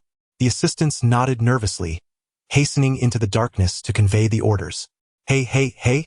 Suddenly, a resounding male voice emanated from the sound system, followed by a jarring, high-decibel electric feedback. The unprepared crowd was momentarily stunned. "I couldn't believe it." The speaker, clearly startled, stammered an apology for the mishap. Hello, can you hear me now?" The city lord furrowed his brow, seething with frustration at the backstage chaos. He had made a decision. Once the banquet concluded, he would ensure that the individual responsible for tonight's event faced severe consequences. The charismatic host raised an eyebrow, sensing an unusual atmosphere. "The host has left the gas on at home," he quipped. "I will be taking over the next segment." The venue was shrouded in darkness, with only the continuous sounds from the speakers piercing through. Ladies and gentlemen, please enjoy the stage play, Chaos of Beasts, performed by the Blackie Circus. Let us welcome the little Blackies with a round of enthusiastic applause. Showtime. With a triumphant crescendo, the stirring music ignited the audience. The charismatic host, with a serious demeanor, promptly issued commands through his earpiece. The targets had emerged. The team was to execute the preordained plan. His expression was grim. These little Blackies had dared to show up, demonstrating audacity beyond measure. Today he was determined to capture them all. The leader of the foreign troop was intrigued. As a diplomat of the Marca tribe, He had witnessed numerous welcoming performances, yet this peculiar display was a first for him. The air of mystery surrounding the event seemed oddly captivating.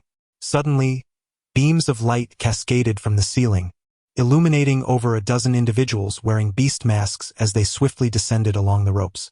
At this moment, the city lord finally sensed something amiss. "Where is security? Seize all of them." In response to the city lord's command, over 40 martial artist security personnel surged toward the stage. Just then, the host's voice resonated once more. Act 1. Art is Patrick Star. Almost instantaneously, 13 masked figures on stage detonated in a spectacular explosion. The security officers, rushing to apprehend the little blackies, were caught completely off guard and thrown into disarray. Some of the front runners, eager for glory, were propelled several meters away, their bodies embedding into the wall, transformed into mere silhouettes. Amidst the chaos, 9 representatives of the Marca tribe, including their leader, erupted into applause. The Marca tribe, known for their warrior spirit, reveled in the fervor of such a thrilling performance. The foreign leader praised, "Art indeed is remarkably artistic." How was that explosion achieved? It was indistinguishable from reality. Beside him, the city lord could not suppress an eye roll. How could such a question escape your lips? How am I to respond? The city lord's mind is in a state of bewilderment. The sight of more than a dozen individuals simultaneously self-destructing is undeniably overwhelming. He cannot fathom from whence these lunatics have emerged. What do they intend to achieve? A group of inconsequential warriors self-immolating, truly deluded to think they could inflict harm upon foreign dignitaries? Their threats could only intimidate the weaker fighters. The aftermath of the explosions left the scene in utter disarray. The already dimly lit venue was engulfed in a thick haze, with dust swirling chaotically. Among the distinguished warriors present were only the dashing commander and the leader of the foreign faction. With the lights extinguished once more, no one aside from them could see a thing. Amidst the ensuing chaos, a group donned in beastly masks surged forth from backstage, shouting incoherent slogans. "For the tribe, De Biao, come out. It is you, Wang Biao. Oh, Wang De Biao, come forth and meet your demise." Chapter 56. The chaos of demons behind the curtain. Pisces found himself in a state of bewilderment. Over a dozen living souls proclaimed their intent to self-destruct without the slightest hesitation. Moreover, each one radiated an exhilarating excitement, even vying for the honor of being the first to detonate. What manner of circus is this? The brainwashing techniques employed here are truly horrifying. Not even the so-called lunatics of the Fairness Committee exhibit such madness.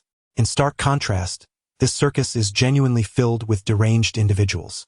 Pisces now harbored a strong desire to meet the ringmaster, seeking to discern how he had instilled such unwavering loyalty in his subordinates. Even the most devoted warriors do not display such fidelity. "Why are you dawdling? It's your turn to make an entrance," interrupted Devourer, snapping Pisces from his reverie. "My lord, what is my task?" Pisces inquired, regaining his focus. Tonight's target, Wang Biao, is disguised as a waiter, lurking behind the representatives of the foreign faction. I have shown you his photograph. Do you recall his appearance?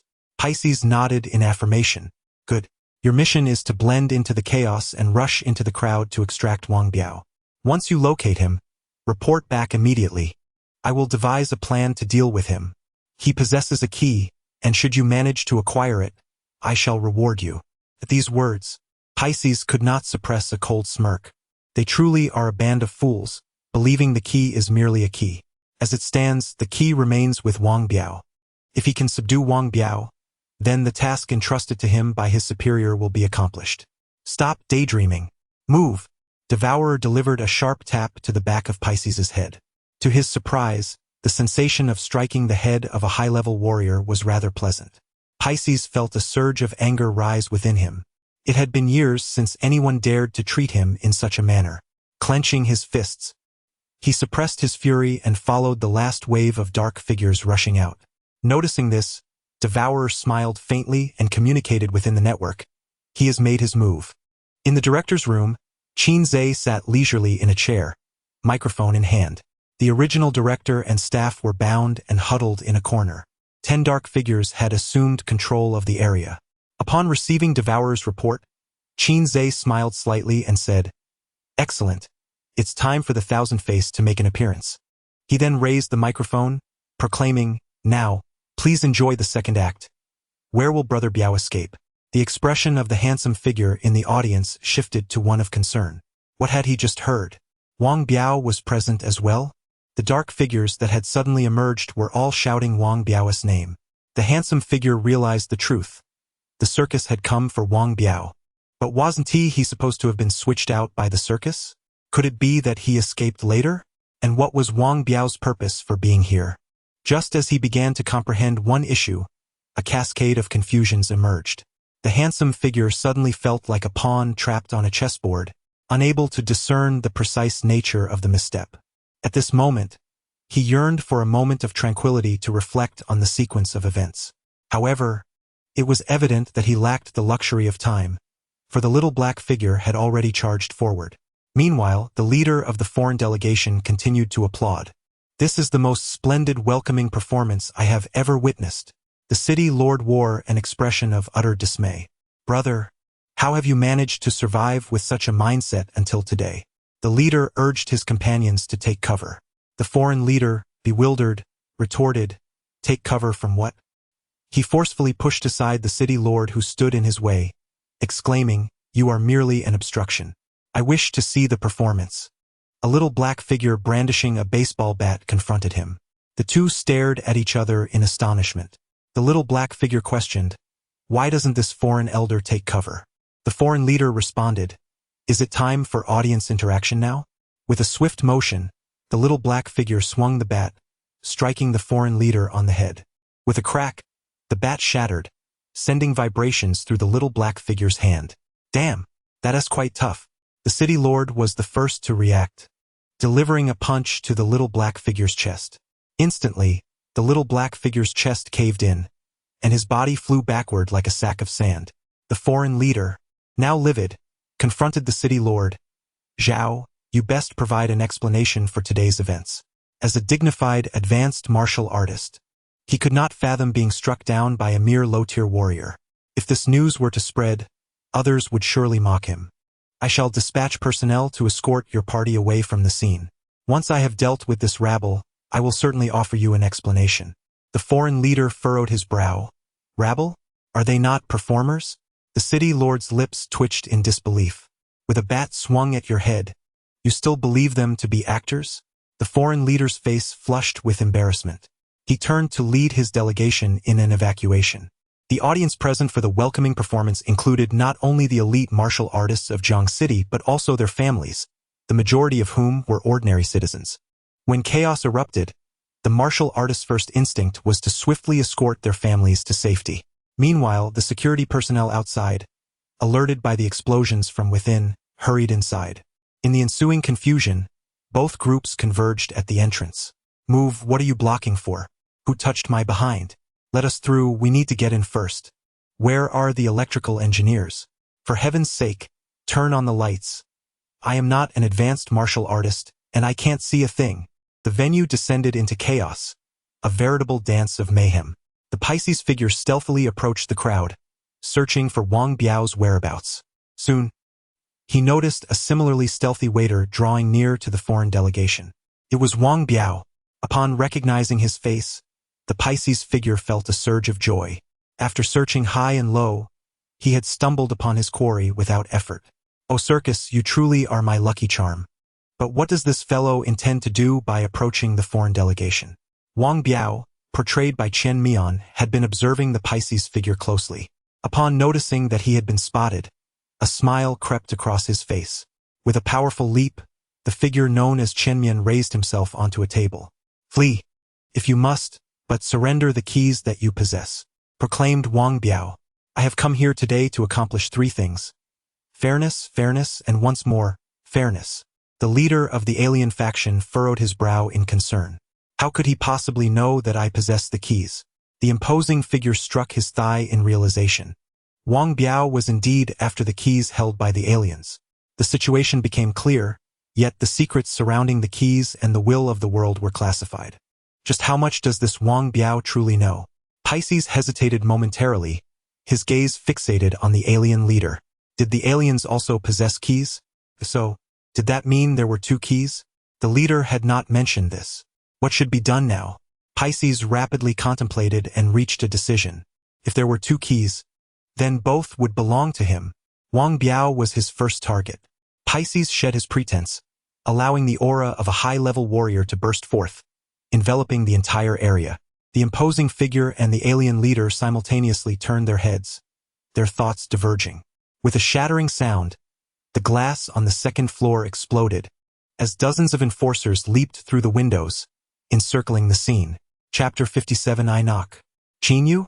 Why is it so dark? Who turned off the lights? Where is the target as per the command of the esteemed officer? Who knows it's pitch black everywhere? Don't push me. The law enforcers, compelled by the commanding officer's orders to break through the window, found themselves unable to maintain their composure the moment they landed. It was excessively dark, so dark that one could not see their own hand in front of their face. This evening, the sky was overcast, allowing not a single ray of moonlight to penetrate. The director's room was on the 2nd floor, providing a vantage point over the entire venue. Qin Zhe had prepared a night vision device in advance, allowing his clone to wear it and relay information to the little shadows below. The little shadows in the venue were akin to having full map visibility, causing chaos in every corner. The first to suffer were the law enforcers who had just entered the scene. Though the combat prowess of the little shadows was generally low, a fierce tiger could not withstand a pack of wolves. A virtuous woman could not contend with ruffians. The law enforcers felt themselves besieged by a swarm of buzzing flies, unable to strike back or drive them away. They behaved without honor, specifically targeting the most vulnerable areas. Forming pairs, they positioned themselves back to back, signaling with flares to regroup with the esteemed officer. If someone kicks me again, I shall truly lose my temper. The scene was in utter disarray. The commanding officer had never anticipated such a situation. His countenance was grim, a high-ranking warrior, reduced to being toyed with by a bunch of mediocre fighters. However, at this moment, the commanding officer's attention was primarily fixed on the Pisces figure, a suddenly emerged high-ranking warrior. Could he be the mastermind behind this circus? Meanwhile, the leader of the alien faction was also feeling a bit anxious. We have fallen into a trap.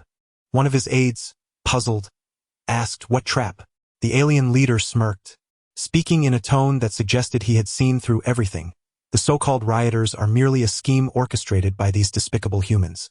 They aim to seize our keys amid the current chaos. The aide gasped, "Are they insane? Such actions would directly tear apart the alliance between the Maka tribe and humanity." The alien leader replied solemnly, "We cannot concern ourselves with that now. We must break through with all our might to ensure the safety of the keys."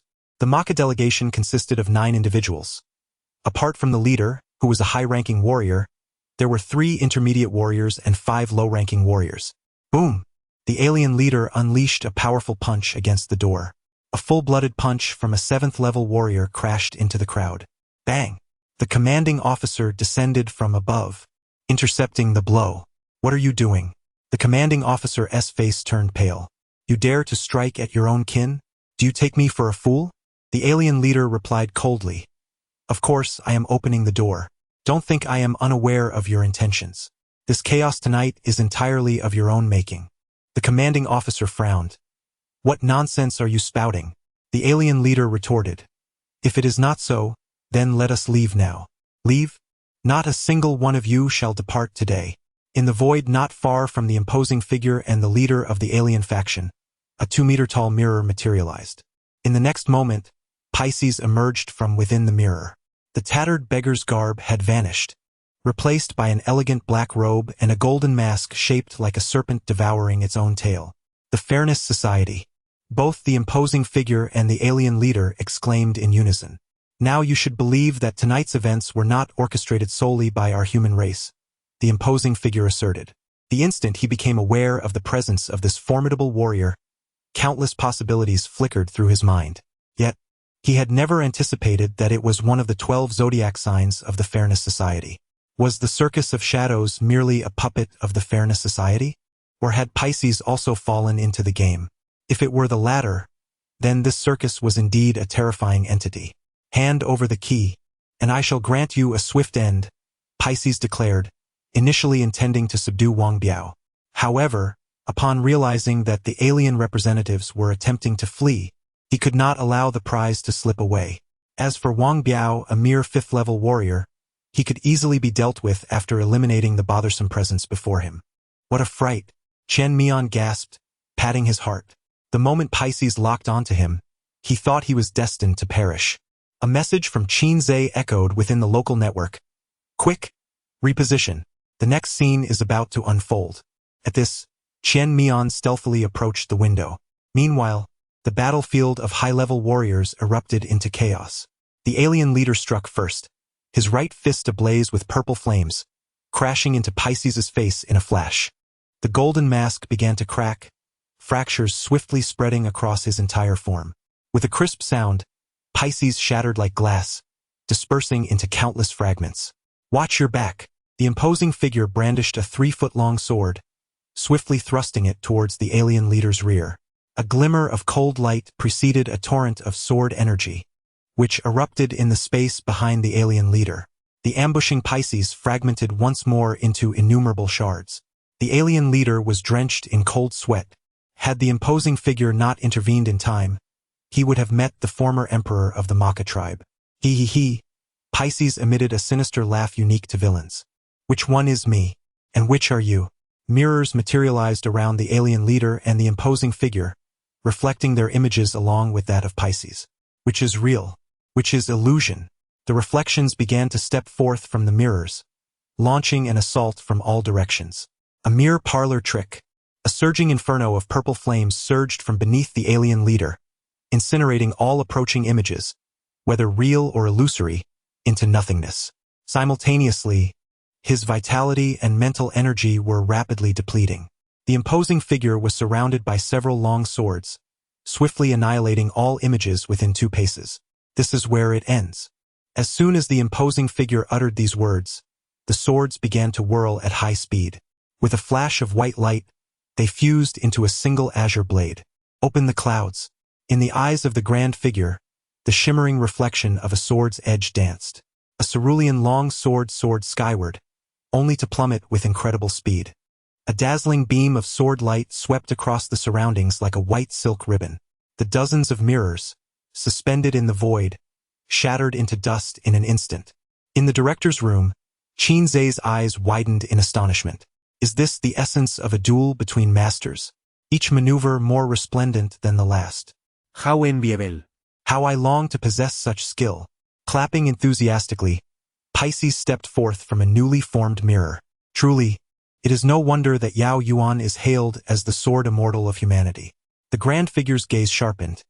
We are all at level 7, and you face 2 opponents. Your chances of victory are slim. Ha ha ha. Pisces let out a villainous laugh once more. Who says I am alone? Suddenly, the ground of the venue cracked open. A vibrant green sprout defiantly emerged from the cement, rapidly growing into a rose over 2 meters tall, poised to bloom. As the petals slowly unfurled, a woman clad in a red gown and adorned with a white fox mask stood atop the flower's core. In the director's room, Qin Zhe sputtered, spraying his soda everywhere.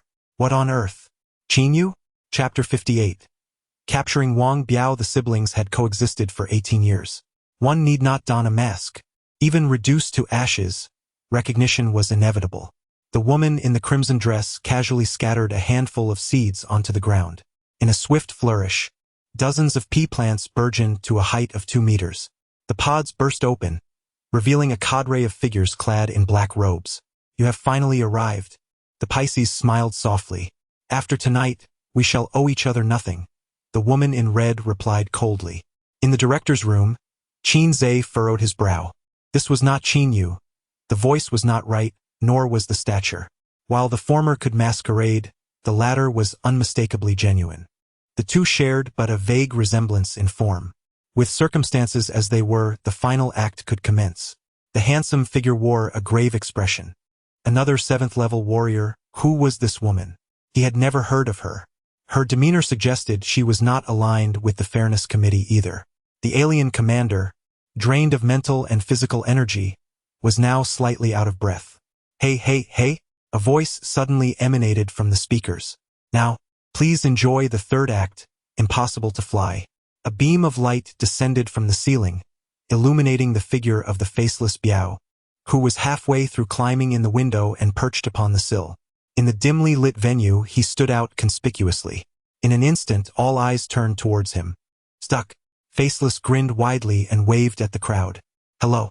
Handsome man. Pisces. Capture him. Upon receiving the command, the enforcers and members of the Fairness Committee lunged at Faceless like hungry tigers. Farewell.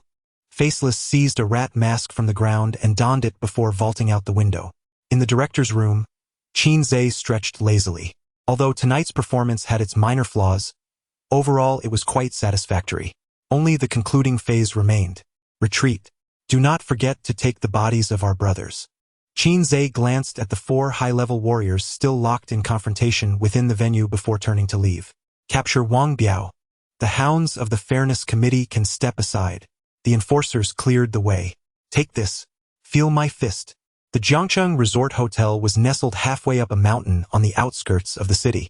After leaping from the window, Faceless sprinted ahead, pursued relentlessly by the enforcers and the Fairness Committee.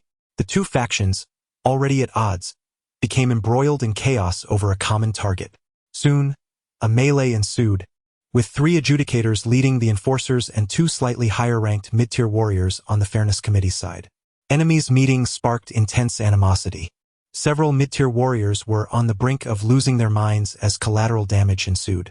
Only a dozen or so members from both factions continued the chase.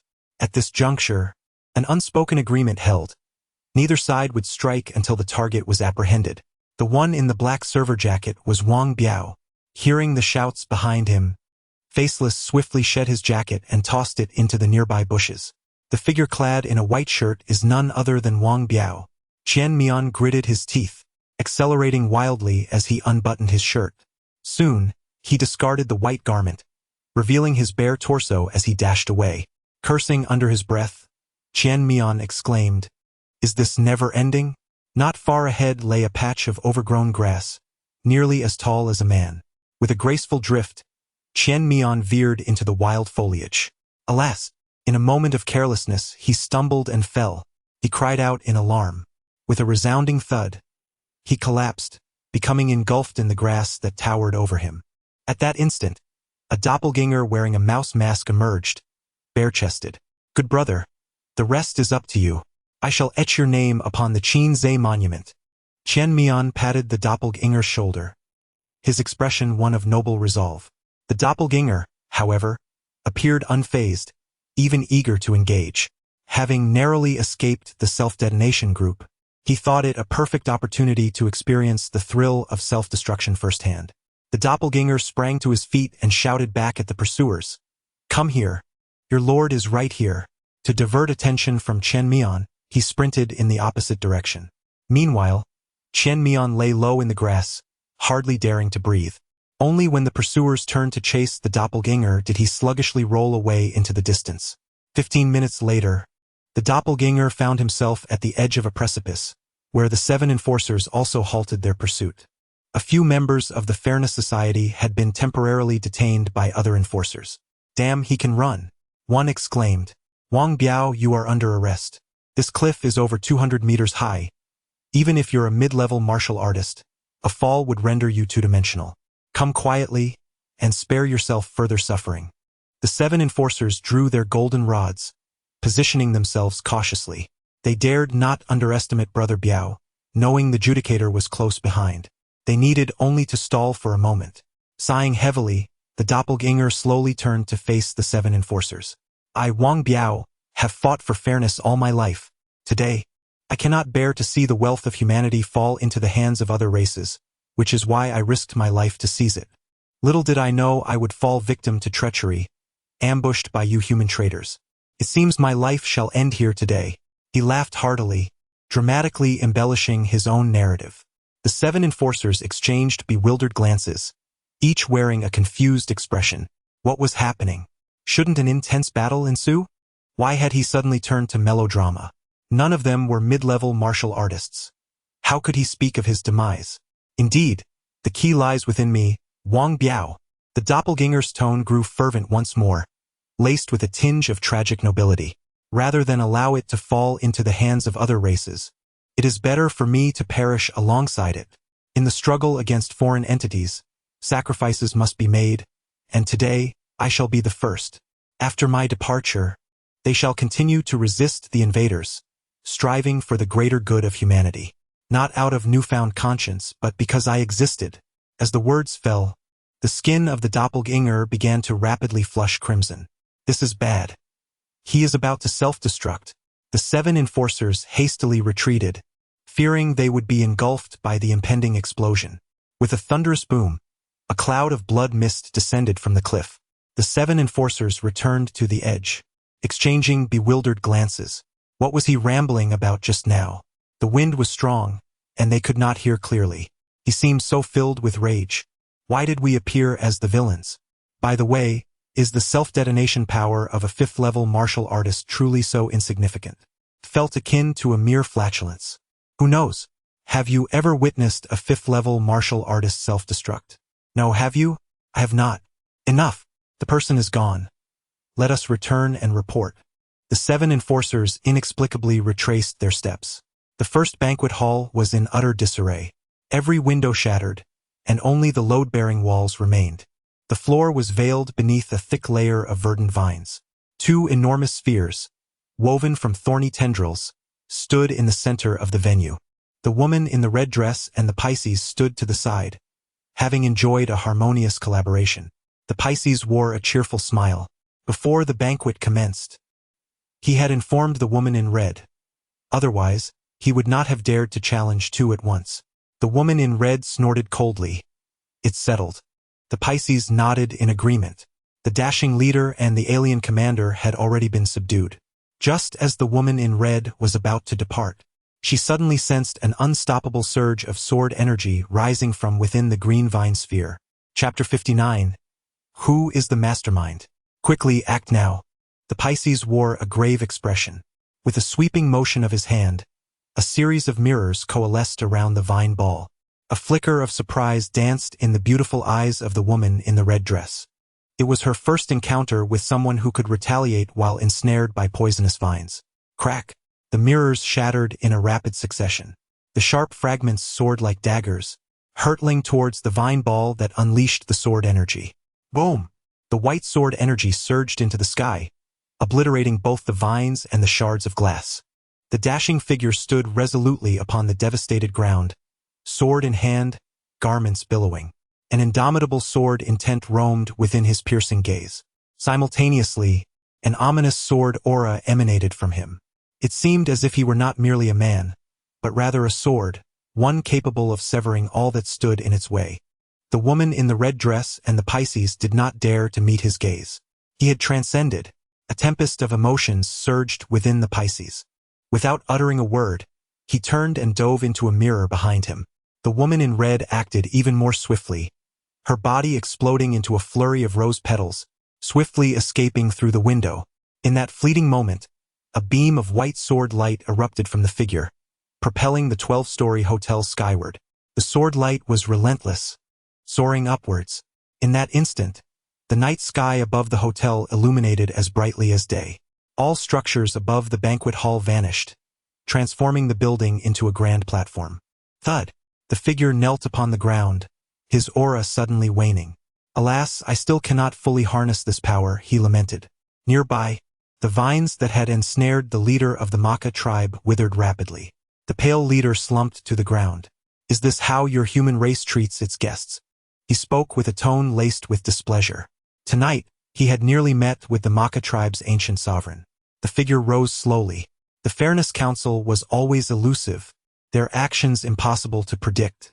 In other words, tonight's events were merely a mishap. Rest well. In a couple of days, we shall convene to discuss the joint development of the Jiangqing. The long sword in his hand vanished as he exited the venue. Phew! The alien leader exhaled in relief. With no one around, he allowed his composure to slip, wiping the sweat from his brow with his sleeve in a most unrefined manner. Although he had narrowly escaped death, he had secured the key, and the development of Jiangqing could continue. Thus, his mission was not a failure. Having already descended the mountain, Qin Zhe gazed at the hotel roof that had been lifted into the sky, exclaiming inwardly, "What the hell?" The power of high-level warriors was indeed terrifying. Witnessing the battle between advanced warriors firsthand instilled a sense of urgency within Qin Zhe to grow stronger. Despite the success of the evening's performance, he knew that such fortune could not be relied upon every time. Treating high-level warriors as mere pawns was akin to dancing on the edge of a blade. After traversing the dark paths for long, one inevitably encounters specters. Qin Zhe resolved that tonight he would diligently spur his avatars, urging them not to be idle and to devote themselves to their cultivation. After all, the troubles associated with Pisces had finally been resolved. Furthermore, from this moment forth, no one would cast doubt on the circus's possession of the key. Everything dissipated like smoke with the explosion of Brother Biao. Given the circumstances, it was time to eat. Qin Zhe rubbed his belly. He had not had the chance to dine properly for the evening's live direction, having only consumed a bottle of cola. Upon returning home, Qin Zhe knocked vigorously on Qin Yu's door. "Qin Yu, I know you're inside. Open the door." After a brief moment, Qin Yu, yawning repeatedly, opened the door. What on earth? Qin Zhe swiftly assessed his sister, noticing that she indeed seemed to have been sleeping in her room the entire time, evident from her disheveled hair. Moreover, Qin Yu's strength was at least of C-grade, unlike the woman in the red dress from the hotel, which did not match. "Give me your hand." Qin Zhe seized his sister's wrist. There was no sign of any vital energy fluctuation. "I must have overthought it," he murmured to himself. "I told you it couldn't possibly be a lazy bum at home. What's wrong with you?" Qin Yu rolled her eyes. "There's nothing, just go away." Qin Zhe pressed her forehead gently, nudging her back into her room and closing the door behind her. He then proceeded to the kitchen to prepare some noodles. After finishing his meal, he returned to his room and lay down, reflecting on the events of the evening. His avatars were particularly exuberant, chattering incessantly. "Our circus has truly made a resounding name for itself tonight." Resounding name? More like we've made it onto the most wanted list. From now on, we shall be seasoned performers. Without the Devourer and the Law King, our little Blackie could still carry an entire act. This is what one calls qualitative change arising from quantitative accumulation.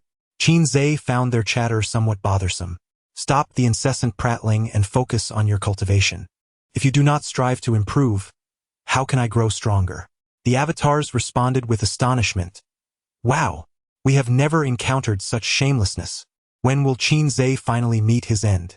Or perhaps not, for if he dies, we too shall cease to exist. Then let us all perish together. I wish to witness rivers of blood." After some further bickering, the avatars finally quieted down. Presently, two matters weighed heavily on Qin Zhe's mind. One was the martial examination in 50 days, and the other was the Otherworld.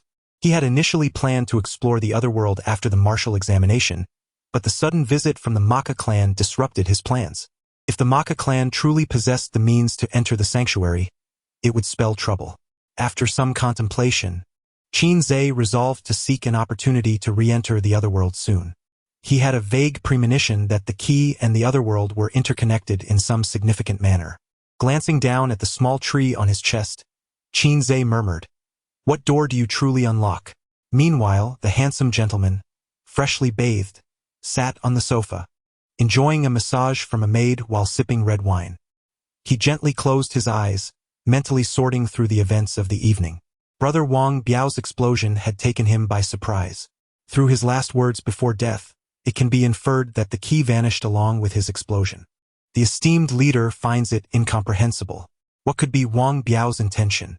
Was it merely to awaken the world through his demise?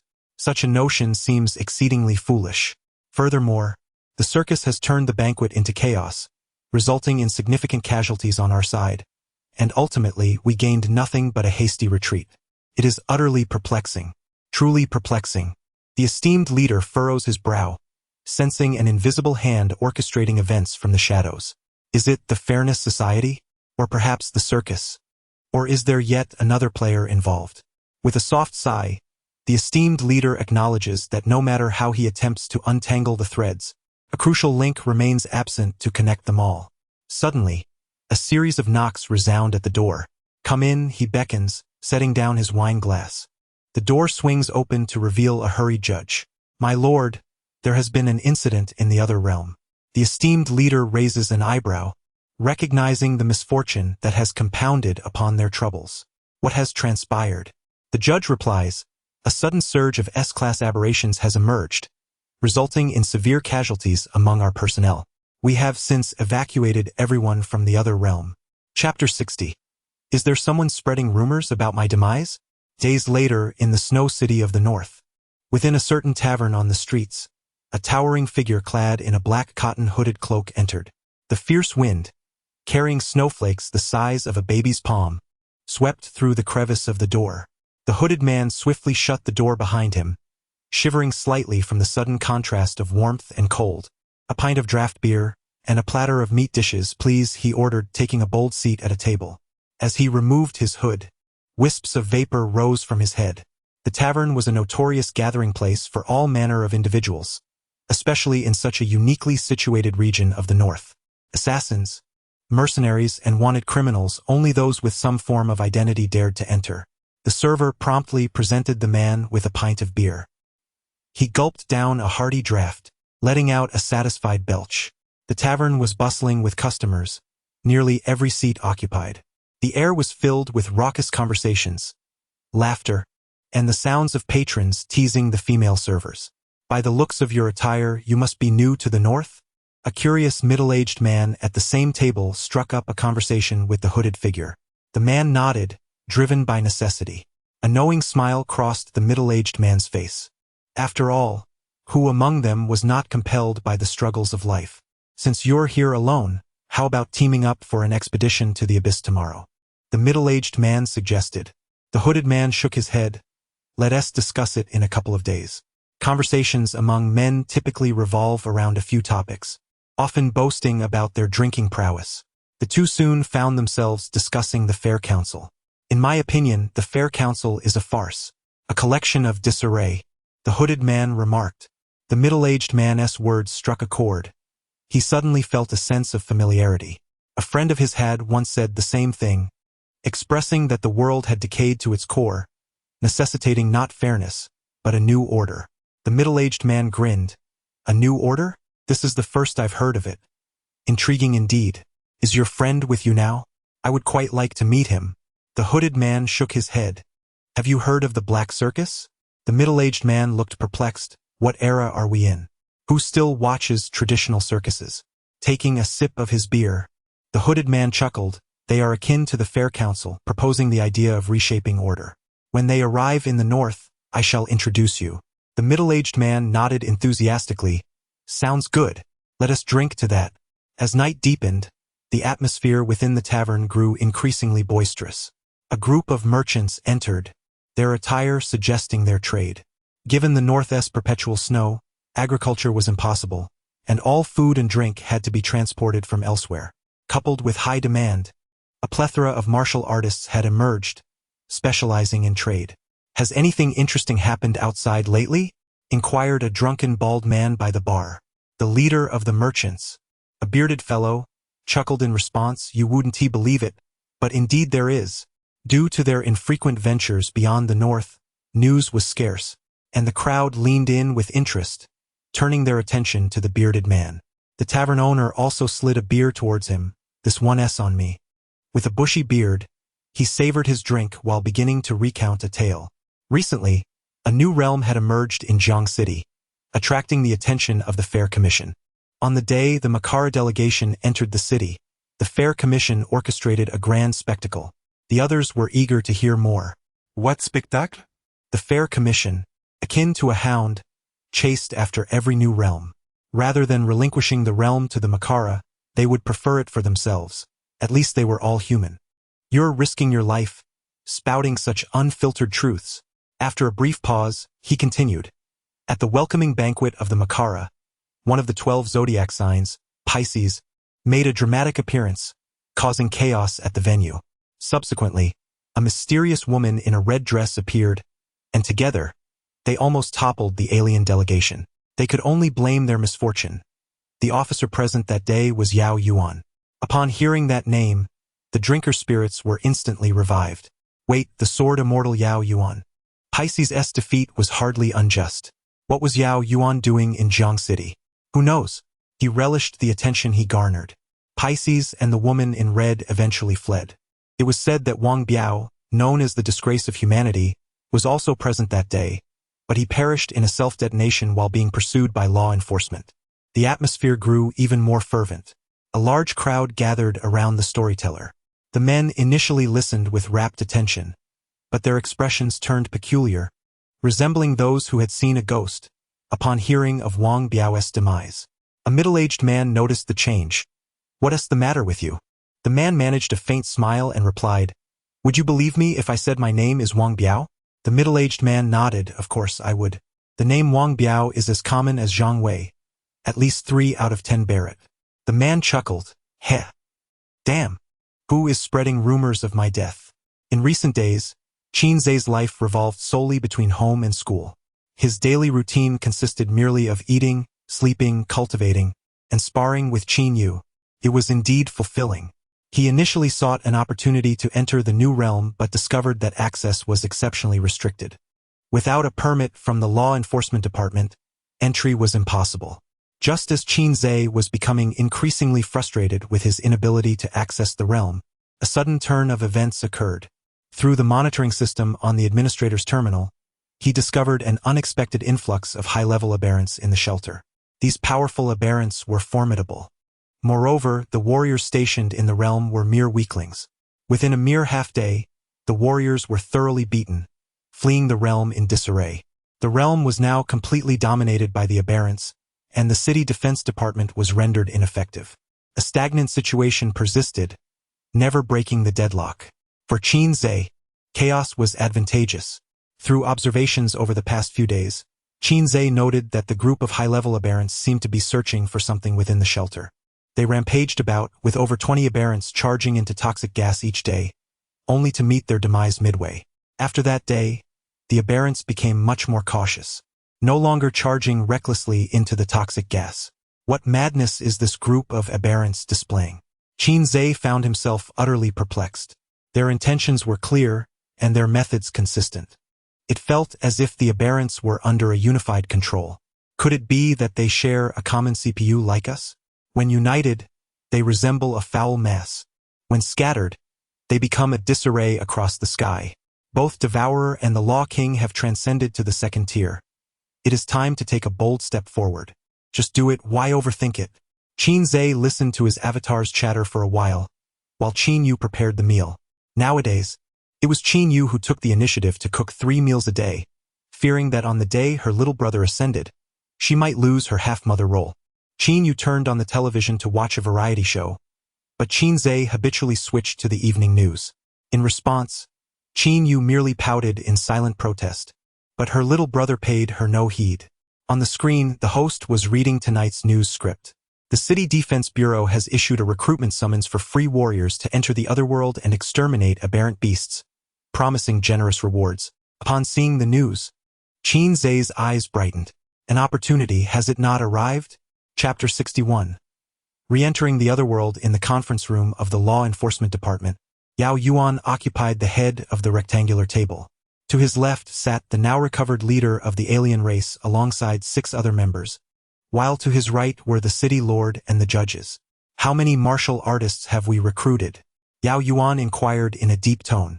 His assistant responded, "Currently, there are 236 first-level martial artists, 178 second-level, 66 third-level, 12 fourth-level, and 1 fifth-level martial artist. Recruitment is ongoing, and by tomorrow morning, as we enter the Otherworld, the numbers are expected to double. There are not enough mid-level martial artists in Jiang City. The conditions set by the City Defense Department are excessively stringent, prompting mid-level martial artists from surrounding cities to respond." Yao Yuan nodded. "That will suffice. Tomorrow, all mid-level martial artists will be organized into a single unit, which I and the leader will personally lead to exterminate the S-Class beast horde. The others will handle the remaining lesser foes." The assistant added, "The Black Mountain Research Institute has provided a batch of newly produced reagents, which are highly effective against F-Class and lower beasts. Additionally, breakthroughs have been made with the reverse reagent, and Professor Lin suggests that you visit the institute when time permits." Yao Yuan had always regarded such external aids with disdain. However, just because he did not require them did not imply others did not. Distribute the reagents to ordinary soldiers. They need not enter the front line. Once we establish a foothold in the Otherworld, they can follow up to build defenses. I'll make the arrangements, the assistant replied, closing his notebook and departing in haste. The leader of the Maka tribe suddenly spoke. Since the operational plan has been finalized, should we not discuss how to divide the source of this world? Yao Yuan raised an eyebrow. As per usual, one side receives half. The alien leader shook his head. Humans receive 2, while we receive 8. Yao Yuan was about to slam his fist on the table when the Maka leader interjected. I know you are eager, but hold on for a moment. The abyssal tide is approaching. Upon hearing the term abyssal tide, Yao Yuan's expression grew grave. This distribution plan is decided by both parties above. I am merely a messenger, the leader observed with a hint of amusement. Aren't you renowned as the human sword immortal? Aren't you supposed to be formidable? Let us see how you handle this. Yao Yuan fell silent for a moment. I need to make a phone call. The Maka leader shrugged. Please do. Yao Yuan exited the conference room. 5 minutes later, he returned with a troubled expression. We enter the Otherworld at 9 tomorrow morning. Do not be late. The Maka tribe has always been punctual. The leader chuckled, leading his kin away. The human sword immortal is not so impressive after all. No matter how sharp the sword, it is still wielded by the hands of its bearer. The Maka tribe's greed was astonishing. They would not even grant us half. The city lord, privy to some confidential information, could not help but feel indignant. Yao Yuan spoke solemnly. The abyssal tide is approaching. Without the Maka tribe's assistance, we cannot hold our ground. His fists clenched tightly. Weakness is the original sin. The human race is undeniably feeble, so much so that it lacks even the standing to negotiate with the Makas. The city lord, perplexed, inquired, why has the tide arrived so swiftly this year? Could it be mere fabrication by the Makas? Yao Yuan shook his head in response. The city lord sighed. It appears that after this otherworldly event concludes, I shall be summoned back to the abyss. A heavy atmosphere enveloped the conference room. Every warrior who had ventured into the abyss understood the terror of the tides. The tide was more than just a mere beast surge. Wang Biao has perished. Your mission has failed. The chairman is now exceedingly irate. The voice of Leo was as frigid as the dimly lit round table. Pisces had shed its usual jovial demeanor. An unforeseen incident had transpired. They could have subdued Wang Biao. Regret consumed him now. Had he known, he would not have been so greedy for the keys of the other races. Surely it would have been far more prudent to simply restrain Wang Biao. But now, it was too late. They had not only forfeited the watermelon but had also lost the sesame seeds. Ares reveled in the misfortune. Who was it that previously vowed with such conviction to secure the keys? Now I have everything prepared on my end. Yet where are your keys? With Ares throwing salt on the wounds, Pisces seethed in frustration, feeling utterly powerless. So now that the keys are lost, must my mission continue? Ares turned to Leo. Continue. Leo replied gravely. Both Yao Yuan and the leader of the Makas possess keys. Since we lack our own, we shall seize theirs once they have divided the source of the world. Ares raised an eyebrow. Boss, are you suggesting I take on the human swordsman Yao Yuan alone? That seems rather optimistic. Leo snorted coldly. Pisces will assist you. If we fail again, the consequences will be dire. With that, Leo vanished from his seat. Pisces, wearing a grin, remarked, it seems we must join forces once more. Humph. As long as you don't hinder me, that will suffice, Ares retorted before departing. The smile on Pisces' face gradually faded as he slammed his fist onto the table in a fit of impotent rage. The following day, the entrance to the otherworldly realm in Jiang City teemed with people. Those who had completed their registration lined up to enter, while others who had yet to register formed long queues at the sign-up station. Qin Zhe arrived early to observe discreetly. He quickly identified a critical issue. To enroll in this hiring mission, one must present a warrior-S certificate. He did not possess one. Thus, he resolved to borrow one. Qin Zhe stealthily followed a registered level 1 warrior to the restroom. Brother, I need a favor, he announced as the man relieved himself. Startled, the man nearly stumbled. What the hell? The man looked up, only to find the dark muzzle of a gun aimed at him. "What do you need from me, big guy?" A sycophantic smile spread across the man's face. "Lend me your registration card and Warrior-S certificate." The man's expression soured. "Could you perhaps ask for something else?" Qin nudged the dragon in his hand forward. "So, this is how you wish to play." The man's face contorted with rage, and he bellowed, "If borrowing is what it takes, then so be it." Swiftly, he produced his registration card and warrior certificate, offering them with both hands. Impressive performance. Qin accepted the documents, delivering a swift punch that rendered the man unconscious, before binding him with rope and tossing him into the farthest compartment. Just as Qin was about to depart, a peculiar sound emanated from the first stall. He kicked the door open to find a young man with yellow hair seated upon the toilet. Their eyes met, and the young man's face was a canvas of embarrassment and trepidation. Have you waiting?" he inquired cautiously. Qin furrowed his brows slightly. "How long have you been here?" The young man swallowed hard. "Theoretically speaking, I was the first to occupy this restroom. But fear not, I kept watch for you. No one noticed your presence." Bang! Qin unleashed a direct punch, repeating his earlier actions. Moments later. He utilized his shape-shifting ability to transform into a first-tier warrior and exited the restroom. Outside, an announcement blared. "All warriors who have completed registration, please gather to the right of the entrance. The main force is about to depart." Qin blended into the crowd, inhaling deeply as he gazed at the cascading hues of the setting sun. Otherworld, here I come. Chapter 62. Undertaking a significant task at the forefront of the entrance to the otherworldly realm stood approximately 100 intermediate martial artists, led by Yao Yuan and the leader of the alien faction. Qin merely cast a distant glance at them.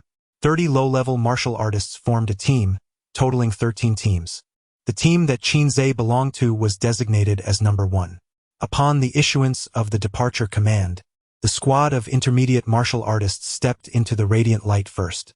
Half an hour later, it was time for the low-level martial artists to set off, and Qin's team entered the glow. Once again, they experienced that sensation of weightlessness. In the blink of an eye, Qin found himself in the otherworld. Upon witnessing the scene before him, everyone could not help but gasp in astonishment. The corpses of over 10 massive high-level aberrants lay sprawled across the ground, and the area was in utter disarray, bearing the marks of battle. Qin couldn't help but marvel at the construction quality of shelter number 10. The walls were so sturdy that even high-level martial artists could not breach them, unlike the shoddy engineering of the Jiangxing Hotel, where a single sword strike could send a dozen stories soaring into the sky. Over 20 high-level martial artists stood guard at the entrance, each bearing varying degrees of injury. A few were gravely wounded, bloodied and missing an entire arm. Through casual conversations, it became apparent that Yao Yuan was leading a team deeper inside to eliminate more high-level aberrants. Qin's team did not linger unnecessarily and promptly proceeded along the previously established route. Along the way, they encountered only low-level aberrants. This team was markedly different from the previous student trial group. All members were seasoned in combat, responding to the aberrants' assaults with calm composure. Without suffering any casualties, they advanced nearly 200 meters in a mere 20 minutes. From time to time, Qin checked his terminal for Yao Yuan's progress. Their direction was precisely opposite to that of his team, as if they had disturbed the nest of aberrants, which swarmed out like a hive of angry hornets. Due to the limited surveillance area, all invisible monitoring devices further ahead were malfunctioning, leaving Qin unable to view real-time footage. He felt a sense of urgency, wishing to detach from the main group. "Let us take a 5-minute break," the team leader called out, prompting everyone to sit on the ground and seize the moment to rest. This battle was surprisingly effortless. Indeed, the intensity of combat here bore no comparison to that in the abyss. No wonder so many were eager to enlist. Fortunately, he had acted swiftly. A brief stroll in this realm, and the rewards would be at hand. A delightful prospect. Everyone appeared remarkably relaxed and at ease, showing no signs of being embroiled in a battlefield. Suddenly, with a bang, a concealed gate burst open nearby. Qin turned to see a large dung-colored bat emerge. A high-level aberrant. Qin quickly retreated.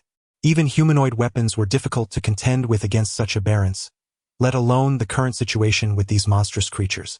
As expected, the bat that had suddenly appeared inflicted significant casualties upon the team in the blink of an eye. Fall back. I have already notified the remaining intermediate martial artists. They are on their way to provide assistance. The leader commands loudly. Truly, a warrior seasoned by the depths of the battlefield. Even when faced with such unforeseen circumstances, they can retreat in an orderly fashion. Seizing this opportunity, Qin promptly disengaged from the group, advancing towards the alloy gate shrouded in toxic gas. With the administrator terminal in hand, Qin effectively possessed a panoramic view of the map. He navigated through the area effortlessly, evading all aberrants.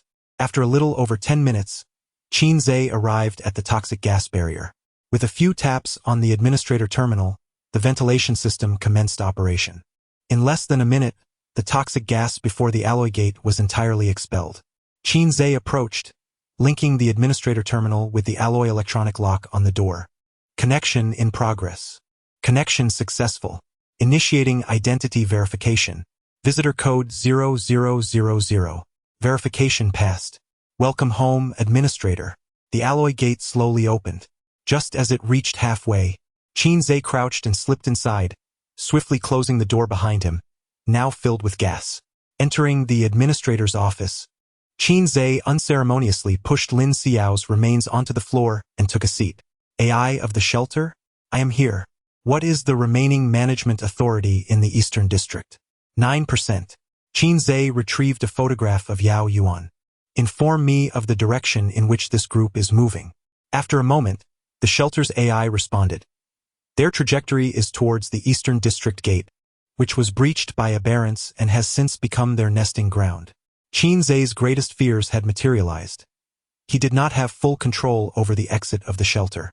The Eastern District was vast, and navigating through it was akin to wandering in a labyrinth without a map.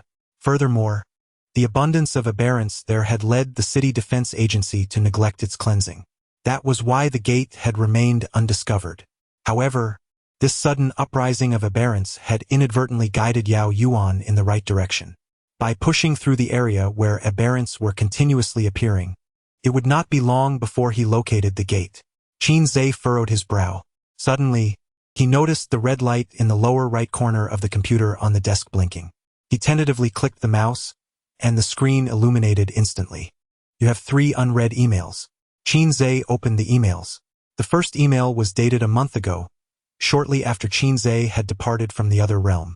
The content was quite simple, consisting of merely 3 words. Who are you? The second email arrived a fortnight later, bearing the same message. Who are you? The third email, sent a week ago, displayed a tone of agitation due to the lack of response. If you do not reply soon, we will attack. All 3 emails bore the signature of the same entity, the command center of the Sky Island operations. Qin could not help but recall the recent uprising of aberrants within the shelter. Was this their attack? But were not the aberrants the enemies of the Sky Island? Why would they heed their commands? Qin scratched his scalp, feeling an itch. It was time to think. He attempted to draft a reply. Your father has arrived. Sent successfully. In less than 2 seconds, a response arrived. Who exactly are you? Qin pondered his wording. I am not an expert in this field, and as for my identity, I find it difficult to articulate. As I mentioned at the outset, I am not an authority on this matter. He sent the message. Shortly thereafter, the reply came. Qin smiled faintly. Let us meet. Some matters can only be clarified in person. This time, it took the other party a full 10 minutes to respond. In half an hour, a craft will land at the entrance of the shelter to take you to the Sky Island. Qin summoned a standard doppelganger. Alongside him emerged the Devourer and the Law King, who had been residing within him. You will take that craft shortly, Qin instructed his doppelganger. The doppelganger patted his chest confidently. Understood. The Law King inquired, what is our purpose? Qin replied with a subtle smile. We are destined to accomplish something significant. Half an hour later, a silvery, shuttle-shaped craft gently descended before the entrance of the shelter. The doppelganger had been waiting patiently. When the craft's hatch opened, revealing the figure that emerged, Qin could not help but be taken aback. You are still alive. Come. Guess who the villain is? Those who answer correctly will receive my mysterious blessing. Chapter 63. We are also human. This fellow has become a mere husk yet still pilots an aircraft. Such is the fate of the laborer. Observing the skeletonized pilot, his right hand still clinging tightly to the control stick, the Law King couldn't help but reflect. Qinzhe led the Devourer brother and the Law King back to the very site where he first entered the Otherworld, the location of the bomber's crash. By the way, the pilot has been dead for at least a decade. How did the plane take off that day? The Devourer brother inquired curiously. The Law King pondered. Perhaps the aircraft's AI had pre-programmed the bombing route. Even if the pilot is deceased, as long as the plane has not crashed, the AI would repeatedly execute the bombing protocol. The Devourer brother and the Law King engaged in a discussion regarding the cause of the pilot's demise, circling around the wreckage. The Law King even lifted the cockpit cover and retrieved the pilot's remains. Then he sat in the cockpit, moving up and down, left and right, ABAB. Qinzhe stood a short distance away, surveying his surroundings. This was nearly the highest point within several kilometers. Less than a kilometer ahead lay Jiangqing. The area was surrounded by desolation. A gentle breeze stirred, lifting clouds of dust, revealing not a hint of greenery. What exactly are we here for? After experiencing the pilot's memories, the Law King jumped beside Qinzhe. He guided me here. Qinzhe opened his chest. The unremarkable little tree given to him by Brother Biao now emitted a faint glow, as if it were breathing. Alive? The Law King and the Devourer brother curiously touched it, finding its texture peculiar. From the moment he entered the Otherworld, Qinzhe sensed the change in the key. It was like a compass, continuously pointing him in a specific direction known only to him. This was also one of the reasons he sent his doppelganger to board the airship to the Sky Island. Present, Qinzhe was more eager to unravel the mystery of this key than to acquire the soul pearl. Let us go. It's time to accomplish great deeds. Qinzhe adjusted his collar and, accompanied by the Devourer brother and the Law King, headed toward the city center, the very direction indicated by the key. Goodness! One need not even set up a scene to film an apocalyptic blockbuster here, the Devourer brother exclaimed in wonder. As the trio traversed the desolate streets of the city, they gazed about like curious children. Devourer brother. I can't shake the feeling that someone is watching us. Law King agreed. Qinzhe had already discerned this. With countless doppelgangers conversing in his mind daily, his mental acuity had been sharpened to an extraordinary degree. Ying! The Law King transformed into a streak of lightning, darting toward an abandoned vehicle. Found you, little creature. The Law King tossed a diminutive, pale brown aberrant being at Qinzhe's feet. Is it you? Qinzhe recognized this little creature. It was the same one encountered at the crash site. To his surprise, it was still alive. The small aberrant hung its head, trembling in fear. I recall you can speak. Can't you? Qinzhe asked. The timid little aberrant nodded hesitantly, yes. Yes. Devourer stroked his head. Doesn't he resemble that group of aberrants we encountered at the Black Mountain Research Institute? Qinzhe furrowed his brow slightly. Indeed, at first glance, he bore a striking resemblance. However, this little creature seemed more human, exhibiting a wider range of emotions, reactions, and even thoughts. In contrast, the aberrants from the Black Mountain Research Institute and those in the refuge resembled mere beasts driven solely by bloodlust, having completely lost their intellect. Have the types of aberrants begun to subdivide? How did you get out? The aberrant cautiously raised its head to look at Qinzhe, its small mind brimming with immense confusion. The trio quickly communicated within their local network. The implication from this small being was clear. There were others here? Where had they emerged from? The Sky Island? Wasn't the Sky Island resistance specifically hunting down those with abilities? After deliberating for a while, the three could not discern a coherent explanation. Why can't we leave? Qinzhe retorted. The little aberrant anxiously replied, we can't leave. Just can't. You must hurry back. Being discovered is not good. The Law King raised an eyebrow. My legs are my own. I shall go wherever I please. No one can dictate my freedom. The little aberrant stamped its feet in desperation. The chieftain says, it's dangerous. Qinzhe's eyes brightened. At last, he had grasped a crucial piece of information. Can you take us to meet your chieftain?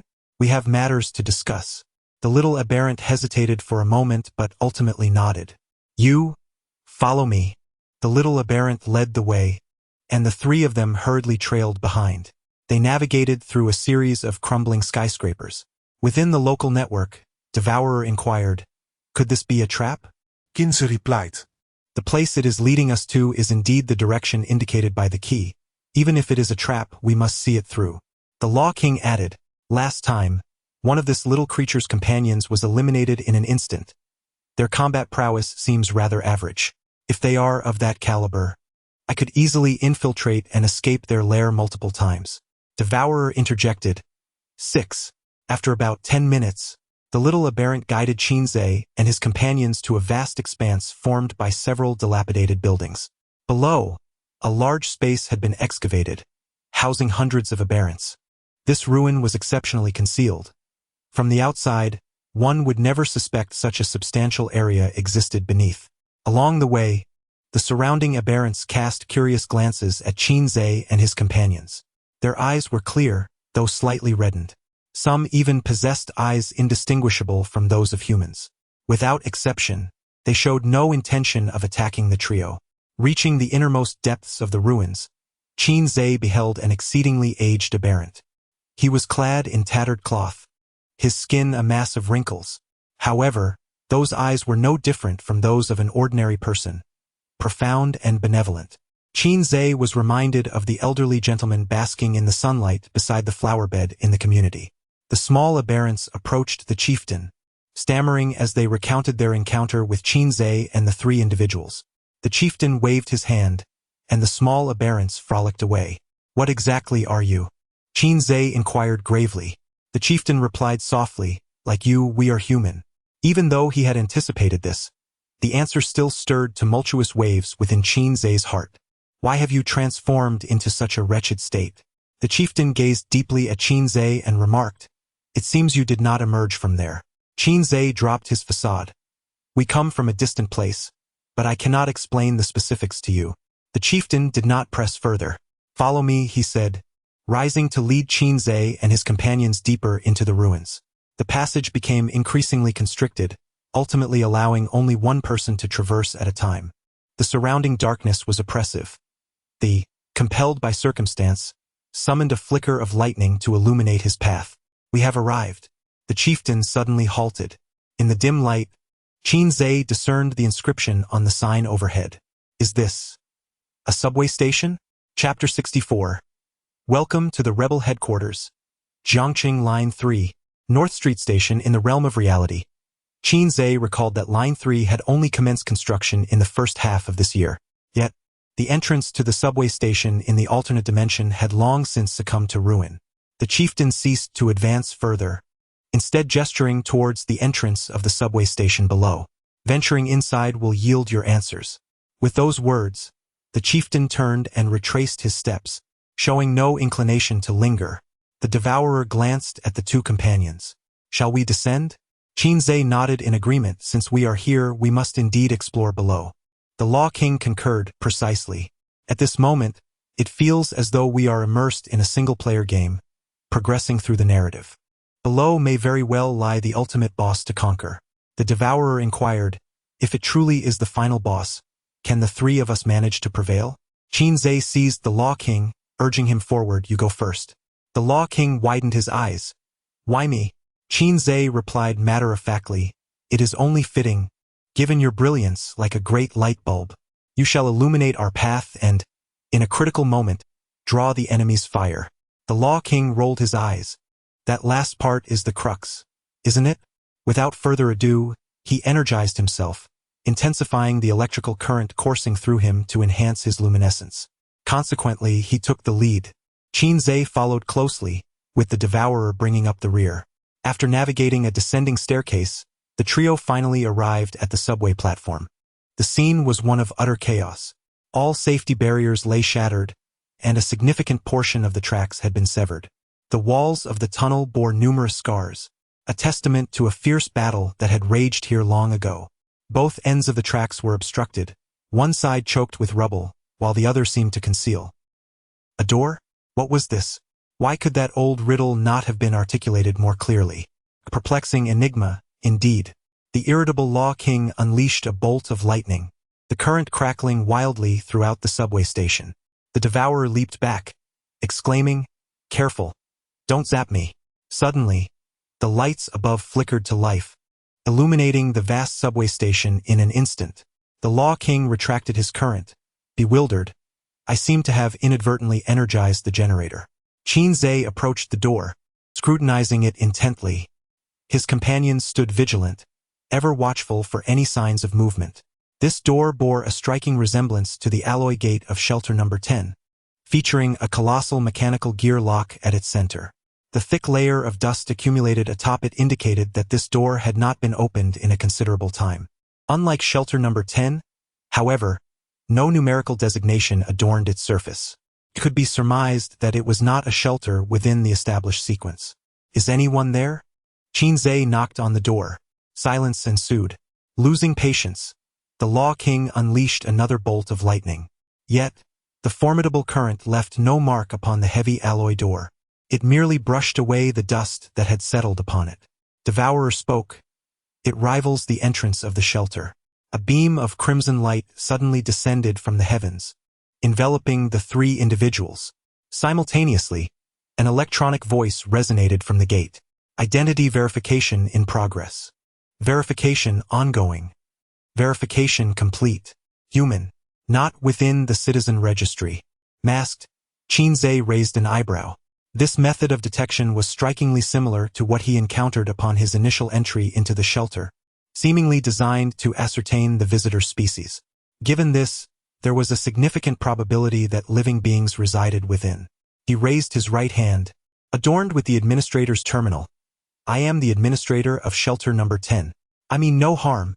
I merely wish to converse with your shelter's administrator."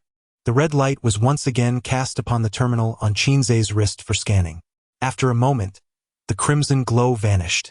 No response emerged from within the gate.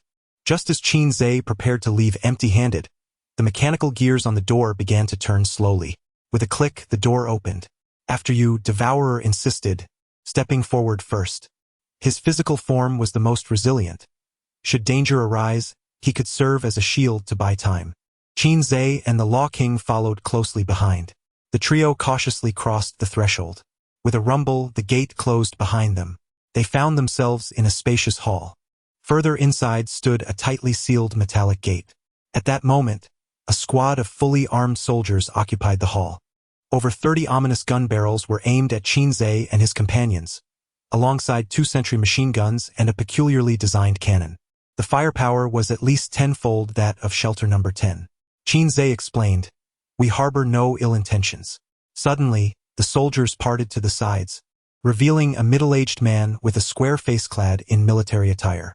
The man scrutinized the trio before speaking in a deep voice. "Welcome to the headquarters of the Resistance, mysterious outsiders." The entrance of shelter number 10. The Avatar gazed in astonishment at the BT emerging from the aircraft.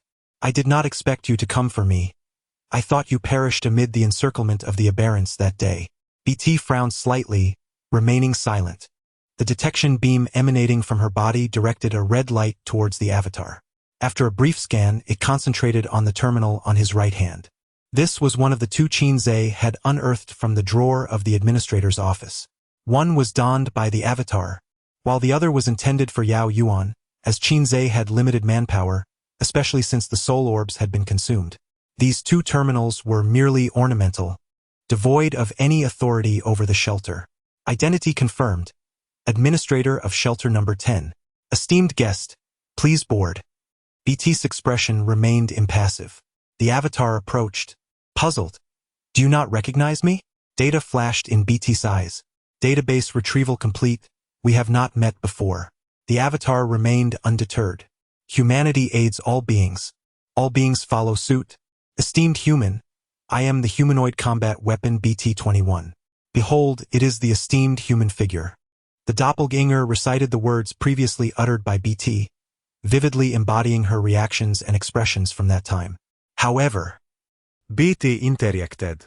"What on earth are you babbling about? Damn it, it seems you have truly forgotten me." I suspect an old acquaintance has erased your memory programming. The doppelganger lightly tapped its forehead. BT coldly asked, "Do you still wish to board?"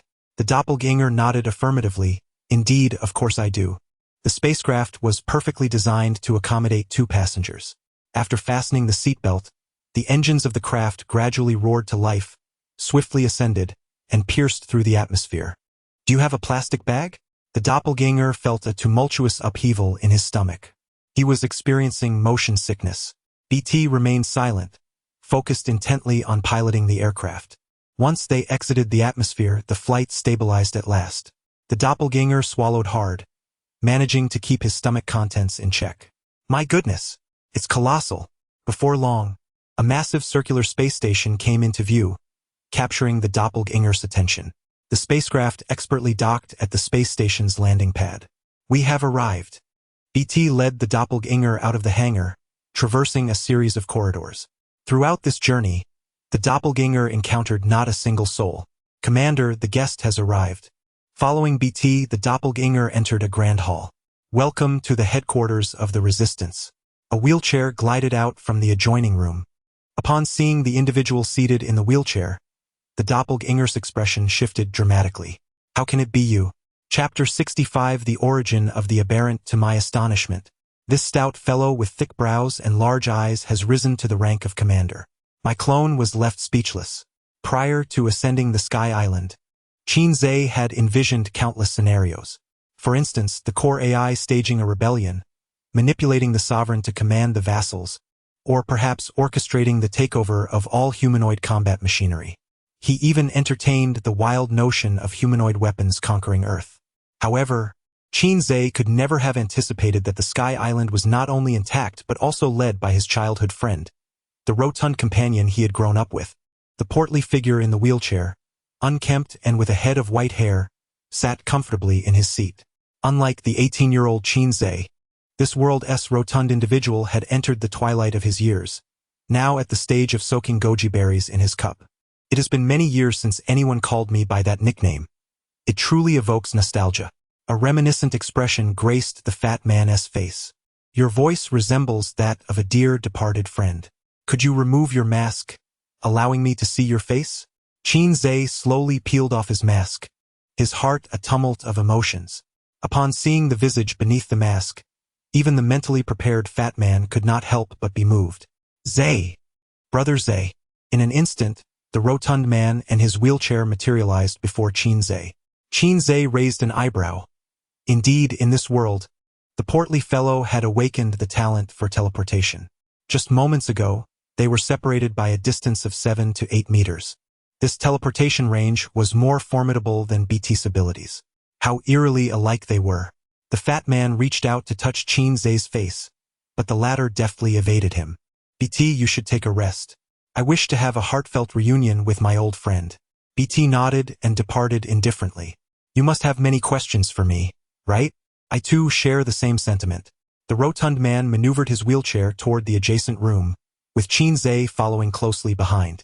Upon entering, Qin discovered that the room was the central control hub of the space station. The walls were adorned with dozens of screens, both large and small, accompanied by an innumerable array of buttons and switches. Qin couldn't help but inquire, "Are you able to manage all of this by yourself?" The fat man chuckled. "How could that be possible? However, I do have an assistant. Xinghe, bring me 2 bottles of cola." In a moment, a trashbin-shaped white robot glided to the side of the wheelchair. The fat man lifted the lid and retrieved 2 bottles of cola, handing one to Qin. "I recall you enjoyed this." "Thank you." Qin accepted the cola. The robot, having completed its delivery, swiftly retraced its path. As you can see, Xinghe is the central AI of the Sky Island space station. I only need to issue verbal commands to it, enabling me to indirectly manage all operations of the station. Qin pondered, "What about the others on the space station?" "I have not seen a single one." The fat man explained, "Resources on the space station are limited. Everyone else is in hibernation pods to conserve expenses. Once the alien entities on the ground have been thoroughly eradicated, they will be awakened sequentially according to protocol, returning to the surface to reconstruct our homeland." Qin took a sip of his ice-cold soda and casually settled into a chair. The control room featured an immense transparent wall, offering a view of the celestial expanse beyond. Gazing at the distant, slowly rotating nebula, Qin suddenly felt insignificantly small.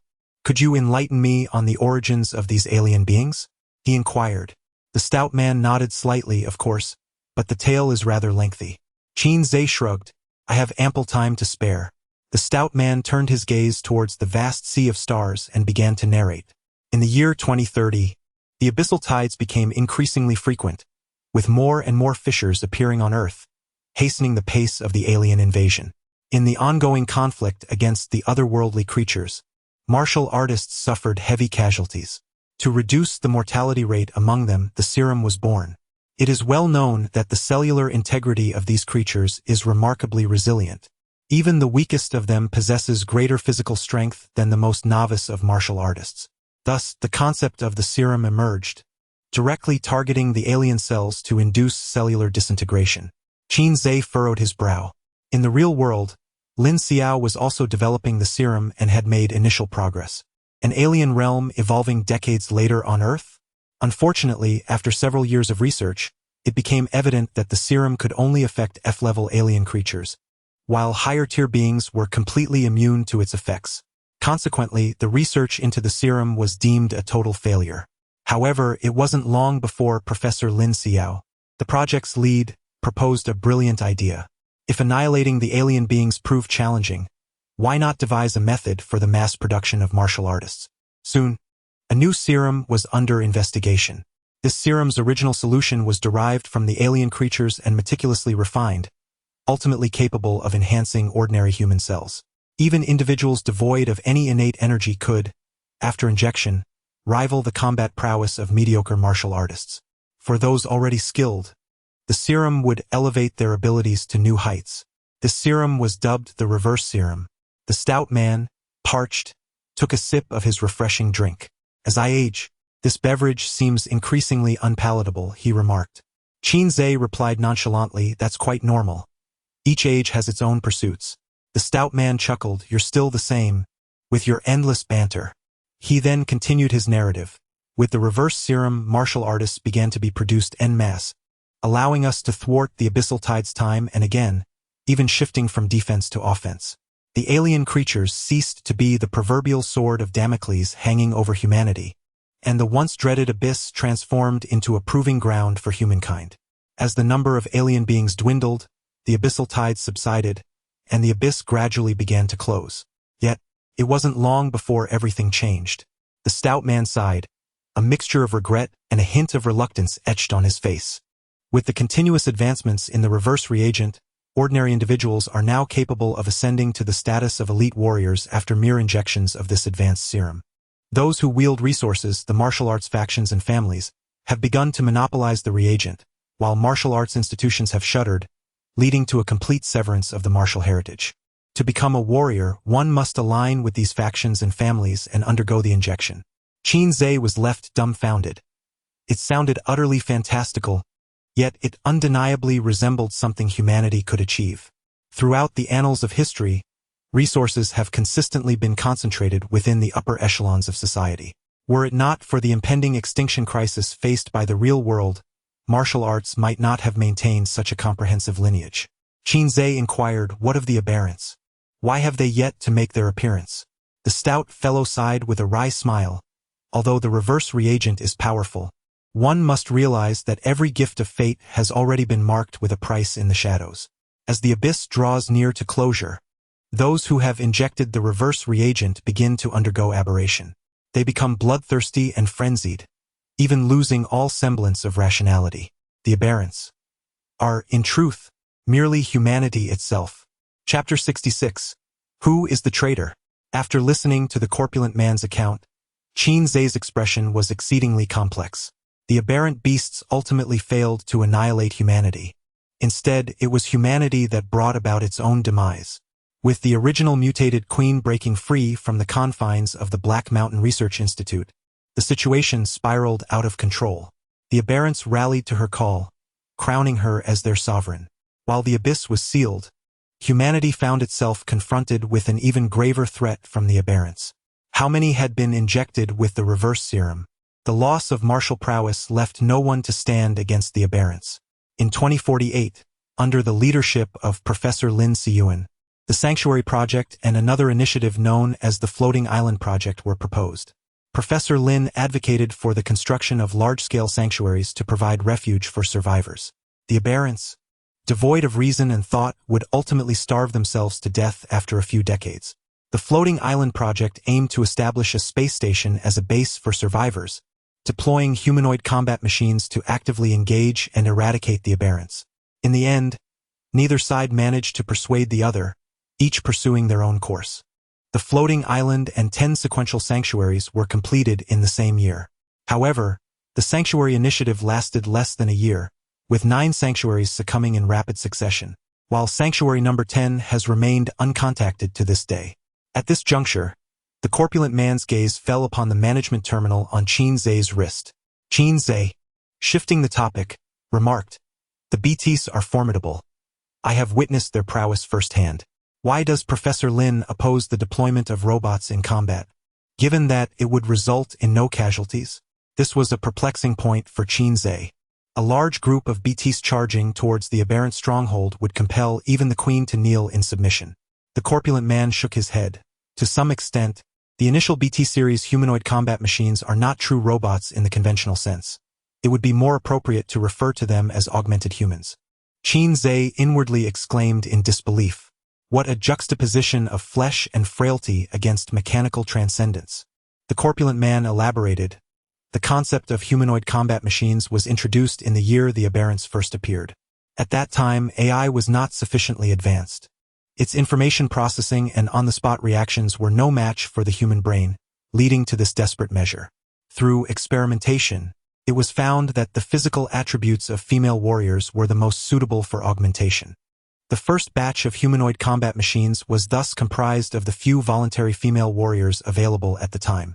After all, in such an uncertain environment, who wouldn't wish to become stronger swiftly? I was one of the principal leaders of the initial humanoid combat machine project.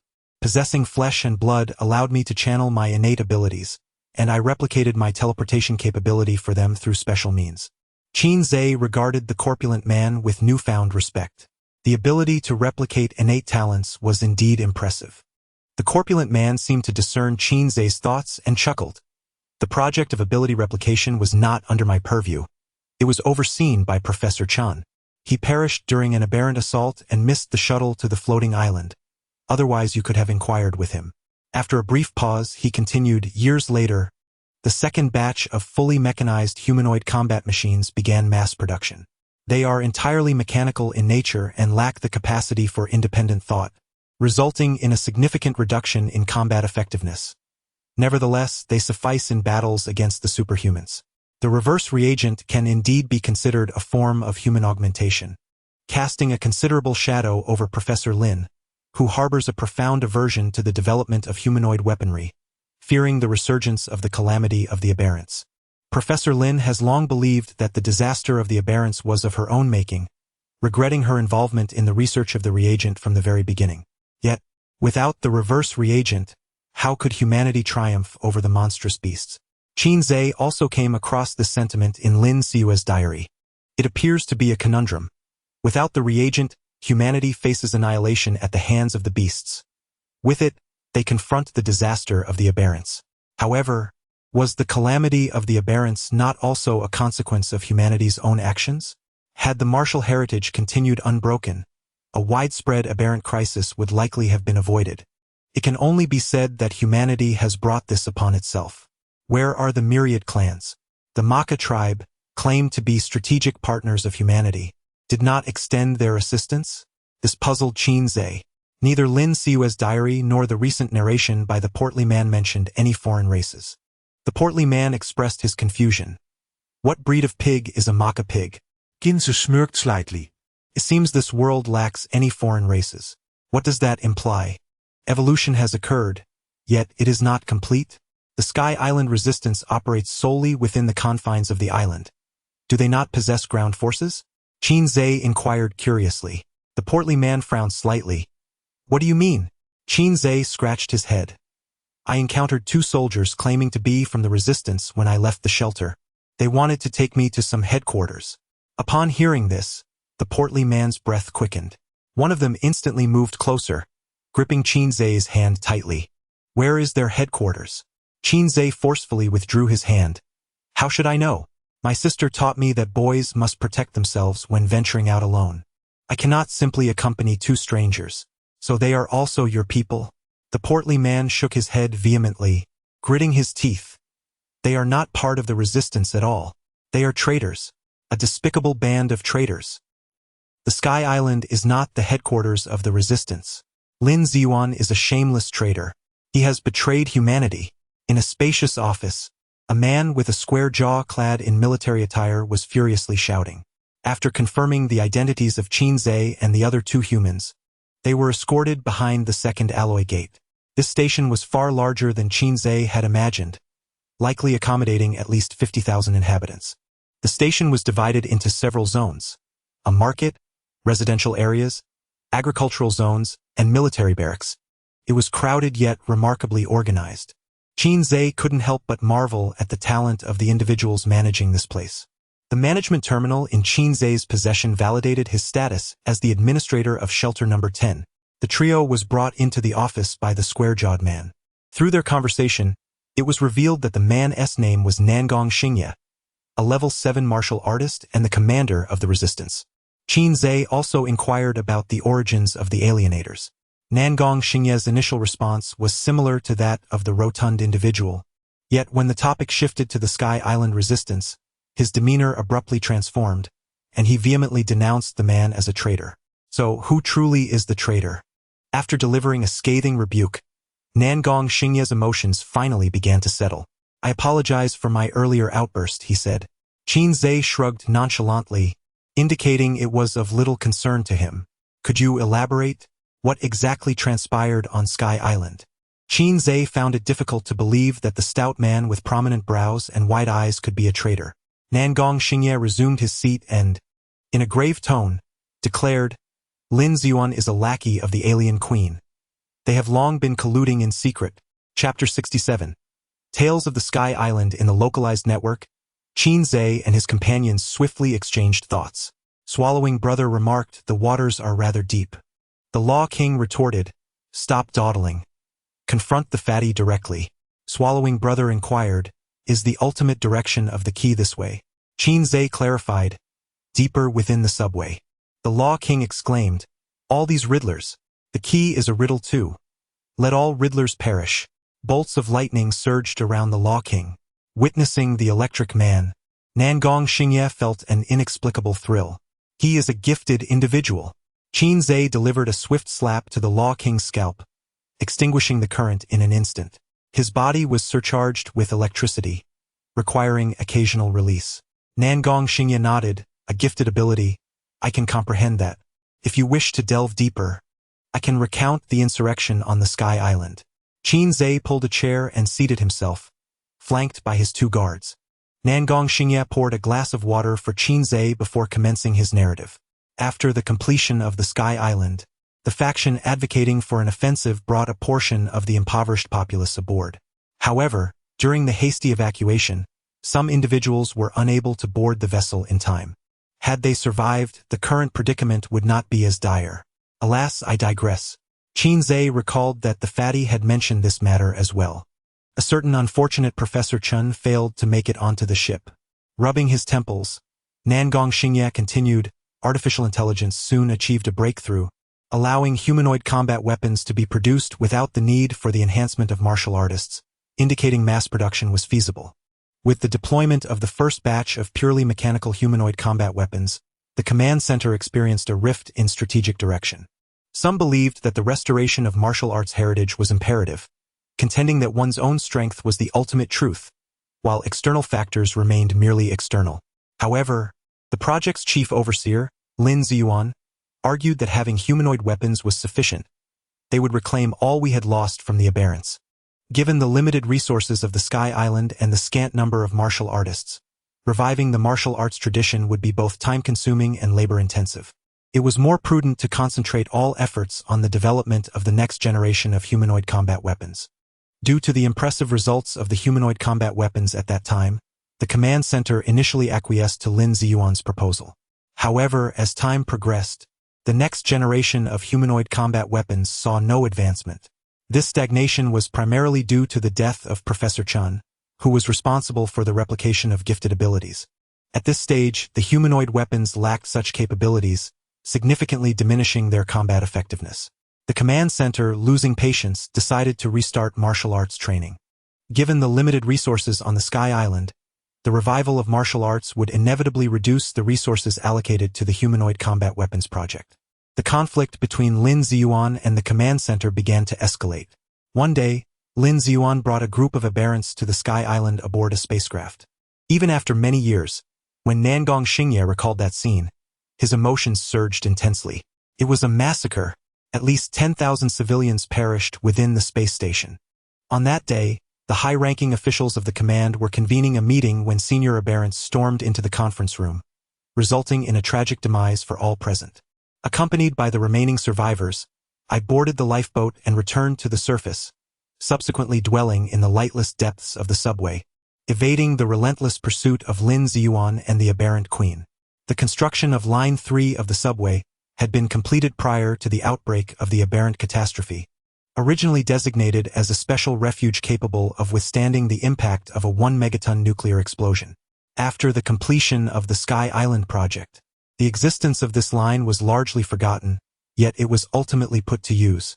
Presently, most of the subway tunnels in Jiangqing have collapsed, with Line 3 being one of the few segments preserved.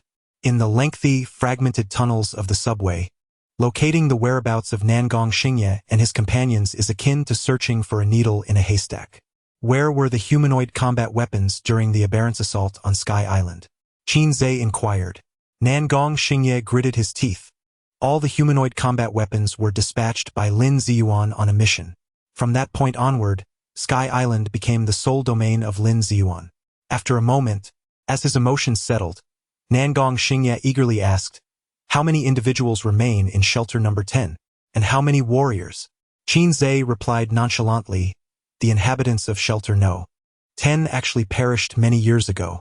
The 3 of us hail from a distant place and inadvertently acquired access to shelter number 10. Nangong Xingye's eyes dimmed instantly. "I knew it. When I saw that you 3 were warriors, I was overwhelmed with excitement, thinking the plan could finally be executed." Qin Zhe raised an eyebrow. "What plan?" Nangong Xingye produced a map, marking a specific point with a circle.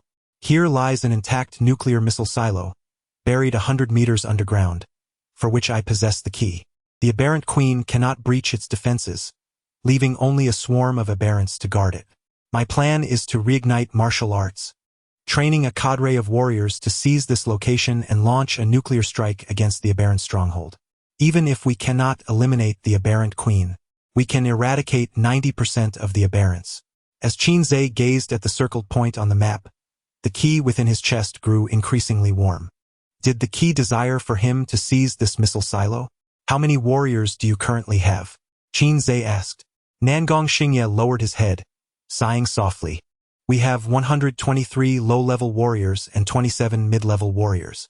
It will require at least a generation's effort to amass a sufficient number of warriors to execute this plan. There are nearly 200 aberrants stationed near the missile silo, including 2 senior aberrants. To be safe, we need at least 200 warriors. Given the current resources of the subway, this plan would take 70 years, nearly a generation's time. Are we prepared now?" Qin Zhe's voice echoed in his ears as Nangong Xingye raised his head, momentarily taken aback by the scene before him. He found that, unbeknownst to him, nearly 100 individuals wearing various animal masks had suddenly appeared in his spacious office. Through the sensing of vital energy, the average level of these individuals ranges from 0.8 to 0.9. Nangong Xingye widened his eyes in disbelief. Your innate ability is to control corpses?" Upon hearing this, the avatars expressed their discontent. "You are the real corpse. Your entire family is comprised of corpses. We are his progenitors. What nonsense are you spouting? I grant you a chance to rephrase that, old deng." After receiving a warm and affectionate greeting from the avatars, Nangong Xingye finally regained his composure. I apologize," Qin Zhe replied. "So, is that sufficient?" Nangong Xingye nodded repeatedly. Yes, This peculiar ability is something I have never encountered before. Qin Zhe gently tapped his right index finger on the table. Now, I have one final inquiry. What is the situation with those aberrants outside the subway station? Nangong Xingye sighed. Them? Merely a group of unfortunate souls. Chapter 68. Who is the pawn? Those scoundrels are shielding the aberrants. The hefty man seethed with indignation, his intense emotions prompting a relentless fit of coughing. The aberrant queen has seized the Black Mountain Research Institute, and the reverse alpha reagent is being produced incessantly, aimed at assimilating the remaining individuals into her ranks. She employs the reagent as a means of artificial rainfall, resulting in the infection of all survivors. Consequently, those rascals defend the infected, claiming they have not fully transformed. Utter nonsense. The process of aberration is irreversible. Rather than waiting for complete transformation, it would be wiser to eradicate them while they pose little threat. Cough, cough, cough. Qin Zhe inquired with confusion. Did not all survivors enter the refuge and the floating islands? How could there still be individuals caught in the rain? The hefty man smirked. Regardless of whether it is the refuge or the floating islands, the capacity is severely limited. Do you genuinely believe everyone can gain entry? The crisis of aberration was instigated by those very people, and later, they tightly grasped the opportunity to survive. As for ordinary folks, in their eyes, they are no different from ants. A faction led by General Nangong sought to obtain control over the humanoid combat weaponry from me, to which I naturally objected. Thus, a chaotic battle erupted within the space station. Fortunately, the majority of the security personnel sided with me, and they ultimately escaped to the ground. After that conflict, resources on the floating islands became even scarcer, forcing others to reluctantly enter hibernation pods. Qin Zhe, curious, asked, "Why did you not allow the humanoid combat weapons to engage in the battle?" The hefty man shook his head. The fundamental logic of AI is to protect humanity and to prioritize human life. This is immutable. At any time, they will not act in a manner that harms human interests. Except for the first batch of BT series, they are fundamentally based on human brains. However, after modification, the remnants of their human memories dissipated. Qin Zhe remarked, "The last time a BT encountered me, why did she forget me?" The hefty man sighed. "When I dispatched other humanoid combat weapons to locate the BT, she was severely damaged. Although we ultimately restored her functionality, the memory module could not be recovered, and thus she naturally could not remember you." Qin Zhe had several more inquiries, but the hefty man suddenly glanced at the time and stated, "It is getting late. I must take my afternoon rest. I am not as vigorous as you are at 18. Feel free to roam. Should you require assistance, call upon Xinghe." The hefty man maneuvered his wheelchair, turning to leave the control room. Qin Zhe nodded in silent agreement. The wheelchair certainly seems quite impressive. "Xinghe?" Qin Zhe tentatively called out. "I am here. I wish to review the logs pertaining to the space station. Apologies, you do not possess sufficient access rights. Reverse alpha reagent? Searching. Search complete." A screen before Qin Zhe displayed dozens of pages of documents, which he spent half an hour perusing. "All is well. However, my dear friend, you seem to be troubled. They have preserved the thoughts of a portion of individuals. Unlike Lin Ziyuan, whose madness knows no bounds, I find it impossible to regard them as outcasts. I can only allow them to establish their encampment outside, occasionally extending necessary assistance and material gifts." Nangong Xingye sighed deeply. Qin Zhe offered a faint smile. "You truly are a benevolent soul." Nangong Xingye shook his head. "I cannot claim such virtue. We are of the same roots. Why the haste to turn against one another? All I can do is to ensure that these unfortunate souls can live a little better. However, once we secure the nuclear launch facility and resolve the crisis of the aberrants, we shall return to the surface and welcome them to a new life." Qin Zhe waved his hand dismissively. "How life is welcomed is your concern. I am merely eager to know when we can take action." Nangong Xingye replied, "Grant me a day to devise a plan and mobilize. By this time tomorrow we shall depart."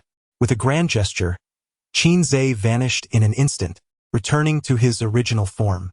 Nangong Xingye was once again taken aback. Such an extraordinary ability is truly unfathomable. After leaving the office, Qin Zhe and his companions were escorted to the accommodation area by a soldier. Meanwhile, Nangong Xingye summoned a bespectacled young man. You are to inform that old fellow outside to select 200 able-bodied youths. They shall accompany us in our mission tomorrow.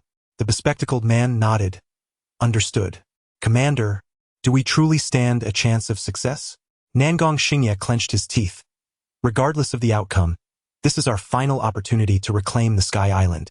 The bespectacled man nodded, seemingly comprehending, and went to carry out Nangong Xingye's orders. Qin Zhe lay upon his bed, repeatedly reflecting on his earlier conversation with Nangong Xingye.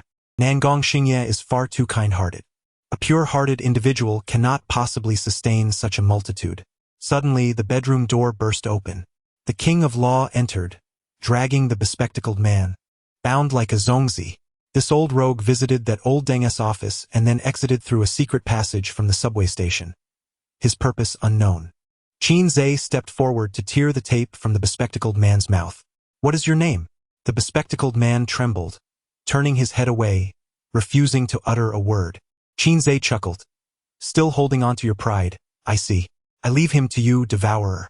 The devourer licked his lips, lifting the bespectacled man effortlessly. In the terrified gaze of the bespectacled man, the devourer's form expanded dramatically. Arms and limbs sprouted from his back and sides, while his abdomen split open to reveal a gaping maw. Wait!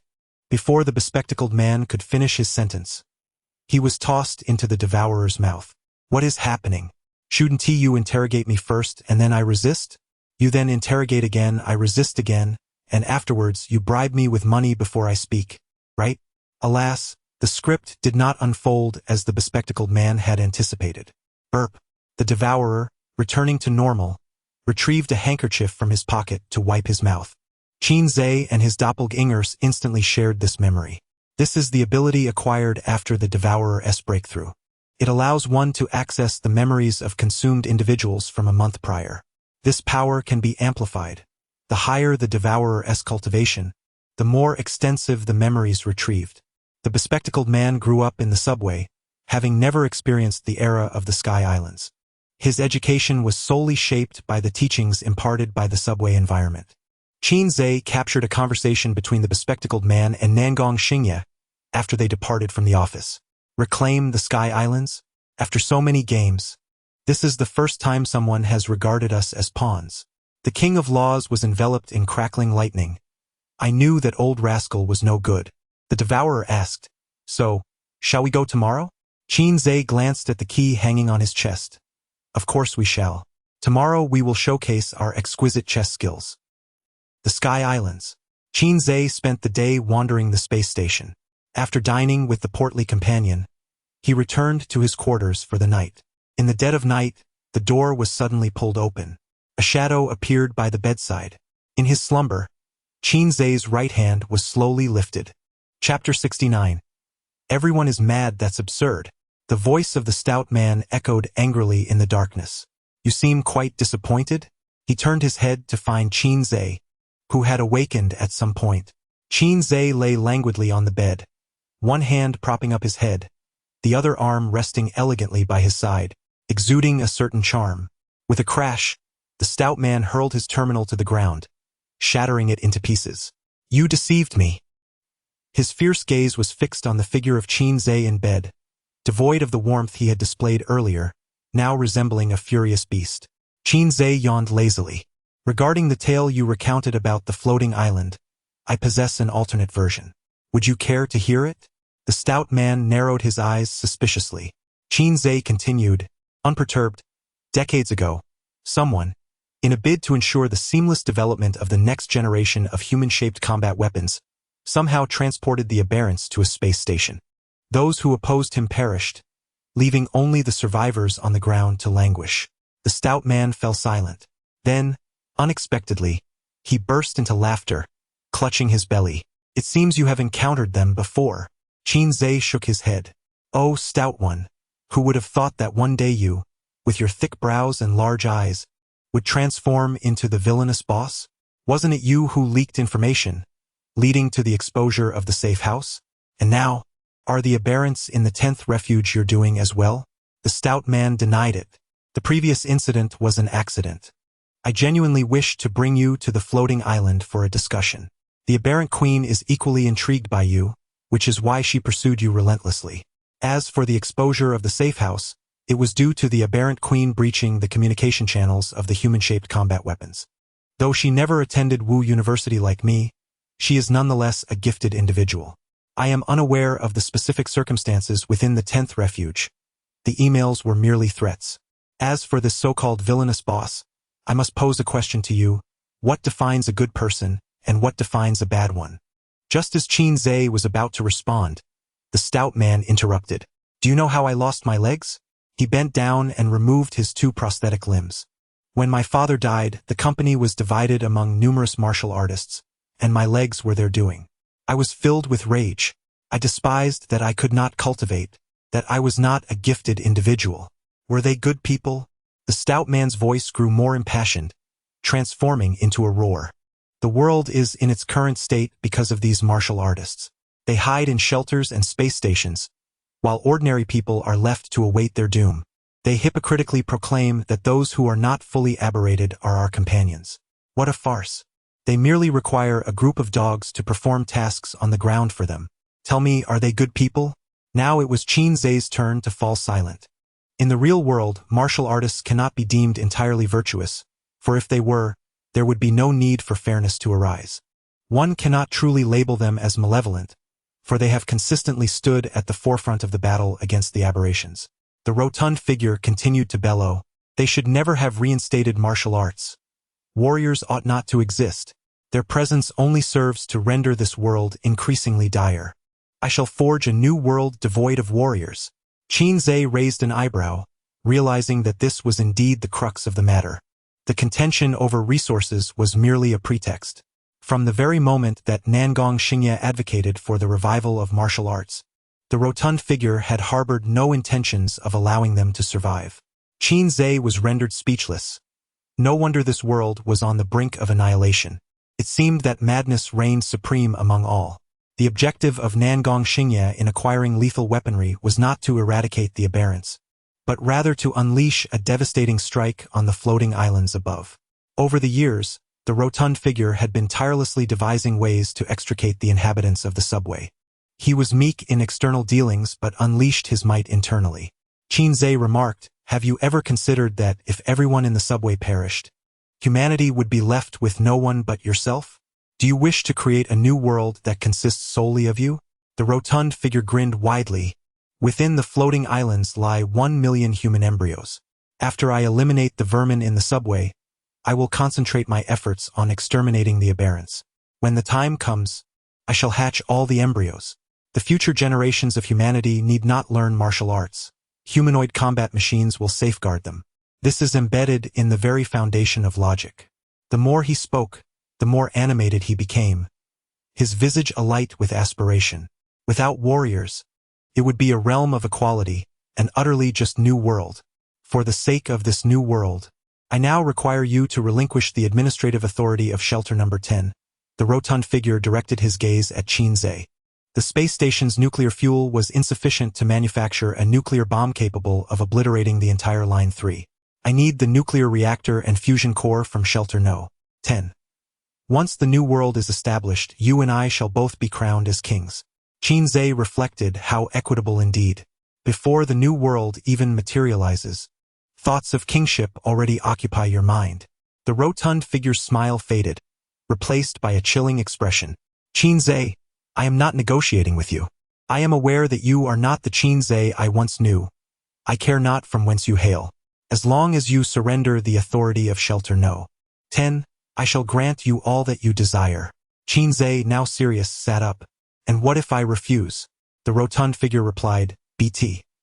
At an unknown moment, BT, who had been standing vigil outside the door, materialized within. Observing BT's indifferent demeanor, Qin Zhe chuckled.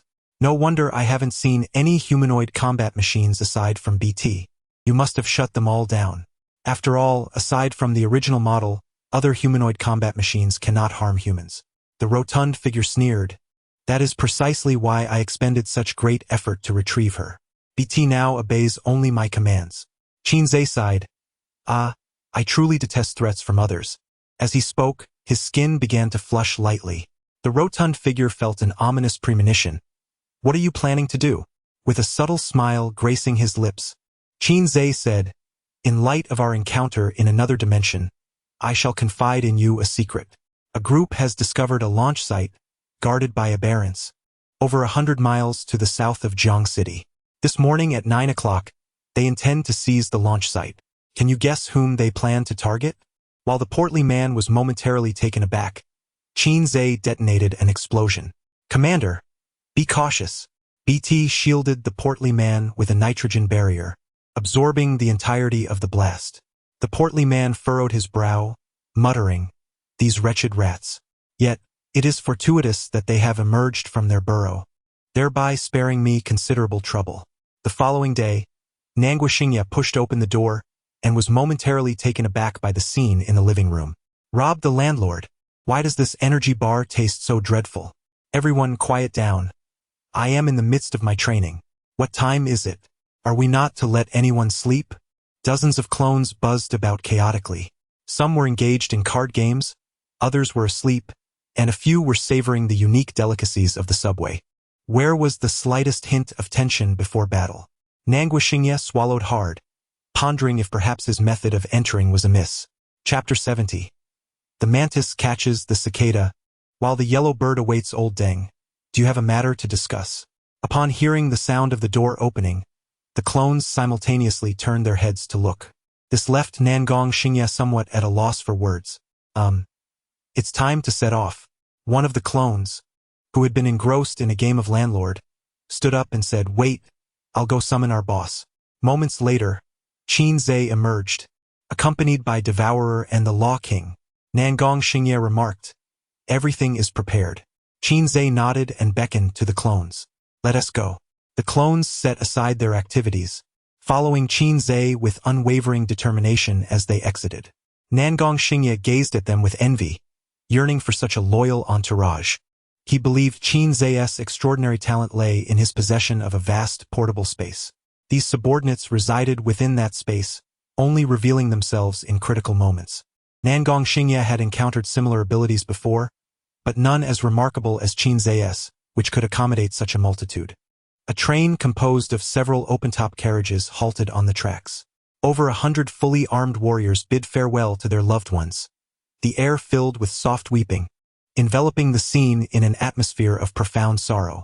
Suddenly, a large group of individuals donned in various animal masks and clad in matching black and white uniforms appeared on the platform.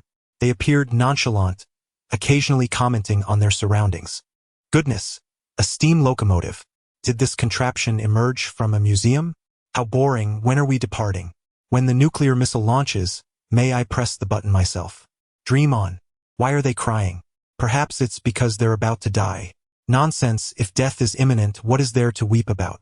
The warriors and their families, who were bidding their farewells, were taken aback by the audacious remarks of the clones. They had never witnessed such fearless individuals. Even Nanguashingya and his aide couldn't help but feel a sense of admiration. No wonder the commander was so resolute in victory. This group was more fearsome than the deadliest of assassins. Nanguashingya remarked calmly, the origins of this group are somewhat mysterious, but it matters little now. Once we secure the launch site, we shall have ample time to investigate. Nanguashingya surveyed the surroundings. Where is Shaoan? Shaoan, the bespectacled man, had returned from the outside last night to report to Nanguashingya, only to be devoured by Devourer thereafter. The aide responded, I don't know where he went. He hasn't been seen since early morning.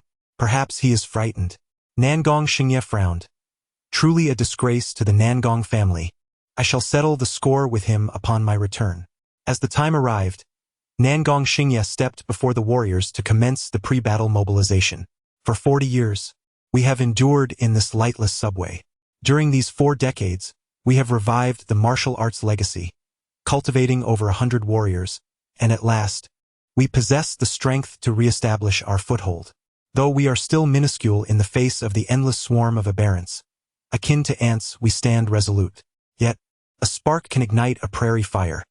Today, we shall be that initial spark. We shall return to the surface and declare war upon the alienated. I am aware that many may falter, but the successors will honor your legacy and forge ahead. You shall be the heroes of the new world, immortal for all time. The warriors are filled with fervor. Fight, fight, fight. The Law King turned to Qin Zhe and remarked, "Shall we also conduct a pre-battle mobilization?"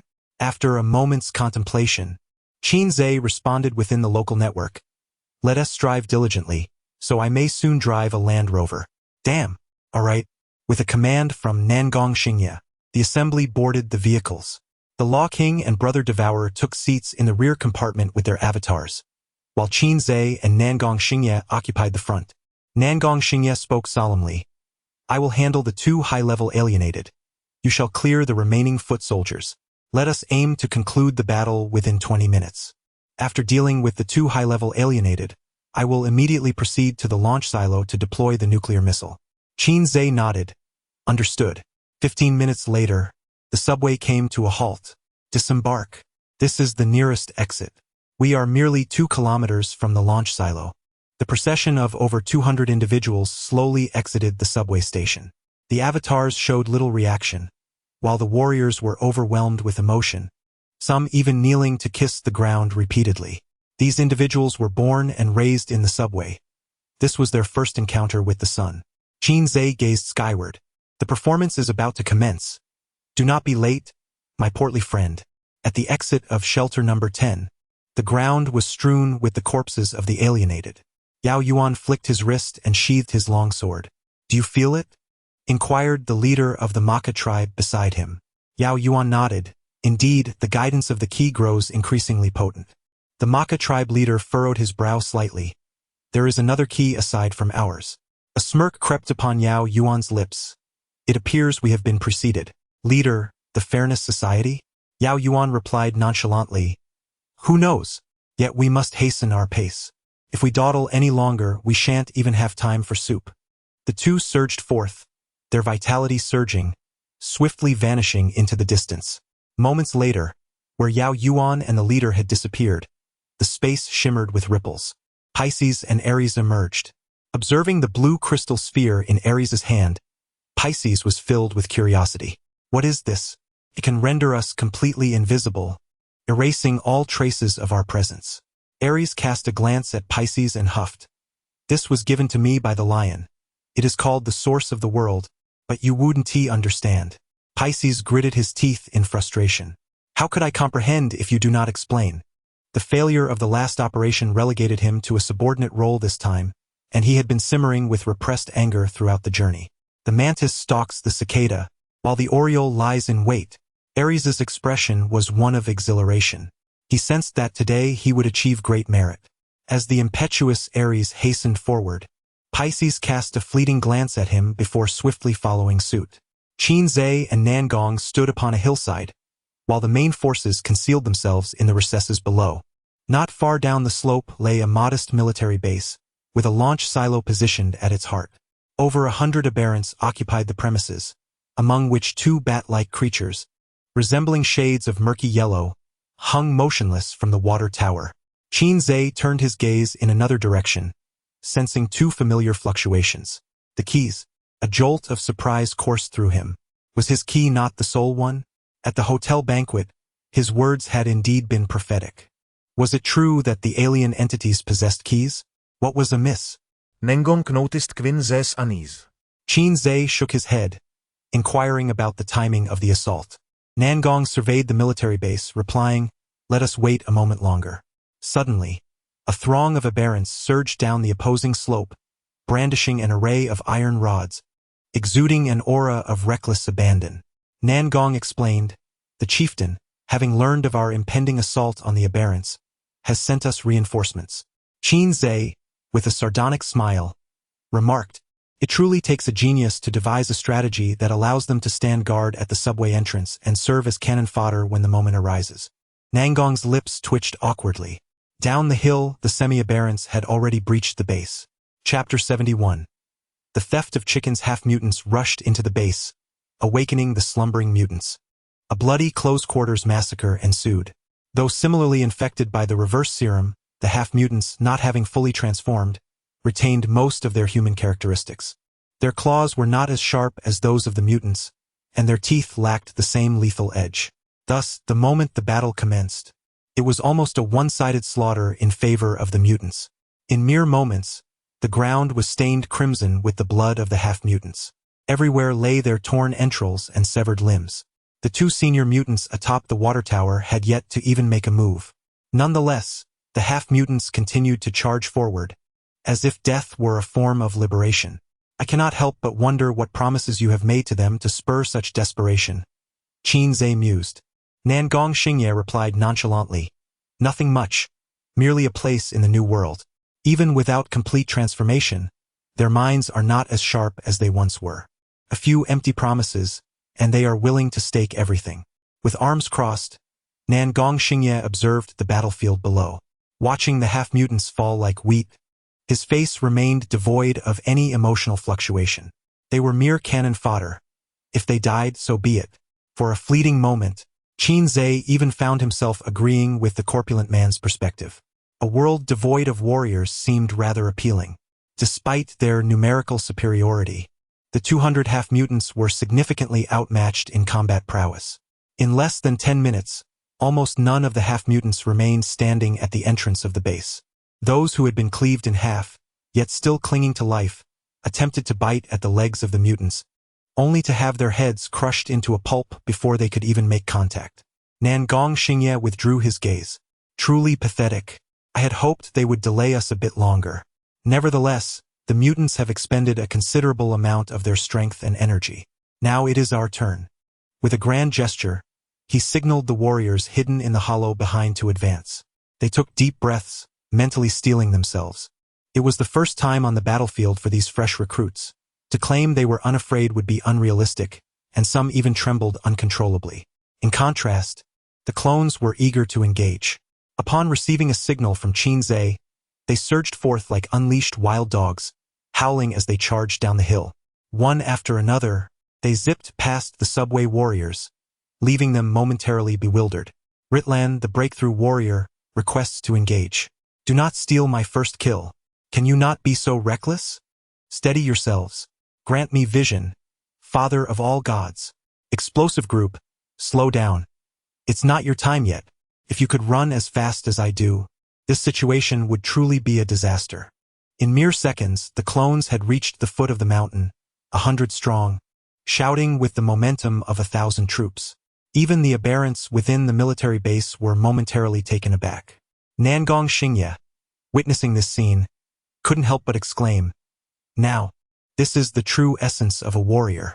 If he could command such a formidable group, reclaiming the Sky Island would be a mere stepping stone, and conquering the world would be within reach. The subway warriors were likewise influenced by the fervor of their duplicates. Damn! When people die, they ascend to the heavens. Let us just do it. Kill, kill, kill. Once this battle concludes, I shall return to confess my feelings to her. Charge. The subway warriors followed closely behind, descending the mountain. Meanwhile, the foremost duplicate had already engaged the aberrants. With a shared CPU, the duplicates exhibited a remarkable synergy. Forming groups of 3, one would feign sleep to lure the enemy, another would launch a feigned assault from the side, while the rear would seize the opportunity for a devastating ambush. The lower-tier aberrants at the entrance were swiftly dispatched. Although some aberrants were fierce, their lack of intellect rendered them reckless. They were soon outmaneuvered and defeated by the duplicates. The base had but a single entrance, surrounded by walls towering 3 meters high. The entrance could accommodate no more than 3 individuals side by side, rendering it impossible for the 200 subway warriors and duplicates to spread out. Explosive team, advance. Several duplicates immediately flattened themselves against the wall like pancakes. With a series of thunderous explosions, a 30-meter section of the wall was obliterated. Witnessing this, the subway warriors felt tears welling in their eyes. These were the true warriors, willing to sacrifice everything for humanity's return to the surface. The subway warriors were profoundly moved by such selflessness, with many rushing to the forefront of the duplicates. This bewildered the duplicates. Hey, don't steal my kills. As the wall collapsed, the group of over 200 surged into the base. Suddenly, 2 high-tier aberrants, suspended from the water tower, opened their eyes. They spread their wings, measuring over 3 meters, and swiftly dove from the heights, creating a whirlwind upon descent. The unprepared duplicates and subway warriors were sent tumbling. Seizing the moment, the aberrants pounced, inflicting chaos and destruction upon the crowd. As the two high-tier aberrants ascended again, they prepared to dive once more. Your opponent is me. Nangong, positioned on the slope, propelled himself forward like a cannonball. In a moment of distraction for one high-tier aberrant, he struck it down with a powerful punch. The other aberrant seized Nangong's shoulders, twisting violently in mid-air. With a fierce thrust, Nangong's right fist pierced the aberrant's wing, causing it to screech in pain and retreat. The fallen high-tier aberrant shook its head and roared angrily towards the sky, preparing to charge at Nangong once more. Should we assist him? Asked the Law King, as the trio observed from the mountainside. Qin Zhe replied coolly, if Nangong Xingye, a 7th-level warrior, cannot handle two mindless aberrants, he should take his own life in penance. You are free to assist on the ground. The long-anticipated King of Law radiated with thunder as he surged into the base. Leave it to me, said the Devourer, feeling a twinge of excitement. What about me? Qin Zhe glanced at the launch pad at the center of the base, a smile creeping onto his lips. You shall accompany me in this clandestine endeavor. Taking advantage of the chaos above and below, Qin Zhe, under the protection of the Devourer, successfully reached the control room of the launch pad. The door to the control room was a formidable gear gate crafted from a special alloy, its sturdiness evident. Since that old fool Nangong didn't provide us with a key, how do we open this door? The Devourer remained vigilant, scanning for any aberrants that might approach. Qin Zhe extracted a data cable from the administrator's terminal and connected it to the door. Initiating permission verification.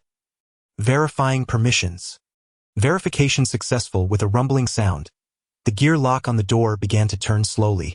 Qin Zhe tucked away the terminal, confident that the administrator privileges of the shelter were quite substantial, allowing access to all doors prior to the outbreak of war.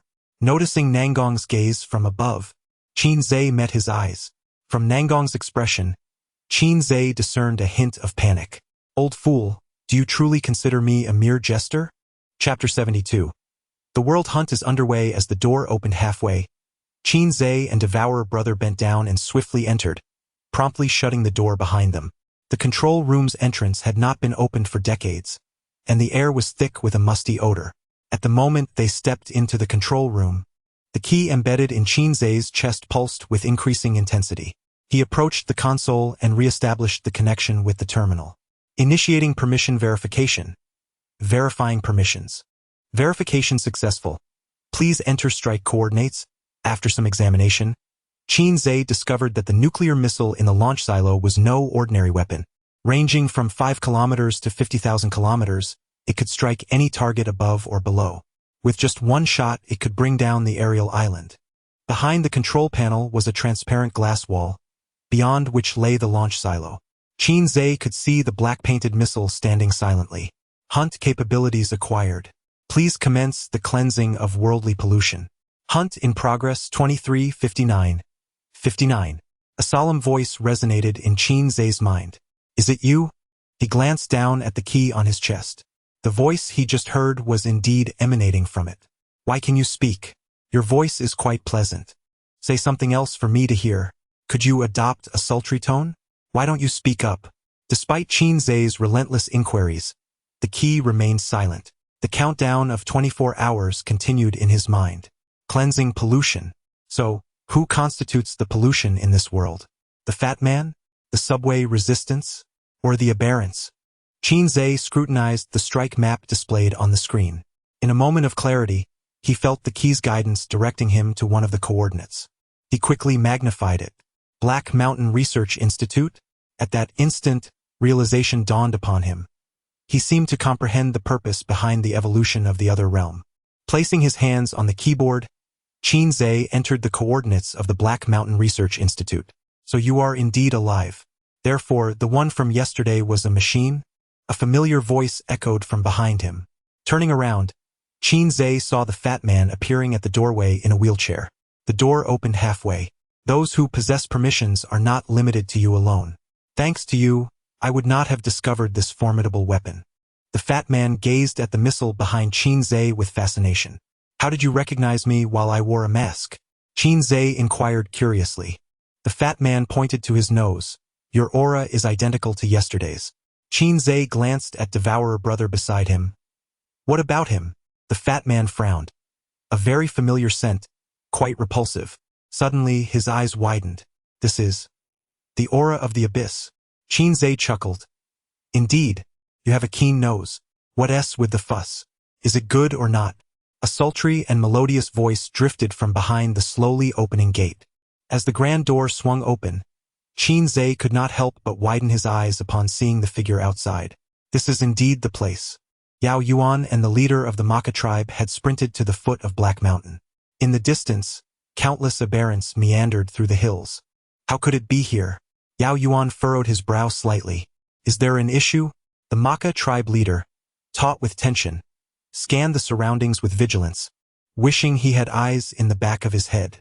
Each world hunt was fraught with peril. No caution could be deemed excessive. Yao Yuan shook his head, dismissing his concerns. It is nothing, perhaps I am overthinking. If his memory served him correctly, there was a research facility nestled within this mountain in the real world. This was the source of contamination. The countdown for the hunt had already commenced. The Maka tribe leader spoke in a low tone, indicating the urgency.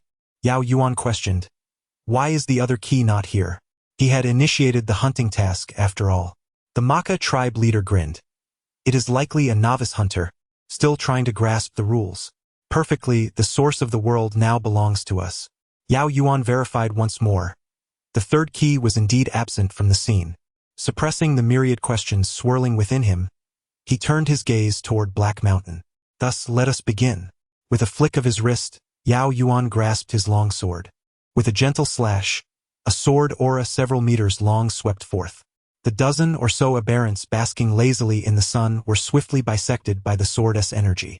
This strike was akin to a ladle of cold water poured into a pot of boiling oil, instantly igniting a fervor throughout Black Mountain. The air was filled with thunderous roars. The aberrants on the mountainside took notice of Yao Yuan and the Maka tribe leader. Hundreds, if not thousands, surged downhill like a tidal wave, a sickly yellow mass resembling a breached cesspool. Yao Yuan remained composed, casting his long sword skyward. The sword split into two, then eight. Resembling a peacock fanning its feathers, nearly 100 swords unfurled above Yao Yuan's head. Swiftly, he pointed his index finger at the oncoming aberrants. The dense array of swords formed a dragon, howling as it surged toward the throng of aberrants, carving through them with ruthless efficiency. The 100 swords danced in a flurry, unleashing a storm of blood and carnage. The Maka tribe leader stomped his right foot heavily upon the ground. A searing torrent of purple flames erupted from beneath him. The leader himself became engulfed in flames, in a literal sense. The 10-meter-long wave of purple fire surged skyward, crashing into the mass of aberrants. Upon impact with the ground, it erupted, incinerating dozens of aberrants. The air was thick with the acrid scent of charred flesh. Within moments, the aberrants at the foot of the mountain were eradicated by Yao Yuan and the Maka tribe leader. Without a moment's pause, the duo pressed onward, ascending the mountain with lethal intent. In their wake lay a gruesome trail of severed limbs. The mid-tier aberrants were reduced to dust upon a single encounter, while only the high-tier aberrants could withstand a brief struggle. As Yao Yuan and the Maka tribe leader continued their relentless slaughter, Pisces and Ares observed from a distance, taken aback by the sheer brutality. Ares could not help but smacking his lips. Pisces felt rather indifferent. Yao Yuan had yet to unleash that extraordinary sword strike from that night at the hotel, a feat that could truly astonish the heavens and move the gods. What were they doing? Pisces felt a twinge of confusion. Without uttering a word, Yao Yuan and the leader of the alien faction had directly charged into the Black Mountain to engage in battle. Hadn't they already slain enough of the aberrants within the refuge? Ares replied nonchalantly, they are executing a global extermination mission. Pisces listened, utterly perplexed. What exactly was this global extermination mission? Ares cast a glance at him, stating, a global extermination mission is precisely that. Never mind. You wouldn't comprehend even if I explained. You should explain it, damn it. Pisces gritted his teeth, yearning to deliver a solid punch to Ares' infuriating face. Recently, Pisces had ascended to the ranks of the 12 zodiac signs, and due to being dispatched on a mission, He had yet to peruse some of the privileged information. 30 years of fortune and 30 years of misfortune. Just you wait, Aries. Pisces swore internally. Suddenly, he glanced skyward. Do you hear any strange sounds? Upon hearing this, Aries also looked up at the sky. Indeed, there was an unusual noise. In the distant horizon, a crimson beam pierced through the atmosphere, trailing a long white tail as it plummeted toward the black mountain. What is that? Pisces inquired. Aries, deep in thought, remarked that seems somewhat familiar. The two dogs exchanged a sudden, knowing glance. A missile. Chapter 73. The Art of Destruction. Sister Ma Yan. As the gate swung wide open, Qin Zhe beheld the full visage of the individual beyond. Clad in a form-fitting black leather outfit, with cascading purple hair and a subtle smoky eye, she momentarily evoked thoughts of Morgana. Unlike the Ma Yan of reality, the figure before him radiated an air of allure and malevolence. Upon hearing her name called, the newly arrived Ma Yan paused, astonished. You know me, little imp? Qin Zhe replied. Do you not recognize me? With a slight scoff, Ma Yan retorted. Does this queen need to acknowledge an insignificant ant? Removing his mask, Qin Zhe declared, I am Qin Zhe. Ma Yan furrowed her brow, a flicker of familiarity crossing her features. I recall someone resembling you. My sister, Qin Yu. Instantly, Ma Yan's expression transformed, revealing surprise. You are still alive. The stout fellow interjected, he is not from our world. Realization dawned upon Ma Yan. You emerged from the spatial portal of Shelter 10. Fascinating. I attempted to traverse that door but could not. How did you manage to enter? Qin Zhe rolled his eyes. If you could have passed through, the timeline would have been in utter chaos. Enough with the trivialities, the stout man urged, exasperated. Get lost from the control panel. It is indeed curious that you two can collaborate, Ma Yan remarked coldly. The enemy of my enemy is my friend. Since our objective is to eradicate the vermin in the subway, why not temporarily ally ourselves? Qin Zhe regarded Ma Yan with a complex expression. In his memory, she was a kind and stubborn individual, impervious even to the enforcement of justice. He found it difficult to reconcile the woman before him with the Ma Yan of his recollections. Sister Ma Yan, what was your life like before? Did you have the warmth of little cats and dogs? Did you find someone to love? Did your past aspirations come to fruition? And now, have you truly become the person you wish to be? Ma Yan's countenance visibly darkened. Enough! You have no idea what I have endured. My mother's legs were shattered by a warrior, and she perished in flames. The research facility concealed the side effects of the anti-serum, deceiving me into testing it. I was sold to the Phoenix Tower, living a life more tormenting than death. Warmth? Where is the warmth? As she spoke, a tempestuous aura emanated from her, enveloping the surroundings. Qin Zhe felt as though he were drowning, struggling to breathe. Humanity is a wretched race that ought not to exist. Today, I bring you the glorious evolution you deserve. Instead of gratitude, you seek to rebel. You all deserve to perish. Qin Zhe smirked wryly. Well, Ma Yan's plan is even more radical than the stout man's. Total annihilation of humanity. No wonder the aberrants are the blight of this world. At this juncture, there was little left to discuss. The stout man quickly distanced himself from Ma Yan, sensing her volatile emotions teetering on the brink of madness. A tremendous crash echoed from outside the door, and a somewhat disheveled Nangong appeared. Lin Ziyuan, you sycophant of the aberrant queen. Nangong Xingye's murderous intent surged forth. Lin Ziyuan chuckled lightly. Nangong, it has been many years since we last met, hasn't it? The lifespan of advanced warriors is indeed prolonged. Even after decades, you remain unchanged. Nangong Xingye's countenance was icy. Lin Ziyuan, the missile is now under our control. If you wish to prevent the aerial island from descending, you must relinquish all command over the humanoid combat weapons. The rotund man smiled slyly. When did it come under your control? That individual is, after all, my good friend. Nangong Xingye turned his furious gaze towards Qin Zhe, his anger boiling over. Ah, so you are in league with him.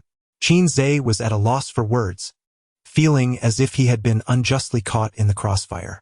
This is a misunderstanding. I am not allied with him. At this moment, Nangong Xingye resembled an enraged lion, unwilling to trust anyone. How can you prove it? Qin Zhe shrugged nonchalantly. Under the scrutiny of Nangong, the rotund man, and the queen, Qin Zhe suddenly turned and slapped the red launch button. The three were taken aback. Stop! Damn it! How dare you! Yet it was too late. The launch alarm had already sounded. Launch silo has been opened. Ground personnel, please evacuate immediately. Launch countdown. 10, 9. As the countdown reached its conclusion, a missile several meters long shot up into the sky from the launch silo. The several aberrants near the silo were instantaneously evaporated by the engine's fiery tail. In mere seconds, the missile vanished from sight, leaving only a white trail in the sky as evidence of its passage. Launch successful. Target: Heishan Research Institute. Expected arrival in half a minute. Qin Zhe turned to Nangong with a slight smile. See, I am on your side.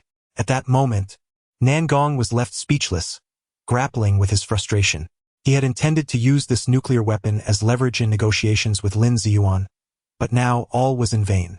Very well. Nangong Xingye could barely articulate his thoughts, trembling as he nodded. Witnessing the nuclear missile heading toward his stronghold, the enraged queen lunged towards Qin Zhe. Old Deng, stop her at once. Qin Zhe shouted. Nangong Xingye bellowed in fury, his aura rapidly escalating, soon nearing the level of an 8th-tier warrior. Given the circumstances, he could only focus on subduing the aberrant queen. With a resounding clash, Nangong and the queen exchanged blows, both recoiling several steps. The rotund man remarked nonchalantly, TSK, you've already begun to burn through your lifespan. Nangong, I have prepared a grand gift for you today. As he spoke, BT, having disengaged its optical camouflage, materialized beside him. Upon seeing BT, Nangong Xingye's eyes reddened, his voice trembling. Qing Ro, the aberrants are too numerous. They cannot be eradicated. Simply cannot be eradicated. The leader of the Maka tribe cursed vehemently. He and Yao Yuan had already fought their way halfway up the mountain, yet the number of aberrants showed no sign of diminishing. Instead, it surged forth like an unending tide. The leader of the Marka tribe felt the vital energy within him dissipating at an alarming rate. If this slaughter were to continue, whether or not the hunting mission could be accomplished was secondary. The leader feared he would soon meet the previous emperor of the Marka tribe. In stark contrast, Yao Yuan remained remarkably composed. Almost 100 long swords danced around him, soaring and diving. Any aberrant being that dared to approach was instantaneously shredded into a gruesome mass. Operating like an automated machine, Yao Yuan hardly needed to lift a finger. The preceding tasks were unknown to us, with the key merely indicating the ultimate source of corruption. Yao Yuan implied that there might be a clever technique involved, yet regrettably we were oblivious to it. Did you hear that sound? The movements of the Marka tribe leader suddenly faltered. The perception of advanced warriors is exceedingly acute. They simultaneously looked up to behold a pillar of fire descending from the heavens. The leader of the Marka tribe paled, murmuring to himself, I believe I have discerned what the clever technique is. In the blink of an eye, the fire pillar struck the mountaintop with tremendous force. With a resounding explosion, a mushroom cloud soared 100 meters into the sky, and the shockwave, imbued with cataclysmic energy, swept down the mountainside. The research facility embedded within the mountain was struck directly at its core, reducing countless aberrant beings to ashes. In an instant, the world was laid waste. Chapter 74. Secondary target for hunt. The aftermath of the nuclear devastation left the Black Mountain diminished by 10 meters, with a vast chasm gaping at its center. The Black Mountain Research Institute nestled within had been utterly reduced to ruins. Situated at the epicenter of the nuclear blast, countless aberrants had left behind not even a complete corpse. The space at the mountainside rippled with waves as Yao Yuan and the leader of the Maka tribe gradually materialized. With gritted teeth, the Maka leader exclaimed, The hunt is over. Damn it! Do not let me discover who is responsible. Such a cunning maneuver was indeed too clever. One nuclear bomb fell, and he nearly returned to dust alongside the aberrants. Yao Yuan lifted his gaze towards the direction from which the nuclear strike had come. There remained another secondary target for the hunt. Let us go and take a look, he suggested. The Maka leader replied coldly, I must see which foolish hunter has dared to challenge us. Have they not seen the announcement from the Maka tribe? This hunt of the aberrant realm belongs to us. Yao Yuan furrowed his brow slightly, feeling an inherent aversion to this form of collaboration. Yet, the frailty of humanity rendered him powerless. Although the hunting mission had been usurped, a small flicker of joy lingered in Yao Yuan's heart. The source of the world had ultimately evaded the grasp of the Maka tribe. The two ascended into the air, swiftly making their way towards the military base. Not far off, Ares and Gemini had also dispelled the protection of the source of the world. How had the nuclear bomb failed to obliterate them? Ares expressed deep regret at this turn of events. They have departed. Should we pursue them? Gemini inquired, growing somewhat impatient. Ares's eyes glimmered with determination. Of course we shall pursue. Today, I shall assist you in achieving great merit. Yao Yuan and the alien leader had just emerged from a fierce battle, their physical and mental energies greatly depleted. If they did not act now, when would they? Gemini rolled her eyes. Great merit? Let us just hope Yao Yuan does not end up cleaved in two. Pollution source cleared. Primary hunt task completed. Secondary target marked. Hunt countdown 23:59. 59 half a minute after the nuclear strike. A new prompt regarding a key appeared in Qin Zhe's mind. A new hunting target? He looked up at the queen, momentarily stunned. Goodness, she had already become a red name. Was the new hunting task serious? The queen possessed at least the strength of a level 7 warrior, while he was merely a novice who had just broken through to level 1. To take her head in the hunt was a daunting prospect. Qian Rou, do you not remember me? Meanwhile, Nangong Xingye's eyes glistened with moisture. This rugged man, standing at 1.8 meters, rarely displayed such tenderness. BT's voice remained as calm as ever. I am BT-21, the last humanoid combat weapon of the BT series. You are mistaken. Nangong Xingye clenched his fists. You are Nangong Qianrou, my daughter. Data flashed rapidly across BT's eyes. Apologies, you are mistaken. Furthermore, the name Nangong Qianrou does not appear in my database. Lin Ziyuan chuckled. Nangong, open your eyes and see clearly. She is the humanoid combat weapon BT-21. Nangong Xingye could no longer contain himself. D. He roared, his vitality surging forth as he moved with the swiftness of lightning, his fiery fists creating a thunderous sonic boom in the air. Yet, the rotund figure vanished in an instant, reappearing several meters away, a smile adorning his face. Just as Nangong prepared to launch another assault, BT interposed herself before him, unleashing a torrent of firepower. Reluctant to harm his daughter, Nangong could only retreat while desperately blocking the onslaught. Qianrou, I am your father. However, BT remained impervious to his pleas, acting solely according to her programming. With the commander facing a lethal threat, she was compelled to eliminate it immediately. Little brat, no one is here to assist you now, the queen remarked with a cruel smile. Qin Zhe unleashed a nuclear strike that sent the Black Mountain Research Institute skyward, years of toil reduced to naught. The intent to kill could not be concealed. Qin Zhe was in a state of frantic urgency. Old Deng, look at me. Unfortunately, Nangong could not see him. His focus was solely on his daughter.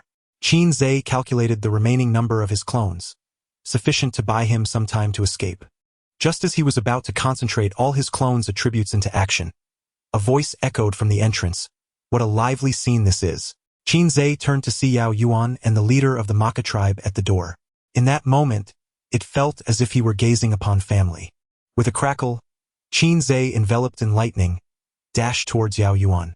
Big brother, you have finally arrived. I have completed the task you assigned to me. The rest is up to you. Yao Yuan, puzzled, was at a loss regarding Qin Zhe's words. Initially, upon arriving at the base and witnessing the animal-masked clones, he was astonished. He had envisioned various scenarios on his journey but never anticipated that the newly minted hunter would be a circus. You must be the leader. Yao Yuan assessed the figure adorned in a black and white mask, only to find him merely a first-level warrior. Big brother, this is not the time for reminiscing. We must engage the enemy swiftly. The queen, now utterly enraged, declared, no matter who you are, none shall leave today. Yao Yuan regarded the queen, a flicker of recognition crossing his mind. She seemed familiar. The leader of the Maka tribe ignited once more. She has become a secondary target. Act quickly. Without hesitation, the leader charged forward, only to be sent flying a dozen meters by the queen's slap. Yao Yuan drew his sword, a blade of energy slicing past the queen's shoulder, shattering the glass wall behind the control panel. You fat fool, lend a hand. The queen, shaken, sensed an unprecedented danger emanating from Yao Yuan. With a sigh, the rotund figure teleported to Yao Yuan's side, his particle pistol firing relentlessly. Yao Yuan seemed to anticipate this, dodging the particle pulses and striking towards the wheelchair. The rotund figure teleported once more. Yao Yuan raised an eyebrow, an intriguing ability. Meanwhile, Qin Zhe quietly distanced himself from the battlefield. When deities clash, mere mortals suffer. Surrounded by formidable warriors, it became evident that this was no longer a realm where he, a mere novice, could intervene. In the heat of battle, Yao Yuan found himself besieged from all sides. The queen launched a relentless frontal assault, while a rotund figure constantly teleported to disrupt his focus. Gradually, Yao Yuan began to falter. Qin Zhe was genuinely concerned that Yao Yuan might meet a grim fate, as he would be next in line. Old Deng, cease your concern for your daughter. We must first contend with the queen. Nangong Xingye discerned the gravity of the situation. Gritting his teeth, he turned to assist Yao Yuan. Just as BT was about to pursue, Qin Zhe and Brother Devour stood in his path. BT, you are a human, not merely a weapon. Recollect the bonds we share. Brother Devour, with a perplexed expression, questioned the efficacy of such a plea. Do you truly underestimate the power of our connections? However, BT paid no heed to Qin Zhe's entreaties and launched a swift punch toward his face. Fortunately, Brother Devour reacted swiftly, pulling Qin Zhe behind him and absorbing the blow with his own visage. The impact resulted in a gruesome explosion of blood and matter. Seizing the moment, BT aimed to grasp Qin Zhe's chest. At that instant, a bolt of blue lightning surged into the control room. Ha ha ha! The protagonist has arrived. Everyone, stand aside. As the lightning-clad mage descended, tendrils of electricity slithered around him like serpents. One of these arcs struck BT squarely on the forehead, producing a sound akin to a short circuit in her mind, accompanied by a wisp of smoke. Her actions momentarily froze, and a glimmer of humanity flickered in her gaze. What am I doing? BT lowered her hands, her expression one of utter bewilderment. Dungeon raid to commence tomorrow. Chapter 75. I am Nan Gong Qian Ro. Suddenly, vast fragments of memories surged into her mind, both familiar and foreign. This overwhelming influx prompted a philosophical trifecta. Who am I? Where am I? What am I doing? In her anguish, she instinctively cradled her head in despair. Countless memories continued to flash through her consciousness. You are Nan Gong Qian Ro, the sole inheritor of martial arts from the Nangong family. You must never become complacent, regardless of time or place. Beneath the towering parasol tree, a man with a stern expression imparted lessons to a girl of about 10 years old. Dressed in a white martial arts uniform, the girl remained focused, repeatedly swinging her sword. 97, 98, 99, 1000. Exhausted and drenched in sweat, the girl collapsed onto the ground, her bangs sticking to her forehead in disarray. The man glanced at his watch, noting a second gained. Rest for 2 minutes, then swing the sword 1000 times again.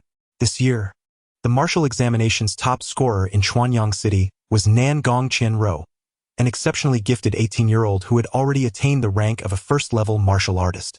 She was indeed deserving of the title. The young girl of yore had blossomed into a graceful maiden.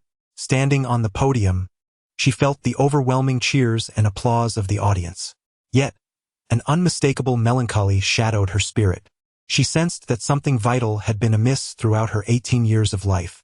Congratulations to Nan Gong Qian Ro on becoming this year's outstanding graduate of Hai-Du Academy. We hope you will strive for excellence upon your return to your hometown. Upon her return, the young woman was greeted with warmth and celebration from her fellow townsfolk. The lord of the city hosted a grand banquet to honor her new position. That night, she partook in her first taste of alcohol. On the walls of Chuanyang City, the girl stood resolute, her azure robe stained with blood, supporting herself with her sword. The ground before her was littered with the corpses of countless aberrant beasts. Warriors, weary from a fierce battle, leaned against one another, dozing in exhaustion. The girl's brow furrowed in worry. She had lost count of how many times this month the abyssal tides had struck. Could Chuanyang City truly withstand the onslaught? Commander, a group of aberrants has appeared within the city. We require your assistance, a soldier reported breathlessly. Understood, the girl replied, gripping her long sword as she descended from the city walls. Hurry, board quickly. This is the last flight. The girl followed a middle-aged man into the spacecraft. Outside the launch site's fence, countless ordinary citizens protested loudly. What would become of them? Confusion clouded her eyes. They had triumphed over the aberrant beasts. So why had it come to this? The man dismissed her concerns. Of course, they will remain here. The Sky Island has no place for them. As the spacecraft descended, she witnessed a fence collapse, allowing throngs of people to surge forward, only to be met with the merciless barrage of machine gun fire from the watchtower. Chen-Ro, please. You've passed the physical examination. Join the weapon program. In the study, the middle-aged man pleaded earnestly. The girl bit her lip defiantly. But I do not wish to become a cyborg. The middle-aged man retorted. How could this be a transformation? This is your opportunity to grow stronger and the hope for the resurgence of humanity. If you join the weapon program, I too can enter the Sky Island Council, and our Nangong family shall reclaim its former glory. The girl opened her eyes, finding herself submerged in a large tank filled with a transparent liquid, various tubes protruding from her body. Pain coursed through her. Who am I? Why can I remember nothing? Suddenly, a rotund figure approached the cultivation tank, his face alight with excitement. Excellent. The first batch of humanoid combat weapons has been successfully transformed. From this day forth, your designation shall be BT-21. BT-21? Is that my name? How peculiar. This is the last of the aberrant beasts, and the abyss is closing. The Valkyries around her erupted in cheers. The girl gazed down at the massive form of the beast beneath her. With a gentle flick of her sword, a beautiful blue soul orb fell into her hand. A rare smile graced her lips. How lovely. Zone A1 has reported an unspecified number of aberrants. Proceed to eradicate them immediately. Received. Fight, fight, fight. The incessant battles continued. The sheer number of aberrants was overwhelming. It seemed they could never be vanquished. Where did they come from? The girl pondered this question repeatedly. Humanoid combat weapon, code BT-21. I am the last of the initial BT series. The boy before her appeared startled by his own actions. Interesting. It has been many years since I have encountered a human. We resemble each other quite closely. In our culture, it is customary to offer 3 sticks of incense in respect for the deceased and to wish them smooth sailing in their next life. Here, lacking incense, I shall substitute smoke. The girl was profoundly intrigued by this mysterious ritual. For a moment, she envied her fallen comrades, wishing to be remembered. She mimicked his gesture, clasping her hands together. For the first time, she made a wish.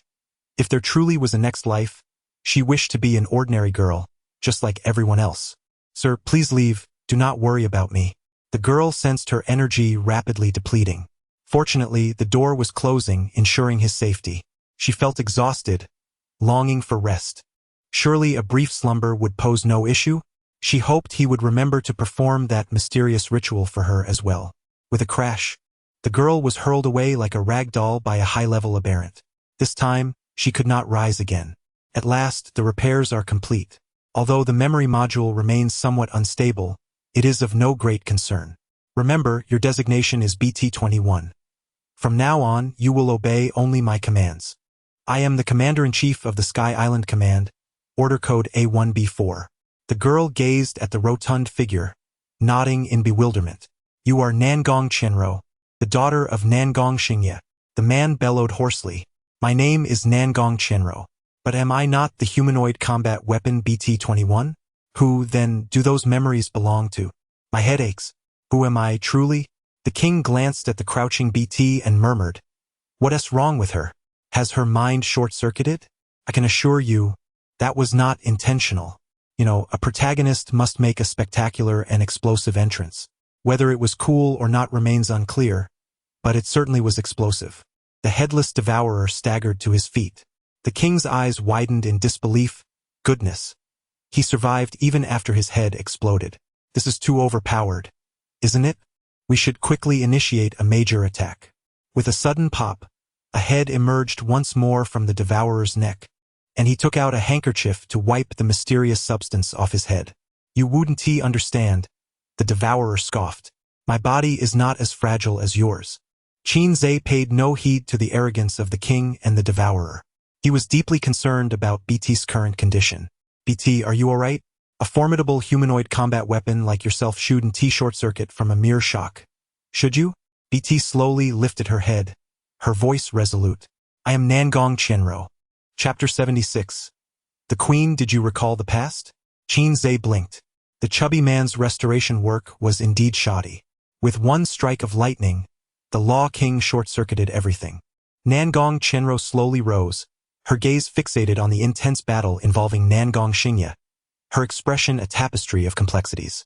The chubby man noticed the unusual demeanor of Nangong Qianro and promptly issued a command. BT-21. Apprehend him immediately. Command code X-01. Nangong Qianro drew her long sword and, with a swift motion, struck at the chubby man. He narrowly evaded, saving his own life.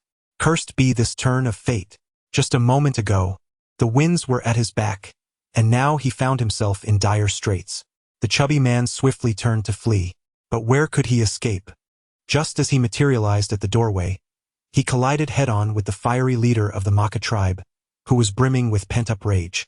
Ignoring any notions of red names, he sought only to exact swift retribution. Before the chubby man could react, a fist engulfed in flames, the size of a cooking pot, crashed into his face. After all, he was merely a gifted individual, not a dedicated martial artist. How could his frail, elderly frame withstand the force of a level 7 warrior's blow? He was sent sprawling against the wall. What a lack of martial ethics, ambushing an 80-year-old comrade. The Maka tribe leader, disregarding all else, advanced to deliver another brutal assault. Gritting his teeth, the chubby man hastily blinked away. Due to the force of the earlier blow, his escape distance was considerably shorter than before. Thus, the Maka tribe leader began a relentless pursuit. Meanwhile, the queen found herself retreating under the combined onslaught of Yao Yuan and Nangong Xingye. Nangong Xingye was profoundly astonished by Yao Yuan's displayed prowess. The young man was astonishingly formidable. Moreover, that exquisite swordplay stirred a sense of familiarity within him, as if he had witnessed it before. Seizing the moment while the queen was under pressure, Yao Yuan unleashed his ultimate move. The long sword shrieked, and sword energy surged forth. Rarely did fear flicker across the queen's countenance. A foreboding sensation gripped her. If she were to accept that strike head-on, her demise would be certain. Yet, the surrounding space was ensnared by the blade's energy, leaving her no avenue for retreat. The queen growled, "Do not presume you can vanquish me this way. 50 years. You have no inkling of the torment I have endured during this time."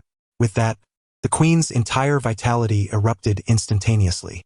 Her dense life force had materialized, coalescing before her into a crimson shield. Yao Yuan, having gathered his strength, released a sword energy that pierced through the ceiling of the control room. The thick walls crumbled as if they were mere tofu, effortlessly cleaved by the sword's might. The energy surged forward with unyielding momentum. A thunderous explosion echoed as it collided with the blood-red shield. The queen continually channeled her life force to sustain the shield. However, all her efforts proved futile in the presence of the legendary sword immortal Yao Yuan. Cracks began to spiderweb across the surface of the shield. Ultimately, half of the queen's form, along with the shield, was severed. Qin Zhe, the devourer, and the Law King witnessed this momentous strike from a short distance away. The emotions can only be encapsulated in the phrase grasping at straws. Today, Yao Yuan once again shattered their understanding of martial arts. It is astonishing how powerful a person can truly become. Cough, cough, cough. The queen, half of her body lost, leaned against the wall, continuously coughing up blood. She had been defeated, utterly vanquished.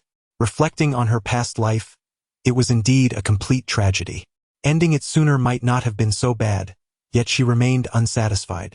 She never witnessed the day when humanity would be utterly annihilated. Ha ha ha! Suddenly, the queen burst into laughter. Despicable humanity!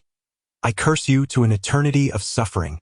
Yao Yuan sheathed his sword, gazing at the queen, and calmly remarked, "I remember who you are now." The queen was taken aback. She was certain this was their first encounter. Yao Yuan continued, "I have inferred some of the experiences you've endured. The world is indeed imperfect, riddled with decay, yet there are always those who strive to mend it." A poignant smile graced the queen's lips. Mend it? If anyone could mend it, would the world have become what it is today? Would I have fallen so low? Yao Yuan shook his head. I speak of another world. Although it is unequal, there are still some who tirelessly labor for the survival of humanity, even sacrificing their lives. In that world, your existence, though not ideal, can still glimpse light amidst the darkness. The queen scoffed. Indeed, every human excels at weaving beautiful lies and fairy tales. Equality, only in the grave do all become equal. She ceased to listen to Yao Yuan.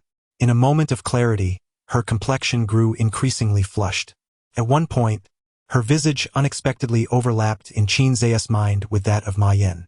Yao Yuan addressed Qin Zhe, "You shall deliver the final blow." Qin Zhe was taken aback. "Me?" The leader of the Maka tribe was furious. "Yao Yuan, what are you doing?" Understanding Yao Yuan's intention, Qin Zhe approached him but found it difficult to act. Yao Yuan spoke in a grave tone, "She is not the same as the one from that world. Everything here is merely the evolution of the world's will." Qin Zhe sighed. "Sister Ma Yan, this is for the best." The queen offered a tragic smile. "Let this world perish." A drop of blood-red tear slowly traced down her cheek. "This is bad." She is about to self-destruct. The leader of the Maka tribe reacted first, seizing the stout man to use as a human shield. Boom! The shockwave, infused with apocalyptic power, surged forth. Yao Yuan drove his sword into the ground, conjuring a barrier of sword energy to absorb the explosion. Moments later, as the smoke cleared, the control room had vanished without a trace, leaving no debris behind. The destructive force of a high-level martial artist's self-detonation was evident. The stout man, used as a human shield, was left a mere bloodied skeleton, which the leader discarded casually. "No, Brother Tunler, how can I live without you?" The Law King wailed, cradling a flesh ball the size of a half-football. The pulsating mass resembled a beating heart. In the moment the queen self-destructed, she engulfed the devourer, protecting the Law King behind her. It was precisely for this reason that the Law King was spared from becoming mere flesh and bone. Thanks to the Law King, the devourer transformed into this state. "Stop your incessant chatter. I am not dead yet," a feeble voice emanated from the mass. The Law King was taken aback, rolling his eyes in exasperation. "What a waste of my emotions. To survive this is truly beyond comprehension." Despite his words, he cautiously cradled the mass against his chest for protection. "You!" Nangong Chenro gazed at Nangong Xingye, who shielded her beneath him, her thoughts a tangled web. Although her memories from the past had been fully restored, she remained at a loss for how to confront Nangong Xingye. "Are you all right?" Nangong Xingye slowly rose, collapsing onto the ground, utterly drained. His back was a gruesome sight, flesh torn and revealing stark white bones and entrails. "Chenro, there is something that has been festering in my heart for decades. I am sorry. There will be a dungeon release tomorrow. Seeking the IDs of the protagonist's hunters for future appearances. Feel free to leave a comment with a touch of flair, regardless of gender. The Queen of the Otherworld is a character steeped in tragedy. I shall pen a summary tomorrow, detailing various aspects of the Otherworld. Chapter 77. The world correction is underway. Minor hunt target has perished. World hunt mission completed. 100 units of world source dispensed. Inactive. Current world set to close in 0:59. 59. World correction commences in 47. 59. 59. The sound of a key echoed in Qin Zhe's mind. The world source? What purpose does it serve? It appears quite grandiose, albeit shrouded in gray. Present, it seems of no immediate use.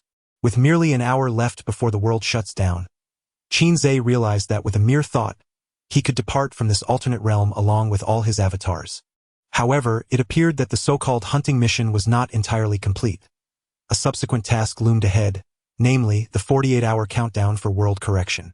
Gazing at the chaos left in the wake of the Queen's self-detonation, Qin Zhe had already conceived a plan for rectification. "Contact me once you leave the alternate realm," came Yao Yuan's voice, as he slipped a small card into Qinzhe's pocket. Damn! What a futile endeavor! The leader of the Maka tribe cursed as he approached Qinzhe. Did you not see our Maka tribe's world announcement? Quickly hand over the world source. The leader's attire was in tatters, hanging off him in shreds, rendering him more disheveled than a beggar. Qinzhe felt a surge of anxiety. The Maka tribe leader could easily overpower him 100-fold. At that moment, Yao Yuan stepped forward. Before my very eyes, you dare to plunder the world source from our world as hunter? Do you take me for a fool? Upon hearing this, the Maka tribe leader's expression darkened. What do you mean? Do you intend to defy the orders of your human superiors? Yao Yuan replied calmly, when have I ever defied orders? On the contrary, I am acting in accordance with them. The Maka tribe leader spoke in a low voice, then swiftly hand over the world source from this little brat. Yao Yuan, with a semblance of a smile, remarked, it seems you have misunderstood something. Our agreement stipulates that the world sources obtained will be divided such that your Maka tribe receives 8, while we humans receive 2. However, since it was not we who completed the world hunt mission, we cannot share the world source. The Maka tribe leader's face darkened ominously. He realized the implications. The spoils would not flow to outsiders. Yao Yuan aimed to protect the newly ascended hunter before him. It was also an edict from our human superiors to shield hunters of this world from the predations of foreign hunters. If you insist on seizing the world source from him, Yao Yuan declared, I shall stand against you to the bitter end. He drew the sword embedded in the ground, his gaze sharp and unwavering. The Maka tribe leader gritted his teeth, unwilling to let the prize slip away, yet daunted by the sword in Yao Yuan's hand. Remember your words just now. I will report them verbatim. Anticipate the retribution of the Maka tribe, the leader proclaimed, releasing a fierce threat.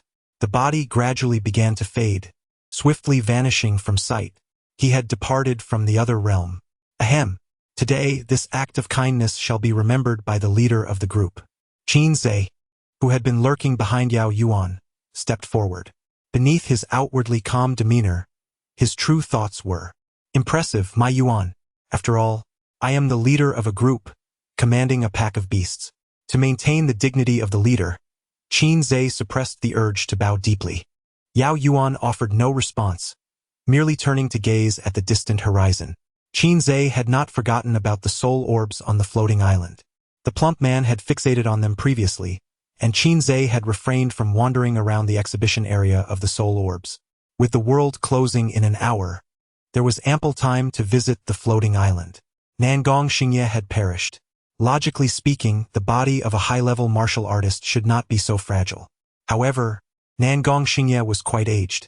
Coupled with the limited resources of the subway, the essentials for regular cultivation were woefully insufficient. This rendered Nangong Xingye's body significantly weaker than that of an ordinary high-level martial artist. Nangong Chenro stared blankly at her father's lifeless form, her expression devoid of emotion. In a moment of crisis, Nangong Xingye fulfilled the duty of a father.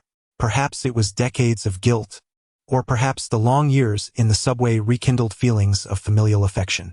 His final words of apology ultimately allowed Nangong Chenro to find solace in the past. Are you all right? Qinzhe inquired as he approached.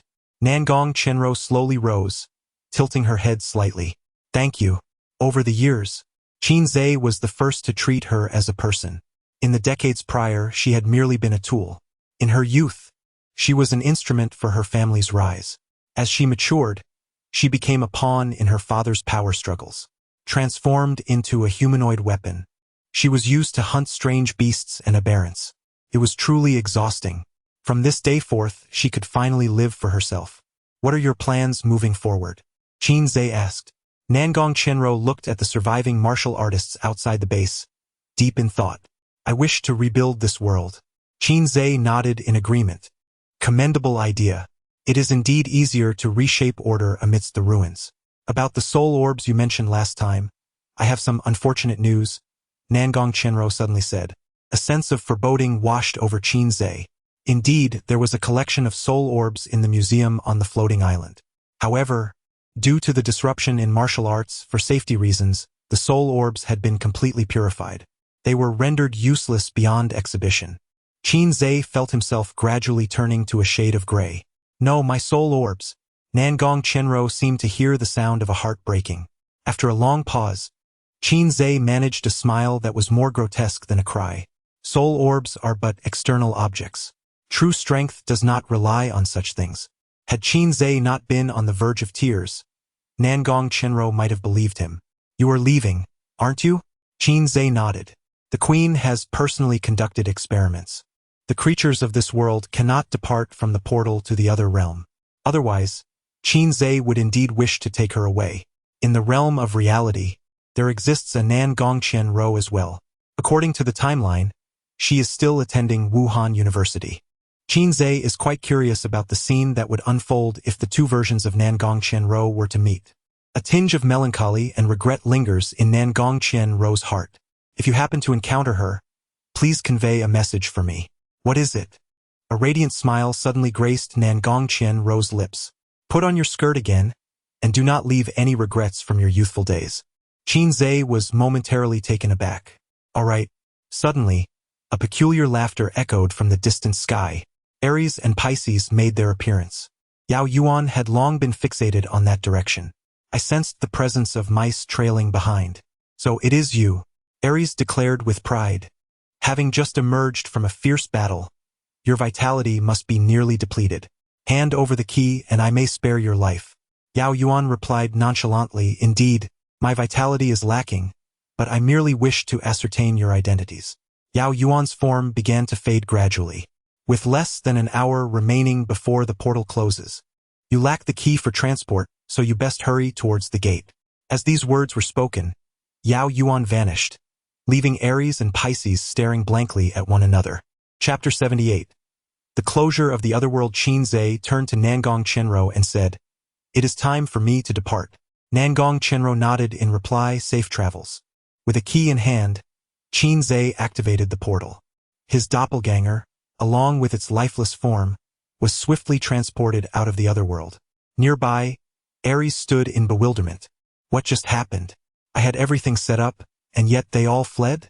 Cowards! Do they not dare to battle me? Pisces reveled in the misfortune. A day of exploration in the Otherworld, yet nothing was accomplished. He eagerly anticipated the furious reaction of the lion. The portal to the Otherworld was about to close. If they did not leave soon, they would be trapped. Pisces hastily flew toward shelter number 10, leaving Aries alone, disheveled in the wind. Wait for me. A startled Aries, regaining composure, followed suit, despairing over the lost opportunity. The grand achievement was slipping away. Nangong Xingye had perished. The surviving subway warriors wore expressions of utter confusion.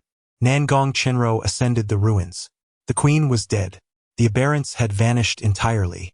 The ultimate victory belonged to humanity. With a swift motion, Nangong Chenro drew her long sword, pointing it toward the heavens. Together we shall reconstruct order upon this desolate ground. This is a lengthy endeavor, requiring the efforts of several generations.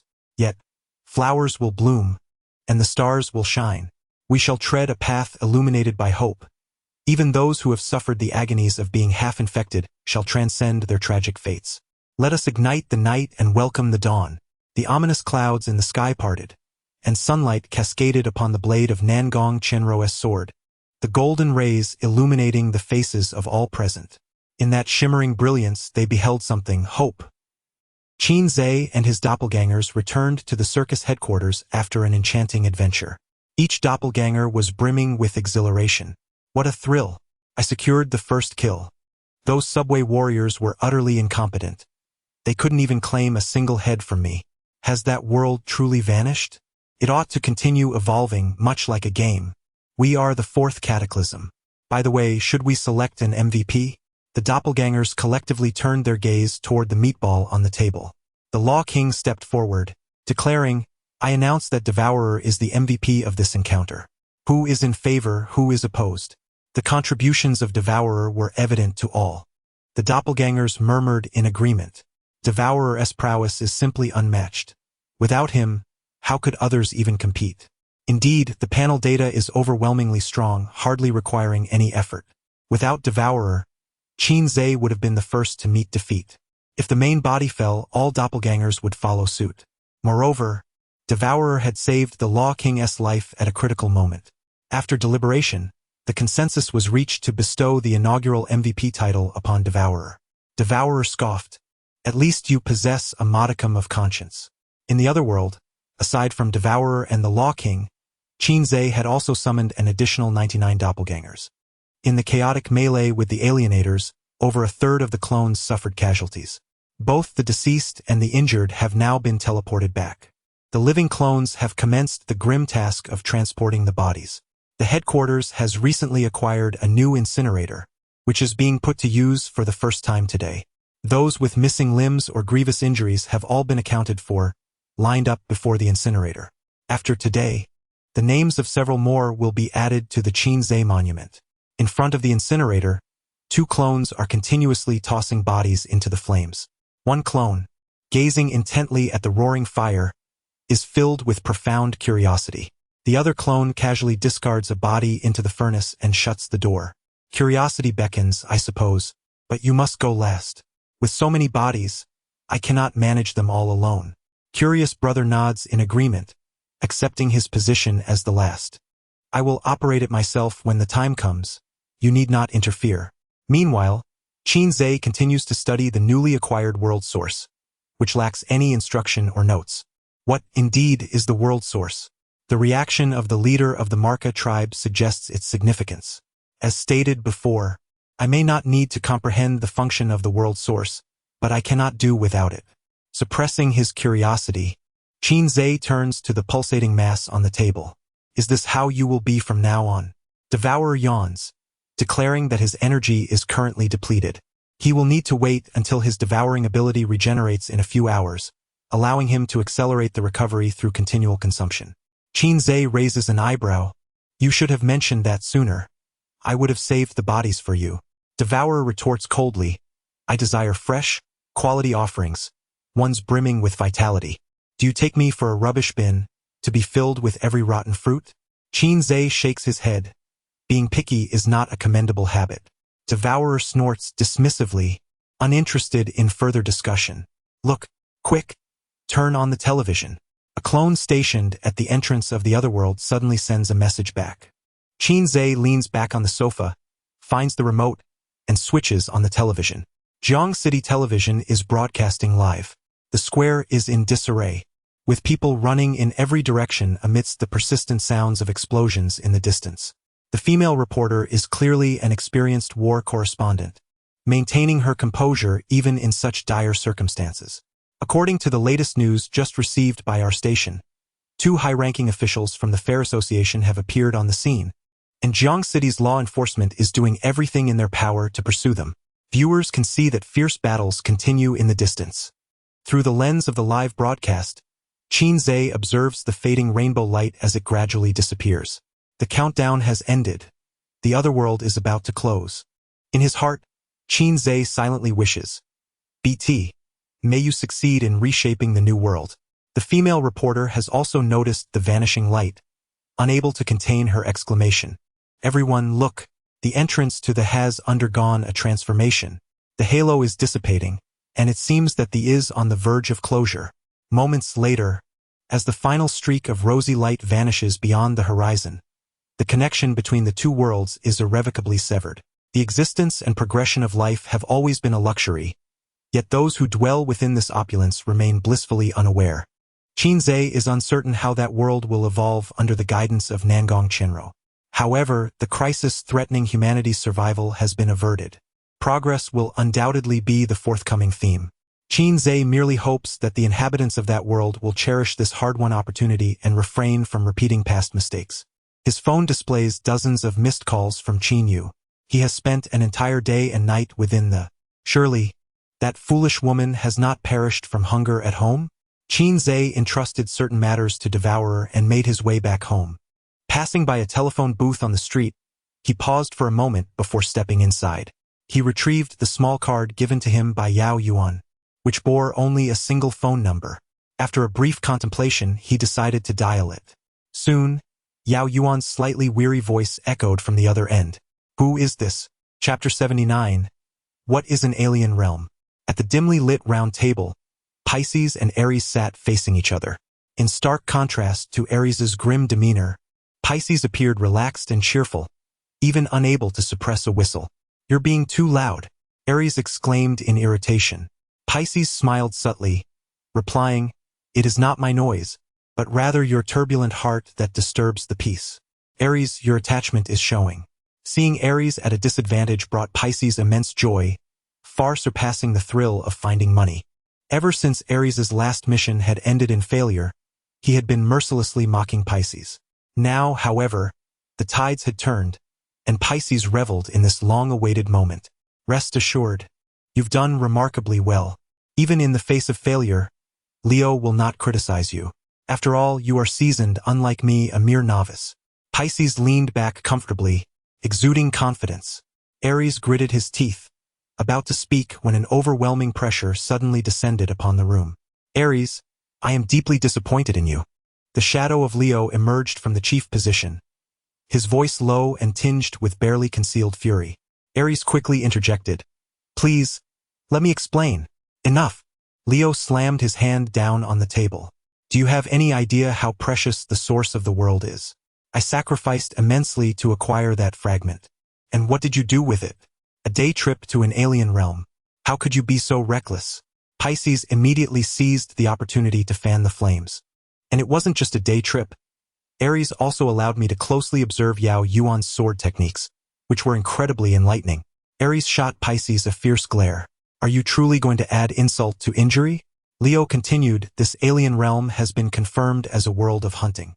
Do you comprehend the magnitude of the loss you have inflicted upon the organization? If we could have secured the world's source from this realm, we could have immediately initiated our next phase of operations." Aries dared not directly oppose Leo, muttering under his breath, "But we have no key. We entered the alien realm without any guidance regarding the hunting mission. I do not wish to flail about like a headless chicken. There is no alternative." A spectral lion with 9 heads began to coalesce behind Leo. In an instant, the entire conference room trembled violently. Aries' face turned pale, and he suddenly coughed up blood. "I was wrong. Please grant me another chance." Leo let out a cold snort, dissipating the pressure and the apparition. Pisces raised an eyebrow, unimpressed. "Is that all? I was hoping for a more dramatic display." Leo's voice was grave as he declared, "This time, the loss of the world's source will be deducted from your resources."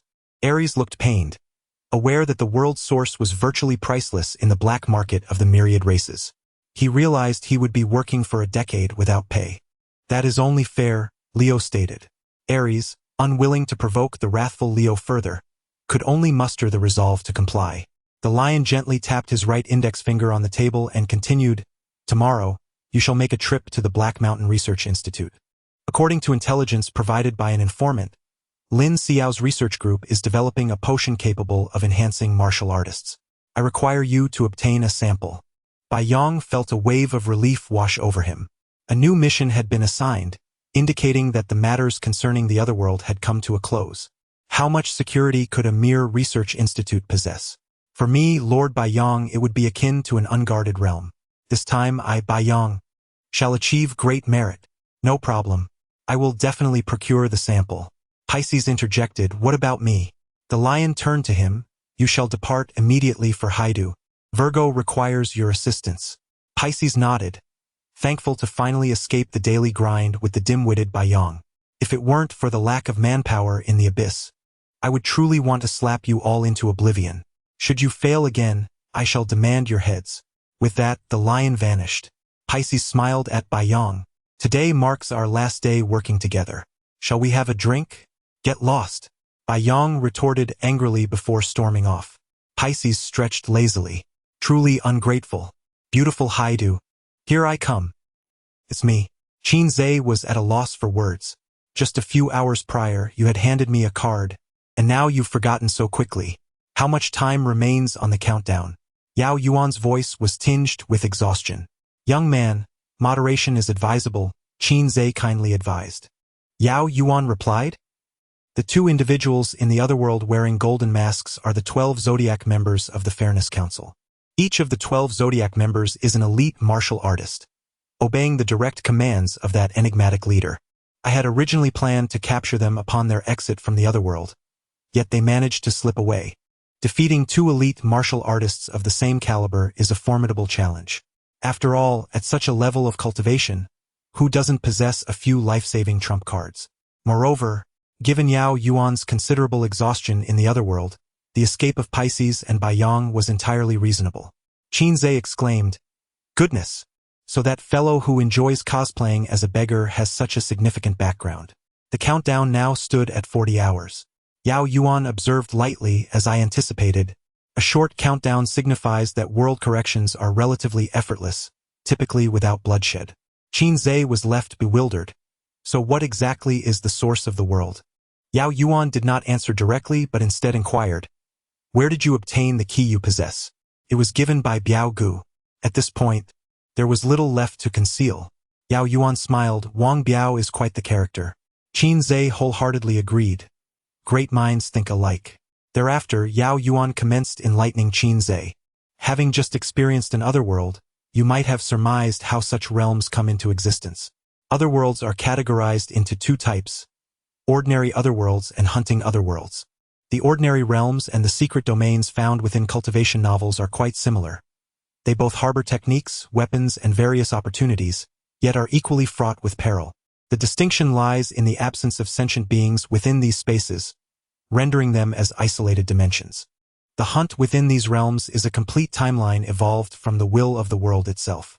This timeline is derived from the real world, manifesting myriad scenarios of world destruction and human extinction. One might describe it as a flawed timeline. The purpose of the world hunting missions is to eradicate the pollution within this timeline, thereby restoring everything to its rightful course. The source of the world serves as the reward for successful hunts. Qin Zhe listened intently. This aligned closely with his conjectures. Yao Yuan continued, "Following the completion of the hunting mission, the endeavor does not conclude there. Having discerned the erroneous evolutionary trajectory of the future world, it is imperative to make corrections upon returning to the real world. The nascent errors must be extinguished before they can manifest. Only then can the task be deemed complete, and the source of the world be allocated to you for your utilization. As for the application of the source of the world, it cannot be succinctly articulated. You may explore its possibilities in due course. Now, let us discuss your task of world correction." Chapter 80. I, Aries, shall achieve greatness. Yao Yuan inquired. "The rectification mission must pertain to the Black Mountain Research Institute, correct?" Qin Zhe, bewildered, replied, "I am uncertain. There is nothing but a countdown. Who knows what it truly entails?" Yao Yuan urged, "Focus your mental energy on the countdown." Following his advice, an astonishing scene unfolded. Behind the countdown, a line of text materialized. Primary rectification content. Destroy all samples and data of the reverse reagent. Secondary rectification content. Prevent Ma Yan from evolving into the queen. Qin Zhe smirked slightly. So, the detailed content must be highlighted? What a primitive task system lacking in intelligence. He relayed the rectification mission's details to Yao Yuan, finding it aligned closely with his own conjectures. The Otherworld primarily revolves around the evolution of the Research Institute. His gaze settled on the secondary rectification content. How to prevent it? By killing her? Deep down, Qin Zhe grappled with the moral dilemma. It was not Ma Yan who was at fault, but rather this world itself. Tomorrow at 8 in the morning, a set of identification documents to enter the Research Institute will be located in storage box number 9 at the East City Station. The password is 66s. You have 3 hours to complete the rectification mission. I will lead a team to the Black Mountain Research Institute at 11. You must depart before my arrival. Qin Zhe grasped the implicit message in Yao Yuan's words. They had never conspired together, nor had they made this call today. If Qin Zhe caused a ruckus at the Black Mountain Research Institute, the enforcement would undoubtedly be summoned, and Yao Yuan would only act according to the law. "Why are you helping me?" Qin Zhe questioned, perplexed. The source of the world is an incredibly precious entity, and he could not fathom such generosity existing in this world. Yao Yuan replied calmly, "This source of the world cannot fall into the hands of the authorities. Otherwise, it will be seized by the Maka tribe.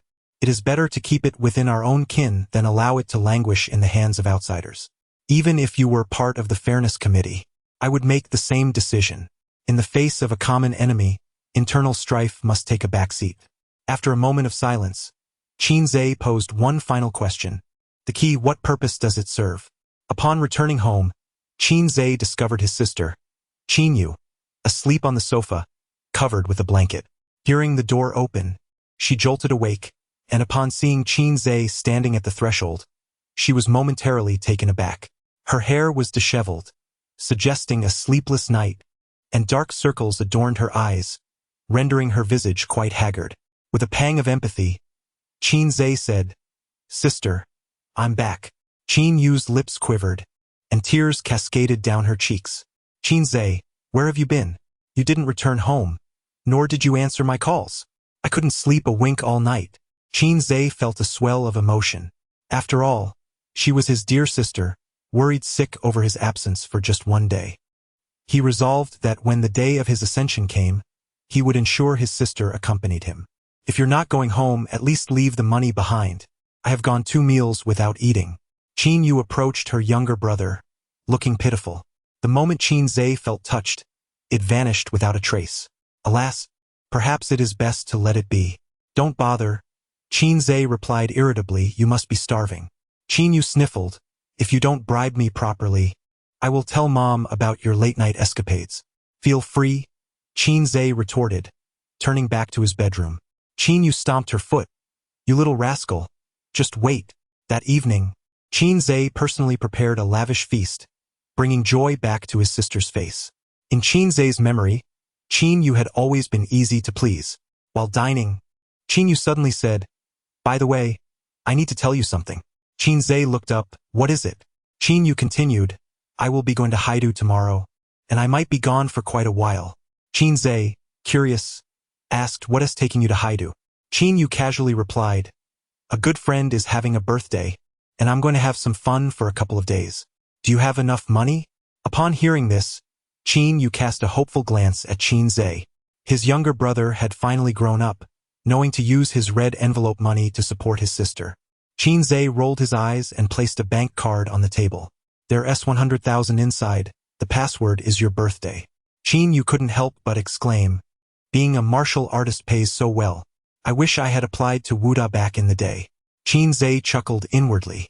If your martial talent were sufficient to enter Wuda, even a sow could climb a tree. Where have Mom and Dad gone on their trip? When will they be back? Qin Yu, joyfully counting the money, replied, "Soon, very soon, probably this month." After dinner, Qin Yu eagerly volunteered to wash the dishes. As expected, she broke 2 more. In the stillness of the night, Qin Zhe lay in bed, contemplating his future. After completing the correction task tomorrow, he needed to focus on his training. The martial arts examination was approaching. Although he dismissed the competition as unworthy of his concern, in this perilous world, self-improvement was the only truth. Glancing at the small tree on his chest, Qin Zhe's gaze flickered. Earlier that day, he had finally learned from Yao Yuan the purpose of the key over the phone. The key was meant to unlock the Stargate. Those were Yao Yuan's exact words. Qin Zhe pressed on, inquiring about the nature of the Stargate, but Yao Yuan began to speak in riddles. Additionally, he mentioned that after completing the correction task tomorrow, a surprise awaited him. Touching the small tree, Qin Zhe turned over. Given the circumstances, it was best to sleep. The next day, at the East City Station, Qin Zhe located storage box number 9, entered the password, and retrieved a black package. Inside was a black access card, devoid of any photo or name, only a sequence of numbers adorned with beautiful, mysterious patterns. After using his shape-shifting ability to assume a random passerby's face, Qin Zhe boarded the shuttle to the Black Mountain Research Institute. As before, the security at the Black Mountain Research Institute was as stringent as ever. At the entrance stood a line of armed security personnel, meticulously verifying the identity of each individual entering and exiting. Qin Zhe approached with a sense of trepidation, presenting his card. The security guards instantly stood at attention. "Sir, I am here to escort you," the head of security said, bowing slightly as he led the way. Qin Zhe was granted entry without any further scrutiny. "How impressive. My esteemed self." He traversed the VIP passageway, while a considerable number of others queued on the other side. Among them were employees heading to work and visitors there for collaboration discussions. One tall, youthful individual, possessing delicate features, was swiftly allowed through after his identity was confirmed. He chuckled inwardly, astonished at how easily he had gained access. This is not your compartment. On the platform, noticing the fewer people around Qinze, the young man attempted to board but was promptly ushered away by the head of security. How utterly unfair. He muttered silently, before proceeding to queue for another carriage. As Qinze observed the retreating figure of the young man, an unfamiliar sense of recognition washed over him. "Sir, you may board now," the head of security reminded him. "Oh," Qinze replied, stepping into his designated compartment. Meanwhile, the young man successfully boarded his train, whispering to himself, "This is remarkably simple. This time, I, Ares, shall achieve great success." Chapter 81. You are free. Welcome to the Montenegro Technology Transportation System. This system is designed to provide a comfortable and secure travel environment for the personnel of the Research Institute. The current time is... The familiar broadcast echoed once more. Unlike the previous occasion, this time, the carriage held only Qinze. The security captain stood by, hesitant to take a seat, not daring to exhale a breath, aware that too many words might lead to missteps. To avoid exposure, Qinze had meticulously crafted an aloof persona, remaining equally silent. After more than 10 minutes of stillness, the train arrived at the station deep within the Research Institute. The security captain appeared to have coordinated with the personnel inside, as several distinguished researchers awaited at the entrance to extend their welcome. Qinze was taken aback. Surely, the card given to him by Brother Yuan wasn't that of the director, was it? "Sir, do you have any instructions for your visit?" inquired a middle-aged man at the forefront, bowing respectfully. The security captain felt a sense of relief wash over him. He promptly escorted Qinze inside and wished to return without delay. "I'll just take a casual look around. You need not accompany me. Tend to your own duties. I'll simply stroll about," Qinze stated. The group of welcoming individuals exchanged confused glances, bewildered by his choice of words. Strolling? It was the first time anyone had heard of someone traveling all the way to the Montenegro Research Institute merely to take a leisurely walk. Noticing their peculiar expressions, Qinze raised an eyebrow. "Is that a problem?" "Of course it isn't." The group surrounded Qinze as they ventured into the Research Institute. Meanwhile, Bayang brushed past them, hastily making his way inside. "By the way, where is the project team for the reverse reagent? I'd like to see if they have made any recent progress," Qinze inquired suddenly. "Are you referring to Professor Lin Xiong? The members of her project team pulled an all-nighter last night and likely haven't arrived at their stations yet," came the response. Qinze was elated. Fortune was on his side. "No worries, I'll wait for them. You need not accompany me. Just direct me to their location." The individuals, hesitant to defy Qinze's command, indicated the location of the project team before departing. Qinze took the elevator down to the 4th underground level, where the reverse reagent project team was situated. According to the earlier middle-aged man, the 4th floor had been entirely claimed by Lin Xiong. Without her permission, outsiders were not permitted entry. It was evident that Qinze did not fall under this restriction. His card granted him far greater access than Lin Xiong's. Upon exiting the elevator, Qinze glanced at the sign on the wall and successfully located the laboratory for the reverse reagent. Beep. Access verification successful. He swiped his card, opening the door. To his astonishment, there was someone inside. Qinze's muscles tensed. The individual inside, hearing the door open, also froze, slowly turning around. In that instant, their gazes locked. "Why is it you?" Both Qinze and Bayang simultaneously exclaimed in surprise. Bayang was poised for action, ready to strike first. "It was too smooth. I knew that such ease could not bode well," murmured Ares to himself. On the surface, Qinze appeared as calm as an old dog, yet internally he was as frantic as a neighbor caught in a scandal. What was happening? Wasn't it said that the laboratory was unoccupied? Both parties were apprehensive about being discovered, remaining utterly still. The air was thick with awkwardness. "Well, the weather is quite pleasant today." Qinze chided himself internally for his clumsiness. Did he truly want to see the absurdity of his own words? Ares, evidently unprepared for such a turn of events, froze momentarily, forcing a stiff smile. "Indeed, I just had a meal. Damn, I slipped up." Both Qin and Ares leaned against opposite walls, one sluggishly moving inward, while the other dawdled toward the exit. The elders at home are in good health, I presume? I had buns for dinner last night. The traffic this morning was maddening. I have a driver's license. The weather forecast predicts heavy rain tomorrow. I can swim.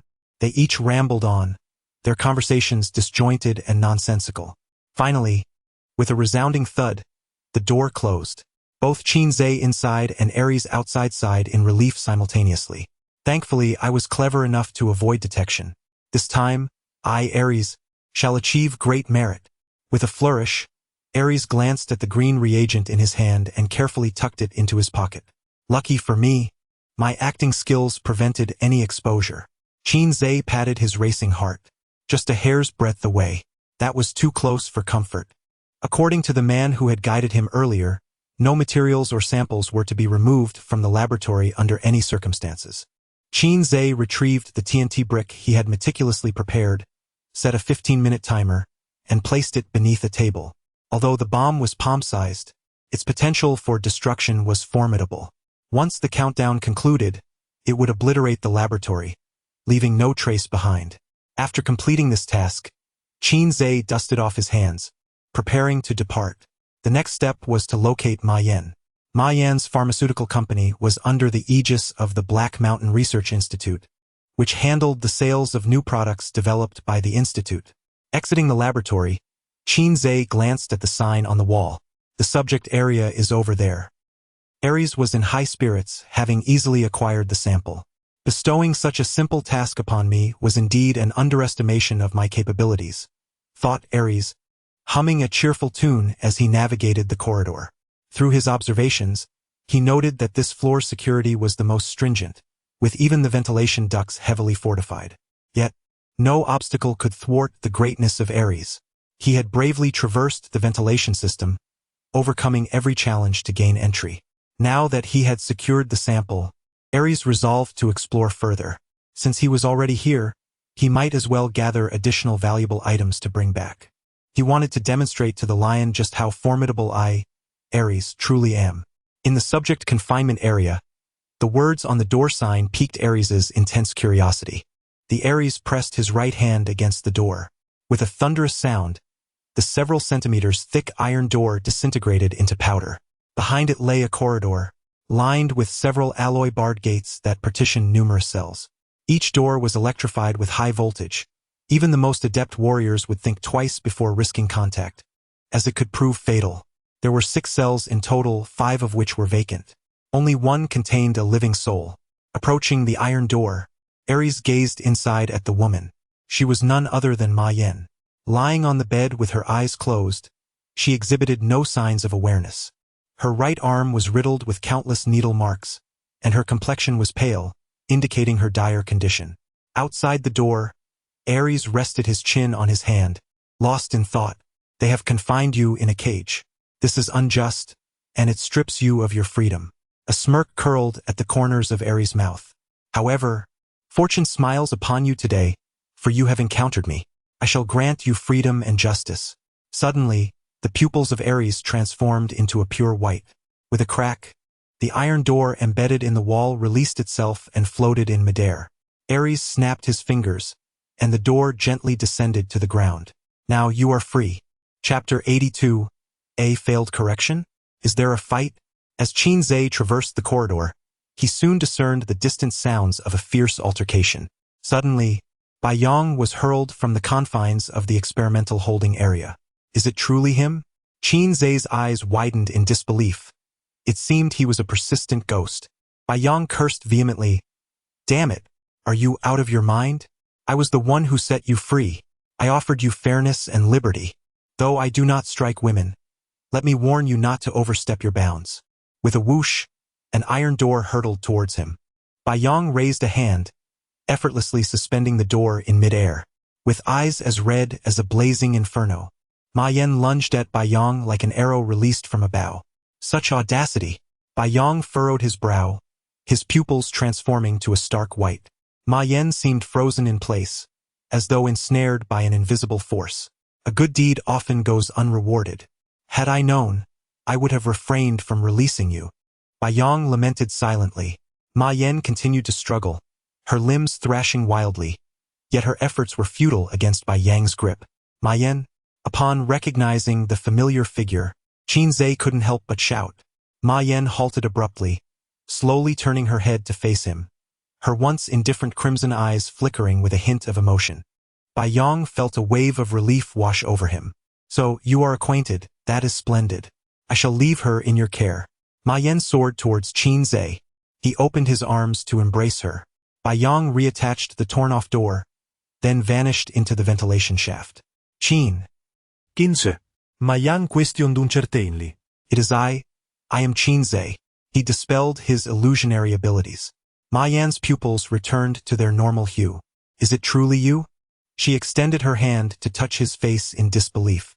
Observing the myriad of pinpricks on her right arm filled Qin Zhe with a sense of unease. I have come to take you away. Is this truly not a dream? Ma Yan's incredulity lingered. She had experienced this dream countless times before, fearful of awakening to find it all an illusion. Certainly not a dream. Dreams do not inflict pain. Pinch yourself. At his suggestion, Ma Yan pinched Qin Zhe's cheek. Upon seeing him grimace, a smile broke across her face. It appears this is indeed reality. I had a feeling. This world is not so dire after all. Secondary correction task completed. Qin Zhe was momentarily taken aback by the simplicity of it all. He had anticipated that Ma Yan's demise would be necessary to eliminate the threat posed by the queen entirely, prepared to abandon the mission altogether. Suddenly, he recalled Yao Yuan's words. This task should be straightforward, achievable without bloodshed. Indeed, the reality proved to be just as such. Although Ma Yan's life had been marred by tragedies, it was not devoid of light. In the bustling eatery, Qin Zhe stepped forward. At the Phoenix Pavilion, the circus descended. At this moment, within the Black Mountain Research Institute, the two individuals encountered each other once more. From Qin Zhe, Ma Yan sensed a rare warmth in this world. With the loss of his hatred for the world, the will of the world perceived Ma Yan as no longer a threat to her transformation into a queen. Qin Zhe clarified all of this in his mind, feeling a sense of relief. Let us return home. Utilizing his shape-shifting abilities, Qin Zhe prepared to disguise himself again and lead Ma Yan away. Suddenly, a piercing alarm blared over the intercom. One by one, the explosion-proof gates in the corridor descended. Qin Zhe looked up towards the ventilation duct that Ares had just traversed. We shall exit from here. The ventilation duct, originally fraught with countless traps and restrictions, had been cleared of all danger thanks to Ares's passage. Following the duct, Qin Zhe and Ma Yan swiftly arrived at the main hall on the first floor. Qin Zhe discreetly surveyed the surroundings. No one was present. Be cautious. He first sprang from the duct and then caught Ma Yan. At last, we've caught the mouse. A fully armed security team suddenly appeared, with Lin Xiao leading the charge. Where are you taking my most perfect experiment? Qin Zhe replied coolly. Do you believe I am here to save the world? Lin Xiao scoffed. You are the one obstructing my efforts to save it. With a resigned sigh, Qin Zhe lamented. Why is it that the truth is seldom believed? One could only wonder what Lin Xiao would think upon reading her diary decades later. I do not know how you acquired that access card, but you are now under arrest. I will hand you over to the enforcement department. It would be wise to surrender peacefully. Any resistance will result in immediate termination. Lin Xiao, with her hands in her pockets, emanated an air of invincibility. Ma Yan interjected. I will hold them off. You must flee. Qin Zhe grasped her wrist firmly. You go first. I shall deal with this rabble. Ma Yan frowned slightly, her face etched with concern. Do you trust me? I do, she affirmed with a determined nod. Qin Zhe smiled and swiped the access card to unlock the main door. Go to the market and buy a chicken. I didn't get to eat one last time. Ma Yan's eyes glistened with unshed tears, her voice hoarse. All right. Lin Xiao snorted. Neither of you will leave today. Instantly, the martial artists in the hall charged towards Qin Zhe and Ma Yan. Suddenly, a violent explosion resonated from below, causing the entire hall to tremble violently. The security personnel were caught off guard, staggering in disarray. Seizing the opportunity, Qin Zhe pushed Ma Yan out. Though reluctant, she chose to trust Qin Zhe and sprinted along the tracks towards freedom. Lin Xiao's heart raced with dread. Was that sound from the fourth floor? Qin Zhe smiled faintly. You guessed correctly. Is it loud enough? I personally set the bomb. Lin Xiao stood frozen. Her expression contorted with rage as she bellowed. Do you comprehend the magnitude of your actions? Those research materials and samples are the culmination of 10 years of my toil. They could significantly enhance the combat capabilities of the martial artists. You have personally doomed the future of humanity. Qin Zhe spoke in a low voice. Lin Xiuan, awaken from your delusions. You are all too familiar with the side effects of the reverse reagent as the project leader. The crisis posed by the aberrant beasts remains unresolved. And yet you wish to create another batch of monsters for humankind? Lin Xiuan's eyes widened in disbelief. Who are you? And how do you possess this knowledge? All information regarding the reagent is classified at the S level, and it cannot possibly be leaked. Qin Zhe replied, I am your savior. Lin Xiuan gritted her teeth, her anger boiling over as she lashed out. Nonsense. Even if there are side effects, solutions can be devised. The living example is right before us. Ma Yan is the perfect specimen, unaffected by any adverse effects. If you grant me more time for research, I am certain I will succeed. Qin Zhe shook his head in resignation. There is no point in discussing this further. You are determined to ignore the consequences. Not everyone is a Ma Yan. The aberrants in the other realm serve as the most compelling evidence. The explosion destroyed the data and samples. Yet Qin Zhe found it peculiar that he had not received a notification indicating the main correction task's completion. Could it be that the rectification has failed? Chapter 83.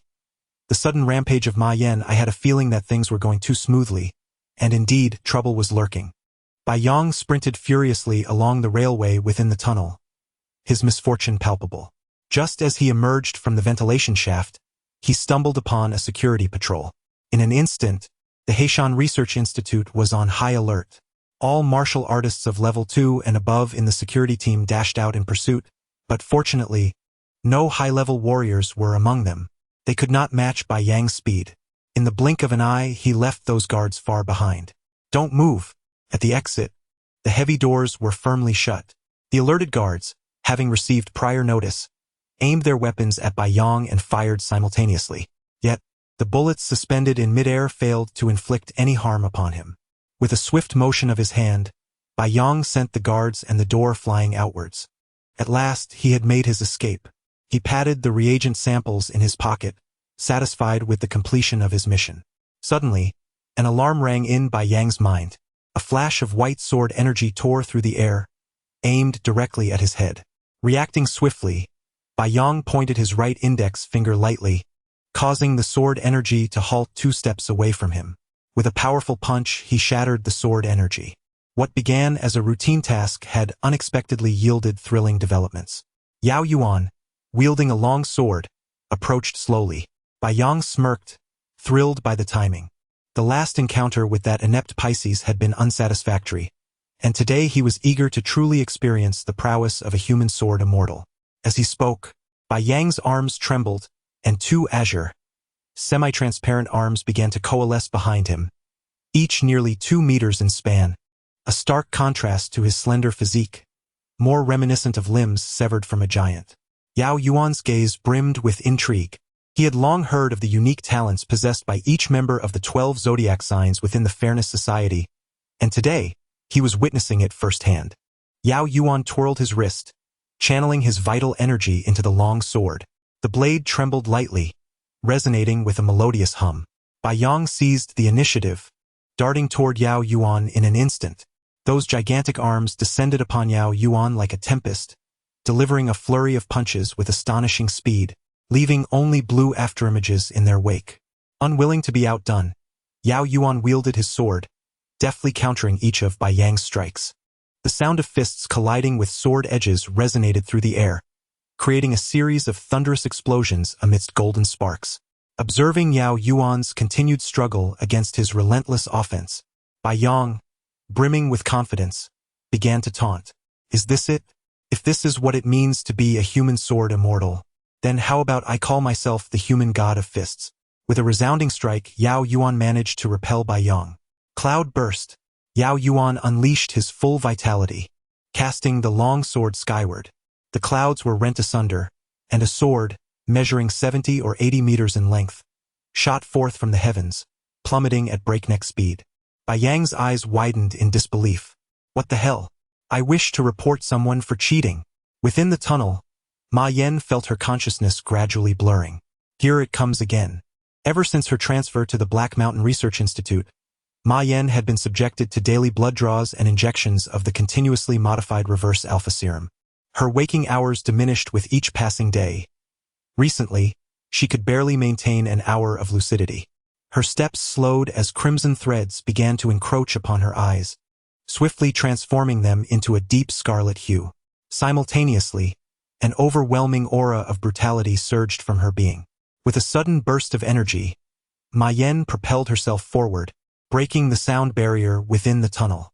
Thanks to the clearance provided by Ares, she faced no obstacles. In less than 2 minutes, she burst forth from the tunnel. Upon lifting her gaze, she spotted the enormous sword wielded by Yao Yuan against the sky. Although her mind was in disarray, instinct urged her to flee from danger.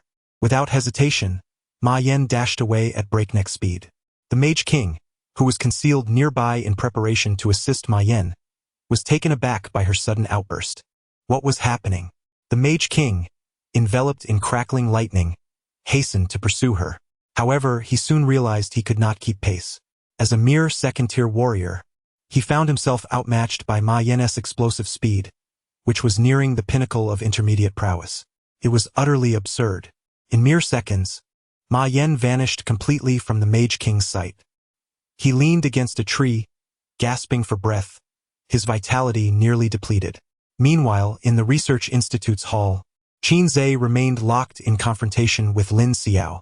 Witnessing Ma Yan's explosive emergence from the Mage King's perspective, his brow furrowed in concern. What had transpired? Wasn't everything fine just moments ago? Capture her. Lin Xiao, too, had succumbed to fury, resembling an enraged lioness. The research materials and samples represented a decade of her dedication, now obliterated in an instant. How could she not be incensed? The security personnel present were predominantly first-tier warriors, with only one second-tier warrior among them. Lightning flickered in Qin Zhe's eyes. Whether you believe it or not, everything I have done is, in a sense, an act of salvation for you. The diary from Shelter Number 10 reveals Lin Xiao's profound regrets. Her rejection of the humanoid combat weapon project underscores this sentiment. Given the chance to choose again, she would never develop the reverse alpha serum once more. With a decisive motion, Qin Zhe unleashed a torrent of electrical energy that surged outward. Professor Lin, be careful. The second-tier warrior swiftly shielded Lin Xiao beneath him. Unfortunately, the first-tier warriors were not as fortunate. Those struck by the current found their limbs rendered numb instantly. Qin Zhe had no desire to linger. Defeating so many first-tier warriors single-handedly was unrealistic. He turned and dashed into the tunnel, his speed rivaling that of second-tier warriors due to the lightning coursing through him. Quickly pursue. Eliminate him. Lin Xiao ground her teeth in frustration. The second-tier warrior rose, assuring her, Professor Lin, do not worry. The tunnel had long been ensnared in a web of traps. He could not escape. The secondary martial artist had received orders to closely guard Lin Xiao's safety. Given the current ambiguity of the situation, he dared not stray from her side, lest an unforeseen incident occur. Unbeknownst to him, however, the tunnel had already been cleared by Yang. The several intermediate martial artists who had pursued them were all engrossed in observing the battle of the human sword immortal. Such an opportunity was indeed rare. Yang watched as the enormous sword descended from the heavens, every hair on his body standing on end. At that moment, he finally grasped that the title of human sword immortal bestowed upon Yao Yuan was not mere embellishment. Freeze. Yang's pupils transformed into a ghostly white. He concentrated all his mental energy on the soaring sword. Yet, the colossal blade was not immobilized. Its descent merely slowed slightly. Yang had no time to flee. With his arms raised high above his head, he attempted to bear the weight of the great sword. However, his efforts were nothing more than a mantis trying to stop a chariot, a futile endeavor. The instant his arms made contact with the sword's edge, they began to splinter. With a thunderous roar, Yang was forcefully driven into the ground by the mighty sword. Dust billowed around him. At that moment, Qin Zhe, emerging from the tunnel, witnessed the startling scene. his heart filled with profound shock. Primary correction task completed. World correction successful. 100 units of world essence activated. Chapter 84. The variables of breaking the deadlock. Has the world correction mission been completed? Regaining his senses, Qin Zhe hastily made his escape. The scene was chaotic, a veritable melange of law enforcement, the Fairness Society, and the Black Mountain Research Institute. Qin Zhe sprinted with all his might for over 20 minutes before finally reuniting with the Law King. Person was lost. The Law King scoured the direction in which Ma Yan had vanished for more than 10 kilometers, yet still saw no sign of her. Eles, kinse soit. He speculated that the sudden outburst from Ma Yan was likely a side effect of the reverse reagent. A mid-level peak martial artist who had run at full speed for half an hour, no one could predict where she might be at this moment. However, it was at least reassuring that Ma Yan was safe. A mid-level martial artist in this desolate region near Jiang City was already considered a top-tier combatant. Unless faced with a high-level martial artist, no one could threaten Ma Yan. Yet high-level martial artists were not as commonplace as cabbages on the streets. Currently, the only high-level martial artist in Jiang City was Yao Yuan. The Law King inquired, "Should we continue searching?" Qin Zhe shook his head. "Let us return to Jiang City. Once the side effects subside and her consciousness returns to normal, she will come back to find me. The area is swarming with law enforcement and security martial artists from the Black Mountain Research Institute, and there may even be members of the Fairness Society lurking in the shadows. Remaining here is not a wise course of action." Bai Yang lay in a nearly 10-meter deep pit, gushing blood. He was battered and bruised, resembling a blood-soaked gourd. Fortunately, he possessed a life-saving trump card provided by the president. Otherwise, Yao Yuan's previous strike would have sent him straight to the cycle of reincarnation. No wonder Yao Yuan was feared by all. His strength was not to be underestimated. Bai Yang exerted himself to lift his head and glanced at the shattered reagent in his pocket. This was disastrous. The lion had entrusted him with a task that he had failed to accomplish. The image of the lion, furious and fuming, flashed in his mind. Cough, cough, cough. Bai Yang gradually levitated into the air. "I was not on my game today. Consider this your victory. We shall battle again another day." With those words, Bai Yang shook his right hand, and a bracelet on his wrist suddenly radiated a dazzling purple light, causing him to vanish. Yao Yuan sheathed his sword, having anticipated this outcome. High-level martial artists were not so easily vanquished. Who among them lacked their own life-saving cards? Nevertheless, Yao Yuan's objective had been achieved.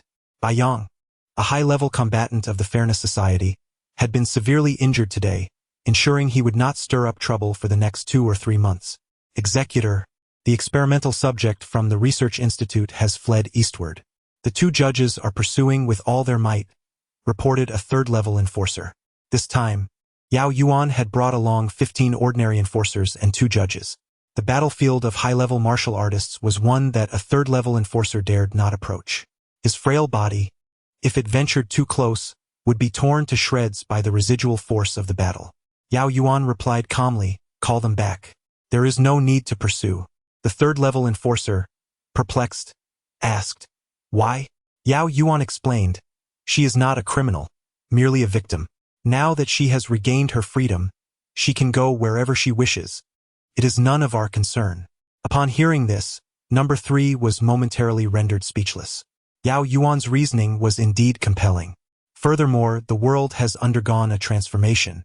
The plight of humanity is increasingly dire. Do you know what the solution to this predicament is? Number 3 shook his head. "I do not know. I am but a humble enforcer. How could I possibly comprehend such profound matters? What is this world transformation?" Yao Yuan replied gravely, "It is a variable. Maintaining the status quo will not lead to resolution. One must find a sliver of opportunity within the chaos." Number 3, somewhat grasping the concept, inquired, "Is it akin to fishing in troubled waters?" Yao Yuan nodded, "Quite so.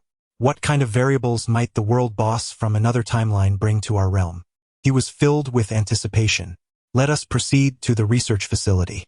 In the lobby of the Research Institute, Yao Yuan encountered Lin Xiao, whose countenance resembled that of a ghost.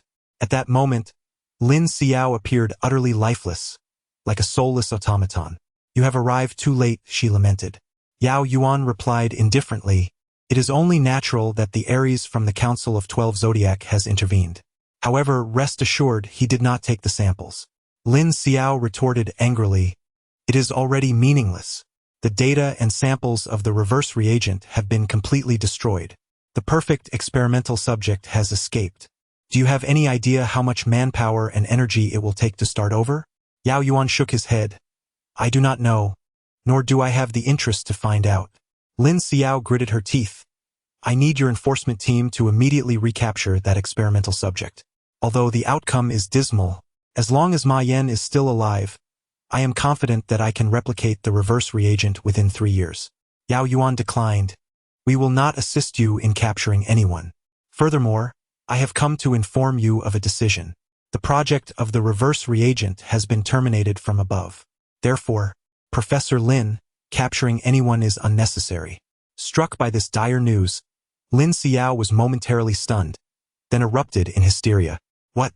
Whose decision was that? They have no idea how crucial the reverse reagent is for the future of humanity." Yao Yuan replied coolly, "This is the decision of the world will." Lin Xiao fell silent, as if a hand had gripped her throat. "World will?" She suddenly recalled what Qin Zhe had previously said. "I am saving humanity. I am also saving you." "He is a hunter?"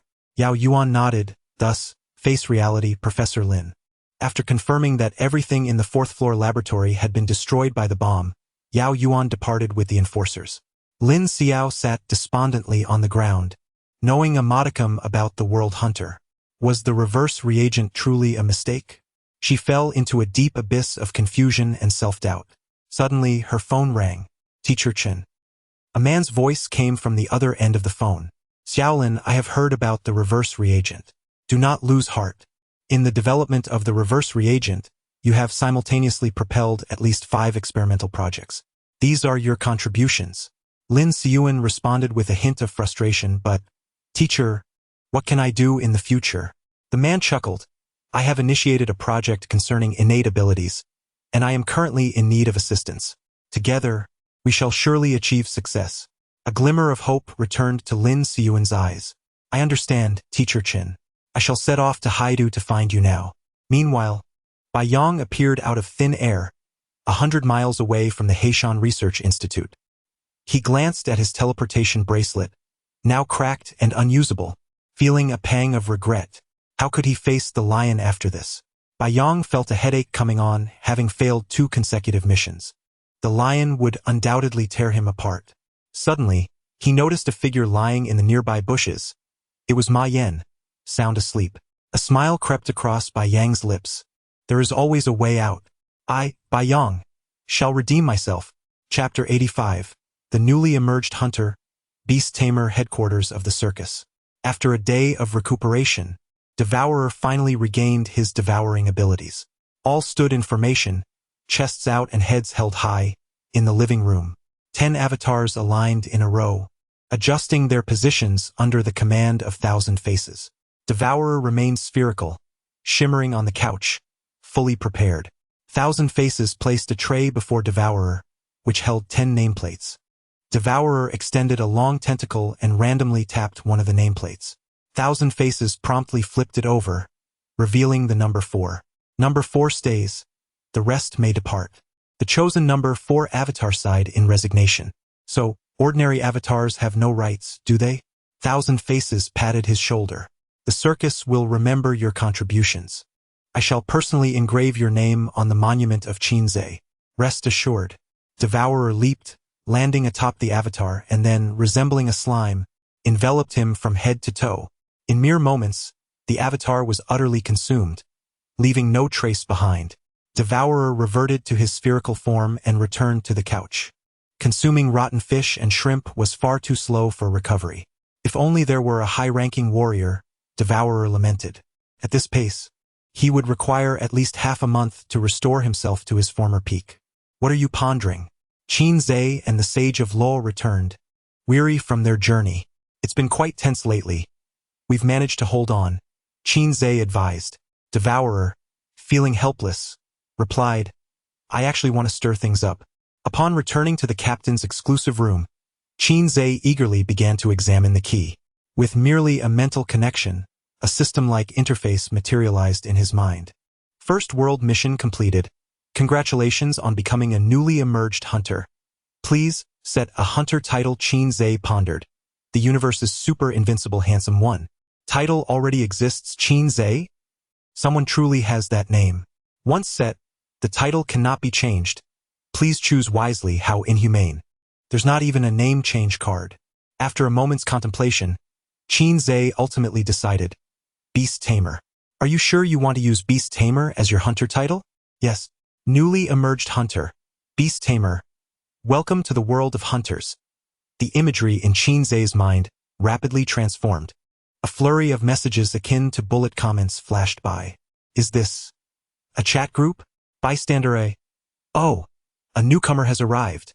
The fairy. It seems that the day when our world gathers 9 hunters is imminent. The scholar.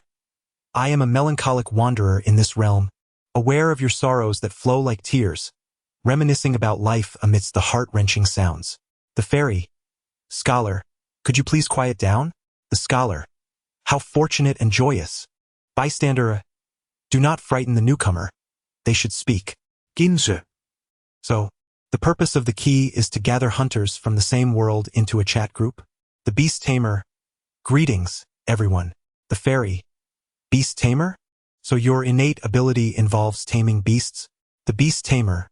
Quite so, I indeed have a cadre of beasts under my command. Bystander. What an enviable talent. The scholar. I sing my wild songs, spending my days in vain. Who is it that I strive to impress? The Beast Tamer. Is this person unwell? Always reciting poetry. It certainly suits their title. The fairy. Do not mind him. You will grow accustomed to it. The Beast Tamer. So, are we the only 4 hunters in this world? Bystander A. Certainly not. With you, there are 8 of us now. We simply enjoy this group. The fairy. Aside from the 4 of us, there is also the human sword immortal, Yao Yuan. The others are either submerged in silence, in seclusion, or lost in the abyss. Qinzhe raised an eyebrow. Is Yao Yuan's identity as a hunter well known among the others? Yao Yuan. The hunting of the otherworldly anomalies in Jiangqing has been resolved by the Beast Tamer. The world's correction is complete, but the source of the world, the Maka tribe, has not been acquired. Qinzhe understood now. Impressive, Brother Yuan. Truly a real-name internet user. Bystander A. Incredible. Beast Tamer. You are the first to snatch food from the Maka tribe's jaws. The fairy. Quite remarkable indeed. Yao Yuan. If you have questions regarding the hunters, the Beast Tamer can inquire with them. I shall take my leave. Bystander A. Safe travels, Brother Yuan. The Beast Tamer. I do have a few inquiries. The fairy. Ask away. We are now allies on the same front. The Beast Tamer. What exactly is the function of the key? This question had long perplexed Qinzhe. Yet Yao Yuan remained an enigma. The scholar. The divine ascendant. Ascending the heavenly ladder. Opening the stargate. Achieving the supreme divine lineage. Qinzhe? What nonsensical words is this person uttering? Bystander A. This time, the scholar speaks correctly. The original text from ancient records pertains to the key's purpose as we currently understand it. The fairy. In translated terms, it means that after breaking through to the divine tier, the heavenly ladder will manifest, and the stargate lies at its end. Using the key to open the stargate allows the entire race to ascend and become divine. Qinzhe frowned slightly. The depths of this world are far beyond his imagination. Even divine beings have emerged. The Beast Tamer. Are there truly divine beings? Bystander. Perhaps. Legends say that those who reach above level 9 in martial arts attain the divine tier, yet no one has succeeded in breaking through to divinity thus far. Qinzhe pondered briefly. There are 3 prerequisites for opening the stargate: achieving divinity, ascending the heavenly ladder, and possessing the key. The Beast Tamer. What about the source of the world?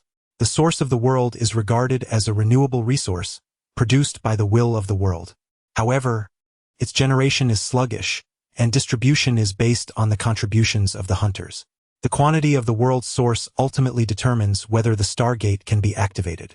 Upon hearing the fairy's words, Qinzhe comprehended why the leader of the Maka tribe was filled with rage. The hunter remarked that the mission of the hunters is essentially to rectify the world according to the will of the world, to prevent the impending invasion of alien beasts from leading to our own demise, followed by the plundering of the world's source from other realms. The beast tamer inquired further, questioning the absence of myriad races in the alien realm. The fairy explained that each race is protected by its own world will, which can only rectify the internal errors of its race and cannot evolve external factors. Thus, it became evident that the alien realm continuously corrects the inherent flaws within each race. The beast tamer then asked how to seize the world source from other realms.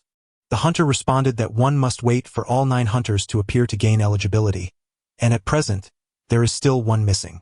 The beast tamer further inquired if any race had successfully activated a stargate before. The fairy replied that there were legends of such occurrences. Legends, yet again. Qin felt a headache coming on. He was merely a low-ranking martial artist. How had the monumental task of saving the world unexpectedly fallen upon his shoulders? Lastly, the beast tamer posed a crucial question. Given the rarity of the world's source, what purpose does it truly serve? Chapter 86. The bug of the source of the card world. In a dimly lit conference room, Ares awaited the arrival of Leo with a sense of trepidation. Where is the sample? Soon, Leo appeared at the helm. Ares swiftly organized his thoughts. I initially secured it, but unforeseen circumstances arose. I could offer excuses. Leo's voice grew increasingly frigid. So, are you implying the mission has failed? A formidable pressure descended upon Ares. This time, Leo was truly unyielding, and Ares nearly buckled under the weight. He hastily declared, upon exiting the research facility, I encountered Yao Yuan, who destroyed the reagent. I barely escaped. Leo scoffed. So fearful for your life? How can you fight for justice? Ares replied, no, I was preserving my strength. Although I did not bring back the sample, I retrieved something far more significant. Intrigued, Leo retracted his oppressive aura. What is it? Ares immediately summoned the unconscious Ma Yen into the conference room with his mind. She is a test subject for the reagent. Her strength is formidable, on the verge of breaking through to a high-level warrior. Currently, our Fairness Association is in dire need of advanced combat power. If she can join us, it will perfectly address our shortcomings in that regard. Leo scrutinized Ma Yen. Interesting. Although her vitality is low, her physique is remarkably strong. She resembles an exotic beast. Consider this your opportunity for redemption, he remarked. Upon hearing this, Ares finally breathed a sigh of relief. His injured and frail form could hardly withstand Leo's wrath. I entrust her to you. You have 2 months. In 2 months, I expect to see a devoted follower of fairness. Leo intoned solemnly. Ares patted his chest in assurance. This is my forte. After imparting a few more words of advice, Leo vanished from sight. Ares looked at Ma Yen with delight. She could be the future of the 12 zodiac signs. If she successfully breaks through, it will be a significant achievement for me. Meanwhile, Qin exited the Hunters chat group. The sole purpose of the source of the world is to create an independent sanctuary space once activated. This space will be isolated from the reality dimension. Unless the opposing party possesses both a key and the source of the world, they will remain oblivious to this sanctuary. In other words, upon activating the source of the world, one will be in an absolute state of invisibility. Additionally, within the sanctuary space of the source of the world, the flow of time can be adjusted. The higher the acceleration, the more of the source of the world is consumed. According to Passerby A, these are not the primary functions of the sanctuary. Its most crucial role is to provide refuge in the abyss. However, Qin has yet to venture into the abyss, and he will only experience the sanctuary's protective function in due time. Would you like to activate the source of the world? Activate. Suddenly, ripples began to form around Qin's vicinity. The spatial ripples swiftly engulfed him, causing Qin to vanish without a trace, leaving no scent or evidence behind. It was as if he had vanished from the realm of mortals. The sanctuary constructed from the essence of the world was rather limited, designed to accommodate but a single individual by default. Of course, it could be expanded, albeit at the cost of consuming more of the world's essence. Qin calculated that, in its default state, the sanctuary consumes 0.1 units of the world's essence per hour. To enlarge the space to accommodate an additional person required the same amount. Furthermore, adjusting the flow of time, whether accelerated or decelerated, would exponentially increase the consumption of the world's essence. After some experimentation, Qin discovered that a speed of 0.5 was most effective for cultivation. At this rate, the sanctuary consumed 0.23 units of the world's essence per hour, allowing him to cultivate for an hour within the sanctuary while only half an hour passed outside. It was truly a miraculous advantage. Maintaining the sanctuary at half speed for a day would require just over 5 units of the world's essence. Currently, Qin possessed enough essence for less than a month, and he could not expend it all on cultivation. He needed to retain at least 20 units for unforeseen circumstances. Upon activating the sanctuary, Qin stumbled upon a peculiar loophole. Although the space could only accommodate one individual, he had numerous clones at his disposal. With over 100 individuals simultaneously cultivating, they consumed only the essence required for one. No slacking off, let us make the most of this time. Today's outing was exhausting. I shall rest for a while, he declared, finding a comfortable position to recline. The myriad clones grumbled in protest. Even a slave deserves a day of rest. Qin, you are cruel. Despite their surface-level complaints, the clones quickly organized themselves into groups, focusing on bone tempering, enhancing vitality, and refining mental fortitude with admirable clarity. In the days that followed, Qin remained nestled in the circus, diligently cultivating. His companion, Qin Yu, had ventured to Haidu, leaving their home quiet and solitary. Unlike the tranquility of home, the circus buzzed with activity. His numerous clones were all talented and engaging conversationalists. He adored this place, feeling as though returning to the circus was akin to returning home. On Friday evening, Qin and his portly friend convened for their customary gathering at the street food stalls. Zhang Gu, it has been ages since I last saw you, his friend exclaimed. Qin patted his shoulder, smiling. Indeed, it's good to see you again. The portly fellow had recently awakened his latent abilities, becoming a sought-after prospect among the martial arts elite, and the troubles of the alternate realm were now behind him. Qin inquired, how far can you teleport now? The portly friend replied with pride, 8 centimeters. I still have a long way to go. In the alternate realm, he had been able to teleport 8 meters without issue, and with minimal cooldown. His only drawback was his fragility. As a pure talent user, he had scarcely trained his physical vitality. A close encounter would spell disaster for him. Do not focus solely on enhancing your mental strength. Your vitality must not be neglected either, Qin advised. With a sigh, his friend lamented, I wish I could, but my energy reservoir cannot gather sufficient vitality. Qin offered reassurance, there will surely be a way when the time comes. Suddenly, he recalled the chat group of keys, where the hunters were likely formidable individuals. They might possess a solution to his friend's predicament. Qin resolved to inquire next time. With the martial arts examination approaching, you all seem remarkably relaxed. A passing enforcement officer, designated as number 3, took a seat nearby. The surrounding diners instinctively made way. Engaging in idle pursuits again? Qin raised an eyebrow. Number 3 remarked, tonight marks my final patrol shift. Qin, perplexed, asked, are you resigning? Number 3 chuckled, certainly not. Do you recall me mentioning the newly appointed officer? Qin nodded. Number 3 continued with evident delight. The officer's inspection in Jiangqing has concluded, and having observed my exemplary performance, they intend to bring me back to headquarters. Additionally, I have recently advanced to the 3rd level and am now eligible for the judge's assessment. It seems that joyful tidings have emerged from the delivery room. Qin felt genuinely pleased for him. Although he had previously caused trouble for the circus, from the perspective of law enforcement, he had indeed been diligent and industrious. Qin congratulated him on his promotion. Number 3's smile nearly reached his ears. Congratulations to us both. Qin called out to the proprietor. The esteemed officer is in high spirits today.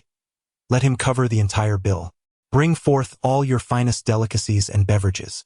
The owner, overjoyed, responded, certainly. However, the smile faded from number 3's face. Wait a moment, why must I pay even after my promotion? Qin raised his teacup, saying, "Do not dwell on the details. I toast to you with tea in place of wine." A bewildered number 3 clinked his cup against Qin Zhe's. It seemed he had once again been tricked. "By the way, the officer has requested your presence at the Law Enforcement Department tomorrow. He wishes to meet you. Regarding the inquiry about why the duplicates are not administered the serum, let me clarify. The destruction of the serum is a world task. Administering it to duplicates would result in them becoming aberrants, a virus that the world's will would compel other hunters to eliminate. Furthermore, decades of research in the Otherworld have demonstrated that side effects do not dissipate, with only Ma Yen being exceptional in resisting a portion. I had previously considered upgrading the duplicates with the serum, but eventually abandoned the idea as it felt too lowly and lacking in elegance. Just imagine the protagonist charging forward with a horde of excrement. The scene would be utterly unbearable. Chapter 87. The Four Symbols Technique. Brother Yuanzi wishes to see me? Qin Zhe inquired, perplexed. Did the esteemed executive officer mention the reason? Number 3 shook his head. How could I possibly know? It seems likely that he was impressed by your talents during our last encounter at school and desires to nurture you. With that, Number 3 began to envision a bright future. Who knows, by the time you graduate from Wu University, we might even become colleagues. At that point, I should have become a judge. I would recruit you into my team, and I assure you, you would not be treated unfairly. Qin Zhe rolled his eyes. Enforcement? Rising before the rooster and sleeping later than the dog. With monthly KPI assessments and overtime, I wouldn't wish to be in such a position. Ha! Well, I must thank you for the offer, he replied sarcastically. Number 3 waved his hand dismissively. No need for such formalities. After all, we've crossed paths and you seem to get along with me quite well. Fatty looked on with envy. It's truly impressive, Brother Zhe, being able to banter with law enforcement. The following day, Qin Zhe requested a morning off from his teacher once more. As the martial arts examination approached, nearly half of the class had taken leave to seclude themselves for training. The teacher, unfazed by this, reminded Qin Zhe over the phone to remain diligent. Although your vitality is somewhat low, do not forget that in martial arts, vitality does not dictate everything. Upon hearing his teacher's encouragement, Qin Zhe felt a twinge of gratitude. I must say, the teacher is quite kind. Stop right there. What is your purpose? A security guard intercepted Qin Zhe at the entrance of the enforcement department. I am here to meet the executive officer. I have an appointment, Qin Zhe stated, presenting the modified management terminal he had brought. Beyond merely displaying the weather and time, its capabilities paled in comparison to a smartphone. One cannot bite the hand that feeds them, he mused. With such a substantial soul pearl, trading it for a mere terminal was undeniably a lucrative deal. The security personnel scrutinized Qin Zhe before saying, "Please hold on. I will notify them." After making a phone call and confirming Qin Zhe's identity, they promptly granted him access. This marked Qin Zhe's first entry into the enforcement department's courtyard. Both the courtyard and the office building were eerily quiet, with hardly any enforcement personnel in sight. At this hour, they were likely out on duty. Qin Zhe couldn't help but express his thoughts. In comparison, he felt that he had been quite humane towards his own avatars. How shameless can one be? How can you utter such words? At least enforcement receives a salary. We are worse than slaves. Qin Zhe, am I not charming? His avatars greeted him warmly, their camaraderie evident, filled with affection and peace. Following the signs, Qin Zhe located Brother Yuanzi's office. He raised his hand and knocked on the door. Knock, knock, knock. Come in. Qin Zhe entered. Brother Yuanzi's office, though small, was well equipped with a resting area, a fitness zone, and a reading nook. Everything one could imagine was present. Brother Yuanzi sat on the sofa, perusing the morning newspaper. Please, have a seat. Qin Zhe sat quietly opposite Yuanzi. What would you like to drink? Anything will do, he replied casually. Yuanzi snapped his fingers, and a delightful maid appeared, presenting 2 cups of coffee. With a slender waist and long legs, she seemed to be the embodiment of a dream. As Qin Zhe accepted the coffee, he felt a surge of emotions. Yao Yuan, I never imagined you to be such a person, a sword immortal of the human race. Do you like her? Yuanzi asked with a smile. Qin Zhe shook his head. I dare not. Yuanzi took a sip of his coffee and remarked nonchalantly, you could like her, but at present, she would not look your way. This assertion did not sit well with Qin Zhe, who held a high opinion of his own attractiveness. He might not claim the title of the most handsome man in 3,000 years, but certainly in 300 years he was a solid contender. She is a 5th-level warrior. No matter how handsome you are, she won't be interested in a 1st-level warrior. Upon hearing this, Qin Zhe's heart sank. A 5th-level warrior serving as a maid? Was this a sign of moral decay or a distortion of humanity? To become a strong individual was to possess the power of choice, rather than being chosen. Qin Zhe grasped the underlying message in Yuanzi's words. Do not grow complacent merely because you are slightly stronger than your peers. There are always those more powerful beyond the horizon. Even without Yuanzi's reminder, Qin Zhe had sensed it in recent days. Whether it was the terrifying combat prowess of the 12 zodiac signs, or the mighty sword that descended from the heavens in Yuan's hands, they all seemed akin to celestial magic in Qin Zhe's eyes. Yet he did not concede defeat. He aspired to bring a small tremor of shock to this world. Soon, the college entrance examination would arrive. This technique will be immensely beneficial if practiced diligently, Yuanzi said, producing a small booklet and handing it to Qin Zhe. The words 4 symbols technique were inscribed on it. Qin Zhe felt a mix of joy and astonishment. Yuanzi, are you a benefactor? First, the soul pearl, and now a technique. Techniques are incredibly precious. Even the most ordinary ones are worth millions. Qin Zhe hesitated to accept it. There is no such thing as a free lunch. What is the cost? Yuanzi chuckled. Not bad. You are quite cautious. This is an investment from someone in your favor. I am merely passing it along, including the soul pearl you received earlier. Accepting this investment is your choice. You may refuse. Qin Zhe furrowed his brow. Someone is investing in me? Who? His mind raced, recalling everyone he had encountered since arriving in this world. Swiftly, he locked onto a target. Could it be Teacher Yao? Teacher Yao's surname was Yao, and so was Yuanzi's. Both were involved in law enforcement. A revelation dawned upon him. He truly was clever. However, Teacher Yao belonged to an alien race. Qin Zhe scrutinized Yuanzi's face, finding no signs of any alien traits. Is it Teacher Yao? He asked tentatively. Yuanzi only smiled in silence. You have 1 minute to consider. If you do not make a decision within a minute, I shall reclaim this martial art. Qin Zhe swiftly extended his hand. Bring it here. The cost of tomorrow can be addressed later. One must live in the present. Yao Yuan remarked calmly, the correct decision. Qin Zhe secured the martial art. Are you departing from Jiangqing? Yao Yuan nodded. If you manage to secure the top position in the martial arts examination, I shall make an additional investment in you. Should you fail, today shall be our final meeting. Qin Zhe was quite confident about achieving the top rank in the examination. I am invincible below the 3rd level. I can match any 3rd-level warrior 1 for 1. I will strive diligently. By the way, this is the DIY watch I promised to give you last time. Qin Zhe produced a modified management terminal. Yao Yuan accepted it and toyed with it for a moment. Quite skillful indeed. Qin Zhe replied modestly, it's just average, 3rd in the world. After finishing their coffee, Qin Zhe was escorted out of the law enforcement department by the maid. Yao Yuan gazed at the management terminal on the table, a faint smile gracing her lips. This time, she truly made a wise choice. It was a high-yield investment. Yao Yuan donned the terminal on her wrist and gave it a slight shake. The ringmaster of a circus.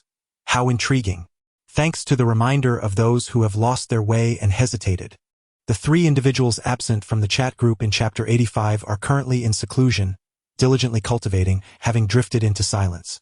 A voyeuristic observer has joined, and now there are 8 members in the group. Chapter 88. All talents. As Qin Zhe stepped out of the enforcement department, he couldn't help but recall the enigmatic smile on Yao Yuan's face as he left the office. His mind raced, meticulously retracing every detail from the moment he entered to when he departed, ensuring he had left no trace of vulnerability. Perhaps I am overthinking this. Upon returning home, Qin Zhe eagerly delved into the study of the 4 symbols technique. What he discovered was astonishing. The technique was far more formidable than he had anticipated. It comprises 4 distinct components: the White Tiger Fist, the Azure Dragon Mantra, the Vermilion Bird Step, and the Black Tortoise Shield. As its name implies, the White Tiger Fist is a martial art. When mastered, it can manifest an ethereal image of the white tiger, its power akin to a tiger descending a mountain, invincible in solitary combat. The Azure Dragon mantra focuses on the cultivation of spiritual energy, akin to an advanced version of the lotus thought. During meditation, one carves not a lotus flower, but an azure dragon. The more intricate and lifelike the depiction, the stronger the spiritual energy becomes. Moreover, the azure dragon serves both offensive and defensive purposes, safeguarding the mind against most mental assaults, unless faced with an overwhelming force. Upon manifesting the azure dragon, one can also launch spiritual attacks on others, a skill that Qin Zhe currently lacked. The vermilion bird step pertains to agility, enabling swift movement and transitions, with mastery allowing one to soar through the skies like the vermilion bird. It is noteworthy that only advanced warriors possess the ability to fly unaided. Lower and intermediate warriors must rely on external forces, be it techniques or weapons. The black tortoise shield is a method to strengthen the physical body, refining one's blood and flesh to enhance resilience, akin to the endurance of the black tortoise. The four symbols technique encompasses all aspects, from close combat to agility, from spiritual strength to physical fortitude, making it suitable even for advanced warriors. Should it appear on the black market, it could incite a significant uproar. As Qin Zhe closed the tome, he exhaled deeply, realizing the immense value of the four symbols technique. Yao's willingness to share it seemed almost too generous, akin to a prodigal benefactor. Their interactions had been limited, and he pondered why Yao held such faith in him, investing so significantly without apparent evidence of extraordinary talent. Was it merely his youthful vigor that caught Yao's attention? A shiver ran down his spine. If that were the case, he could accept such a cost, even if it meant bearing some loss himself. Would you like to activate the source of the world? Yes. Qin Zhe opened the sanctuary space, setting it to half speed. Having just reviewed the four symbols technique, he was ready to commence his training. A clone swiftly emerged, dedicated solely to mastering the four symbols technique. Soon, he discovered that the progress of the technique could indeed be shared among his clones, each one providing approximately 1% feedback. This posed no significant issue, as he established a research group of 100 clones focused on the four symbols technique, believing that small efforts would accumulate to great results. He has truly mastered the art of cultivation while reclining. Meanwhile, the technique of reversing fate has not been neglected. He merely requires the bone refinement group to practice a little each day. In comparison to the four symbols technique, the art of reversing fate is rather ordinary. Within the protective space of the source of the world, over 200 avatars diligently engage in cultivation. Qin Zhe lies on the ground, idly opening the chat group for hunters. The two participants, Passerby A and the Fairy, possess a remarkable ability to engage in conversation, remaining online nearly 24 hours a day. Occasionally, the scholar interjects with a couple of lines of poetry. From the manner of their usual exchanges, Qin Zhe surmises their personalities. Passerby A is a kind-hearted individual, habitually offering praise, capable of extolling even the most mundane matters. The Fairy, a seasoned internet user, frequently offers her insights, embodying the spirit of a new-age keyboard sage. The scholar, with a penchant for literary flair, revels in his poetic expressions, finding connections in every conversation through verse. In a certain light, he can also be considered a talent. Fairy, how boring. I long to wander the world, yet my family forbids it. It's so frustrating. Passerby A, they only wish for your safety. Fairy, as warriors, what do we have to fear from battle? Qin Zhe raised an eyebrow, sensing that the Fairy hails from a prominent family. Passerby A, the martial arts examination is approaching. I wonder if this year the Fairness Committee will stir up any trouble again. Fairy, I truly miss my student days. Back then, I was the top scorer in the martial arts examination. Beast Tamer. Impressive. Fairy, the Beast Tamer has chimed in. What was your rank in the martial arts examination? Beast Tamer. Alas, I was merely a minor top scorer. Passerby, I envy you. I have never participated in the martial arts examination. Thus, Passerby A appears to be a rogue cultivator, Qin Zhe mused. What are the selection criteria for the key? Is it random possession or is there a fixed standard? Beast Tamer. Are there indeed criteria for selecting the key? Qin Zhe voiced his curiosity. Fairy, of course. Only those deemed by the world's will to possess the potential to become divine will be chosen by the key.